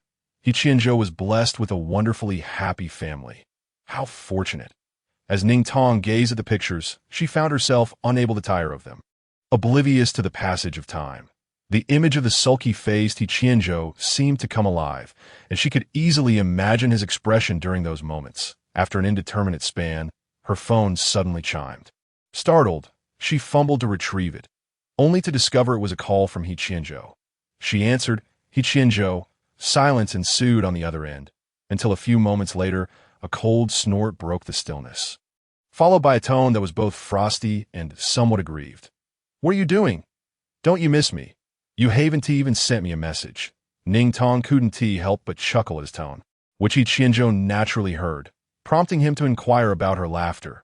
She refrained from responding, as the sound of his voice made her eyes well up with tears. She lay on the bed, phone pressed to her ear, softly murmuring, "He Qianzhou, I miss you." He fell silent for a moment before asking her back, "You miss me?" "You miss me, yet didn't bother to call. Not even a message." "It's because you're on a mission. I didn't want to disturb you." He Qianzhou snorted again. "You should still send a message, so I know you miss me." Ning Tong giggled. "All right, I understand." A silence enveloped them, filled only with the sound of their breaths. yet felt far from wasteful. Then He Qianzhou asked once more, "You miss me?" Ning Tong slowly blinked. He paused for 2 seconds before responding. "Wait for me." With a soft click, he hung up. Ning Tong was left bewildered. Wait for him? What did that mean? Surely he wouldn't return. It was impossible. He Qianzhou had gone to the border and had said he would only return the day after tomorrow. She pondered for a moment before messaging him. "I'm at your mother's place." He did not reply.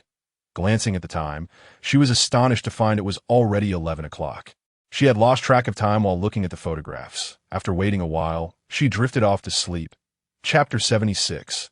He Qianzhou really did come back, and Grandma pampered the little one. Ning Tong dreamt that she was walking hand in hand with someone else when He Qianzhou suddenly descended from the sky. Stabbing her, she thought she had died, only to find herself in a forest, where He Qianzhou appeared behind her, embracing her, nipping at her neck, his hands exploring her waist, repeatedly whispering "wife" in her ear.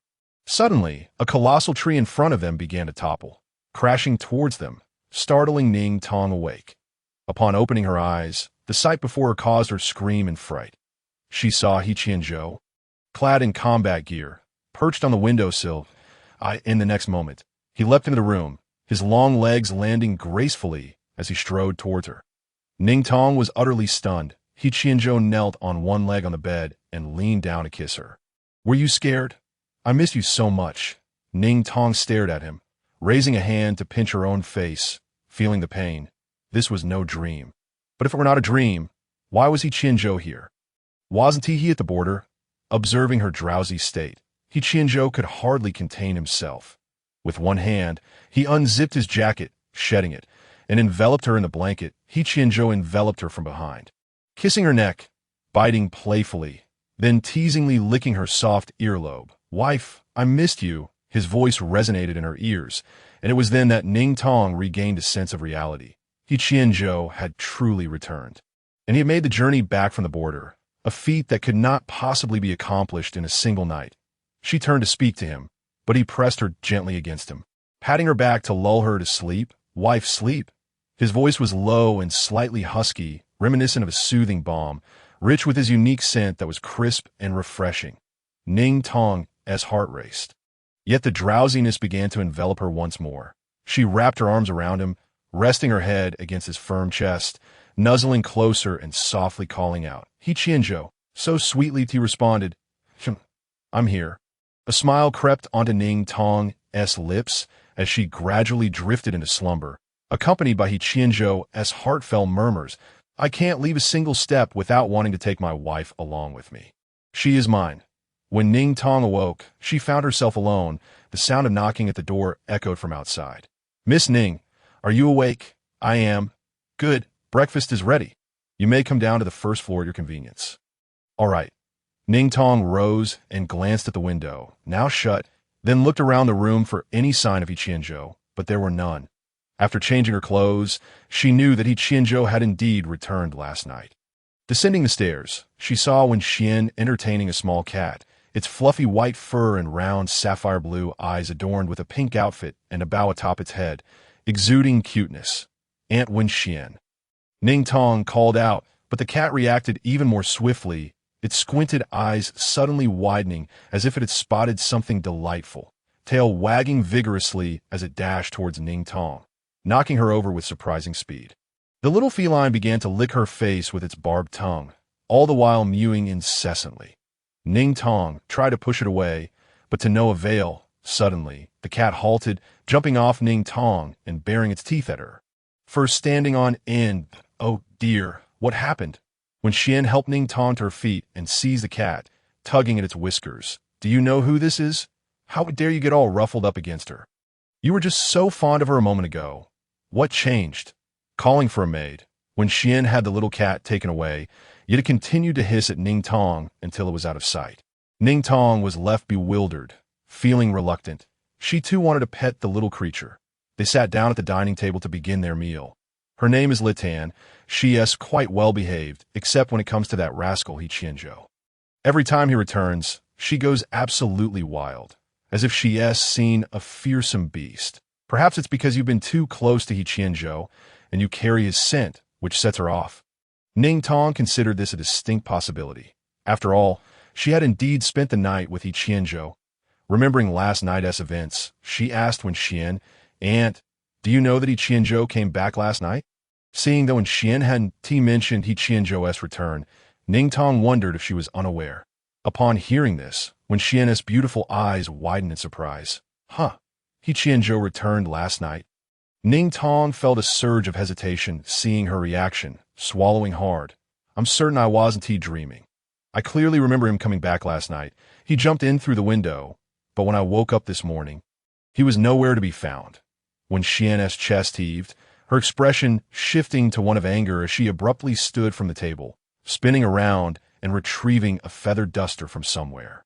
Well, that scoundrel He Qianzhou thinks he can just come and go as he pleases, treating me like I'm invisible, sneaking back like a thief without a word." Ning Tong, frightened by the sudden outburst, quickly interjected, "Aunt, please don't be angry. It's possible. I might have been dreaming." After a few expletives, when Xian tossed aside the duster, returning to her dignified and graceful demeanor, gently taking Ning Tong's hand. "Did I scare you? It's all right. That rascal He Qianzhou just needs a good talking to. If he bullies you in the future, just let me know, and I'll take care of him for you." Ning Tong dared not speak, but nodded obediently. After breakfast, she prepared to leave, only for a flurry of people to suddenly swarm into the house, measuring her dimensions before swiftly departing.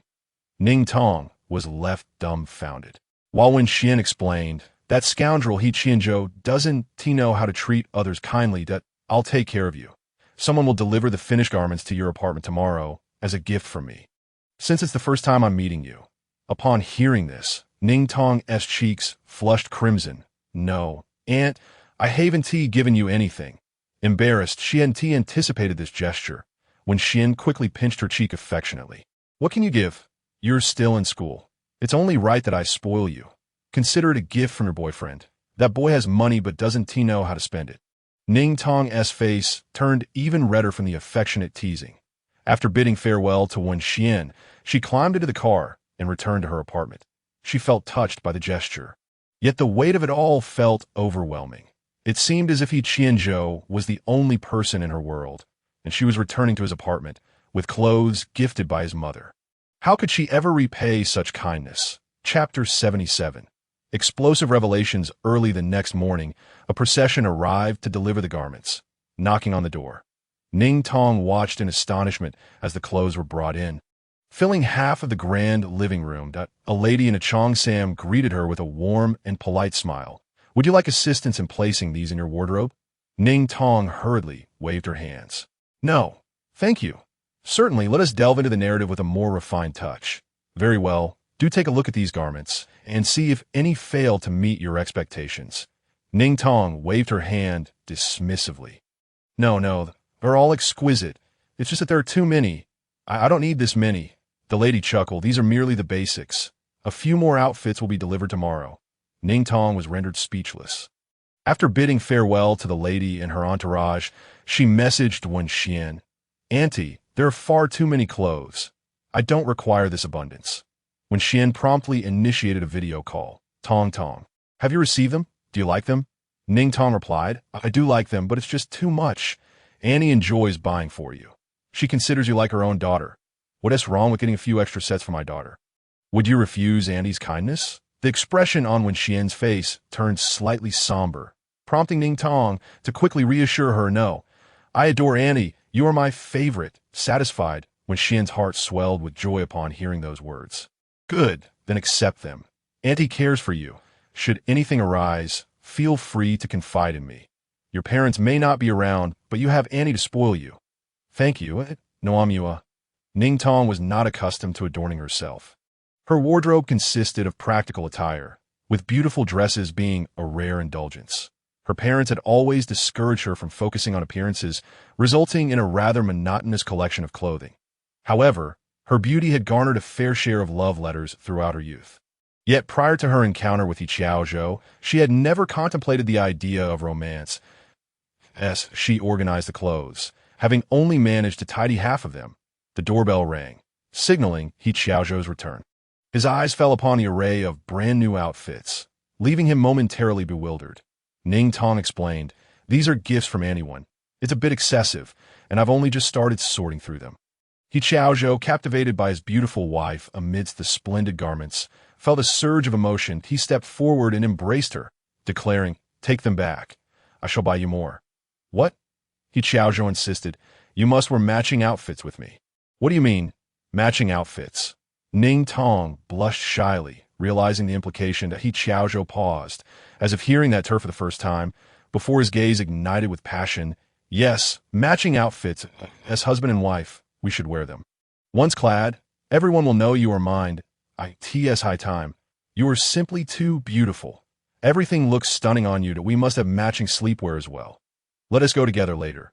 We must have matching sleepwear." Ning Tong chuckled at his earnest tone, wrapping her arms around him. "These were tailored to my size. If we return them, no one else will wear them." He Qianzhou contemplated for a moment, then tossed them aside. "I shall procure more for you." "Huffed. Anyone gifted these to me. How could you treat them so casually?" He Qianzhou frowned, about to argue further, but Ning Tong silenced him with a kiss that instant.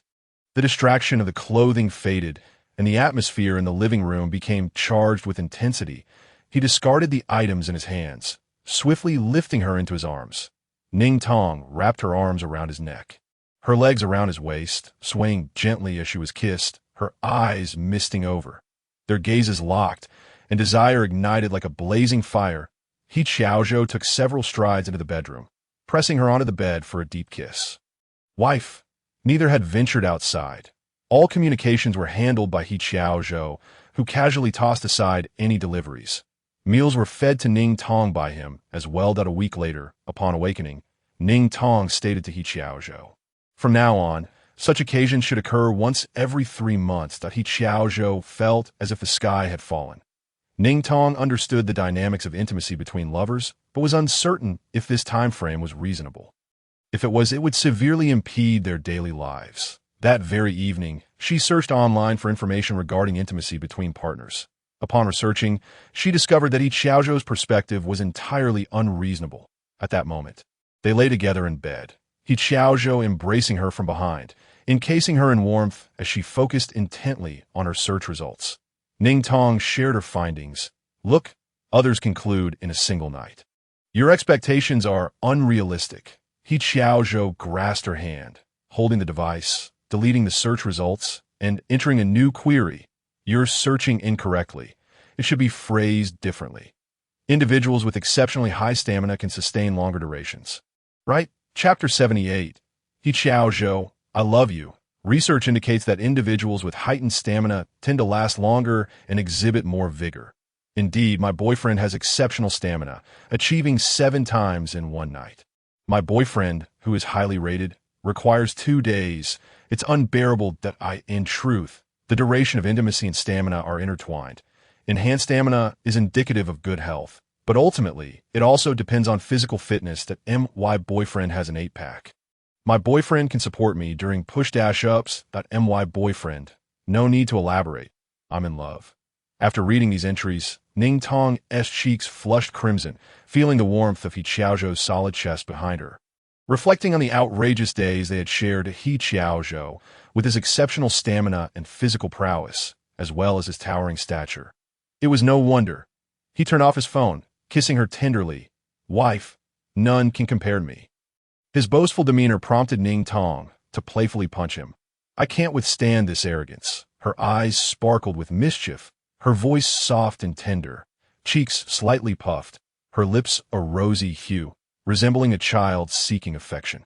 He Qianzhou felt a surge of electricity coursing through him. He promptly laid her on the bed, his head leaning in closer.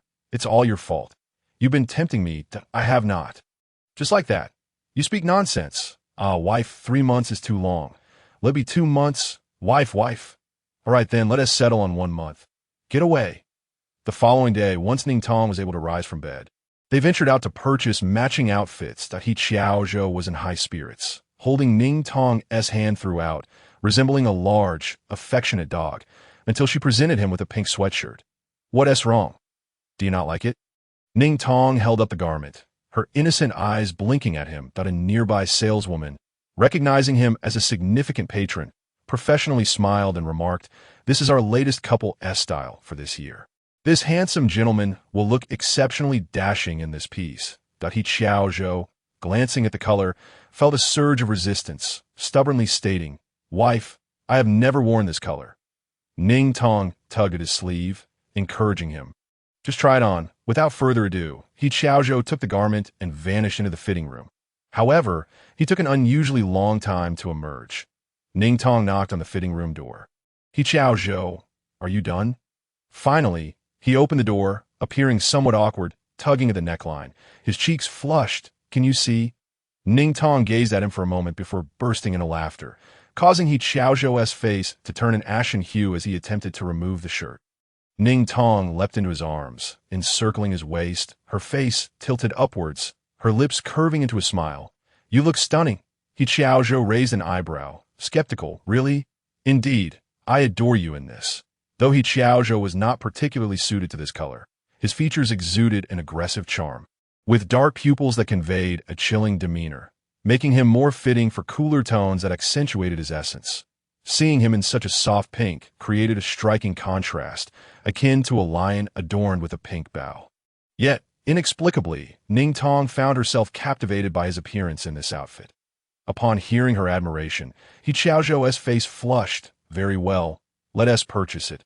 Ning Tong selected 3 sets, but to her astonishment, He Qianzhou instructed the attendant to pack all that she had tried. Stunned, she exclaimed, "Why buy so many? We wear matching outfits every day." "We already have plenty at home," He Qianzhou replied. "That is precisely why we must wear them daily. From now on, we shall dress alike. If that is not enough, I'll have more tailored for us." Ning Tong was left dumbfounded.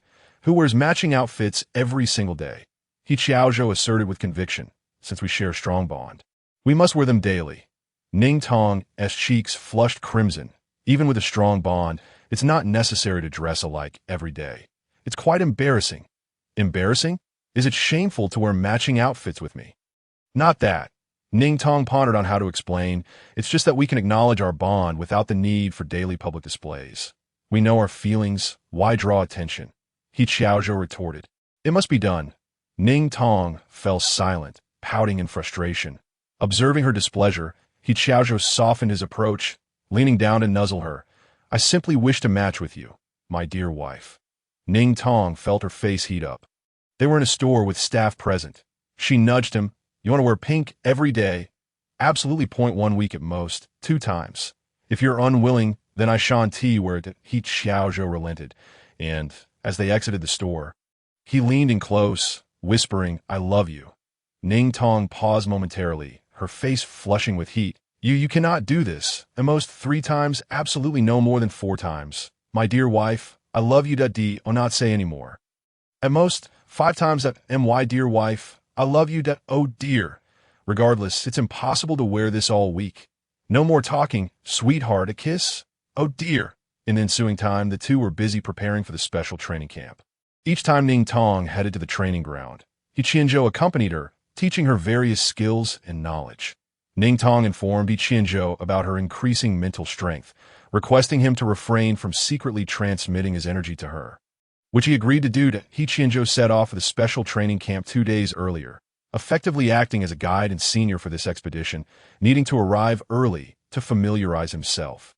On the eve of their departure, the two packed their luggage together, and she noticed he had stuffed it with newly purchased couple outfits. Ning Tong felt utterly embarrassed.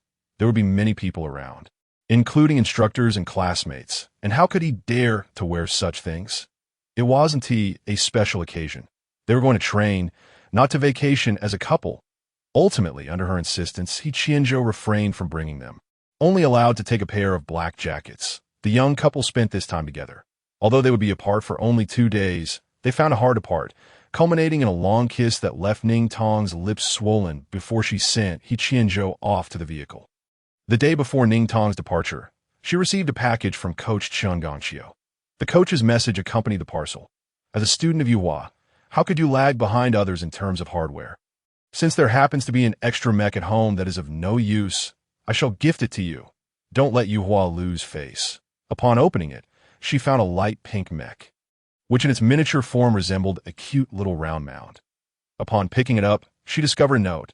I don't know who sent this, but you say, how can an old man like me use something so pink? Tears welled in Ning Tong's eyes, and she smiled, touched. Chapter 79. Jiaojiao is asked for Starlink and inadvertently drops dog food, delivering a blow. Ning Tong attached the mech gifted by the instructor to her bracelet. Wearing it alongside the one given by He Qianzhou, she thought to herself that she would certainly not bring shame to Yuhua, nor to Coach Chun Gongxiu. The following day, Ning Tong set off with her luggage to the assembly point of the main troop. This special training camp included students from various academies, as well as from different planets. They gathered to depart for Canada, start to meet with students from other planets. There were about a dozen from the Empire. Upon arriving, while waiting in the hall for the aircraft carrier to launch, she felt an intense gaze upon her. Yet when she looked around, she found no one was watching her. She glanced about. Recognizing no one, her acquaintances were few, and her closeness with Yufei was solely due to being roommates. Otherwise, she wouldn't have known her at all. Besides Yufei, she scarcely spoke to anyone. With the exception of Shun Xinglin, whom she could barely count. She quietly waited in the hall, and after a short while, it was time for a group of over a dozen individuals to board the aircraft carrier. Accompanied by the instructor, 15 hours later, they arrived at Canada Star. Almost everyone was nauseous except for Ning Tong, who, thanks to the candies prepared by He Qianzhou, felt perfectly fine. Observing the others retching, she offered them tissues. Thank you that you're welcome. A few of them accepted her tissues, finally able to look at her openly. They had noticed from the beginning that a girl from the combat department could be so fair and delicate. Her face was luminescent, quite beautiful, with rosy lips that drew their gaze. Just a few glances made a group of boys blush. Unable to meet her eyes any longer, one bolder boy approached her. Hi. Which academy are you from? I'm from Yuhua. Yuhua? Impressive. I'm from Chenglong. Ning Tong, feeling somewhat clumsy, noticed his enthusiasm but struggled to respond, stammering, Didn't you recently win the championship in the S-Star Mech Assembly Contest? The boy, noticing her unease and apparent lack of chatting skills, was unexpectedly delighted by her question, his eyes lighting up. You know, that contest didn't have much interstellar significance, and not many people paid attention to it. I know. I've been following it closely. It's truly remarkable how you managed to beautifully reassemble discarded mechs. You think it's beautiful? Yes, this contest was relatively niche, with various planets and academies looking down upon it. So he was surprised to encounter a girl who actually followed it. Feeling a bit excited and blushing, he scratched his head, shyly suggesting, well, we've always loved it that we applied for a long time before we could participate. In fact, we have many more works. If you're interested, why don't we connect on Starlink, and I can show you. Ning Tong hesitated, adding him seemed very reasonable, but she thought of He Qianzhou. Although it was merely sharing works, she knew He Qianzhou would surely be upset if he found out. She didn't want to make him angry. Ning Tong pretended to rummage through her bag for her phone, casually saying, my boyfriend is also a huge fan of this contest. You can share it with me later. I'll show him. He'll definitely love it. Upon hearing this, the boy's previously cheerful expression stiffened. Stuttering, why you have a boyfriend? Ning Tong met his gaze directly. Nodding yes, the boy immediately forced a smile, waving his hand awkwardly behind him. My friend is calling me. I'll be going now. With that, he fled. Ning Tong felt an overwhelming sense of relief. Just then, she suddenly sensed another intense gaze upon her. She turned sharply but found nothing again. A chill ran down her spine. Who had been watching her? She suddenly realized how she had perceived others' gazes. Could it be an illusion? Given her previously weak mental strength, she wouldn't have sensed anyone looking at her from 2 meters away. Yet just now, she could feel it from 10 meters away. How strange. Aya, are you influencing my body? Aya paused for 2 seconds, asking in confusion. Why do you ask, Master? Because I seem to be able to sense gazes from afar, and it's related to my mental strength. Is it because of you? Aya paused again for 2 seconds. I don't know. Perhaps it's just your illusion. It's not an illusion. I truly felt it. Perhaps Aya has influenced the Master. Oh, so if you leave my body, will I return to normal? That should be the case. I will not alter the Master's body. The main troop arrived at the accommodation area, said to have been specially constructed by the president of Canada Star for this training camp. Ning Tong was puzzled. It looked no different from a standard training camp dormitory. Why build it specifically? Was it merely a case of having too much money to spend? Following the signs, Ning Tong arrived at her assigned dormitory. Just as she set down her luggage and turned to explore, she found herself face to face with a person standing at the dormitory door, both staring at each other in surprise. Ning Tong watched as her expression shifted through numerous emotions in mere seconds, unsure of what was wrong with her, hesitantly calling out, "Enya." Enya snapped back to reality, carrying a huge bag and walking in with a long spear slung over her back. Approaching Ning Tong, her demeanor flustered yet defiantly raised, she declared, "I'll tell you, I wasn't peeking at you just now." "Oh, how come you're here? I didn't even see you that I was hiding." Enya slumped down despondently, exclaiming, "I know I'm already mentally unstable. Ever since that day when a young master looked at me, I've been having nightmares nonstop. I'm utterly disillusioned. I never imagined my young master could be like this. T.S. clearly a cold, aloof, arrogant person with terrifying mental strength. And no one ever told me that his gaze could be so frightening. I've never seen it before. He didn't say anything, yet just a look could scare me so much. Am I too weak now?" she lamented, shaking her head as she pulled out a pancake to munch on. Starving, Ning Tong retrieved a large chicken leg wrapped in foil from her bag, asking, "Would you like some?" Enya's eyes sparkled at the sight of the chicken leg, saliva almost dripping. "Where did you get a big chicken leg?" "He Qianzhou had his chef prepare it for me. He told me to eat more meat." Chapter 80. Jiaojiao. No breakup. Enya gazed at the chicken leg, her expression torn, then pulled out another pancake from her bag, offering it to Ning Tong. "Here, let us trade. This was made by my mom." She rolled the dough by hand. "Eating this pancake will keep you full for a day." That it was indeed a large one. Ning Tong's face lit up in surprise as she took the pancake, handing over the chicken leg to Enya. "Thank you. It looks delicious." Enya gazed in her round, sparkling eyes, and an inexplicable joy surged within her, causing her to shy away from her gaze. How peculiar it was.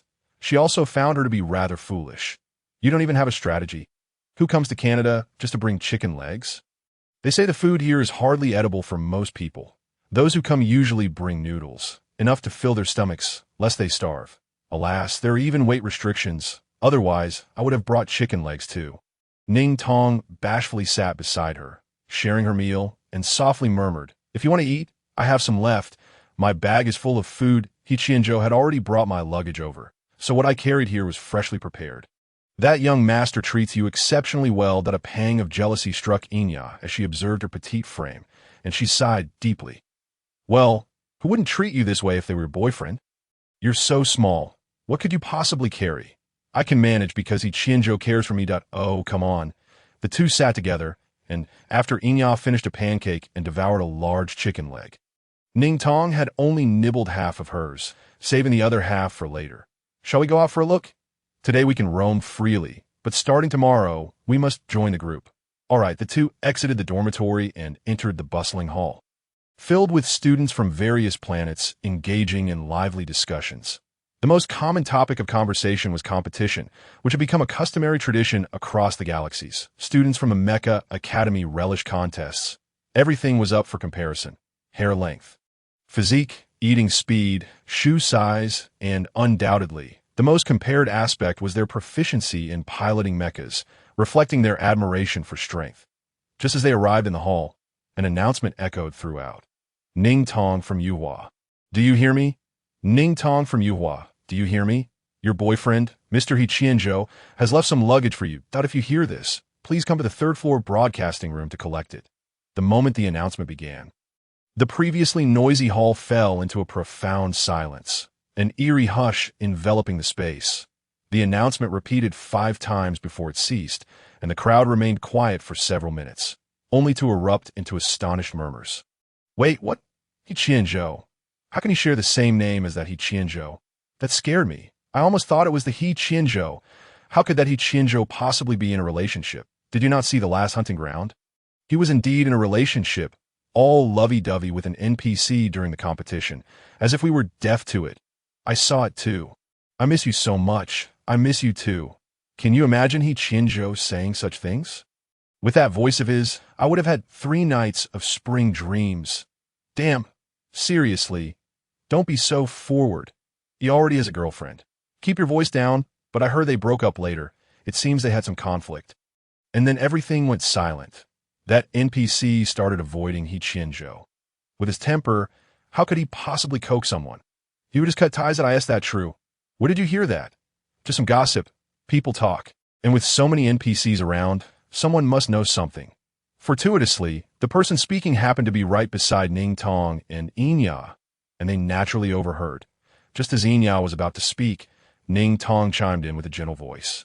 They haven't broken up. The noise in the hall was loud, but the girl's confident statement reached the ears of those conversing nearby, causing them to turn and look. How do you know they haven't broken up? I was also an NPC and traveled back with them on the same warship. Their relationship was quite good. They were holding hands on the way back. Really? Indeed. All right then. The group displayed expressions of regret.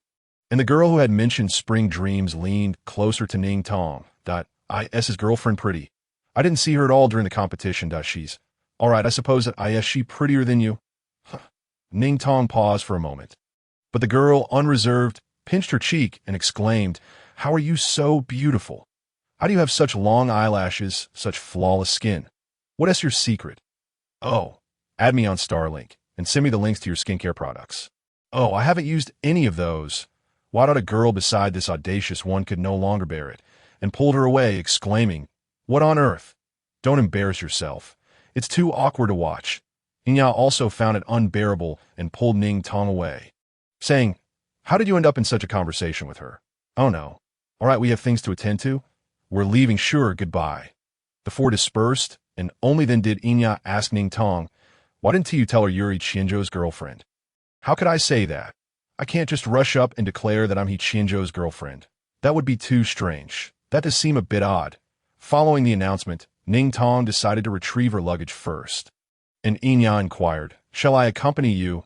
Ning Tong shyly replied, No need. I can go alone. Yet Enya insisted on following her. Come on, you have 2 weeks' worth of luggage. How can you carry it alone? Thank you. Oh, there's no need for thanks. Don't you think I look good today? These jeans are so comfortable. They look much better than that dress I wore the other day. Don't they? You look great. You look good in a dress, too.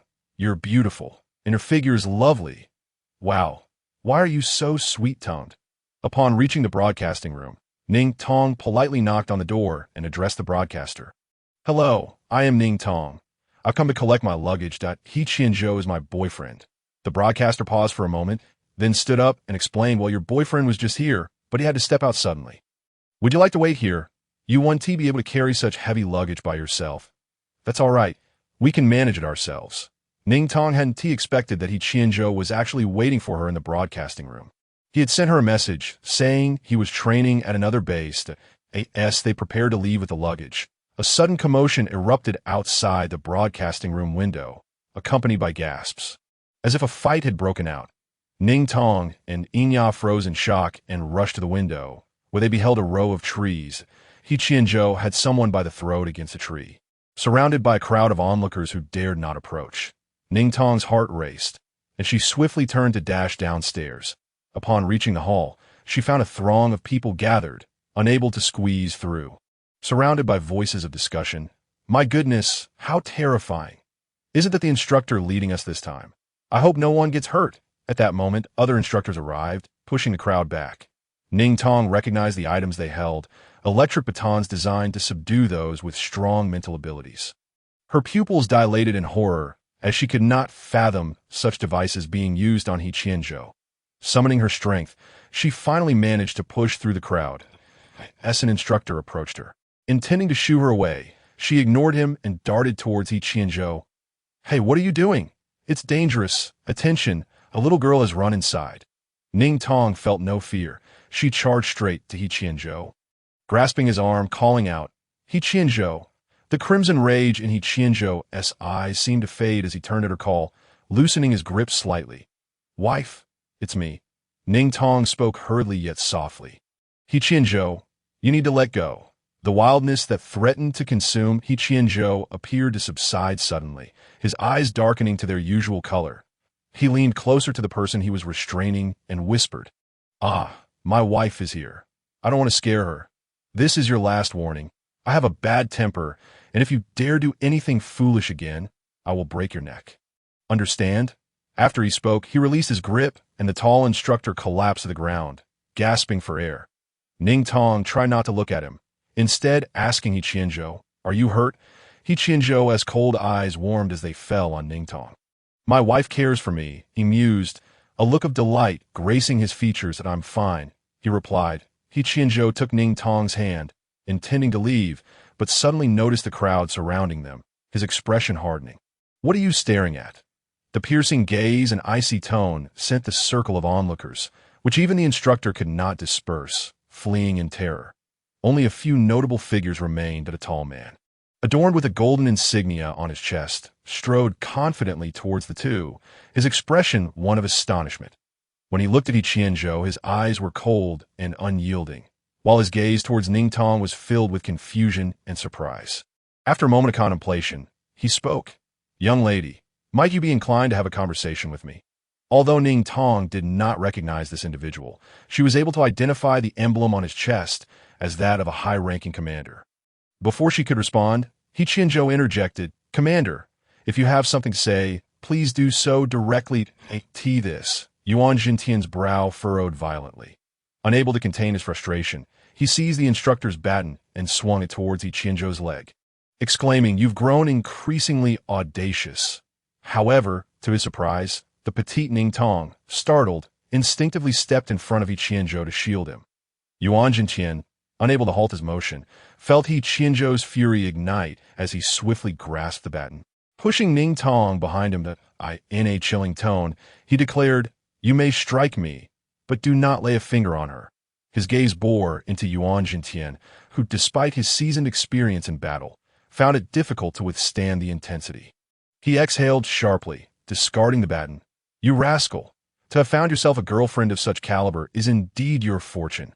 Yet to Yuan Jintian's dismay, He Qianzhou paid him no mind, turning to Ning Tong and asking, "Did you get hurt?" Ning Tong shook her head. No, the thought that his wife would protect him from harm filled He Qianzhou with a sense of warmth, leading him to muse, "If you were injured, it would truly be a calamity. I do not wish for you to endure pain."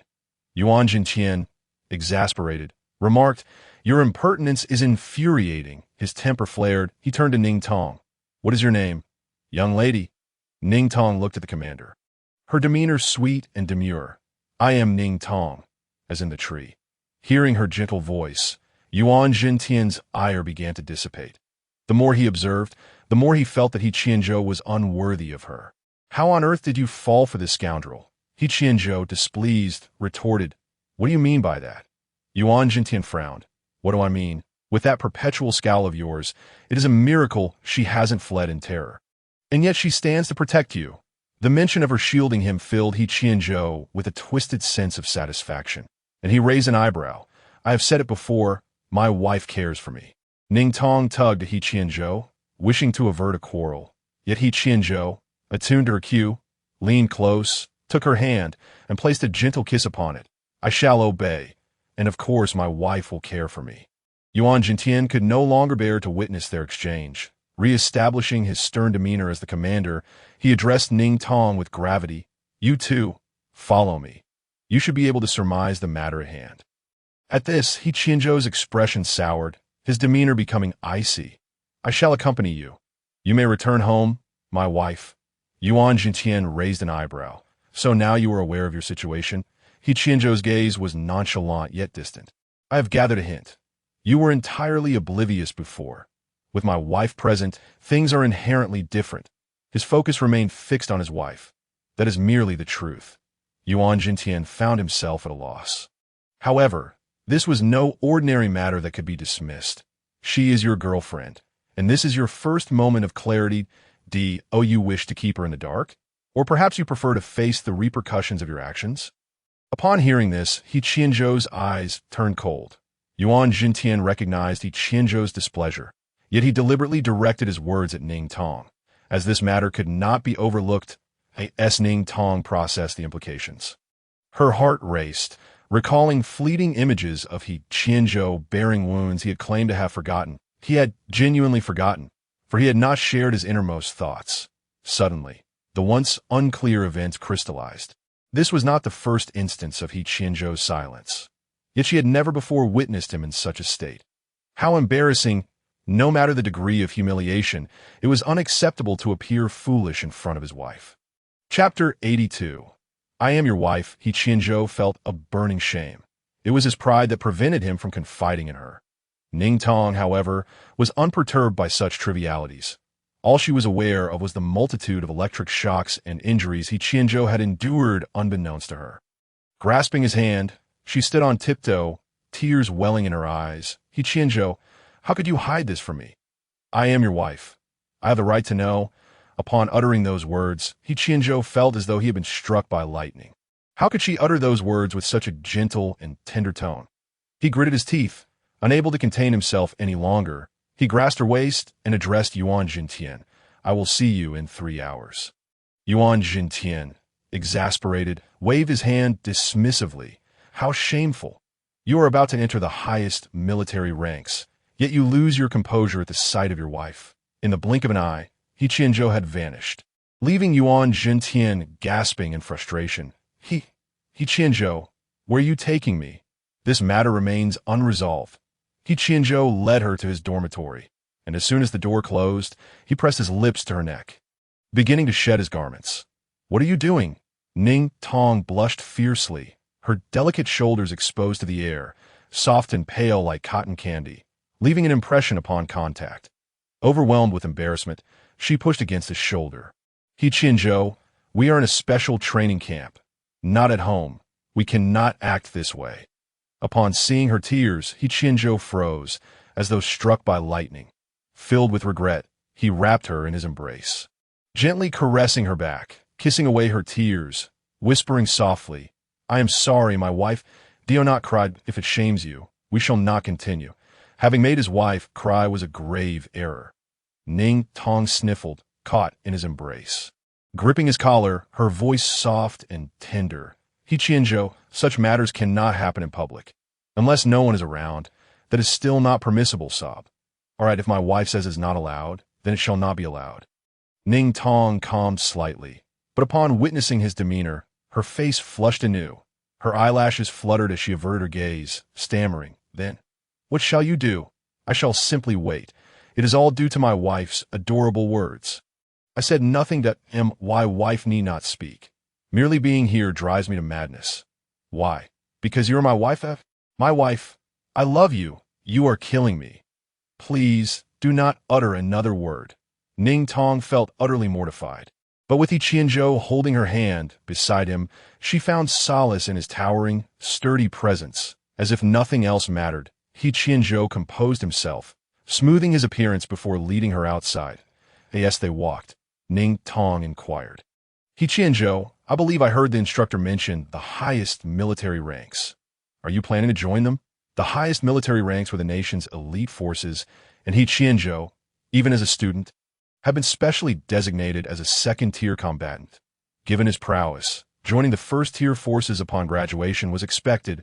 In fact, entering the first tier would be a humble placement.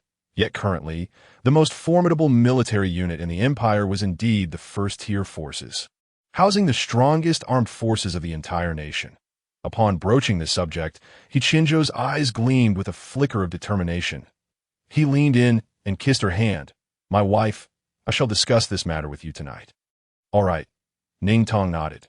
They arrived at Yuan Jintian's office, resembling a couple awaiting reprimand, though only Ning Tong seemed aware of their predicament. Commander, Yuan Jintian glared at the couple holding hands, his frustration reigniting, and just as he was about to slam his palm on the desk. The phone rang, he answered, and the stern expression he wore shifted immediately upon hearing the voice on the other end. Turning his back to the two, he spoke softly. Darling, I understand I did not intend to break it. It was too fragile. Please do not be angry. I will buy you another one do not return home? I cannot go home. Where would I sleep? I am sorry. Please do not hang up. With a click, the line went dead, plunging the room into silence. Ning Tong blinked, glancing at He Qianzhou, who returned her gaze, a teasing smirk adorning his lips. A man who is not handsome will not earn his wife's affection. At this, Yuan Jintian abruptly hung up the phone and turned to glare at him. Did you think I could not hear? He Qianzhou shrugged. a mischievous grin on his face. Yuan Jintian scoffed, unable to resist retorting. It is not merely looks that win a wife. He Qianzhou raised an eyebrow, a smirk playing at the corners of his mouth. Please do not lecture me. At least I can return home to discuss this. Right, you insolent scoundrel. The atmosphere grew tense until Ning Tong intervened, calming the situation. Yuan Jintian, weary of bantering with He Qianzhou, finally turned to the matter at hand, gesturing for them to follow him. Come with me. It has been some time since your mental acuity was evaluated. Yuan Jintian stepped into the inner office, approaching the wall. With a mere press of his hand, an ethereal door materialized, revealing a crystalline elevator of a serene aquamarine hue, seamlessly blending with the surrounding walls. Step inside, he beckoned.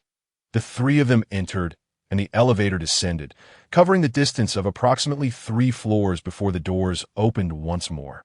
What greeted their eyes was a spacious, luminous white chamber, furnished as a research facility, where several researchers were diligently operating various systems. As they ventured further in, they discovered a bed in the center, surrounded by 3 to 5 rudimentary instruments. This space had been hastily constructed solely for the purpose of assessing He Qianzhou's psychic abilities. Yuan Jintian approached the bed, gesturing for the researchers to commence setting up the instruments. He Qianzhou's psychic powers had been escalating year by year, to the point where the Empire's standard testing apparatus was no longer capable of measuring his psychic level. This new device had been developed in collaboration with 2 other planets, as each time his psychic energy surged beyond the maximum threshold, resulting in the instruments being rendered inoperable and requiring reconstruction. Should his powers continue to rise, it was conceivable that by next year, there would be no means of creating an instrument to assess his psychic abilities. It should be noted that possessing higher psychic energy is not inherently advantageous. At just 21 years of age, despite his robust physique, the optimal physical condition for a man is typically around 30 years. He remains too young, and his brain and body are ill-equipped to bear such immense psychic energy. Indeed, it is generally acknowledged that even by the age of 30, most men cannot withstand the level of psychic energy he possesses. Presently, he merely experiences occasional lapses in control, which far exceed our expectations. Chapter 83. Jiaojiao is questioned about her willingness to enter the battlefield. Yuan Jintian's remarks were directed at Ning Tong, as well as He Qianzhou. Every time you have lost control before, we had to forcibly render you unconscious. Upon regaining consciousness, you recalled nothing that I, along with your father, mother, and a multitude of researchers, deliberated over whether to inform you, believing it might provoke you. However, it seems the time has come that He Qianzhou furrowed his brow that I do not recall ever undergoing testing in such a place. You certainly do not remember, ever since your psychic energy caused a malfunction of 2 devices. Every time you have lost control, we have had to sedate you and bring you here for evaluation. Ning Tong's brows knitted in disbelief. How could you have done that to him? Both Yuan Jintian and He Qianzhou were momentarily taken aback by her inquiry. He Qianzhou, feeling pleased, thought, my wife is protecting me. My wife is concerned for me. He embraced Ning Tong, leaning in close, his tone that of a brazen wolf. Indeed, how could you strike me? Yuan Jintian felt that any further interaction with the 2 might lead to a heart attack. Aren't you curious about what he has done? He smashed a bar, blew up a mecha research lab, and crashed a racing car into the sea. I hit him. Can that compare to his self-destructive behavior? Ning Tong gazed at He Qianzhou in disbelief, only to find him frowning in contemplation. Loss of control? That merely occurs when they provoke my displeasure. That is your misconception. Your loss of control has already affected your memory. You may briefly regain clarity during these episodes, leading you to believe that your actions were taken in a state of awareness. Just like earlier, during the confrontation with Ning Mang, you were clearly out of control, yet upon regaining your senses, you think it was merely because he provoked you to. He Qianzhou's expression darkened slightly, while Ning Tong recalled many rumors surrounding him, some of which had escalated to the point of making headlines. The longer she spent with He Qianzhou, the more she noticed that when matters did not concern her, he handled situations with remarkable composure, such as ignoring those who challenged him, teaching juniors as a senior, flawlessly completing every test, and managing military-related affairs. Yet, whenever it pertained to her, he would lose control. His obsession appeared targeted, In every other aspect, he was not such an extreme person, yet the incidents reported in the news were astonishingly reckless. Ning Tong felt no fear. Instead, she grasped He Qianzhou's hand, her concern evident as she turned to Yuan Jintian. What should we do? Is there a way to control this? Yuan Jintian sighed heavily, turning to present a report to Ning Tong. We have documented each instance of his loss of control. The IT seems he has never lost control in your presence. Has he? Ning Tong paused, nodding. The last time my mother met with you, she noticed this issue. You and he have known each other for nearly 3 months this semester, and he appears to have consciously avoided you.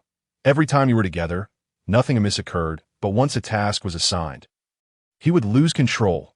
How peculiar! Ning Tong scrutinized the report, which meticulously chronicled He Qianzhou's episodes of loss of control. These incidents had begun 2 years prior, and over time, they had intensified. Initially, he merely pushed his physical limits, but eventually his behavior became recklessly life-threatening. However, the report indicated that this semester, the severity of his loss of control had decreased significantly. Although he still experienced episodes, they were no longer life-threatening. The most severe incident had been the racing car crash into the sea. Ning Tong felt a chill as she wondered why he could endure such experiences without injury. Yuan Jintian explained, for those of us with normal psychic abilities, our powers reside solely within our brains, enabling us to control mechas and our bodily responses. They do not alter our intrinsic physical capabilities. However, He Qianzhou is different. His psychic energy far exceeds normal levels, affecting not only his reflexes but also his strength, physique, internal organs, and cellular division rate. Thus, he emerged unscathed from the car crash and explosion. But it is also true that he possesses a physical constitution that is beyond that of ordinary individuals. Seeing the worried expression on Ning Tong's face, He Qianzhou snatched the report from her hand and leaned down to kiss her gently. This indicates that your husband is strong, no matter what happens. He will protect you. Yuan Jintian scoffed coldly. Oh, you think this is a good thing? You have suffered injuries in the past. Just because you are unscathed now does not guarantee you will remain so in the future. Moreover, if you continue to lose control like this, will the military still allow you to participate? He Qianzhou's gaze turned frigid as he shot a glance at him. You have misjudged the situation. It is the military that cannot proceed without me. The insectoids have been evolving at an alarming rate, launching increasingly ferocious assaults. Outside, people think it is a privilege for me to fight alongside the military. But in reality, they cannot afford to lose me. Otherwise, we would not have made an exception to allow an ungraduated student to enter the battlefield, but on several occasions, if it were not for me. None of the soldiers who went into action would have returned. However, the military is ultimately a collective. If he loses control, it is difficult to ensure that other soldiers will not be harmed. Therefore, we must suppress his loss of control. In fact, suppressing his loss of control has become an imperative task for the Empire, as the Empire cannot afford to lose him. Yuan Jintian took a moment to collect himself before looking at Ning Tong. His tone earnest. You are still merely a student in the 4th level class, but I must ask you, if you were to accompany us to the battlefield right now, would you be willing? Chapter 84. He Dog states he will separate after graduation. Ning Tong was momentarily taken aback. Her response delayed. When He Qianzhou's expression darkened, he still had his arm around her, and he replied fiercely, "Don't even think about it." Yuan Jintian was momentarily shaken by his words. He Qianzhou's demeanor was unmistakably protective, unwilling to allow anyone to harbor any intentions toward the woman in his embrace. He furrowed his brows. I asked you a question that I addressed Ning Tong. Even if you were her boyfriend, you cannot speak on her behalf.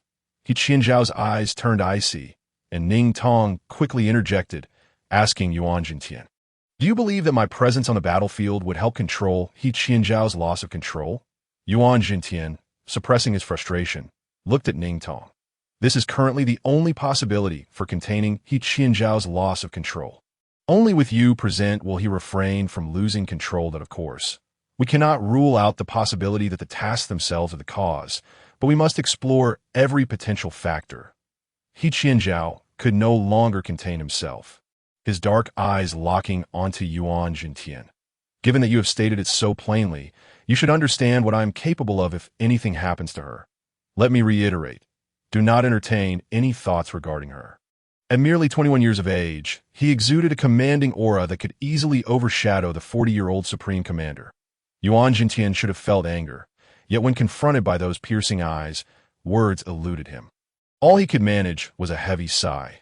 He understood the perils of the battlefield. If he were to lead his wife into combat, he too would be vehemently opposed.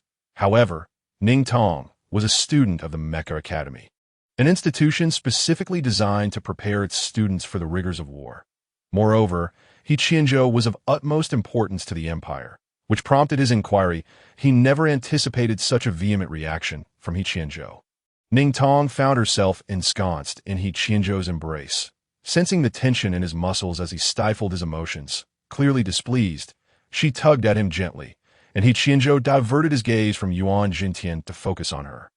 Instinctively leaning down to her ear to listen attentively, Ning Tong rose slightly on her toes and whispered, "He Qianzhou, please don't be angry." Following her words, she placed a soft kiss on his cheek. The sweetness of her words and the gentleness of her kiss seemed to dissipate the anger that had been boiling within him, transforming his previously stormy expression as if by magic. He reciprocated the kiss, albeit with a stern tone, declaring, "Wife, I will not allow anything to happen to you." Ning Tong smiled sweetly in response. Yuan Jintian, witnessing the scene before him, was left in a state of shock. How could it be that He Qianzhou was so easily appeased? Moments ago, he seemed ready to explode, yet a kiss from his wife calmed him instantly. He found it difficult to fathom, despite having heard from Wen Xian about the young woman and having read the investigation reports. Nothing compared to the impact of witnessing this moment. It was evident that He Qianzhou held deep affection for his wife, yet he had not anticipated that her influence over him could be so profound. With a single kiss, he appeared transformed, his formidable presence diminished. Ning Tong turned to Yuan Jintian and noticed a stunned expression, a blush creeping onto his cheeks. However, remembering the matter at hand, she spoke slowly. "Commander, I will give this matter careful consideration. Thank you." He Qianzhou's brow furrowed at her words. What is there to consider? There is no need for deliberation. Ning Tong tugged at him, insisting, "Come on, didn't you have something to discuss with me?" "We can talk about it later." He Qianzhou was forcibly silenced and followed her out of the research room. Yuan Jintian sighed silently as he observed the pair, perfectly matched in demeanor. Knowing He Qianzhou's strong desire for control, he understood that once he had made a decision, it was unlikely to change. It seemed there was little hope of allowing Ning Tong to accompany him to the battlefield. Moreover, should anything happen to her in combat, who could predict what He Qianzhou might do? His words were never mere rhetoric. Ning Tong felt too shy to accompany He Qianzhou back to the dormitory, fearing they might encounter other students. Instead, they opted for a nearby hotel to secure a room. With hunger gnawing at her, Ning Tong watched as He Qianzhou summoned a waiter to place their order. Although she had perused the menu beforehand, she was still taken aback by the bizarre offerings: roasted locusts, fried earthworms, and tuna eyeballs.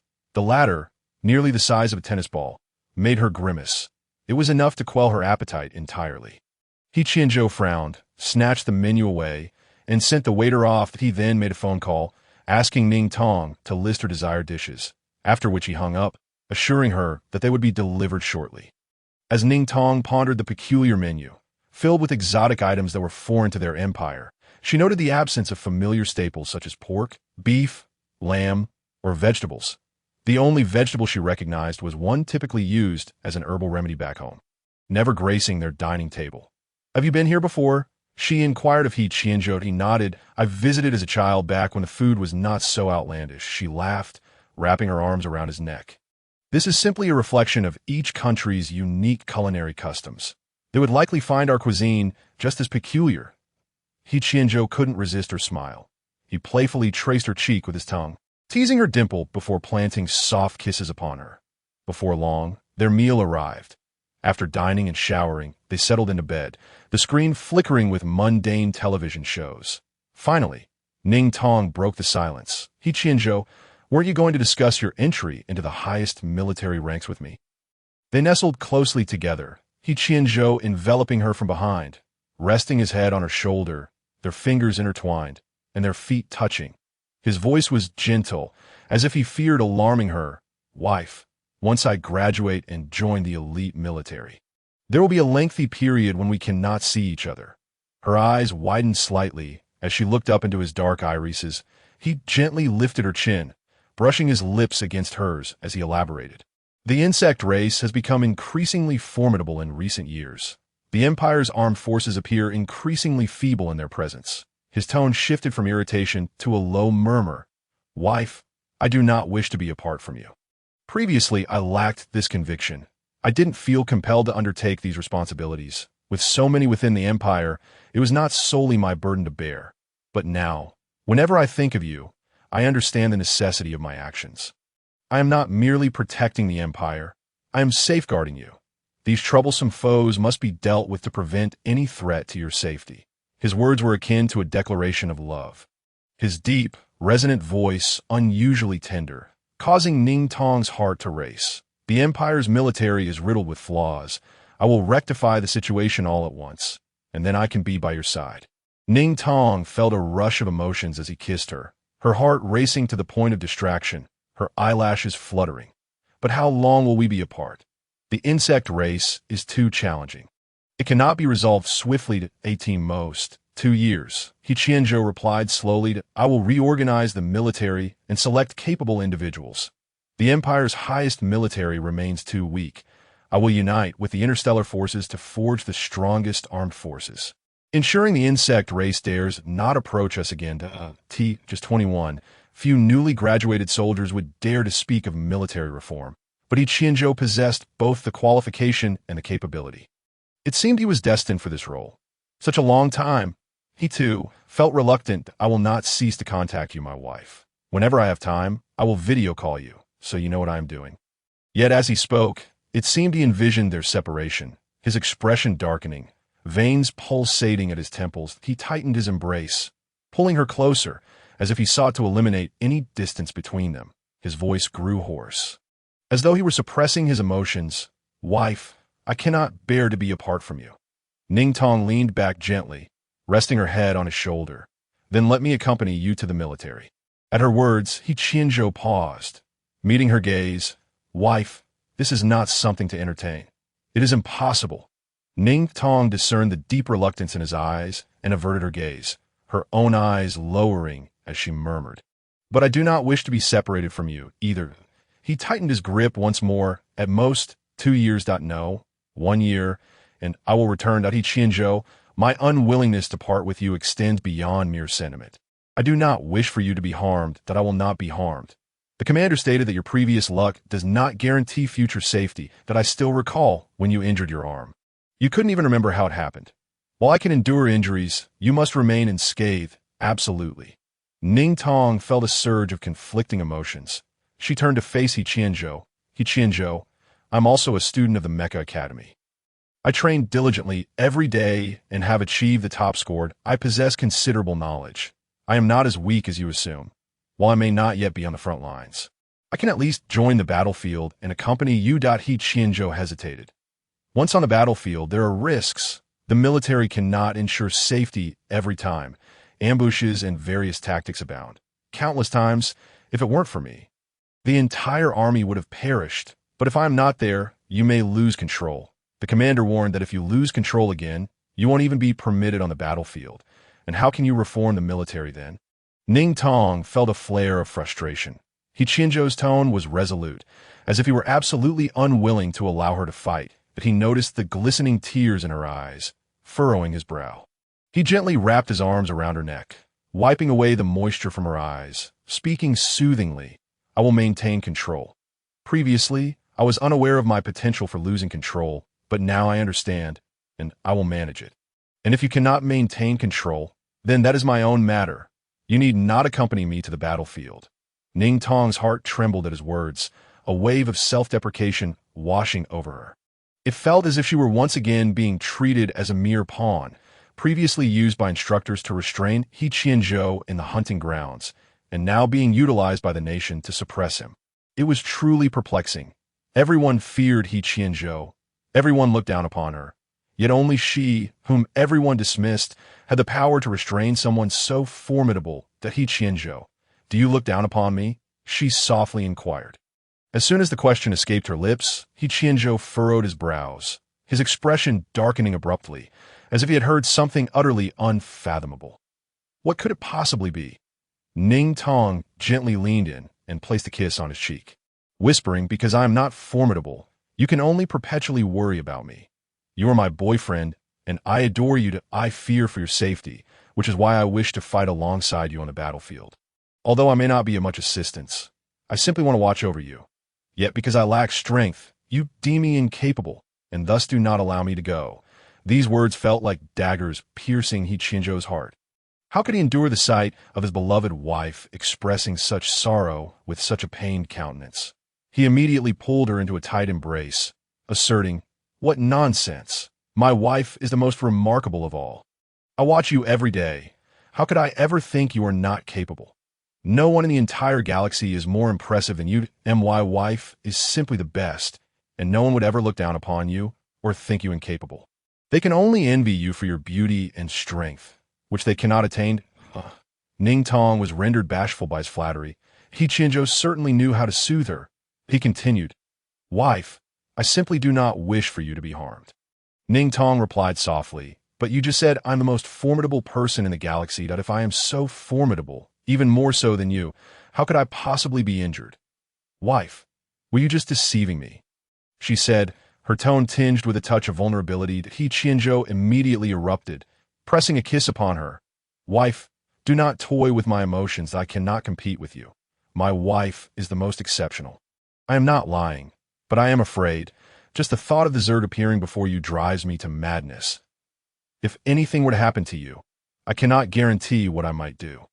He Qianzhou was not speaking falsehoods. Ning Tong gazed into his eyes, clearly witnessing the once dark depths swirling with crimson. Her heart raced, and she embraced his head, soothingly saying, "He Qianzhou, I am here in your arms. I will not come to harm. Not let your mind wander." Upon hearing this, He Qianzhou's body relaxed, and his tone softened as he held her close. "Indeed, you are in my embrace." After a moment of holding each other, Ning Tong felt reassured and pondered for a moment before whispering in his ear, "He Qianzhou, shall we have a contest?" He Qianzhou paused, looking up at her as if he had misheard. "What?" Ning Tong gazed into his eyes and gently repeated, "Shall we have a contest? This way, you will know how much you should worry about me and how much you could be at ease. I do not wish for you to be consumed with concern for me.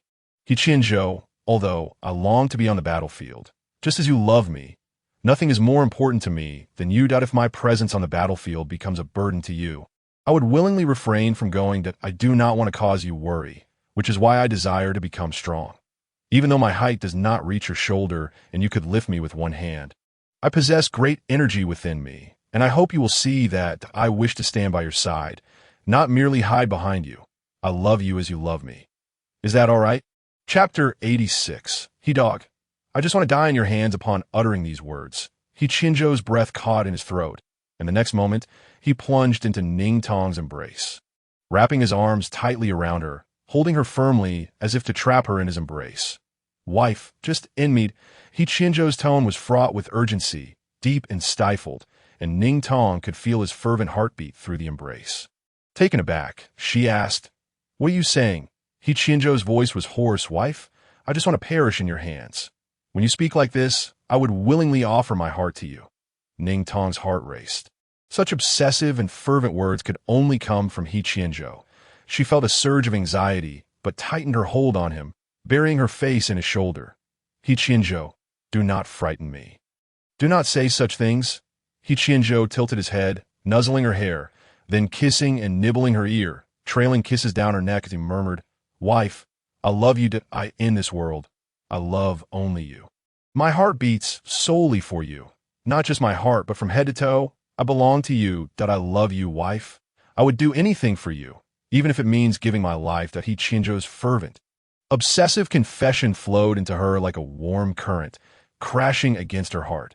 Ning Tong's heart raced with unprecedented intensity, skipping beats as powerful emotions surged within her.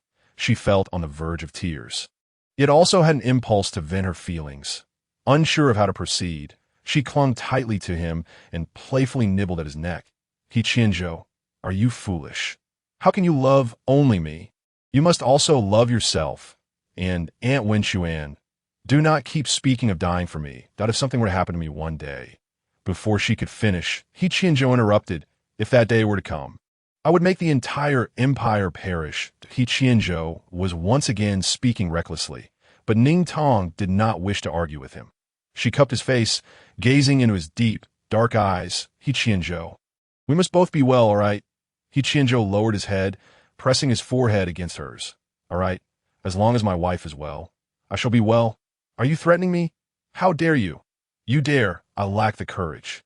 Wife, do as you wish. I will be behind you, all right? He Qianzhou, I love you. He Qianzhou nearly exploded with emotion once more. The two spent the night playfully arguing in the hotel, and the next day returned to the accommodation base. Punctually, He Qianzhou went to the broadcasting room to carry Ning Tong's luggage back to her dormitory, helping her to unpack before taking his leave. As soon as He Qianzhou departed, Enya returned, momentarily taken aback upon seeing Ning Tong. Remembering the events of the previous day, she felt a bit shy to speak, but ultimately refrained from asking, instead inquiring, have you had breakfast? Ning Tong nodded. Enya, recalling the dreadful fare she had encountered in the cafeteria, nearly retched at the thought, covering her mouth to suppress it. What did you eat? Have you been to the cafeteria? Do you know what the dishes are like? Just seeing them almost made me vomit up what I had eaten yesterday. Ning Tong smiled and pulled out a sushi roll from her bag, offering it to Enya.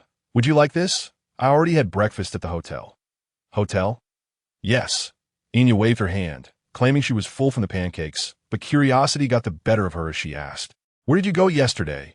You scare me when you ran in like that. I wanted to stop you, but I couldn't catch up. You were running too fast, and then the instructors chased everyone away. You seem fine. Where did you go afterward? Why didn't you come back last night? To the hotel? Ning Tong nodded. I'm fine. I stayed at the hotel with He Qianzhou last night. Why is it that she can utter such seemingly innocent yet profoundly suggestive words with such simplicity? Enya gazed at her fair, radiant face and couldn't help but poke her cheek, noting the look of surprise on Ning Tong's face as she remarked, I think I understand why young master, He Qianzhou, likes you. The mere mention of this made Ning Tong sigh. I know that too. Enya replied, you are simply too adorable. You are quite unique. You are oblivious to what should be sensitive matters. Yet you are keenly aware of certain things. You exhibit a bit of obsession, always easily embarrassed, yet also quite bold. Thank you for the compliment, but this is only our second meeting. Enya pouted. I have a keen eye for people. After that, she took out her phone. Come on, let's add each other on Starlink. We didn't do it last time. After they added each other, Enya continued. Actually, I have many questions to ask you. But I fear it might put you in an awkward position, so I'll wait until our relationship improves to ask. I am older than you, so you should call me sister from now on. Enya, call me sister. Enya, the two tidied up their bags and then headed downstairs to gather. The crowd that had been wandering about yesterday now stood in a straight line outside the accommodation area. Nearly 100 individuals. Leading them was a general adorned with a blue badge on his chest. You come from various planets, and your conduct represents your academy and nation. From this moment forth, you shall learn about the mecha culture of this planet. You will inevitably encounter many people and events. I hope you do not bring shame to your academy and nation, and most importantly, do not disgrace yourselves.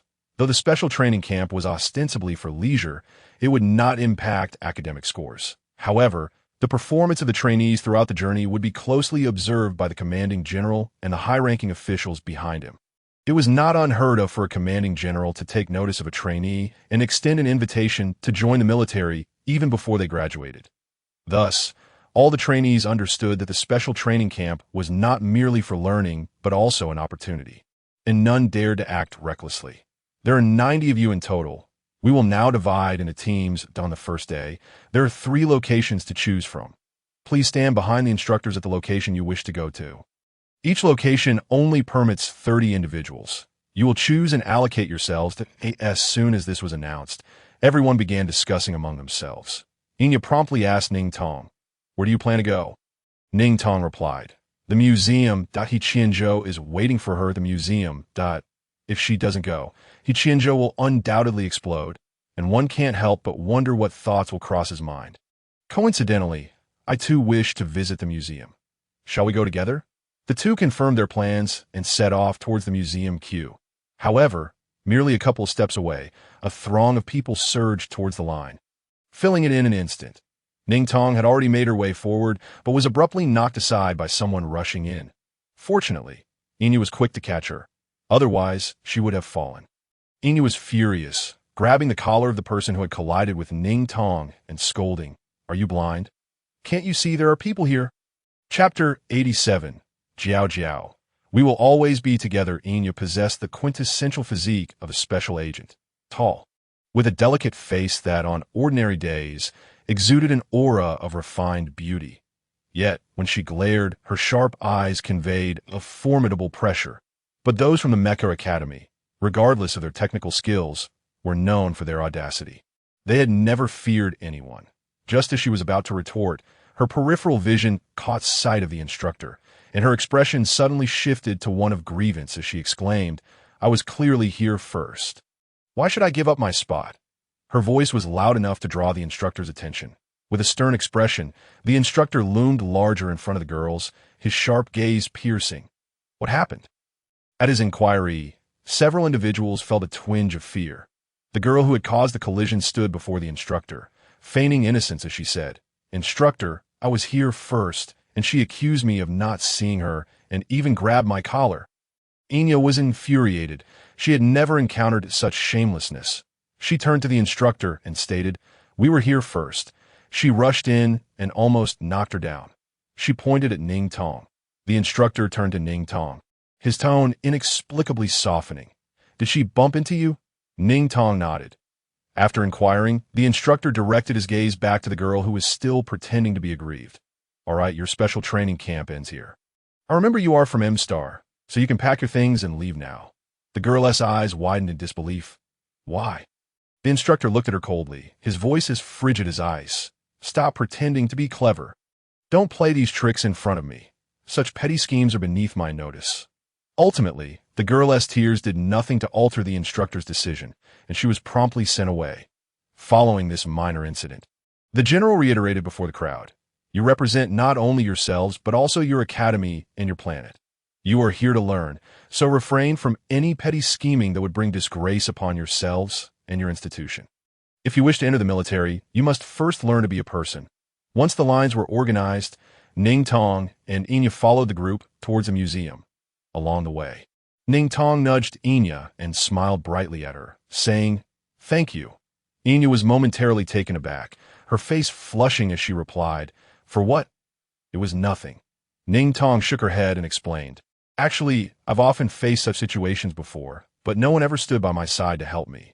I understand, though, since the Mecha Academy has strict rules, and even a minor mistake could bar one from the military. So everyone is wary of trusting others, striving to befriend those they think are important to avoid unnecessary trouble." Seeing Ning Tong speak so casually about her experiences, as though they didn't bother her at all, left Enya feeling somewhat perplexed and frustrated. "Don't you have any friends?" Ning Tong paused, pondering what constitutes a friend. Enya's eyes widened in disbelief at the question, struggling to comprehend. "Are you living a bubble?" Noticing Ning Tong's continued confusion, she sighed and elaborated. "A friend is someone who, no matter what happens, whether you are bullied or face difficulties, will stand up for you, protect you, trust you, and unconditionally be by your side." "But what if she misunderstands me and thinks I've done something wrong?" "If she misunderstands you, it signifies that she doesn't trust you enough and thus is unworthy of being your friend."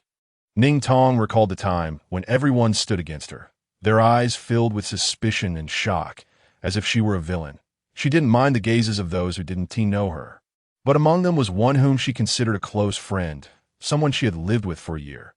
Even though she had driven the crowd away from her, that one friend, just like the others, had doubted her. She reassured herself that it was normal. Given the circumstances, everyone had to suspect her. Yet, even with this understanding, the lack of trust from her friend deeply saddened her. As these thoughts swirled in her mind, her eyes began to well up with tears. She blinked them away and said, "I suppose I really don't have any friends. My grades used to be poor, and while my classmates often went out to dine together, I hardly ever joined them. That I spent every day training and studying theories, never daring to relax, so I never became close to them. I was only somewhat familiar with my roommate. She is different. She has many friends and can converse with anyone. As she spoke, her tone was meek, as if she were confiding in someone for the first time, her voice barely above a whisper, fearful of disturbing others.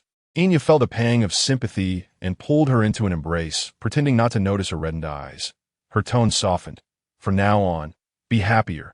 Just shake off those you dislike. Do you know that you look particularly beautiful when you smile?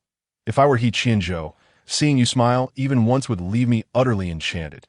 Ning Tong blushed at her teasing. Really? Why would I lie to you? I never deceive. Yet you mentioned I pushed you last time. Don't bring that up. That's ancient history. I was momentarily foolish. It was my roommate's suggestion that such behavior could win a man's heart. Ugh, now I feel disillusioned. Rest assured, I have no feelings for your He Qianzhou at the moment. Initially, it was more of admiration, a fascination with strength. He truly is exceptional. Anyone from the Mecha Academy would likely want to steal a glance at him. Ning Tong nodded. Indeed, that wouldn't it be quite stressful to be in a relationship with him? Besides, isn't he about to graduate? After graduation, he will join the military. Won't you two have to part ways? Ning Tong smiled. Her cheeks flushed. We will always be together. After a 10-minute journey, the group arrived at the museum, the largest mecha museum in the Canada. Upon arrival, they noticed several distinguished individuals standing at the entrance, all dressed in suits or military uniforms. The instructor approached them and shook hands with each one. The man at the forefront glanced around and, with a gentle smile, inquired, "Is General Ningmeng not here?" The instructor replied with a polite smile, "He is unwell today and could not lead the group." "Oh, I see." Enya whispered to Ning Tong, "I heard that the instructor who was choked yesterday is named Ningmeng." Suddenly realizing that the girl beside her shared the same surname as the instructor, Enya paused momentarily. However, she quickly dismissed the thought. After all, given the events of yesterday, she had seen Ning Tong rush towards He Qianzhou without even acknowledging the instructor, indicating they were likely not acquainted. Just then, Ning Tong replied, "He is my brother." Enya was taken aback. "Huh. Once we were related, but now we have little to do with each other." Enya, bewildered, could not fully comprehend the situation, but sensed its complexity. She refrained from pressing further, and soon heard the instructor conclude his conversation with the adults. The man at the forefront then announced, "Let the children in." Then, Chapter 88, He Qianzhou and Jiaojiao. Role-playing among young lovers, the group followed the instructor into the museum. The leading man introduced himself. "I'm the curator of this museum. My name is Uwenit. Is a pleasure to meet you all. You represent the freshest blood from various planets. And I hope this visit will enrich your understanding of mecha culture, not just the Canada, but of the entire galaxy." The museum was vast, adorned with high-tech displays, and in the center stood a colossal mecha. Towering 2 stories high, a plaque below indicated the mecha's origin. This mecha was composed of the most historically significant components from each planet, and it was the only one of its kind, with every part being extraordinarily precious. Inside the museum were not only the students, but also numerous other visitors. Upon seeing the newcomers, many cast curious glances, but they merely glanced before the curator continued. The museum has 3 levels, covering an area of 20,000 square meters, making it the largest museum in the galaxy. You may explore freely from here on. This is the museum's guide map to help you navigate. A nearby gentleman distributed the prepared brochures to each student, who eagerly began to peruse them.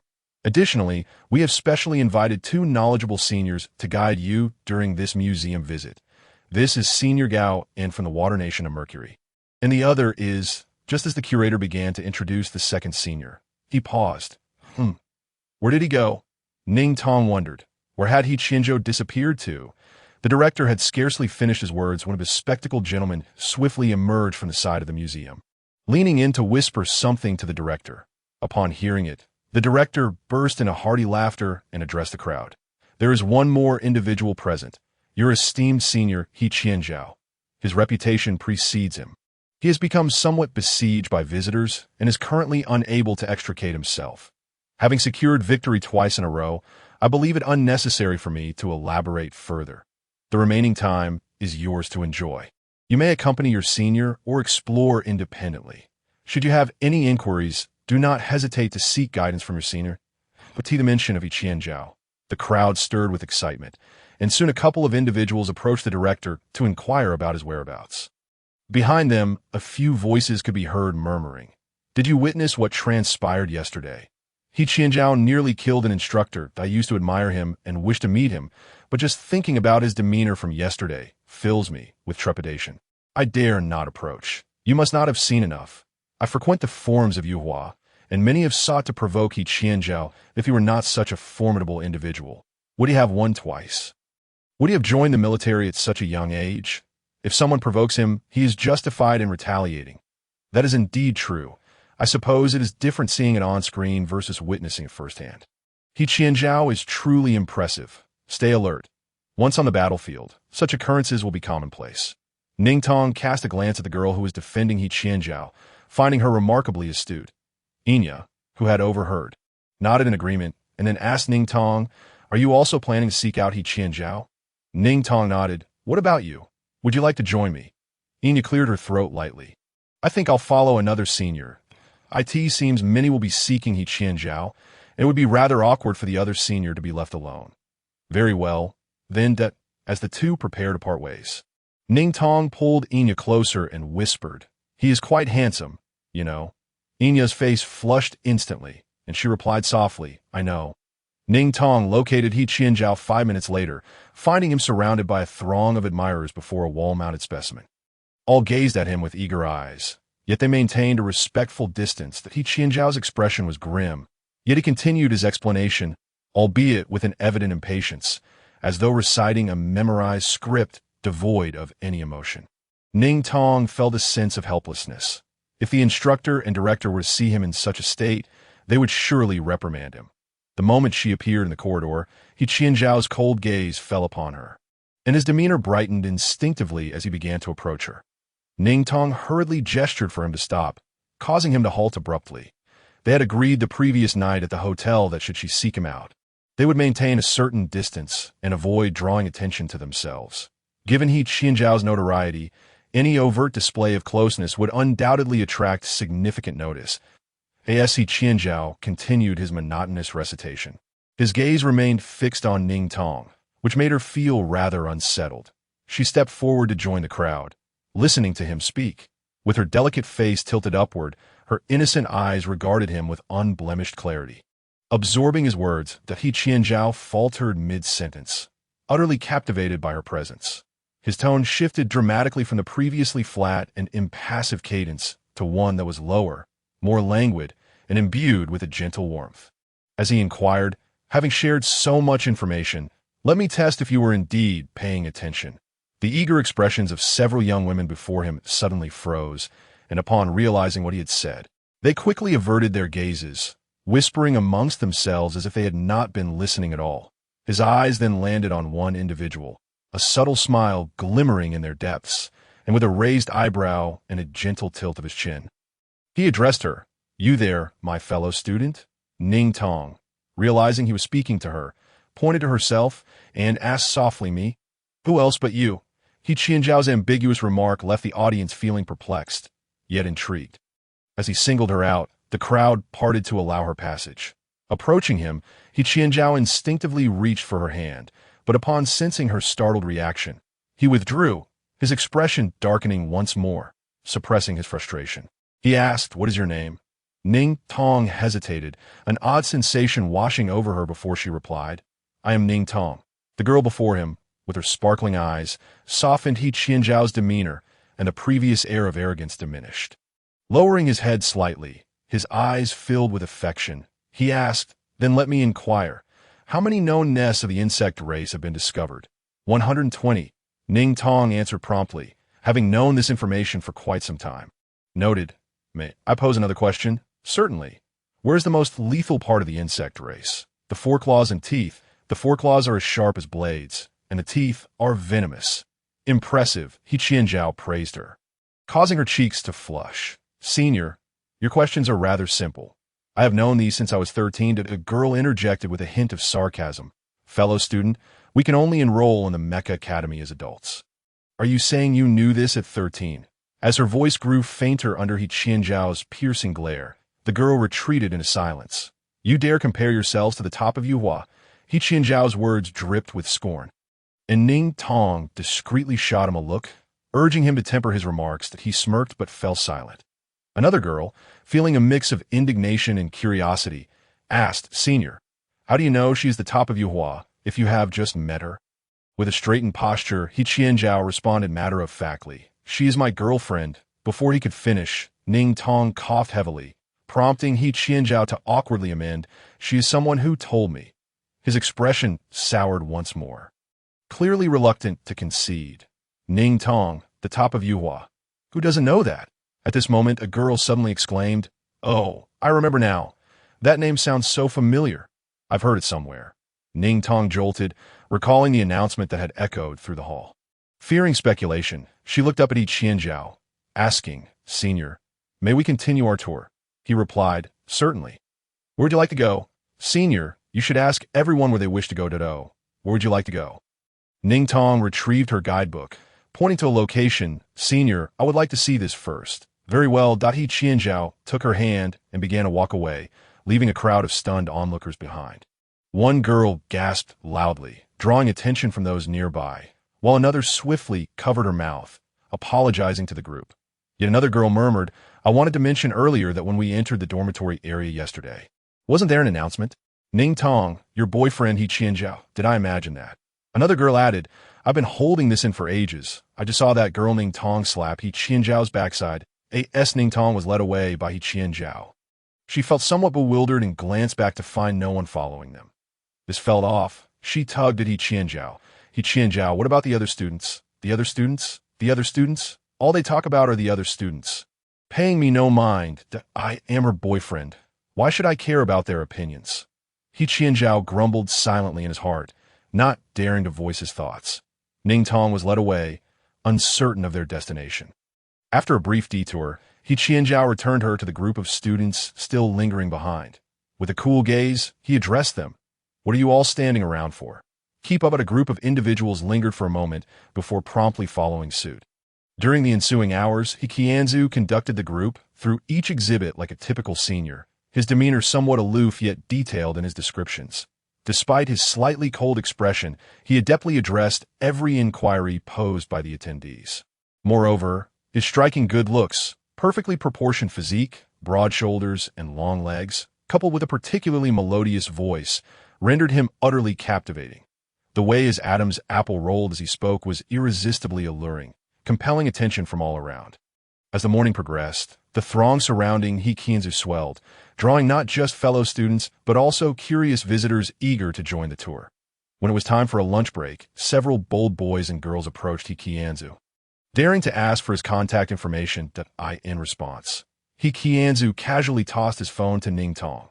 Upon seeing her, the others inexplicably lost their courage and retreated, but a multitude of people exited the museum, each forming their own groups in anticipation of lunch. Ning Tong greeted Inya, informing her of her intention to dine with He Qianzhou and inquiring if she wished to join. Inya, opting to avoid being a third wheel, encouraged them to go alone. At that moment, the curator and instructor approached, casually draping an arm around He Qianzhou's shoulder and asking if he would like to join them for lunch. Noticing Ning Tong nearby and recognizing her as He Qianzhou's girlfriend, they extended a warm invitation to her. As well, He Qianzhou glanced at Ning Tong, who nodded in affirmation, prompting him to agree. Their lunch took place in a nearby restaurant, where the dishes were prepared by a chef renowned for his culinary expertise across various cuisines, resulting in a delightful meal for all. Although He Qianzhou's spirits were somewhat dampened, he remained engaged in conversation with the teachers, making the entire lunch experience enjoyable. When the time came, the group returned to the museum. Ning Tong sensed his discontent, aware that he was suppressing it. Yet in the company of others, she felt it inappropriate to address it overtly. The afternoon brought an even larger crowd, with rumors circulating that He Qianzhou was present. His reaction was notably subdued. While people gathered around him, none dared to approach closely, maintaining a respectful distance as they listened attentively. Ning Tong observed how he tirelessly interacted with the attendees throughout the day, feeling a pang of sympathy. Unlike other guides, who had moments of respite when no one was inquiring, He Qianzhou was perpetually surrounded by a throng of admirers, in an effort to alleviate his fatigue, She purchased a bottle of water and squeezed her way through the crowd to offer it to him. Mustering unexpected courage, she addressed the collective gaze of onlookers. Please, seek out other guides. He is far too exhausted and deserves a moment to rest. The brief silence fell over the group before one individual remarked, Didn't we just take a break at noon? How can he be tired already? Another voice chimed in. Isn't He Qianzhou's mental stamina rated at the highest level A? How could he be fatigued after just one day? Ning Tong's face flushed crimson, and as He Qianzhou prepared to respond, she, usually soft-spoken, asserted herself fiercely. He Qianzhou is a person, not an exhibit. If you are here to learn about culture, there are other guides available. There is no need to stand behind a crowd unable to see the exhibits. Be honest with yourselves. Are you here to see He Qianzhou or the exhibits? It was the first time Ning Tong raised her voice in such a manner before a large audience. Her mind buzzing, her cheeks aflame. After her outburst, the crowd fell silent. Her impulsive words tumbled out next, akin to a fierce little tiger defending her own. You may not care, but I do, as his girlfriend. Chapter 90. He Qianzhou's sweet words and Ning Tong's confession after speaking. Ning Tong felt her entire face radiate heat, her thoughts scattered. When she spotted the curator approaching, she bowed slightly. Curator, please allow him a moment to rest. With that, she took his hand and navigated through the throng. Although she initially led He Qianzhou, soon he was the one guiding her forward. Uncertain of their location, they reached a secluded corner of a corridor, where He Qianzhou pressed her against the wall and captured her lips in an urgent, deep kiss. His soft lips enveloped hers, teasing and exploring with fervor. As their breaths grew more heated, Ning Tong felt her lips swell from his kisses that he nibbled on her lower lip, then moved to her cheek, her nose, and her eyes. Tears glistened in Ning Tong's eyes, cascading down her cheeks, her lashes adorned with crystalline droplets, both pitiful and stunning. Do not cry, my dear. I shall take care of him for you, He Qianzhou whispered. Despite her tears, she sniffled softly, her voice tinged with vulnerability. He Qianzhou, did I do something wrong by causing a scene at the museum? Absolutely not. You did nothing wrong. You are always right when you protect me. The IT makes me deliriously happy, He Qianzhou reassured her, peppering her face with tender kisses as her tears continued to flow, their breaths intertwined. And as she wept, her vision blurred, unable to focus. She gently pushed him away, murmuring, He Qianzhou, I didn't realize the extent of your mental stamina. I only knew you were speaking continuously, and I couldn't bear to see you suffer. Her words were candid, imbued with a softness that tugged at his heartstrings, igniting a fierce desire to shield her from any distress. He Qianzhou, overwhelmed with emotion, pressed his lips against hers fervently. Wife, I love you. Do not cry. From now on, I shall do whatever you wish. I will not engage in anything you do not want. He hesitated, correcting himself. No, that's not right. Your wishes are commands. I shall obey them without question. His tone was gentle yet fervent, each word a promise that transcended moral boundaries, binding him to his beloved in an unbreakable bond. He Qianzhou, Ning Tong's tears seemed inexhaustible. Her heart weighed down by an inexplicable sorrow. He enveloped her in his arms within a deserted office, where she continued to cry while he consoled her. Seemingly unfazed by the passage of time, he tenderly wiped her tears away, peppering her face with kisses. After what felt like an eternity, Ning Tong finally regained her composure. Her tears had soaked his shoulder, and feeling embarrassed, she gazed at him with her eyes swollen and puffy. He Qianzhou, your shirt is all wet. He Qianzhou, unfazed, continued to shower her with affection. It's fine. I cherish my wife's tears. They must be preserved. Ning Tong stared at him in disbelief. What are you saying? He Qianzhou chuckled softly. Your tears are precious. They should not be shed lightly, of course. I must keep them safe. Feeling bashful, Ning Tong protested, and He Qianzhou's mood brightened as he held her close, whispering sweet nothings. Wife, I love you. I love you to the point of madness. How do you manage to do such adorable things? Wife, you may do as you please. I will always be here for you. Even if the sky falls, I will support you. As their tender moment unfolded, his demeanor darkened ominously. Those two individuals, I shall have their tongues removed shortly. The romantic and sweet atmosphere shattered in an instant, leaving Ning Tong startled, her eyes wide in disbelief. He Qianzhou remained unperturbed, gazing deeply in her eyes. Wife, these are trivial matters. If I do not take action, there will always be those who point fingers at you. Without some bloodshed, they may think your words are mere empty threats. Ning Tong's lashes fluttered as she fell silent. He Qianzhou pressed his face against hers. Do not fear. My love, I will handle these issues. You need only focus on what brings you joy each day. If anyone dares to bully you, simply inform me, and I will take care of it. The atmosphere grew heavy with tension, and Ning Tong remained silent for a long while before suddenly delivering a soft punch to He Qianzhou's chest. Her delicate fist landed gently, and He Qianzhou blinked, cradling her hand in his. What's wrong? Ning Tong turned to him, her face devoid of tears. He Qianzhou, you already have so much on your plate. You're busy with this and that, and now that we're in a relationship, you have to carve out time to deal with those who bully me. If that continues, our time together be taken away by others. When you join the military and we're separated, finally having time to video call, if I mention someone is bothering me, you'll immediately hang up to handle it. Over time, our moments together will dwindle, and our feelings may fade. He Qianzhou furrowed his brow, quickly retorting, that happen. Our feelings will not fade. But if you don't hang up, will you allocate time meant for military duties to deal with my troubles? You'll become exhausted, with no time to rest. Eventually, you may find me bothersome, and over time, you might grow to dislike me. He Qianzhou grew anxious. I will never dislike you. But He Qianzhou, the future is unpredictable, even if that possibility seems remote.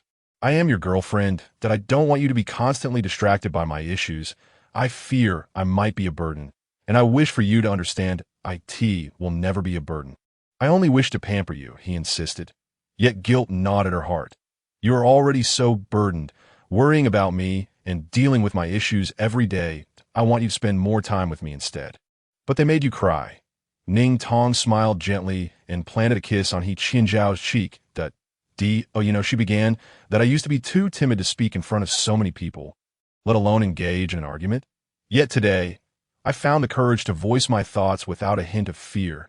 This signifies my growth, doesn't it? Your girlfriend is maturing, and you should be pleased about that. If you always shield me unconditionally, I fear I may become increasingly weak, just a mere shadow, hiding behind you. I do not wish to be the kind of girlfriend. I hope that next time, I will have the audacity to stand before you and protect you. I love you. He Qianzhou. Today, I am updating, and I wish a happy birthday to one of the readers in the comment section. I also wish everyone a joyful 2023. May your wishes come true, and may you enjoy good health. Since I noticed that my replies to your comments seem to go unseen, I decided to post this here. Muamua, Chapter 91. He dog. I love her, hence my jealousy. This jealousy will be mine for a lifetime. Whenever Ning Tong professes her love, she articulates each word slowly and sweetly, her voice light and delicate. Always appearing shys, she spoke tenderly. Gazing up at him with sparkling eyes, she seemed utterly obedient, softly coaxing him. He Qianzhou felt an intense surge of emotion within him, a wild desire to embrace her completely, to merge their beings into one. Yet, her gentle demeanor held him back. For the first time, he exercised such fierce restraint. From the moment he led her around the corner, he maintained this control. The instant she declared herself his girlfriend, he felt every cell in his body, from scalp to toe, boil with excitement. Yet when she cried, he softened, unwilling to frighten her, and tempered his tone to soothe her.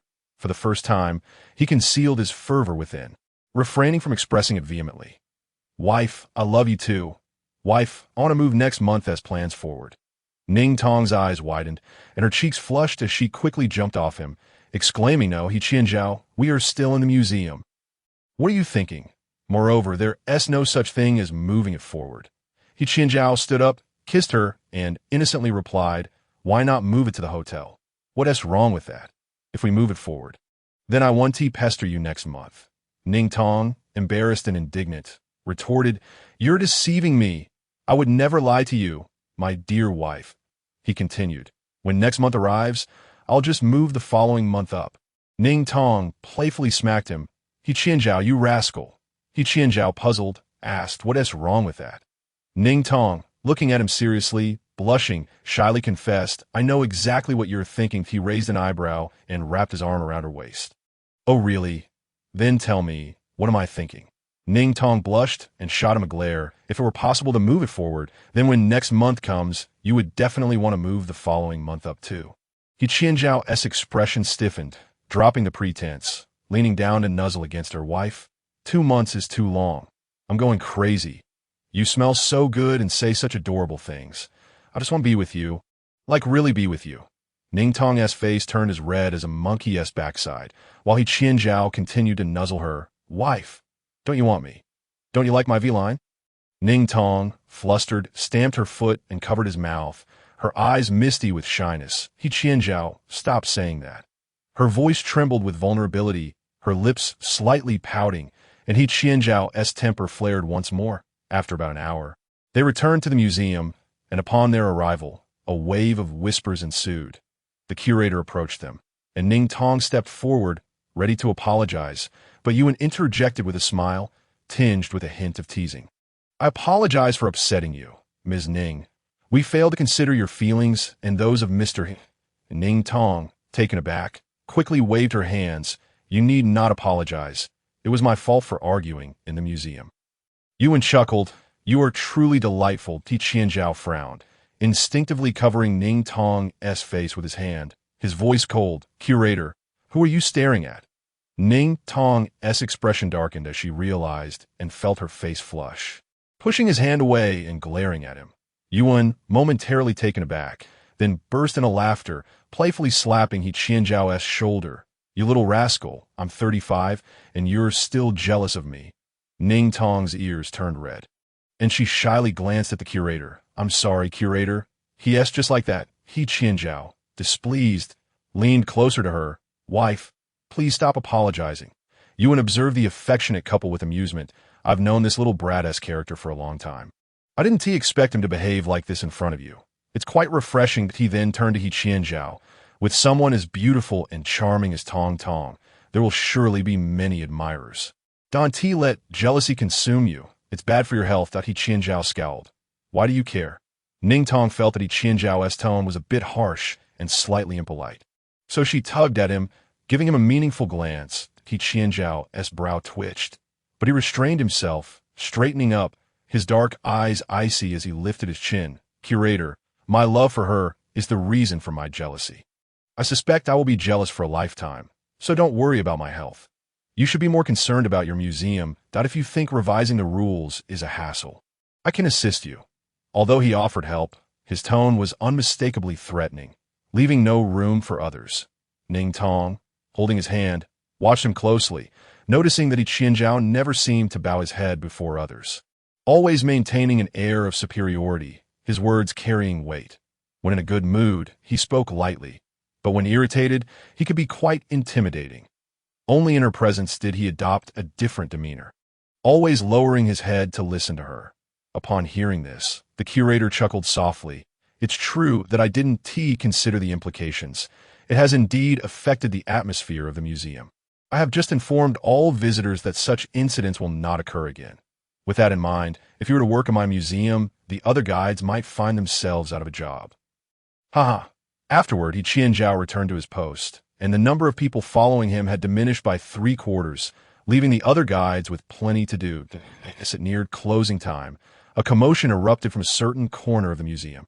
The noise was considerable, drawing the attention of onlookers. Ning Tong glanced over and spotted the source of the argument. Inya, surprised, she hurried over, with He Qianzhou following closely behind. Chapter 92. Jiaojiao is amazing. The audience is in awe. This crystal was not obtained from the first meteorite. The N crystal derived from that meteorite has long since decayed and was subsequently stolen by the insect tribe. Classmate, if you haven't read enough, please refrain from speaking here. The N crystals retrieved from the first meteorite are not limited to this one. In fact, this is the smallest among them, with the larger one stored in the Interstellar Collection Museum. Who exactly hasn't read enough? What you're saying is not accurate. The energy from the first meteorite is insufficient to support multiple crystals, and this one was not obtained from it at all. Could you please stop spouting nonsense? and present historical evidence. Are you implying that the labels verified by our museum through history are incorrect? It can indeed be wrong. Do you think museums are infallible? If they make mistakes, are we not allowed to voice our opinions? Such disputes are not uncommon in museums. Similar occurrences arise in many venues where visitors, scholars, and passers-by question the exhibited works. This inevitably leads to a debate. Piquing curiosity for history is so ancient that no one can guarantee the accuracy of what museums display. It's quite plausible that some historical evidence has been overlooked. Ning Tong approached, observing Enya engaged in a fervent debate with another girl, who appeared to have a group of supporters behind her. Enya stood with a few people beside her, their expressions conflicted, seemingly unsure of who was in the right. Gao and stood awkwardly between them. Ning Tong reached Enya's side and glanced at the crystal displayed on the wall. Enya, do you believe this crystal was not obtained from the first meteorite? Upon seeing Ning Tong, Enya seemed emboldened, her confidence surging. Yes, come with me.